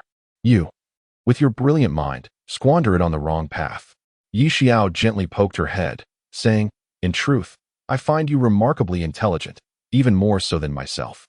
In moments of confusion, you are adept at pinpointing the issues, and your thought process is remarkably comprehensive. Such nauseating flattery is typically reserved for when one is seeking something. Fang Jiyuan, accustomed to the disparagement of others, was momentarily taken aback, goosebumps rising on her arms. This charade will not work on me. I remain indifferent to both praise and scorn. Did you truly heed my suggestion to converse with the elder yesterday? Some elders age without gaining wisdom, while others accumulate it with the passing years. Fang Jiyuan firmly believed that Yu Laozhang could offer valuable counsel. How could she not be receptive?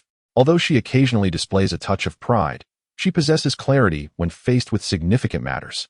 There remains an unresolved issue ahead, shrouded in uncertainty. I shall wait for news from the secretary before troubling my grandfather. What are your intentions? She has already signed the contract, yet remains unaware of Fang Jiyuan's strategy. If that scoundrel dares to deceive her, she shall never forgive him. To speak to him again would be beneath her. What to do? Ultimately, it is a matter of who is more ruthless, who is more devoid of limits. There is no need to disclose the means employed. Just call me before each shipment. I have ample methods to ensure your materials reach the site. You must remain vigilant. The opposing side undoubtedly has further tricks up their sleeve, and it is advisable to assign personnel to the site. Fang Jiyuan did not rule out the possibility of someone substituting materials, passing off inferior goods as quality. Should an accident arise due to the materials she supplied, It could potentially drag her father-in-law into the mire. Born into a family of officials, yet choosing the path of commerce, the projects she undertakes are predominantly government contracts, providing ample opportunity for manipulation. This is akin to handing a weapon to one's adversary. In truth, she must be aware of these intricacies. Marrying him was also a means of severing ties with the Yi family. Unfortunately, it was he, Fang Jiyuan, who wed Yi Shuang. The most prudent course of action would be to transfer her career under the auspices of the Fang family conglomerate, thereby completely dissociating from the Yi family. Yet, Fang Jiyuan would not broach this notion. Most of her male cousins possess an excessive pride, and it would not be detrimental for their family to encounter setbacks. Perhaps future interactions would be more harmonious. One stood while the other sat. Yi Shuang, having gleaned no answers from him, despondently took a seat. "Hey, you've been staring outside for quite some time. What exactly are you looking at? Are you perhaps contemplating?" The continuation of her thought was difficult to articulate, and merely considering it sent tremors through her heart. After all, this predicament was of his own making. Fang Jiyuan slowly turned his gaze, noticing his lips had thickened. Yi Shuang's mind echoed with a whimsical tune, prompting her to burst into laughter. "Ha ha ha, third brother." Gasping for breath amidst her amusement, she halted upon meeting his bewildered stare. She quickly composed herself, admonishing, "Who instructed you to speak so carelessly? Should this happen again, it would not merely be a punch. I shall silence you directly." "Tch, how childish," Fang Jiyuan retorted, casting her a sidelong glance. "Summon Xiong Biao. Prepare a tricycle and several barrels of manure. They will be of great use tomorrow." After issuing his commands, Xiong Biao stood frozen, staring blankly at him, then furtively glanced at Yi Shuang, who was elegantly seated on the sofa, before returning his gaze to Fang Jiyuan. "Having said all that, you should hurry and leave," Fang Jiyuan urged. Xiong Biao clicked his tongue in astonishment. "Goodness, in broad daylight, your lips are swollen like that. Although you are the boss, I must consider the future of the studio and speak my mind." He was a man devoid of guile, expressing whatever came to his mind without regard for propriety. Criticizing Fang Jiyuan for such behavior in the workplace was inappropriate, yet he could not articulate why. "You should attend to the tasks assigned to you without concerning yourself with matters that do not involve you." Fang Jiyuan, having spoken in a fit of agitation, immediately felt the inappropriateness of his words, realizing how easily misunderstandings could arise. Compared to being struck by a woman, he found it more acceptable that his lips were swollen, quickly contemplating whom to blame. "This is your fault. After drinking honey water, you failed to tidy up, and now a bee has stung my mouth into this horrid state. You bear significant responsibility for this. How can you even?" Xiong Biao began to respond, but Fang Jiyuan pushed him toward the stairs, insisting, "It is as I say. Quickly get to work." Once seated beside Yi Shuang, she glanced toward the staircase and remarked with a hint of irony, like attracts like, "Your employees are indeed not to be judged by appearances. The seemingly honest and simple individual is capable of uttering astonishing things. It is time for you to return to work." Her dismissal was evident, and the more she urged him to leave, the more he was determined to remain. So he simply reclined beside her. "Am I in your way? There is only one sofa. If you lie down, I have nowhere to rest. You are undoubtedly causing an inconvenience. Then you should move aside. I need to lie down for a while. I barely slept last night and am utterly exhausted." Yu Shiao made herself at home, yawning as she kicked off her shoes and playfully nudged the dog. "Stop being so frisky." Fang Jiyuan quickly rose and settled onto the single sofa. Hu Wunti adored a beautiful, intelligent woman with a commendable background and the ability to earn. Yet, he found himself burdened with numerous responsibilities. Alas, he initially sought distance from those around him, but now their presence only seemed to multiply. Chapter 43. The village of Su 15 years ago. With free food and drink, some villagers were delighted to take advantage. However, those with a modicum of thoughtfulness deemed the act of blocking the road to be unwise, inevitably leading to the same path as a decade and a half ago. One should not neglect their own fields based solely on someone else's empty promises, as the number of daily diners is dwindling. The opportunistic and indolent hope for such days to persist indefinitely. What constitutes a heavenly existence? Free meals, free drinks, and even money in hand. That, indeed, is a blessed life. Everyone indulged to the point of greasiness, their faces flushed with drink, eyes crusted. Oblivious to whether it was due to a lack of morning hygiene or an ailment, they surrounded the middle-aged man, whose hairline was receding, with flattery. Choosing you as village chief was a wise decision. Fortunately, You were not swayed by Su Laosan's nonsense. Otherwise, we would not enjoy our current prosperous lives. Dahong, you are the one. The elderly gentleman gave a thumbs up to the middle-aged man. Whenever there is praise, a comparison must follow, and a villager hastily declared, "Take Su Laosan." That foolish man, who argues that we shouldn't conduct ourselves this way, invoking lessons from 15 years ago. To hell with that. Back then, we were merely children, allowing outsiders to trample over us. Did you see? I urged you, Dahong, to vote, did I not? You old fellows still contemplate casting your votes entirely for the family of the sixth candidate. The elder takes great pride in his foresight. Had we elected Uncle Dahong as the village head 16 years ago, our village would have flourished by now, with daily agricultural endeavors yielding a modest income. Given the advantageous geographical position of Shujia village, prosperity would come effortlessly. Enveloped in the villagers' compliments, the village head feels elated, his heart blooming with joy, while he feigns humility, saying, "Oh, no, it is merely the generous affection of all of you that grants me the opportunity to contribute to our village. Here, I express my gratitude to my uncles and brothers for their unwavering support. Trust me, I shall not disappoint you." He continues, "As long as you support me, united in purpose, grant me 3 years, and I shall transform Shujia village into a place unlike any other." In moments of disillusionment, individuals, after indulging in libations, often reminisce about their past glories, while the older generation begins to recount tales of their illustrious deeds to the youth nearby. Reflecting upon 2 decades ago, Shujia village was far more prosperous than it is today, with each household residing in tiled houses, and the village comprising 3 large teams with over 1,000 inhabitants. The village was a breeding ground for talent, with individuals thriving in both legitimate and illicit realms. With influential figures backing them, the villagers' primary occupation was collecting tolls. Daily, trucks from the mines would pass through. If they failed to pay, they would be coerced.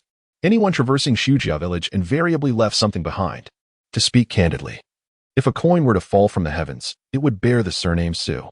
Many legitimate business owners found themselves with no recourse for complaints, swallowing their grievances while even offering bribes. The villagers of Shujia had a reputation for their fierce demeanor, striding through the city with an air of invincibility, becoming a force to be reckoned with. As the villagers savored the sweetness of their newfound fortune, their ambitions grew bolder. Young maidens and new brides were seized from the roads, and when faced with fierce resistance, the village brethren would band together for a raucous revelry. Thus, 5 or 6 years of such blissful existence unfolded. However, one fateful day, an audacious individual shattered their tranquil lives. The villagers, enraged by a driver's refusal to pay a toll, assaulted him and commandeered a truckload of copper ore. That very night, a convoy of 20 trucks descended upon the village. Under the cover of darkness, while the villagers slept, they stormed into homes without uttering a word, breaking bones indiscriminately. As they departed, they looted every valuable possession, demolishing anything deemed worthless. Not even the tiles on roofs or the caged poultry were spared from their wrath. That night, the village was engulfed in cries of despair. Pleas for mercy echoed throughout the night, while ambulances flooded in. The rain poured heavily, leaving not a single tile to shield the elderly and children from the downpour. Underneath a great tree, the village head, Su Laolu, met his demise struck by lightning. When the villagers placed their hopes for vengeance upon their protector, he was swiftly taken away for investigation and imprisoned. Those villagers facing graver charges found themselves shackled before even being discharged from the hospital, awaiting their fate of meager rations and fixed sentences. Meanwhile, several local gang leaders, who once thrived in the city, found their establishments swept clean overnight. Elderly villagers, with tears in their eyes, recounted the fateful night of July 3rd, 15 years prior, igniting a fierce determination in the young villagers. They vowed that if they could turn back time, they would ensure those intruders would never return. To restore the glory of the past, mere violence is insufficient. One must rely on powerful allies. This issue has been resolved. So you may await the day when luxury cars become your mode of transport, with a different beauty occupying the passenger seat each day, the village chief, Su Dahong, said mysteriously. Uncle Dahong, who is this influential figure you speak of? The big shot prefers to remain anonymous. You need only look forward to the development of our village. To the days when counting money will leave your hands cramping, Su Dahong replied with unwavering confidence. His father, Su Hao, had been executed 15 years ago, and the memory of that fateful night on July 3rd remained etched in his mind. From that moment onward, Su family village fell into decline, becoming a target of disdain. Those who ventured into the city for lodging or employment were universally turned away if they hailed from Sioux family village, in search of a livelihood. Some villagers had moved away, seeking work elsewhere, leaving behind fewer than 500 residents. The humiliation was merely temporary. He believed that soon the people of Sioux family village would command respect. The village chief, Su Dehong, spoke with an air of profound mystery. Last night, I gazed at the stars. Auspicious signs abound. Our village shall soon welcome good fortune. While the villagers dreamt of a brighter future, a slender figure slipped away stealthily, whispering, "Since you show no remorse, I shall act without guilt." Upon reaching the village entrance, the figure signaled to a tall man on a tricycle with an okay gesture. The tall man merely nodded, activating a drone that ascended into the sky, carrying a large blue barrel. Unbeknownst to the villagers, golden nectar was about to descend upon them as they gathered to boast. "Today, those who support me shall reap great rewards tomorrow." The village chief's pastry remains unfinished, and the words birthday cake have yet to escape my lips when, unexpectedly, a large drone swoops overhead, showering us with golden liquid. Without pausing, the drone continues on its path, leaving chaos in its wake. The suddenness of the event leaves the villagers momentarily stunned. Just moments ago, enthralled by a tale, the fiery-haired youth erupts in fury, demanding to know who dared to disrupt the peace of Sioux family village, vowing to seek retribution. The elders, having indulged in copious amounts of alcohol, are now besmirched and lean against the wall, retching in disgust. The younger ones, eager for their moment of glory, seize nearby stools, heedless of the filth that clings to them, and march towards the village entrance, only to be met by another deluge of excrement. As they approach, they discern a towering figure in a white mask manipulating the drone. Enraged, they charge forward, but before they can reach him, the masked giant hastily retreats on a tricycle. It is not that they cannot contend with these underdeveloped youths. Rather, the stench is unbearable. Bear, risking a salary deduction, abandons the drone and makes his escape. "Curse it. This is my drone. If I don't dock your pay this time, I swear I'll take it personally." Fong Jiyuan feels a pang of regret over the money spent on renting the drone, wondering how much he might have to compensate. Yet he hesitates to confront the filthy crowd, preferring to forego some financial loss than to be sullied himself. "You hold on to it for now. I'll retrieve it on the way back." Standing on the ridge, I witness the group of fiery-haired youths futilely pursuing the tricycle. Ultimately, 2 legs cannot outrun 3 wheels, and the youths are left to hurl invectives from their stationary position. Chapter 44. The vastness of awareness. Witnessing the yellow-haired ruffian seize the drone, the villagers gradually returned home to bathe and change their attire. Fong Jiyuan promptly notified the driver waiting outside the village. As he departed from the fields, he found himself holding a hefty dog, weighing over 50 pounds. The creature, known as a huang, curled its limbs in submission, its eyes brimming with terror. Both man and beast boarded the lead transport vehicle, with a huang trembling at Fong Jiyuan's feet, a stark contrast to its earlier fierce demeanor. Having suffered a failed ambush in the fields, prior to boarding, it had already engaged in a scuffle, and a swift slap had subdued its rebellious spirit. The driver, unfamiliar with Fong Jiyuan, remained silent, aware only that he was hired to resolve a predicament, likely belonging to the underworld or a privileged second generation. Upon seeing the large yellow dog, one could ascertain that this individual was indeed a thug, having come to the village with intentions of theft, an unspoken acknowledgement that thievery, whether of chickens or dogs, marked a meeting of rogues. The village paths were strewn with uncollected pots and pans, the air thick with the stench of excrement. No villager dared to obstruct the way, allowing the driver to accelerate through the village.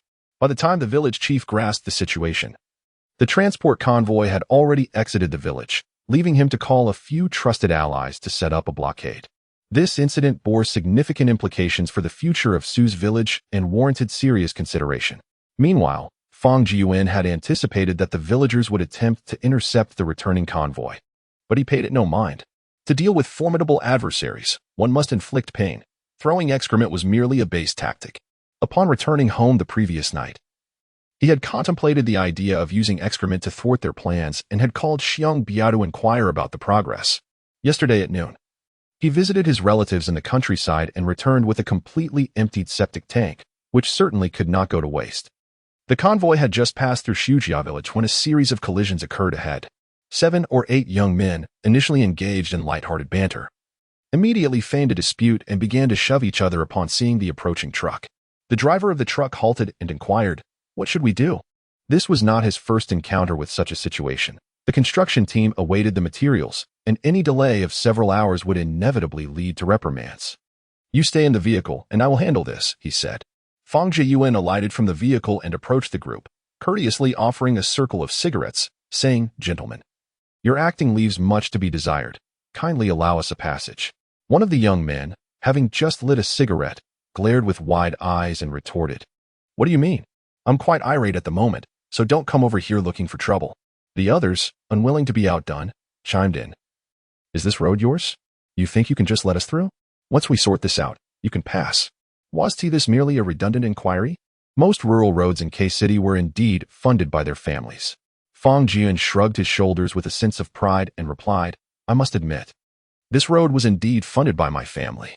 The young men burst into exaggerated laughter, exclaiming, "You're going to make us die laughing. This road was built with taxpayers' money. Your father must have quite a fortune." It's the first time I've met someone who openly acknowledges being a bastard. Faced with such blatant insults, Fang Jiyuan felt an urge to knock out their teeth.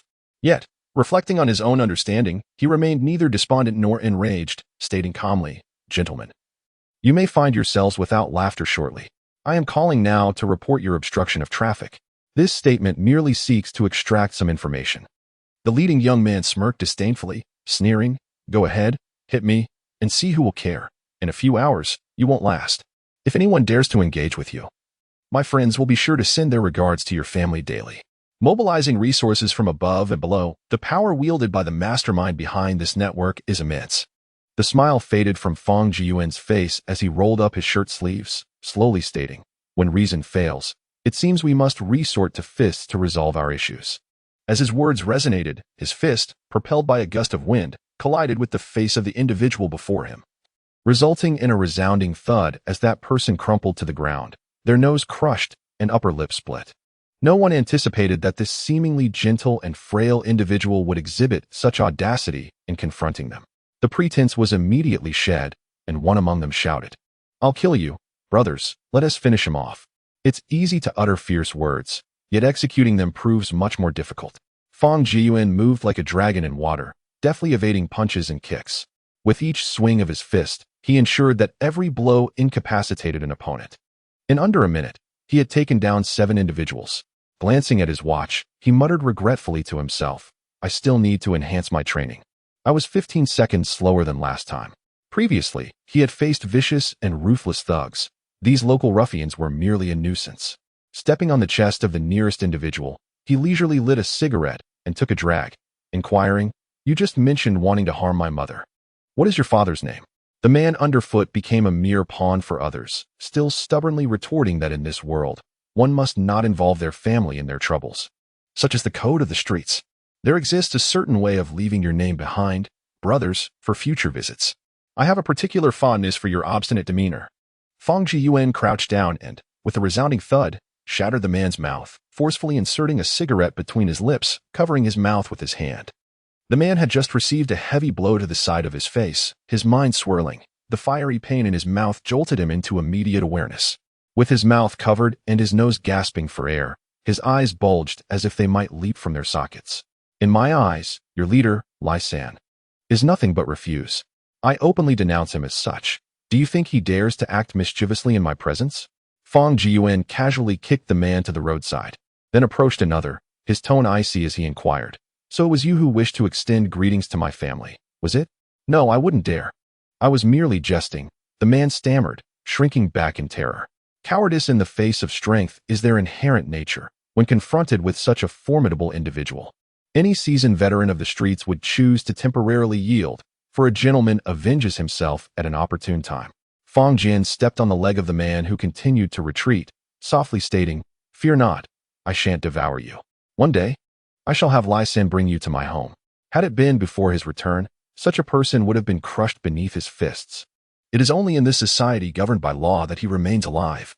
At that moment, an attendant arrived from the vehicle, approaching with a face that was neither here nor there, seething with anger directed at Fang Jiyuan. "Enough with the pleasantries. Swiftly instruct them to clear the way." Fang Jiyuan slowly turned his head, then back to the man beneath his foot, pointing behind him and saying, "Remember that face. I am affiliated with him. And if you bear ill will, take it up with him." I wouldn't dare." How could one not dare? The very essence of mingling in this world is to amass wealth and to seek vengeance for grievances. If one cannot retaliate against enmity, how can one aspire to be a leader? Vengeance must be exacted. He is my superior. After Fang Jiyuan concluded his statement, he turned and addressed the staff accompanying Yi Shuang's company with a bow, exclaiming, "Boss, the matter has been resolved. Please give your instructions."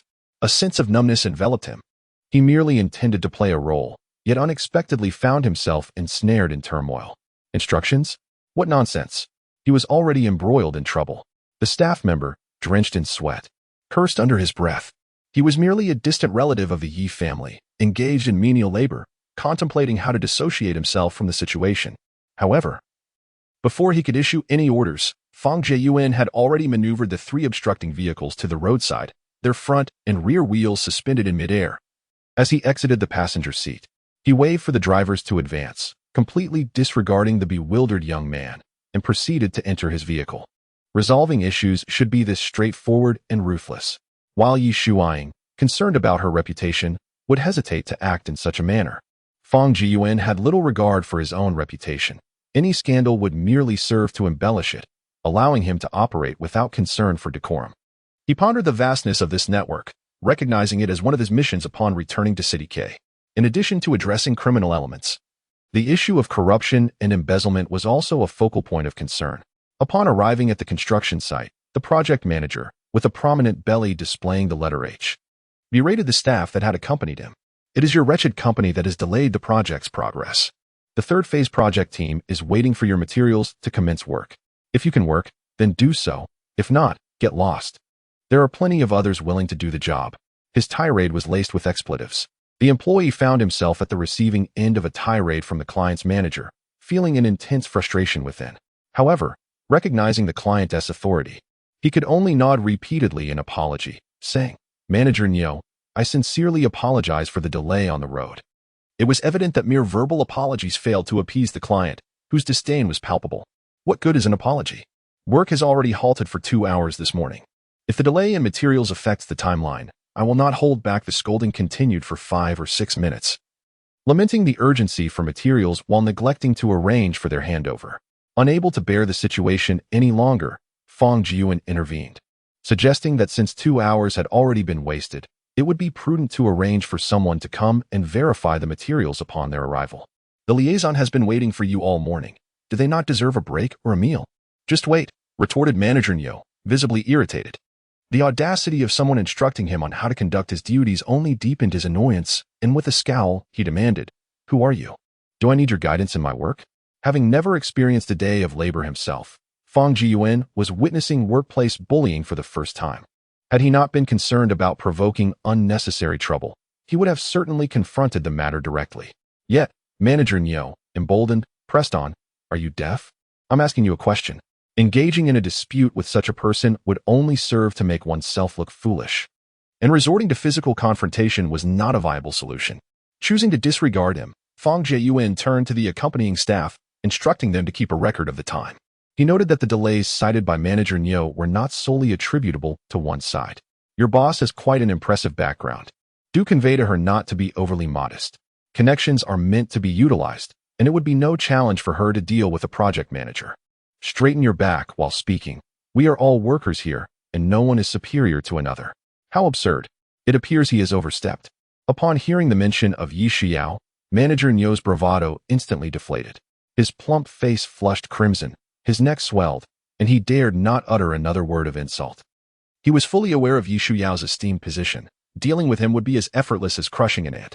Typically, he berated those on the receiving end without any resistance.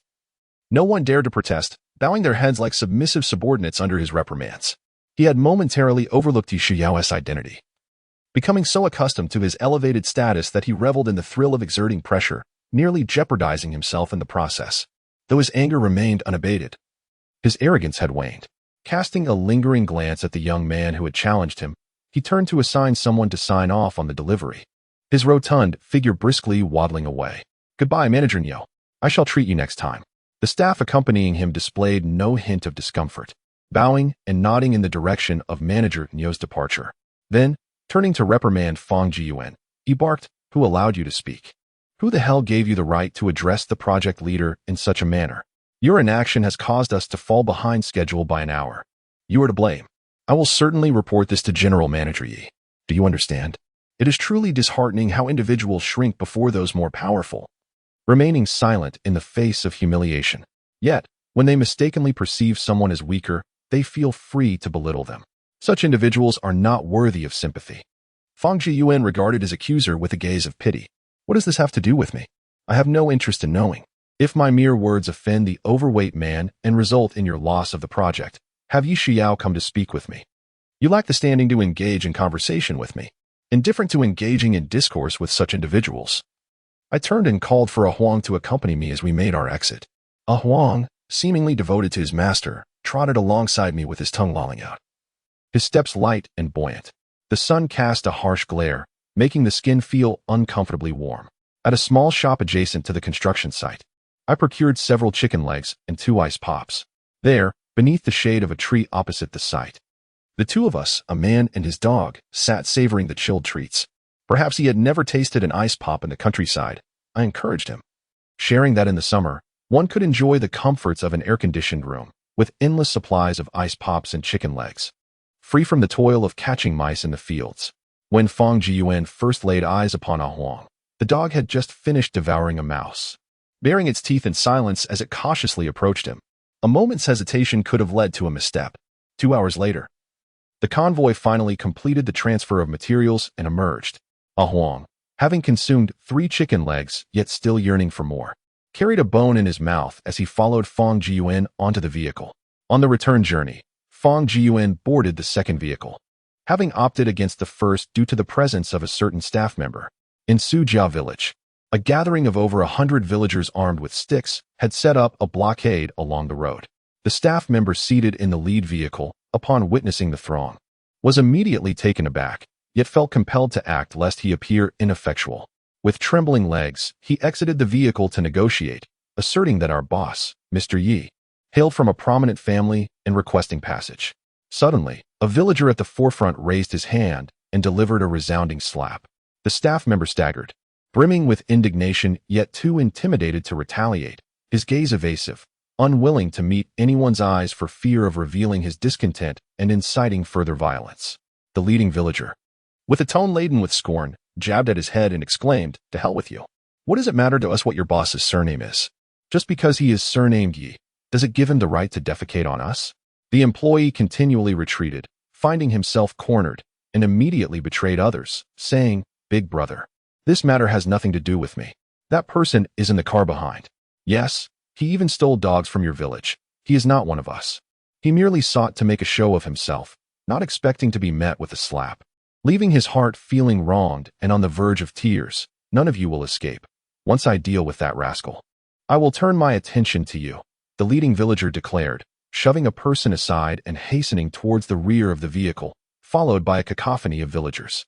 This group returned home after washing thrice to rid themselves of the stench.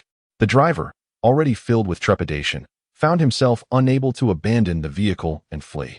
Suddenly, Fang Jiyuan, holding a wrench, pushed open the car door and calmly stated, "Let someone among you who can speak with authority come and converse with me."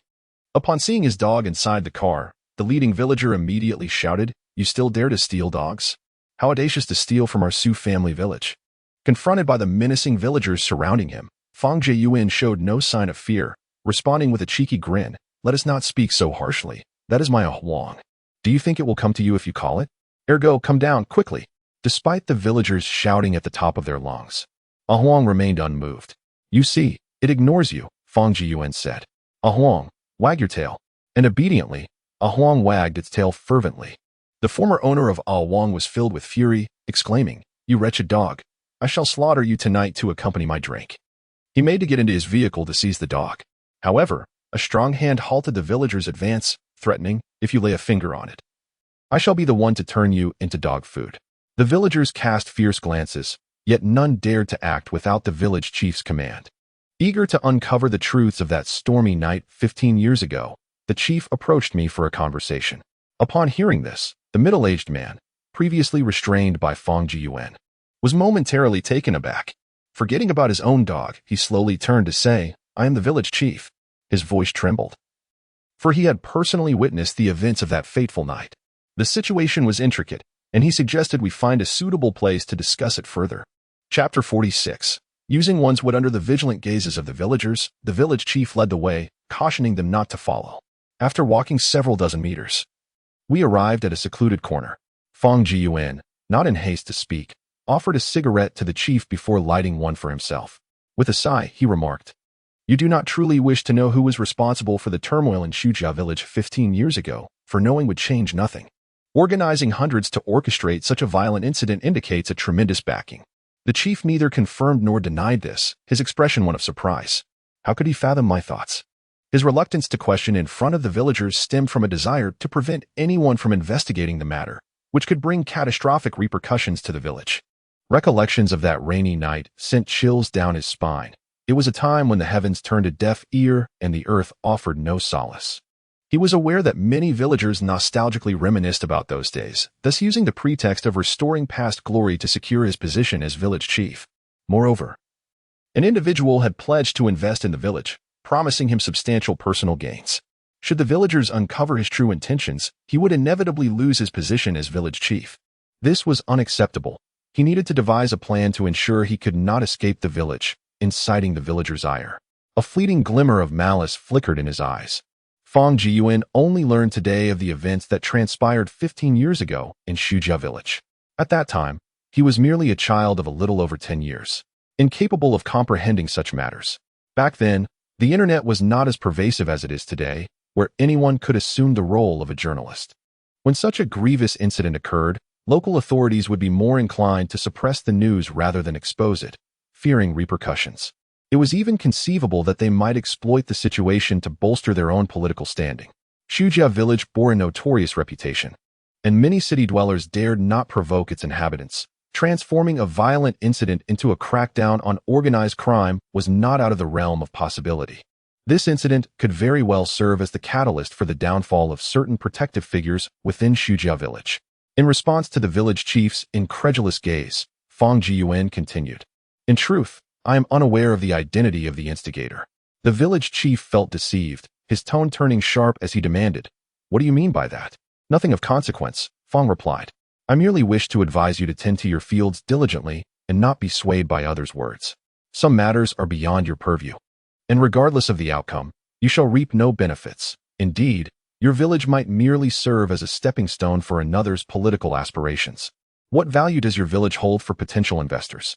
In a place rife with unruly individuals, it is likely that others would seek to rectify the situation upon their ascent to power. No one can tolerate a lawless organization obstructing their path." This statement struck a chord, resonating deeply within the heart. The village head, reluctant to admit he was being manipulated, insisted, "No one is orchestrating us. Do not unjustly label us. You have drenched hundreds of villagers in filth. You owe us an explanation. Otherwise, no matter how eloquent you may be, you shall not leave Shujia village today. Do you even know whose convoy you are obstructing?" Fang Jiyuan inquired, narrowing his eyes. "How could I not know? It is ignorance that breeds caution," the village head replied, maintaining his composure despite being exposed. "We have not blocked the road. The villagers are united and simply enjoy dining together. Regardless of the circumstances, our position remains just." The elder spoke not but falsehoods. Fang Jiyuan scoffed. "What kind of explanation do you desire?" "I demand you kneel and apologize to the village, and provide a compensation of 500,000. This was indeed a bold request. Fang Jiyuan hissed, his voice cold. "I am not one to apologize, let alone kneel.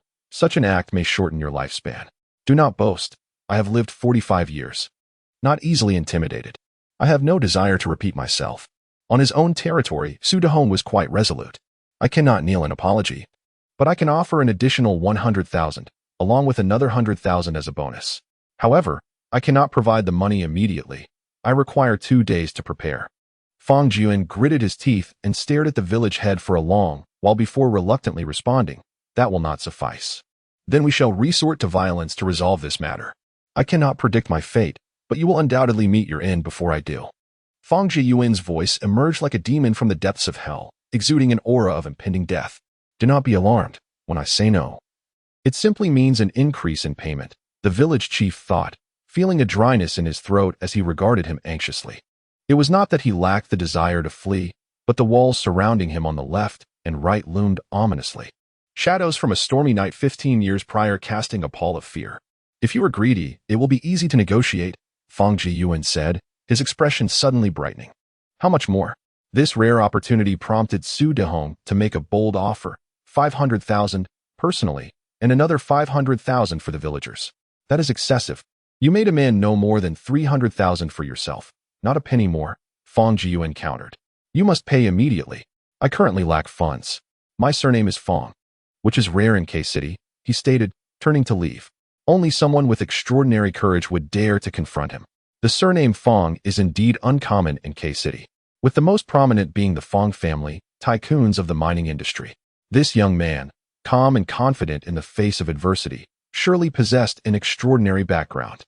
You must keep your word, otherwise, you understand. Su Diqing admitted to his hesitation, yet he would not allow those who deceived him to escape unscathed. Fang Jiyuan then turned, putting an arm around the village chief's shoulders in a display of camaraderie. That's right, we are in this for profit. Why make it a matter of life and death? In due time, I will present you with a lucrative opportunity. It depends on whether you can seize it. Well said, Su Dehong thought, feeling a surge of delight. Fortune seemed to smile upon him, as the god of wealth appeared successively to bestow upon him riches. The two of them returned, arms linked, while the villagers looked on with puzzled expressions. One individual, somewhat eccentric, pondered, could it be that these two are engaging in something more than mere friendship? The village chief conveyed the results of the recent negotiations with Fang Jiyuan to the villagers, emphasizing that his surname is Fang. The villagers harbored dissatisfaction, feeling that the compensation was insufficient. They had never endured such a profound humiliation in their lives. The more they contemplated it, the more discomfort it brought them. Fortunately, the compensation of 500,000 eased their minds somewhat. For some families, multiple generations had been doused with excrement, resulting in a sudden increase of nearly 10,000 in their income. Yet, some younger villagers, witnessing the chief's compromise, felt a burning indignation. So, the wealthy second generation can simply unleash drones to shower filth upon them, can they? However, they could not afford to offend the esteemed Uncle Dehong, and thus could only glare at him with fierce eyes. Let it all out. Come to this place to collect the money the day after tomorrow. Su Dehong was not the least bit afraid of Fang Jiyuan reneging on the agreement. If he dared to withhold the payment, the convoy would not pass. Each vehicle that managed to get through would be a testament to his feudal existence. Simultaneously, he absorbed the earlier conversation. Neither side was one he could afford to offend. He needed to devise a solution that would ensure his own safety. As the villagers dispersed, he contemplated taking his dog home.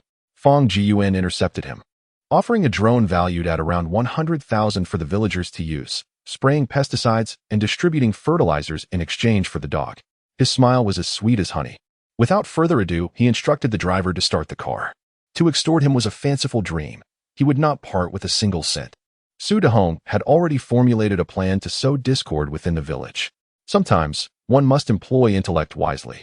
Resorting to violence frequently would render one no different than a brute.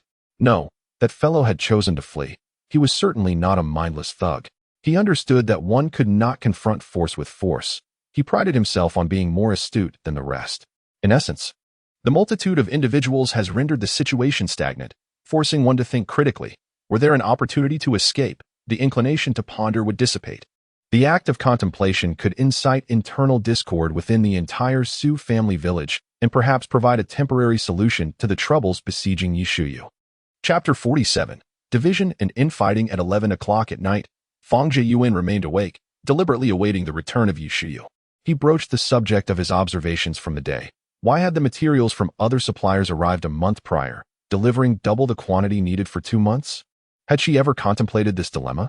Today, after work, he had visited his grandparents and, in passing, discussed the issues he faced with his grandfather. The elder was equally perplexed and suggested Fang return to confer with Yi. It seemed that the old gentleman was not oblivious to the problem but rather sought to test his granddaughter's husband. Fang, setting aside his own matters, prioritized hers, lacking the energy to delve into his concerns. Tomorrow, arrange for a truckload of appliances to be discreetly delivered to Su Dehong's residence in Su Family Village under my name. It must be conducted subtly, ensuring that the other villagers remain unaware, while also disseminating a few tidbits of information among them. Fang articulated the plan, which was rather straightforward.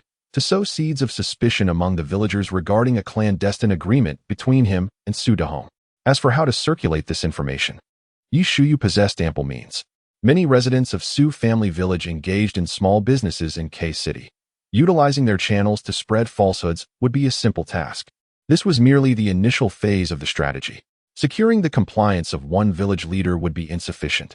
It was imperative to neutralize all discontented elements. The second phase of the plan involved targeting the younger populace, inciting discord among them to facilitate their self-destruction. It must be said that if this plan comes to fruition, it would resolve the troubles of Shujia village without bloodshed. Although the process may take some time, it would be a permanent solution. In her heart, she silently categorized Fang Jiyuan as a figure of danger, reminding herself to exercise caution in her future interactions with him, as he harbored too many ulterior motives. By chance, she noticed a golden dog lying by the air conditioning vent and inquired, "Where did you get this dog?" One cannot simply say it was acquired on a whim. Fang Jiyuan deftly sidestepped the question, stating, "If you do not wish for it to stay here, I shall take it to the studio tomorrow." After all, this was not his home. Bringing a dog without consulting the owner was rather presumptuous. Some people adore dogs, while others do not. She held no aversion to canines. Her reluctance stemmed from a lack of time to care for one. "I did not mean it that way. I find it quite well behaved. I do not dislike dogs. But you must take it out for walks every day, and if it relieves itself indoors, you shall have to clean up after it. It does not like being touched by strangers, so refrain from doing so." The golden dog was not particularly vocal, yet it could unexpectedly bite. Fang Jiyuan felt compelled to remind her to avoid provoking it. "I am going to rest now. Do not turn off the air conditioning in the living room. Leave it on. Living in a city apartment, summer nights can be unbearably hot.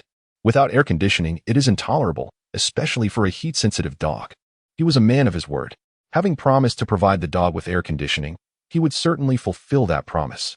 Taking it to the studio during the day and bringing it back home at night. "Are you going to have a late-night snack?" "I shall not. It is nearly midnight." "What is the point?" Fang Jiyuan firmly declined, for he had no habit of late-night snacking. He adhered to a schedule of eating when the time was right, believing that one should not indulge in food late at night. "No, you must eat," Yi Shuyao insisted as she stood up, blocking Fang Jiyuan's path. "Why must I eat?" "Oh, I see. You wish to intoxicate me," Fang Jiyuan replied, shyly clutching her chest. "Leave me alone. What a ridiculous notion, to think of getting me drunk. I am merely hungry and do not wish to lift a finger. I only want you to prepare a bowl of noodles for me." Successful individuals share a common trait, strong execution. Having endured so much disdain, Yi Shuyao was filled with pent-up frustration. The next day, she arranged for her cousin to procure a batch of electrical appliances in Fang Jiyuan's name to be delivered to Shujia village, specifically instructing him to maintain a low profile. If anyone inquired, he was to state that they were a gift from a friend of village chief Su. She emphasized the need to display a banner on the vehicle that read K City Certain Electrical Appliance City. Her cousin, confused by the contradictory instructions of being discreet yet overt, hesitated to ask for clarification, simply following his cousin's orders. After being reprimanded for half an hour at a recent meeting, he had been avoiding her, seeking a chance to atone for his missteps. This presented a fine opportunity that he was determined to seize. Xiao Xian, not particularly academically inclined, graduated from a third-rate college and found himself serving as a vice president at the company, all thanks to his cousin's support. Otherwise, he might have been relegated to being a security guard or working assembly line jobs. After arranging for his cousin, he made a phone call to a friend, requesting information on those making a living in K City. Within half an hour, he received a response. Ultimately, a decision was made to select a bustling eatery as the target, assigning a task to a distant relative within the company. That evening, he would accompany others to the renowned Lao Jiu grilled fish establishment. It was said that Su Daihong exploited villagers for personal gain, collaborating with two prominent figures in the city to reap the benefits from both sides, planning to amass enough wealth before departing from Shujia village. Several offspring of those who had previously suffered at the hands of Shujia village had now risen to significant positions of power within the province, keeping a watchful eye on the village, seeking an opportune moment to exact revenge for their parents. Part of this strategy stemmed from Fang Jiyuan's suggestion last night, while Yu Shuyuan added her own insights, aiming to instill a sense of pressure upon Shujia village, compelling them to atone for their past transgressions, rendering their lives filled with trepidation and unrest. Having arranged everything, she sat alone in her modest office, gazing into a mirror, locking eyes with her reflection, and sighed. Lamenting her own simplicity and not realizing such an obvious solution, pondering the stark contrast between her intellect and that of others. Yet, she quickly dismissed her earlier thoughts, reminding herself that she was indeed more astute. It was merely a lack of malice that set her apart. She found this assessment to be quite accurate. Contrasting herself with Fang Jiyuan, who was imbued with ulterior motives, his mind solely focused on scheming against others. Unbeknownst to Fang Jiyuan, others harbored such thoughts about him. In his earnest pursuit of her affairs, he sat in a humble office, adhering to the law, squinting through the haze of smoke, reflecting on the young man in front of him, adorned in a police uniform with 1 bar and 2 stars, exclaiming how swiftly time had passed. As they had known each other for over a decade, what prompts this sudden sentimentality? This is not your usual demeanor, he remarked, observing the young man who embodied righteousness and integrity in his attire. This is Lu Wei, a high school classmate of Fang Jiyuan. Hailing from a humble background, Lu Wei's circumstances did not deter Fang Jiyuan, a scion of wealth, from forming a bond with him. He admired Lu Wei's steadfast dedication to his studies, finding inspiration in his relentless pursuit of knowledge. Although Fang Jiyuan himself lacked diligence, he held a deep appreciation for those who strove for excellence. Lu Wei's mother, who had only 1 leg, was unable to perform strenuous labor and resorted to venturing into the mountains to catch wild game for sale. As the city rapidly expanded, wild game became increasingly scarce, leaving Lu Wei often struggling to afford meals. Possessing a particularly strong-willed nature, he refused any form of assistance.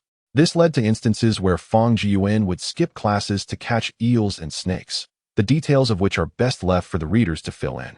How has Aunt Yin been these years? Upon mentioning his mother, tears shimmered in Lu Wei's eyes. She had passed away 3 years prior. Yet her final words had been of him. Lu Wei stands as a paragon of triumph over adversity, having attended the finest police university and, before turning 30, achieved the rank of deputy director. Just as his life began to flourish, the one who raised him was no longer present. Next time you have the chance, take me to visit her. Fang Jiyuan could have brought Lu Wei to meet his father-in-law, offering him support in his career. However, he chose not to. The classmate he once knew may have undergone a transformation, and as the overseer of Shujia village, he could not possibly be oblivious to the prevailing circumstances. Chapter 48. Ominous signs in Shujia village. On the day of the distribution, villagers gathered early along the road. Questions were incessantly asked. Dahong brother, Dahong uncle. When will that fellow bring us our money? Could it be that he has been deceived? The night before last, an unprecedentedly lengthy meeting was convened in the village, during which the list of individuals who had engaged in halting vehicles on the return journey was compiled. Only 89 names were recorded, and the funds at hand were allocated solely to those who participated in the roadblock, while the rest indulged in leisure. When it came to labor, these individuals were conspicuously absent, yet they flocked forward when it was time to distribute the money, harboring unrealistic expectations. A faction expressed profound dissatisfaction with Su Dahong's approach. They employed personal connections to coerce him, asserting that if he aspired to become the village chief, they would wholeheartedly support him.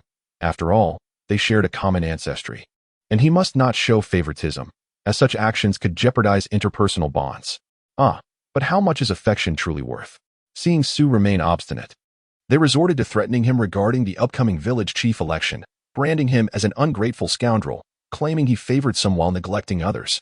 Su Dahong dismissed these futile threats, knowing that as long as a portion of individuals profited, those with ulterior motives would eagerly align themselves, exhibiting more enthusiasm than anyone else. They had already envisioned how to spend the anticipated money. First, making a down payment on a house in the county town, then purchasing a car. The desires grew increasingly numerous, and a realization dawned that 300,000 hardly sufficed for much. They lamented not having held out for a bit more. If only they had persisted, perhaps the other party would have relented. Simultaneously, they secretly hoped that their share would not be brought in cash, preferring it to be discreetly transferred later. Why had they not retained that fellow's phone number? They were incessantly pestered by inquiries, which grew tiresome. They no longer wished to respond. The group that had abstained from participating in the roadblock showed up as well. Should they fail to secure any funds, they would resort to outright theft, for after all, the majority were from the same village. Why should they not receive their due share? Yesterday at noon, a small delivery truck arrived in the village, heading directly to Su Dahong's residence, witnessed by many. The driver inquired with passers-by about Su Dahong's house, claiming that a friend from the city, Su Duching, had Sin Appliances.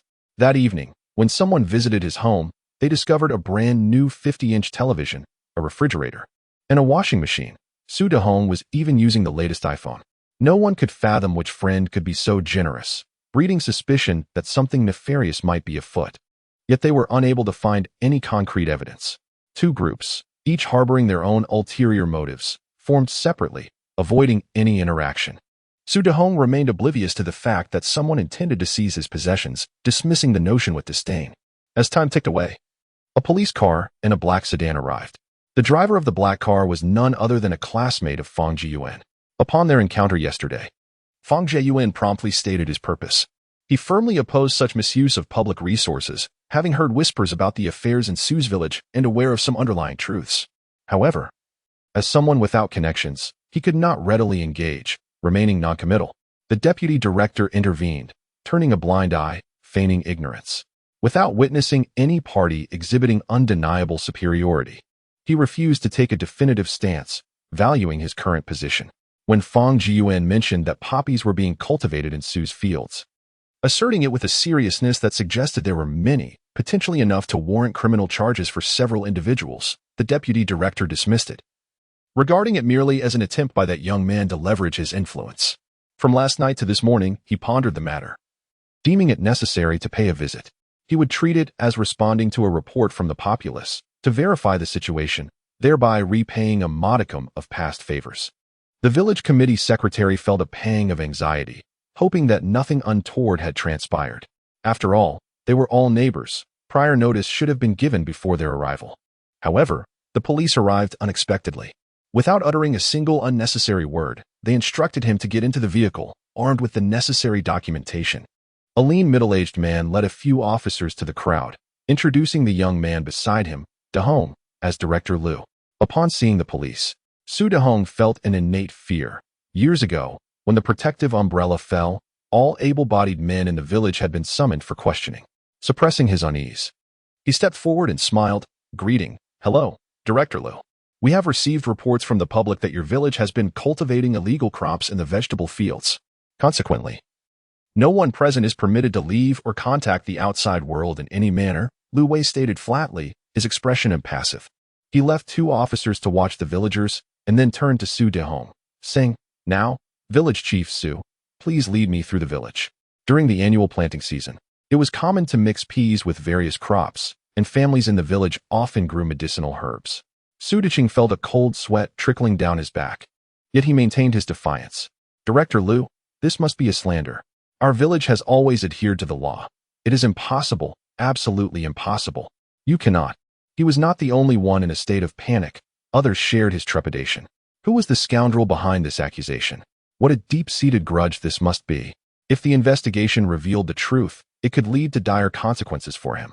Achieving the position of deputy section chief at such a young age is undoubtedly a testament to genuine capability. How could Lu Wei fail to discern the village chief's deceit?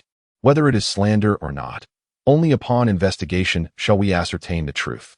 Well then, I am the village chief. Let us proceed to my courtyard.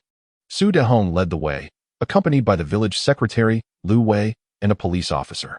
One officer, however, diverged in another direction, deploying a drone, thus not following the group.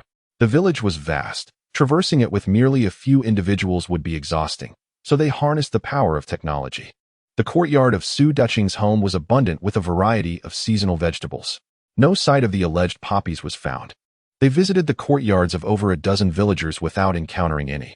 Lu Wei received a call from a colleague and promptly turned to leave.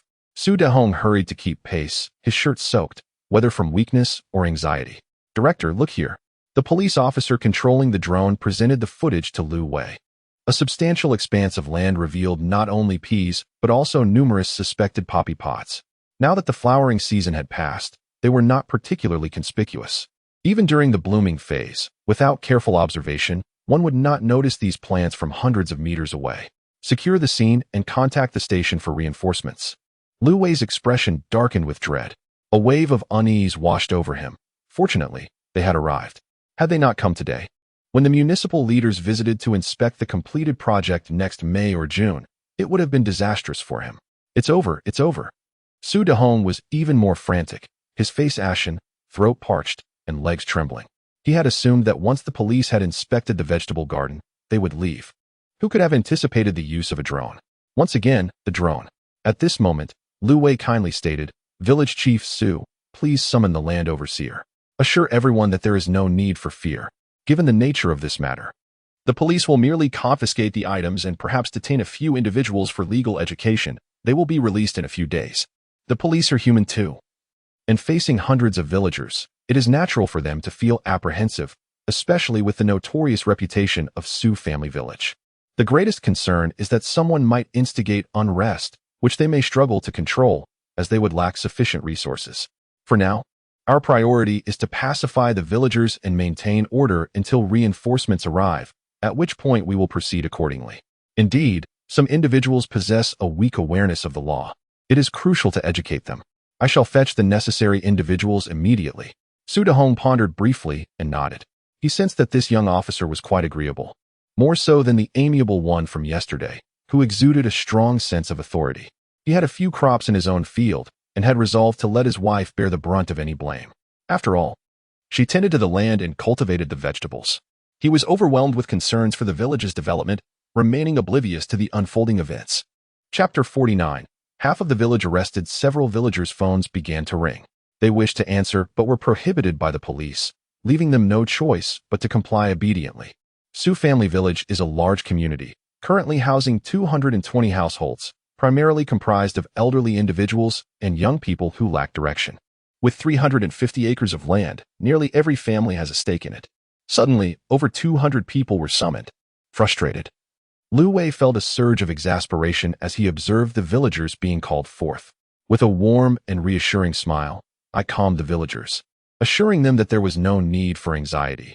Their minor infractions did not meet the threshold for prosecution, but they must refrain from planting in the future. Soon, my colleagues would arrive, and I urged everyone to cooperate as much as possible. To foster a connection with the villagers, I mentioned, I am the son of a farmer. Under the pretense of retrieving cigarettes from the car, I discreetly made a phone call to report the situation here. Some were anxious, while others remained skeptical.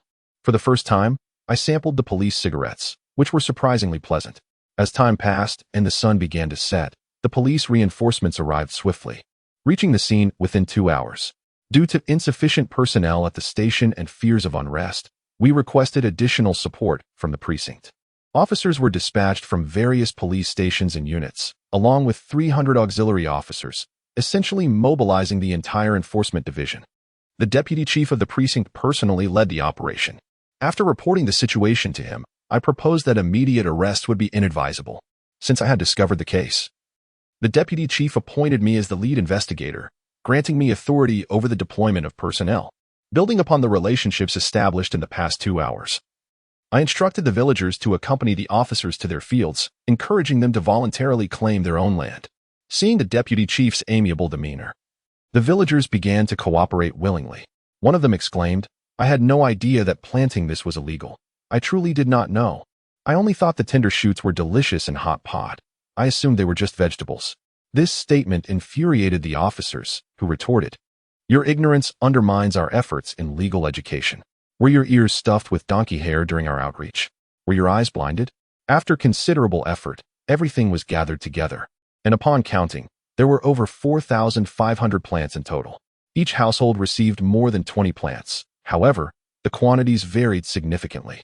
Some individuals truly cultivated them as medicinal herbs, possessing only a few specimens, while others had reached the threshold of legal consequences.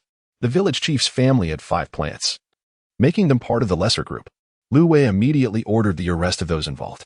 At that moment, Su Dehong, a burly man, with his eyes darting, felt compelled, as the village chief, to say something to dissociate himself from the situation. He stomped his feet in indignation, cursing, "That thieving woman has caused a disaster. All these were planted by my wife. I had no idea, truly no idea. I have often educated her on the law. It's all my fault for being too busy to tend to the fields." As the village chief and the family's main provider, he took the blame on behalf of his wife. His righteous fury soon provided an opportunity for villagers who were at odds with him to step forward. "That's nonsense. His wife has not stepped foot in the fields for decades. She spends her days adorning herself to meet clandestinely with city men, while he is the sole cultivator. You, Su Dehong, you Su Dehong glared at the accuser. Immediately, another individual jumped forth to testify. I can corroborate that he is the sole cultivator. The seeds I planted came from him. Officer, he interjected, I intended to speak first, but Su Laosan jumped ahead. Does that count as a contribution? With two individuals leading the charge, a third and fourth soon followed, with over a dozen pointing fingers, claiming that the seeds were provided by the village chief. They nearly accused him of coercing them into planting. Su Dehong merely sought to shift the blame onto the woman who had been sympathetic to him, never anticipating that the very kin who affectionately referred to him as Brother Dehong would betray him. Completely discredited, he faltered and knelt, muttering the word beast repetitively. Each sought to carve out an opportunity for personal glory, while the mutual backstabbing persisted, and even before any interrogation, they had thoroughly sold out their brother.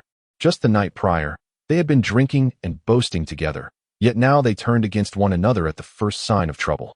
As they observed the amiable director Lu's smile gradually fading upon hearing the report of the numbers, they realized the gravity of the situation. Though they could not comprehend the legal statutes, they could certainly read the expressions on their faces. The villagers, disregarding the presence of police, continued to exchange insults, adorned with rose gold bracelets, revealing each other's shortcomings. You're a coward. You have 3 seconds. They even divulged affairs, hurling obscenities that were utterly disgraceful. The ones taken were the pillars of their families, leaving the others in a state of bewilderment. Once the officers departed, those remaining pulled out their phones. Uncertain of who to call for assistance, their minds blank, unsure of what steps to take next. Suddenly, a few individuals erupted in furious curses. Su Dehong, that beast, has played us. Damn it, he is treating us like fools. I always wondered why he was so generous, feasting us daily. It turns out he was mocking our naivety.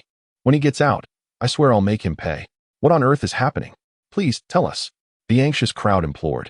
A young man, possessing a delicate countenance, gazed intently at the messages on his phone, gritting his teeth in indignation. He had secretly accepted several million in benefits from others, utilizing our efforts to impede the passage of vehicles belonging to Hao Yuan Company, thereby jeopardizing the Shishan project. He did not merely receive benefits from one party. He was feasting at both ends. Furthermore, among those who had been bullied by the previous generation of the Su family in Shujia village, several of their offspring now hold influential positions within provincial agencies. They are seeking reasons to target our village, and it seems our village is doomed. At present, no one acknowledges the former glory of Shujia village, and a chill runs down their spines. Some even speculate whether Su Dehong had sent his wife to the city to ingratiate herself with powerful figures, thereby offending others, which led to the revelation of poppy cultivation in our village. It is undoubtedly the case, as this is not the first time we have engaged in such cultivation. It occurs annually. Why, then, did the police suddenly arrive in the village today? Damn that scoundrel Su. After the curses were uttered, someone recalled that we all share the same ancestry, but it was too late. Just this morning, I encountered the largest electronics market in K City delivering appliances to Su Dehong, claiming they were gifts from friends. What friends does he have in the city? Apart from his wife's lover? Could it be that this was a compensation for him? Most likely, it was that young man from yesterday who brought them. I suspected they had secrets they did not want us to overhear, behaving mysteriously, returning with their arms draped over each other as shoulders. At this moment, everyone was playing the part of Zhuge Liang, engaging in a flurry of analyses and conjectures. The women and elderly who had remained indoors now emerged, inquiring about the situation, collectively cursing Su Dehong to a misfortunate fate, declaring that his 3 sons were not his, threatening to smash his house and burn it down. He recalled that the seeds of his own home were given by others, thus shifting the blame onto them. Soon, the situation escalated into a cacophony. Without a unifying leader, the villagers were akin to scattered grains of sand. What could be anticipated? It could not resolve the pressing difficulties at hand. Each returned home to gather information. Sometimes, ignorance is bliss. Knowing one cannot find a solution only deepens the sorrow. Chapter 50. Grandfather's guidance. He received a letter of gratitude from an old classmate. Fang Jiyuan did not anticipate that so many would be apprehended, an unintended consequence of a casual encounter. It was entirely beyond his expectations. The day before, while wandering through the village, he stumbled upon 2 plants. He thought to leverage this incident to prompt the police to investigate the village. Emboldening himself with the presence of law enforcement, the villagers would not dare to act recklessly. After meticulously crafting a scheme, he never imagined the situation would diverge in such a manner, straying from the intended outcome, regardless of the benefits Lu Wei may have reaped. From the perspective of interpersonal relations, Fang Jiyuan sent a letter of thanks. The pawn of Shujia village had been rendered ineffective. It remained to be seen how the next move would unfold. It was best if the events I dread did not transpire. Otherwise, no matter how formidable your background, I shall ensure your downfall. Fang Jiyuan gently patted Ah Huang's head, murmuring to himself, there are many pieces in the game of powerful figures. With Su Dehong gone, there are still others, and the game must continue. Lai San and his group posed no significant threat. Fang Jiyuan was indifferent. Dealing with a few small ruffians had minimal impact. Perhaps some would even express gratitude. Villagers are not mere ruffians. They cannot resort to violence over trivial disagreements. Let us set aside the question of whether one can contend with the situation. The mere identity of a farmer renders Fang Jiyuan incapable of acting recklessly. Instead, he must rely on his wit to navigate challenges. He conveyed the message to Yi Shiao, urging her to persist with the plan. His tone resembled that of a leader issuing commands to a subordinate, yet she exhibited no signs of displeasure, simply responding, I understand. One commendable trait she possessed was her ability to recognize her shortcomings and humbly lower her status, unlike foolish individuals who, in their arrogance, deemed themselves wise, compelling others to approach her with deference. After exchanging a few words, she took Ah Huang back to visit her grandfather. The old man, clad in a traditional elder's robe, revealed his robust biceps as he practiced on a wooden dummy in the courtyard. Upon noticing his grandson's unexpected visit, a smile of delight, barely contained, crept across his face. Although he feigned ignorance, continuing to strike the dummy with increasing fervor. It was almost comical, his expression resembling that of a pouting fish. Could he not be less pretentious with his beloved grandson? The old fellow was indeed proud, masking his joy with an air of aloofness. After all, he was a grandfather. Fang Jiyuan nudged Ah Huang to play, then approached with a towel in hand. Here, wipe your sweat. I wouldn't dare trouble the esteemed young master. The old man, ignoring the gesture, persisted in his training. Such words, even if I am impressive, I must still address you as grandfather in your presence. Fang Jiyuan took the initiative to wipe his grandfather's brow, proclaiming, the esteemed young master is here to assist you. Does that not please you? Are you running low on funds? The old man halted, turning to face his grandson in inquiry. Yes. Fang Jiyuan nodded vigorously. Ha ha ha, neither do I. Observing his grandfather's childish antics, Fang Jiyuan was momentarily at a loss for words, chuckling softly as he remarked, I was merely jesting with you. I simply wished to return and see you. It is indeed a rare occasion to address you with such reverence and to willingly come back to visit the old man. Such a feat is not easily achieved. One cannot help but wonder which of our ancestors' graves has caught fire. This is rather excessive, as it suggests I am devoid of any sentiment. There are certain matters that Fang Jiyuan found difficult to articulate. Having been away from home for an extended period in recent years, he had indeed not given much thought to the concept of home upon his return. It took time to adapt. There were other pressing issues that had kept him from visiting, and only recently did he realize that some matters cannot be rushed. The old man cast a furtive glance at his grandson, noticing his furrowed brow, and inquired, have you encountered some troubles outside? There are indeed a few matters I would like your insight on, but visiting you is my foremost priority, Fang Jiyuan sincerely expressed. Those blind fools who label me as an uncultured brute are, quite frankly, mistaken. You, my dear boy, possess discerning vision. Do share your thoughts for my analysis. The old man settled himself on a chair in the garden, fingers gently tapping the table, signaling for his grandson to pour him some tea. Recently, Shio's company has encountered some difficulties, and I am assisting in addressing them. Within less than a minute, Fang Jiyuan succinctly conveyed the situation's background, expressing his confusion over certain aspects. How can such a straightforward matter escape your understanding? What purpose do your heads serve? I must say, old Yi is quite lacking in capability. He has the audacity to call me a brute. I shall have to take great delight in teasing him later. The old man's spirit soared, his mood exceptionally buoyant. After waiting for approximately 2 minutes, Fang Jiyuan, finding his grandfather lost in contemplation, could no longer restrain himself. You've boasted enough and put on quite the show, but could you please speak up? My patience is wearing thin, he inquired. The old man replied slowly, pondering how to articulate his thoughts more clearly so that they would be immediately understood. Is it possible that the project leaders are also under pressure, not wishing to offend either side? Among the 3 material suppliers, only Yi Shuyue's company delivers every other day, claiming they have no space for storage. Upon hearing this, Fang Jiyuan experienced a sudden epiphany. He continued, the Tang family must perform for that individual while simultaneously avoiding disfavor with Secretary Zhou, which leads them to complicate matters for Shu Yue's company. You have inherited my wisdom, unlike your father, who is rather dull, the old man remarked, his demeanor shifting once more. Fang Jiyuan added, however, the Yi family is not one to be trifled with. Compared to the Yi family, might it be that Secretary Zhou and that individual possess an even more formidable background? The old man's gaze deepened as he responded, power cannot be inherited. The offspring of the Yi family will never reach the heights achieved by the elder Yi. A new ruler brings in new officials. Once one steps down, their influence dissipates. If they are acknowledged as a leader, well and good. If they are ignored, they are nothing. The grandfather spoke the truth. Despite his robust exterior, the old man's mind was sharp and astute. Having risen from nothing to establish the Fang family's current standing, he was far from a mindless brute. His character bore a striking resemblance to that of his grandfather, preferring action over contemplation. Thus, he was labeled a brute, while Fang Jiyuan was dubbed brainless. The situation has begun to clarify, yet there remains a point that Fang Jiyuan cannot comprehend. He inquired, if the project is completed on schedule, how will the Tang family explain themselves to that individual? You fool, came the reply. If the project is completed on time, the Tang family will essentially be embracing Secretary Zhou, rendering any explanation to that person irrelevant. Should the project fail to meet the deadline, however, they will find themselves in that person's clutches. The elder gently tapped his grandson's forehead and continued, at present, the outcome remains uncertain. The Tang family opts to remain observant. Once a clear victor emerges, they will resolutely align with the winning faction.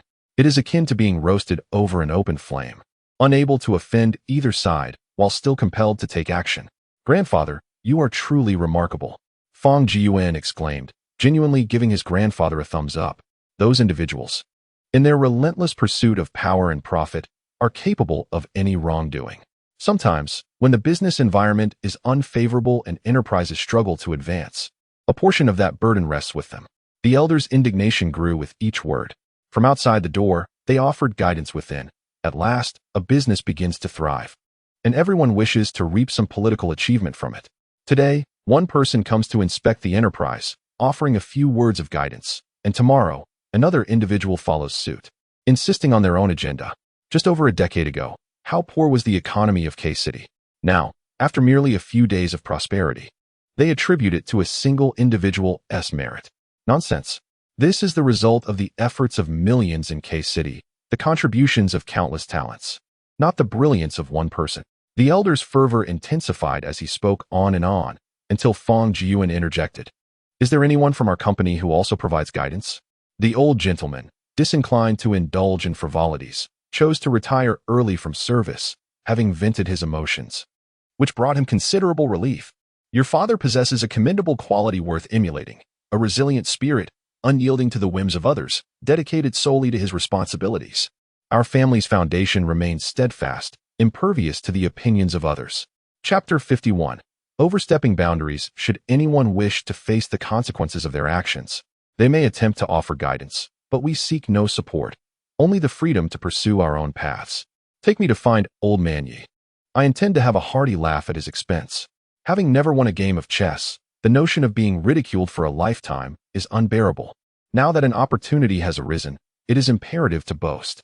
Well, it seems he has been aware of my intentions all along, merely seeking to gauge my limits. Fang Jiyuan divulged all he had undertaken in recent days. Very well, so this is how he wishes to play. Why should that old cur test my grandson? Seeing his grandfather's evident anger, Fang Jiyuan could not comprehend the source of his ire. One moment the old gentleman was grave, and the next he beamed with joy. I can feign ignorance. After all, he has yet to articulate his reasoning, which I have deduced. I shall change my attire, take my car, and together we will proceed to mock him. With that, he turned and headed home, humming a cheerful tune about the joy of the common folk. It seems we are about to overstep our bounds. Is this truly wise? Fang Jiyuan murmured to himself, feeling powerless to stop the situation. He called Yi Shuyu to explain the circumstances, mentioning that his grandfather intended to visit her grandfather for the purpose of mockery. Please intervene. My grandfather's heart isn't in the best condition, Yi Shuyu urged anxiously. Suddenly recalling the character of grandfather Fang, Fang Jiyuan found himself resembling his grandfather. At that age, Few individuals possess the robust health akin to that of old Master Fong. Should he become agitated, the consequences could be dire. I could not intervene. Had I been able to do so, I would not have made the call. Perhaps it would be best to suggest that your grandfather take a brief respite to avoid any undue stress. My grandfather's disposition was one of unwavering resolve. When my grandmother was alive, she could temper his temperament, but now no one could. Perhaps had Yi Shuyuan been present, he might have moderated his behavior. As soon as the call ended, Yi Shuyuan summoned her cousin into the office, briefed him, and left work early. She understood her grandfather's temperament well. He would never consider retreating. Typically clad in a traditional elder's robe, the old gentleman had transformed into a figure dressed in modern casual attire, standing tall. Apart from his shock of white hair, one would hardly guess he was approaching 80. His physique could easily pass for that of a model. Were it not for the provisions at home, Fong Jiyuan might have devised a way to usher his grandfather into retirement. Arriving at the cadre retirement compound, Yi Shuyuan had already been waiting at the entrance. After exchanging pleasantries with the gatekeeper, she was granted entry. Upon meeting, the two elderly gentlemen engaged in a day of polite banter. While their words might be interpreted as cordial, they subtly inquired about each other's longevity. Gradually, the pretense faded, and their discourse became candid. Fong Jiaba burst into laughter, exclaiming, "Old fool, I never imagined you would survive all these years. It truly is a miracle. You being a person is quite miraculous in itself," retorted old Master Fong with a sardonic smile. "I have even prepared the tableware for the feast. If I could bring you back from the brink, medicine is indeed a marvel." Fong Jiabao shifted the conversation, saying, "My wife inquired about you. You failed to provide any insights. My grandson returned today and told me something. I answered in less than 3 seconds." Having spoken, he proudly tilted his chin, wearing an expression that sought praise. "Grandfather is remarkable." Fong Jiyuan offered no elaborate compliments, merely uttering a brief acknowledgement of his prowess. I am curious to hear what this boorish fellow might articulate." Yi Wentao, while deriding him as a fool, held no such sentiments in his heart. "Grandson, you speak on behalf of your grandfather." Very well." Fong Jian pursed his lips and, with a calm demeanor, relayed the conclusions drawn by his grandfather, concluding with a question. "But who exactly is that person? Some matters should simply be addressed without dwelling on the identity of the individual." Yi Wentao evaded the inquiry. "How enigmatic. Even if one were to know, silence prevails. At least my grandfather is straightforward." Fong Jiyuan pondered. "The issues in Shujia village are temporarily resolved, however. Until the contest concludes, I suspect the opposition has further strategies, potentially dragging the Yi family into the fray. Old man, you must not remain passive, waiting until you are submerged before contemplating a return to the shore." Such bluntness earned him a disapproving glare from Yi Shuyao. She trusted that her grandfather was well prepared and would not be caught off guard. His silence was merely a means to spare them from worry. "Do you possess a solution if you speak of it?" Yi Wentao inquired. Hypotheticals often diverge from outcomes, much like the situation in Shujia village, which was entirely unforeseen. Fong Jiyuan did not claim credit for the resolution in Shujia village, attributing it instead to mere happenstance. Most would bask in self-satisfaction, believing themselves infallible in their calculations. Prolonged self-deception can easily lead to arrogance, such as a fatal flaw. To him, the unexpected outcome was not worthy of boasting. "Do you believe that the troubles of Su family village will cease here?" Yi Wentao, exuding the authority of a superior, inquired further. Regarding the old man's attitude towards his grandson, Fong Jiabao felt a surge of dissatisfaction. "Old man, this is my grandson. Please refrain from your incessant questioning." "It's all right, Grandpa. I understand that this is Grandfather Yi testing me," Fong Jiyuan reassured his grandfather. He continued, maintaining an unwavering demeanor, "Of course, this is not the end. We have already set the stage to thoroughly dismantle Su family village. I share my grandfather's forthright nature. I prefer directness. If there is something you need me to do, just say it." Suspicion can easily tarnish relationships. Deep down, Fong Jiyuan felt discomfort at the old man's test. He would not take pride in receiving a few words of praise and acknowledgement from others, for his life did not rely on external validation. A test, in essence, felt like being used as a tool by someone else, a sentiment that was quite unpleasant. He was a complete individual, unrequiring of trials. To put it more eloquently, what was termed a test was, in truth, a manifestation of distrust. The atmosphere grew somewhat tense, and the expressions of the Yi family duo were far from pleasant. While the smile on their grandfather's face was radiant, his wrinkles tightly compressed. Fang Jiabao's visit today was secondary to boasting, primarily. He sought to address the near ordeal his grandson faced, providing the old man with a dose of clarity. Before the old man could even voice his grievances, his grandson had already spoken up, filling him with considerable satisfaction. What a fine lad. He is indeed my Fang Jiabao's beloved grandson. This character bears an uncanny resemblance to a reckless individual, nearly shattering his defenses. Yi Wentao, having spent his life navigating the treacherous waters of the officialdom, found himself for the first time confronting a candid young man. While the reckless youth did not provoke his ire, Fang Jiyuan certainly did. Quickly regaining his composure, he chuckled and remarked that due to his professional habits, change is not easily achieved. He momentarily forgot that he was merely a retired old man. This time, it was indeed the grandfather's fault, and there would be no next time. That's quite all right, Fang Jiyuan replied, his words betraying his true feelings. You are rather blunt. Yu Shuyao nearly ground her teeth in frustration. Regardless of how others perceived the situation, Fang Jiyuan expressed his thoughts candidly. I personally advise Shuyao to withdraw from this project. The waters are too deep, and the waves too tumultuous. Currently, you find yourself in a state of isolation within this endeavor. There is no other option. I have already invested. Yi Xiao began, but Fang Jiyuan interrupted. Consider this. How many months' worth of supplies can the other two companies provide in one go? Why must you deliver every 2 days? They view you as a soft target. If that individual holds the advantage, the Tang family will transform into a knife aimed at you. At that point, it will not merely be a matter of obstruction, but a more ruthless and insidious method of compelling you to pledge your allegiance, thus demonstrating loyalty to that person, even if the current situation remains uncertain. Should that individual apply maximum pressure on the Tang family, they will undoubtedly choose to cooperate. During Secretary Zhou's evaluation period, due to material issues, a significant casualty incident may occur, making promotion impossible. Instead, it could serve as a pretext to reassign him to a position of retirement at the Clearwater office. And as if that were not enough, your Yi family will also be dragged down into this turmoil. Monetary losses are trivial. However, the company's financial deficit is pressing, and our family is willing to lend you support. Should you decide against continuing operations, you might consider joining our company or working at my studio. The intentions of the opposing party extend beyond merely targeting Secretary Fang. Your family is also implicated in this matter. In the past, K-City was impoverished and overlooked. But now, as it thrives, many are drawn to its prospects. Since engaging them directly may prove futile, it would be prudent to evade confrontation and allow them to exhaust their efforts. This is merely the conjecture of Fang Jiyuan. The fact that even Elder Yi refrains from mentioning it indicates his inability to cope. Thus, acknowledging defeat and safeguarding oneself becomes paramount. Of course, there exists another approach.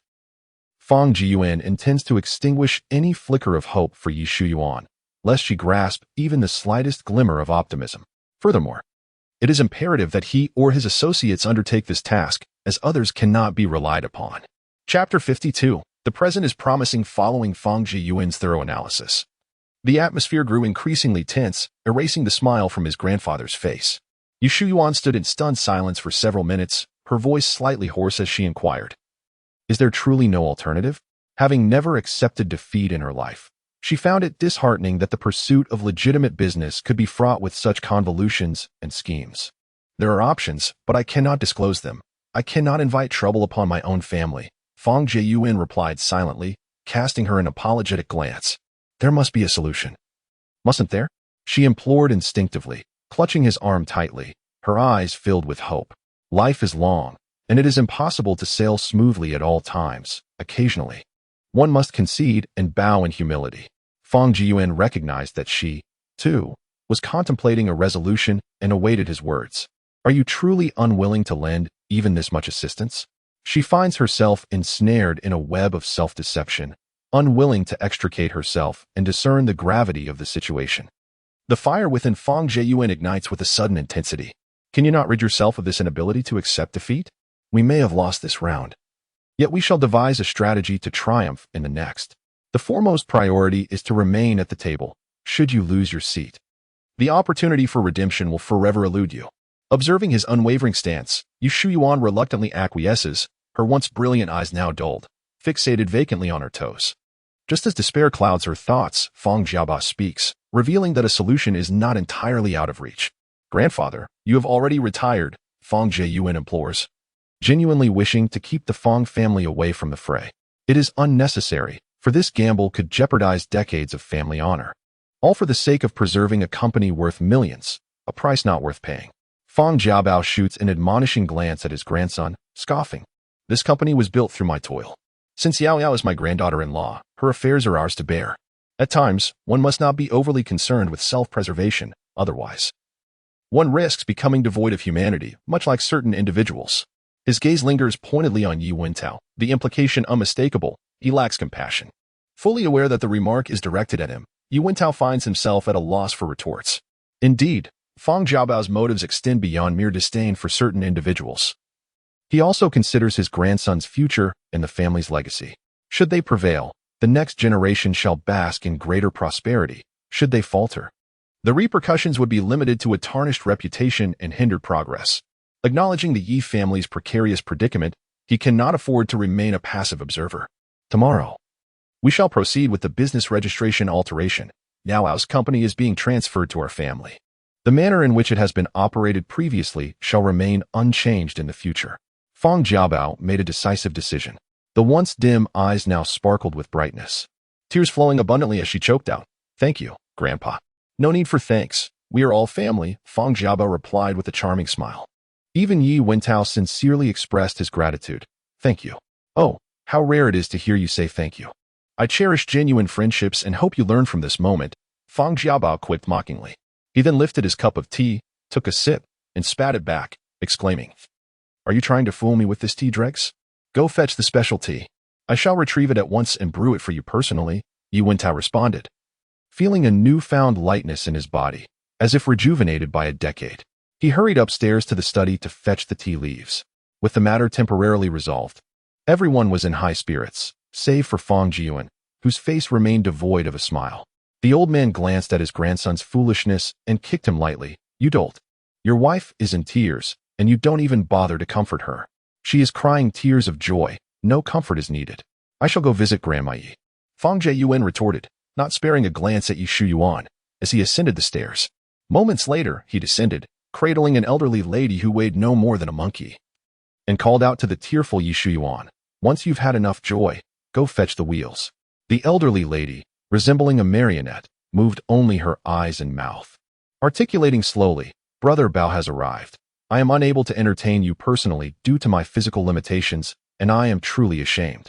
Sister-in-law, having witnessed each other's resplendent personas in the past, Fang Jiabao found himself at a loss for words upon observing the current state of affairs. His throat felt parched and speechless. In contrast to Fang Jiabao's silence, the elderly lady appeared remarkably unfazed, a smile blossoming upon her wrinkled visage. "It had been some time since they last met. How have you been of late?" Her smile was infectious, and Fang Jiabao soon found clarity. Responding with a smile of his own, "I am able to eat, drink, and sleep, quite similar to my younger days. However, I do find myself a bit bored at home, yearning to venture outdoors and explore the mountains and waters, yet my son remains apprehensive. Alas, these days, one must seek the approval of the youth before stepping out. One cannot help but acknowledge the passage of time. It is indeed prudent for the younger generation to worry about one venturing out alone. At this age, every meeting is a precious rarity." Despite the absence of cheerful banter, the elderly lady maintained her radiant smile. "You are absolutely right, sister-in-law," Fang Jiabao nodded in agreement. "What caused Yao Yao to cry just now?" The elderly lady's concern shifted to her granddaughter. "I did not cry. I was merely overwhelmed with joy," Yi Shuyu pouted playfully. "Ah, you possess too much tenacity. Sometimes, yielding a little in life does not equate to disgrace. It is perfectly normal for couples to bicker. I quarreled with your grandfather for half a lifetime. Since my paralysis, no one has argued with him. He must be quite bored." As the elderly lady spoke, fatigue overcame her, her voice growing softer.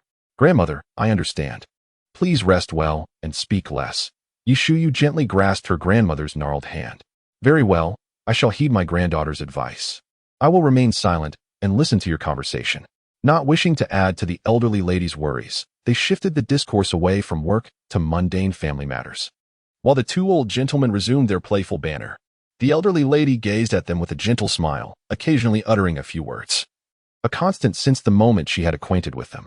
Two young individuals, feeling a sense of unease, stood on either side, feigning delight. At least Fang Jiyuan's joy was insincere, as he merely wished to bring happiness to the old woman. Yi Shuyuan's demeanor was equally contrite, both sharing a singular intent. The elderly lady was prone to drowsiness, yearning for rest. Fang Jiyuan escorted her back to her room, contemplating that it was time to take her out for some sunlight.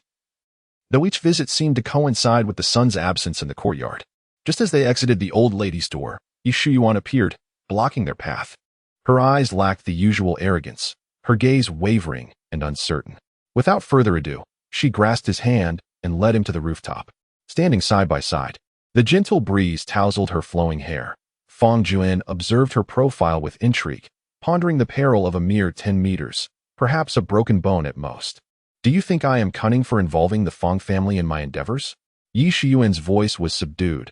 She had always held her head high in Fang Jiyuan's presence. But the dynamics seemed to have shifted. Wasn't that statement simply superfluous? With her grandfather's words now spoken, what more could Fang Jiyuan say? He exhaled deeply, responding earnestly. Perhaps I have overthought it. Regardless of who appears, our ultimate aim remains enduring stability.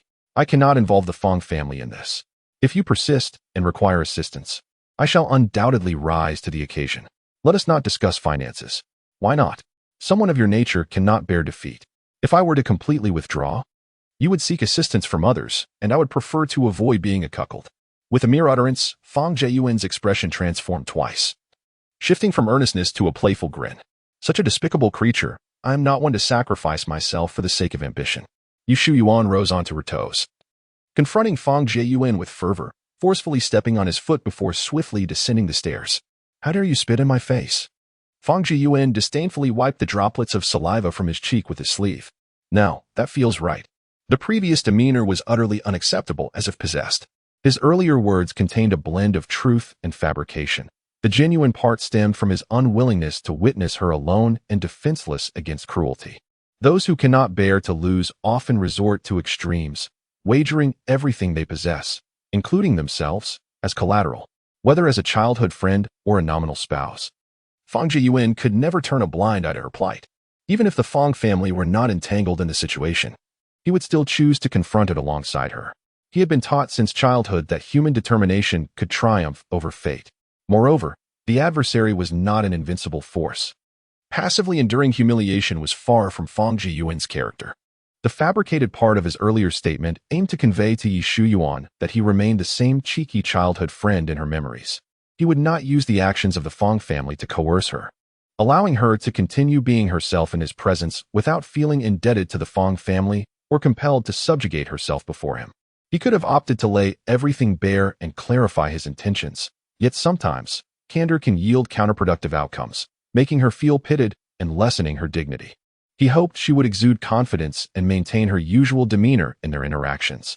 The present moment was satisfactory. There was no need for alteration. Chapter 53. A conversation between father-in-law and son-in-law. As the evening breeze caressed the air, two vibrant crimson lights flickered atop the small building. It was still Fang Jiyuan on the roof, but this time, the company had changed. The two men have stood side by side for half an hour, each consuming 3 cigarettes, neither initiating conversation. Fang Jiyuan took a deep drag, casually discarding the cigarette butt, and waved away the smoke he exhaled. His voice slightly raspy as he remarked, "You appear quite fatigued. Managing the myriad concerns of millions regarding employment, sustenance, housing, and healthcare. How could one not be weary?" You could bent down to extinguish his cigarette, intending to pocket it, yet upon witnessing his father-in-law's earlier nonchalance, he imitated him, feeling a sense of unrefined satisfaction. "Since you summoned me to the rooftop for a chat, let us be forthright. Acknowledging my unpopularity, my father-in-law has never regarded me with favor throughout my life. Hence, I shall speak plainly." Realizing that Yiku had perceived his candor, he continued, "Secretary Shou's support stems from the higher echelons. This time, he is likely to ascend to the provincial level. However, several formidable competitors are keenly observing, and until the provincial organization department issues the transfer order, this matter remains unresolved. I have little interest in your so-called struggles. Dinner is soon to be served downstairs. Please be succinct." Fang Jiyuan was solely interested in identifying who posed the most significant challenge to Secretary Zhou. He wished to ignore any matters unrelated to himself. The individual in question has a straightforward background, akin to a phoenix emerging from a humble valley. Secretary Zhou was transferred from Province K to the capital 5 years ago.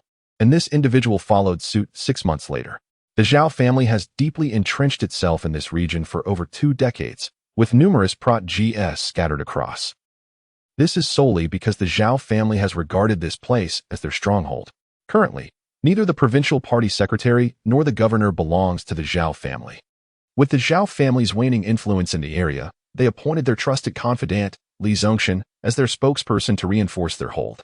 Observing the weary countenance of his father-in-law, Fang Jiyuan sensed that he had not fully disclosed the truth and voiced his confusion. This doesn't seem right. Could it be that the Zhao family bears a grudge against yours? It is evident that this is directed at you and Secretary Zhao. With an astute gaze, he scrutinized his son-in-law. Yi Ku averted his face, presenting a profile as he replied, "A few years ago, during the anti-corruption campaign, the Zhao family's influence in K City gradually diminished, with only one individual parachuted in, unsupported and struggling to make any progress. In this locale, aside from the Zhao family, there exist other factions." Just moments prior, Fang Jiyuan had thought his grandfather's fury was somewhat excessive. Now, it seemed a mere conservative reprimand. It dawned on him that the old and new elites were engaged in a contest of strength. Forming alliances was impermissible, and exposure was an inevitable consequence. There would eventually be a reckoning. By the way, which faction do you belong to? Whose side are you on? Fang Jiyuan inquired. I have not aligned myself with any faction. With such a formidable figure as my father, I truly need not affiliate with any group, the father-in-law replied. Fang Jiyuan lamented that, in the eyes of ordinary individuals, this towering behemoth appeared omnipotent. Yet, in the struggle among the elite, he seemed rather insignificant. He then pressed on. Do you not have any preparations in place? I am not particularly in favor of Xiao entering the business realm. However, her obstinate nature compels her to pursue her convictions. Given her temperament, she is ill-suited for bureaucratic work, and thus, I must allow her to make her own choices. The father-in-law spoke evasively, leaving Fang Jiyuan with a sense of unease. In a serious tone, he remarked, Our family is entangled in this matter as well. I urge you to lend your support.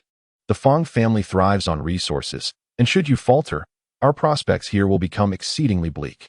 In that moment, Fang Jiyuan suddenly realized that the Zhao family had orchestrated the appointment of their own as the spokesperson, indicating that their ambitions extended beyond merely securing a few positions. They undoubtedly sought to seize resources as well. Certain enterprises served merely as instruments of political enrichment. Regardless of whether the Fang family participated directly, the downfall of the Yi family and Secretary Zhou would inevitably result in a loss of future resources for the Fang family. No matter how formidable the old man's connections were, the authority of the local officials outweighed that of distant powers. At that instant, Fang Jiyuan silently commended his grandfather for his clarity of thought and profound insight into the situation, which surpassed his own understanding. He did not wait until the flames of crisis licked at his heels to retaliate. Instead, he proactively extended a helping hand in times of peril, which signified that the Yi family owed a debt of gratitude to the Fang family. Even if they ultimately faced defeat, the Fang family would emerge with their reputation intact. Truly, the wisdom of age is unparalleled. At that moment, Fang Jiyuan was in complete awe of his grandfather and resolved to dedicate a day each week to converse with him, recognizing the immense wisdom that lay within reach, which he must absorb. His father-in-law remained resolutely silent. However, Fang Jiyuan felt compelled to speak, his tone tinged with inquiry. The Zhao family's people have yet to arrive. Yet their hands are already reaching in. You must be aware of this, right? Why is there no sign of resistance? As for the troubles faced by Yi Shuyuan, as her father, he should have been cognizant of the Zhao family's encroachment. Yet, his father-in-law exhibited no response, leaving Fang Jiyuan bewildered. Earlier, it had been mentioned that the Zhao family's influence in K City had become a void. In other words, no matter how substantial their power, it remained distant, far removed in the capital. The authority of his father-in-law, as the second-in-command in K City, should not be undermined by petty thugs or individuals from Su family village. The underworld and the agricultural workers dare to obstruct the transport fleet of the mayor's daughter's company, indicating that there exists a figure of authority in K City whose influence surpasses even that of the father-in-law. However, this figure's position has become precarious. Moreover, during the years the Zhao family has infiltrated the centers of power, they have failed to secure resources from other areas, thus necessitating the consolidation of their stronghold. I cannot misuse public authority, and Shuyu has not sought me out, Yi Ke stated with a stoic expression. Such a selfless official could earn the admiration of Fang Jiyuan, who gritted his teeth and remarked, What a commendable stance against the misuse of public power. She is entangled in your affairs, yet you audaciously proclaim your integrity. Moreover, you need not intervene personally. A mere phone call could summon assistance, yet as he spoke, he sensed a dissonance, and, with a sharp shift in tone, queried, "You are not being blackmailed, are you?" The mention of the son-in-law incited great ire in Yi Ku. "What nonsense are you spouting? I stand upright and have endured the scrutiny of the nation and its people. I am beyond reproach." Given the father-in-law's reaction, it seemed there was indeed some matter at hand, and Fang Jiyuan, with a rigid tone, cautioned, "It is best if your assertions are true. If you have any compromising information in someone else's possession, inform the old man in advance. Do not allow it to be wielded as a weapon against us." Yi Ku, fueled by anger, suppressed his voice and retorted, "Are you never satisfied? Do you truly regard me as so unworthy? After all, I am your father-in-law. You ought to address me with a modicum of respect. Throughout this lengthy conversation, have you ever used a term of honorific? What have I done to offend you?" Gazing into the furious eyes of his father-in-law, Fang Jiyuan refrained from responding, focusing solely on his own words. "Perhaps in your eyes, I remained that uneducated, directionless individual." This perception had lingered until this recent conversation. Yi Ku had shared this belief, not due to a lack of discernment, but because Fang Jiyuan had never accomplished anything of merit, leaving no glimmer of hope in his wake. It was evident that no one in his current position was entirely unblemished. Everyone bore some form of compromise, rendering them unfit to be trusted at the table without reservation. Fang Jiyuan spoke with an unwavering, rigid tone. "Let me make myself clear today. If you find yourself ensnared by someone else's leverage and refuse to confide in us, I will not consent to sacrificing the interests of others for the sake of your protection, especially if it poses a threat to the greater good." His gaze was resolute and earnest, betraying no sign of wavering. Yi Ku turned to lean against the railing, exasperated. "Always filled with suspicion, just leave. I wish to be alone for a while." Chapter 54. The first conversation with Mother that evening, the atmosphere around the dining table was jovial, concealing any signs of the unpleasant exchange between the father-in-law and son-in-law on the rooftop. Dinner extended until nearly 10 o'clock, and after expressing gratitude to Elder Yi for the invitation to stay the night, Fang Jiyuan escorted his grandfather home. Huang was chasing moths on the lawn, and upon spotting his master, rushed over to nuzzle against his leg. Fang Jiyuan bent down to pat him a few times and was about to lead him to the car when the elders suddenly intervened. Confused about the elder's intentions, Fang Jiyuan asked, "Is there something you wish to discuss? Leave yourself, but let the dog stay. Huang, this dog receives no regard even from the master who raised him. He must be kept in check, for if the elderly gentleman were to suffer a bite, it would be a grave misdeed." Fang Jiyuan outright declined, stating that he could not give the dog to him, but would present another one on a different day. "I have set my heart on this particular one. Now, will you grant me my wish?" He insisted. "If not, I shall seize it forcefully." The elderly gentleman adopted an air reminiscent of a bandit. He had never gifted his grandfather anything of worth, and now he sought this dog, insisting that it was the only one he desired. After a brief struggle, Fang Jiyuan relented, saying, "If it allows you to pet it, then I shall gift it to you for care. Huang, this place is far superior to our humble abode. Here, you will have space to frolic. Perhaps you should remain here and live, but do not show your teeth." After imparting these instructions to Huang, he was uncertain if the dog comprehended them. Yet the creature shifted slightly, allowing the grandfather to stroke him. The elderly gentleman, not in a rush, sternly addressed Huang. "You must choose between a life of luxury or one of skinning and frying. I hope you do not make a foolish choice." With that, he gently patted the dog's head. Huang, this unambitious creature, rolled onto the ground, exposing his belly, his tongue lolling out in joy as he tumbled about. Good dog. You shall live with me from now on." The elderly gentleman squatted down to play with the dog, gesturing for his grandson to depart hastily. "You should leave now, you good-for-nothing dog." Fang Jiyuan, feeling a sense of discontent, turned to leave. Suddenly, he recalled how long it had been since he had seen his parents and younger brother, prompting him to re-enter the house. Upon entering, he was greeted by the tender voice of his mother. As soon as the two met, Mrs. Bai glanced behind her son, retracting her gaze with disappointment, and said, "Is it only you who has returned? What does this mean?" "I am your son." Fang Jiyuan feigned turning away and added, "If not, I shall leave this instant. Since you have come, sit down and have a drink before you depart." Mrs. Bai observed her younger son pausing his writing to gaze at his elder brother and exclaimed with ire, "You shall not sleep until you finish your paper." write swiftly. My brother has returned with great difficulty.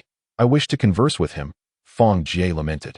The two sons were quite clever. The elder was resolute in character, openly opposing the elders, while the younger resorted to subtlety, concocting various excuses to evade his homework, be it an aching arm or an entire body in distress, feigning illness in myriad ways. As a teacher, Mrs. Bai was not easily deceived. You may chat with your brother while completing your paper. Do not attempt to find excuses to be idle. The same rule applies. You shall sleep at the hour you finish your work. She then instructed the maid to prepare a late-night snack. Observing her son appeared thinner, she gently remarked, make sure to eat well while staying out. Look at how much weight you've lost. Fang Jieyuan, taken aback by his mother's sudden concern, responded somewhat dismissively, I've been a bit busy lately. I'll make up for it when I have the time. By the way, where's my father? He curiously scanned the room, having not seen his father upon entering. He threw down his bowl and went to the study. Mrs. Bai replied tersely, Did you two have a quarrel? It was your brother's doing entirely. He wailed and lamented over his homework, driving your father to distraction, prompting him to seek solace elsewhere. It is clear that you quarreled last night, with neither party acknowledging the other. Why should I bear the blame at such a tender age? Fang Jie remained silent, diligently scribbling away. He often wished that his mother were less educated. That way, he could haphazardly write and indulge in games for longer. Every day, upon returning home, completing the 3 papers in mathematics, language, and English was just the beginning.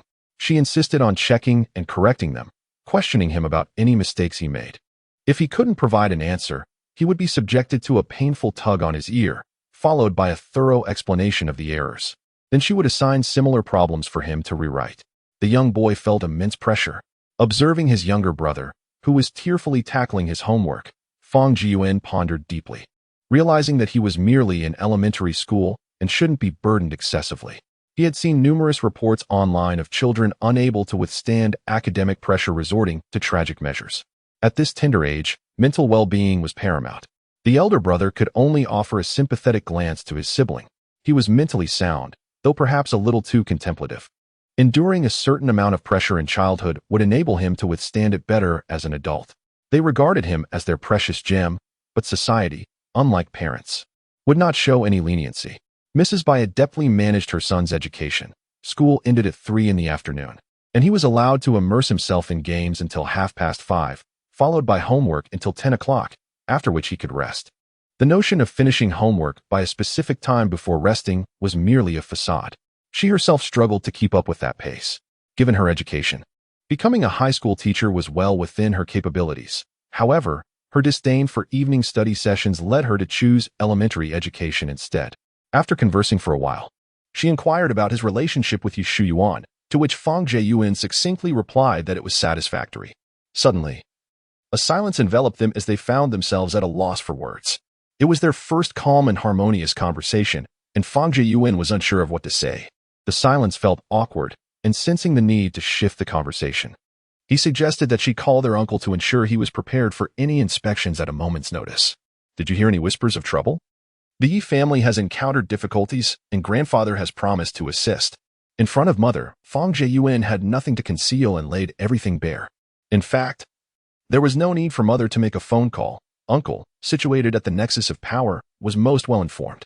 Having mother contact uncle was merely a means to gauge their stance. If uncle is willing to help, then all issues are surmountable. If he is reluctant, alternative plans must be devised. I shall take the time to call your grandfather tomorrow. Bai Shuqin understood the personalities of her 2 brothers well. She was not confident in persuading them, and it was only through father's intervention that there might be a chance of swaying them. Based on Fang Jieyuan's understanding of his uncles, they would only extend a hand in dire circumstances when lives were at stake. The Fang family had merely suffered a blow to their interests, which was insufficient to stir their emotions. Soon, the housekeeper prepared a late-night snack. Fang Jie completed his exam paper and went upstairs to call for their father, who had gone out to summon grandfather.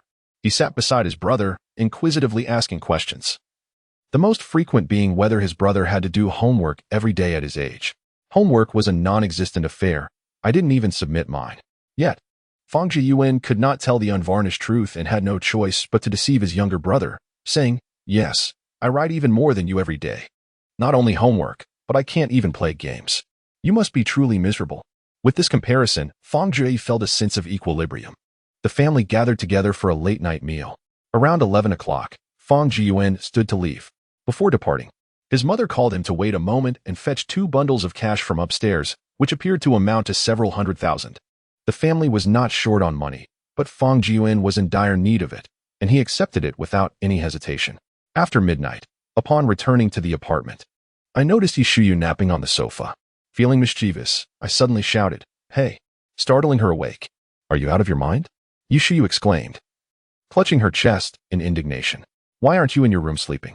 "I was merely concerned that you might have left without your keys and would be locked out while asleep." "I'm heading to bed now. Do rest early," I replied. Yishuyu, somewhat flustered, stretched and made her way back to her room. "If you're truly worried about me, why do you need to fabricate so many excuses?" Fang Jiyuan muttered under her breath.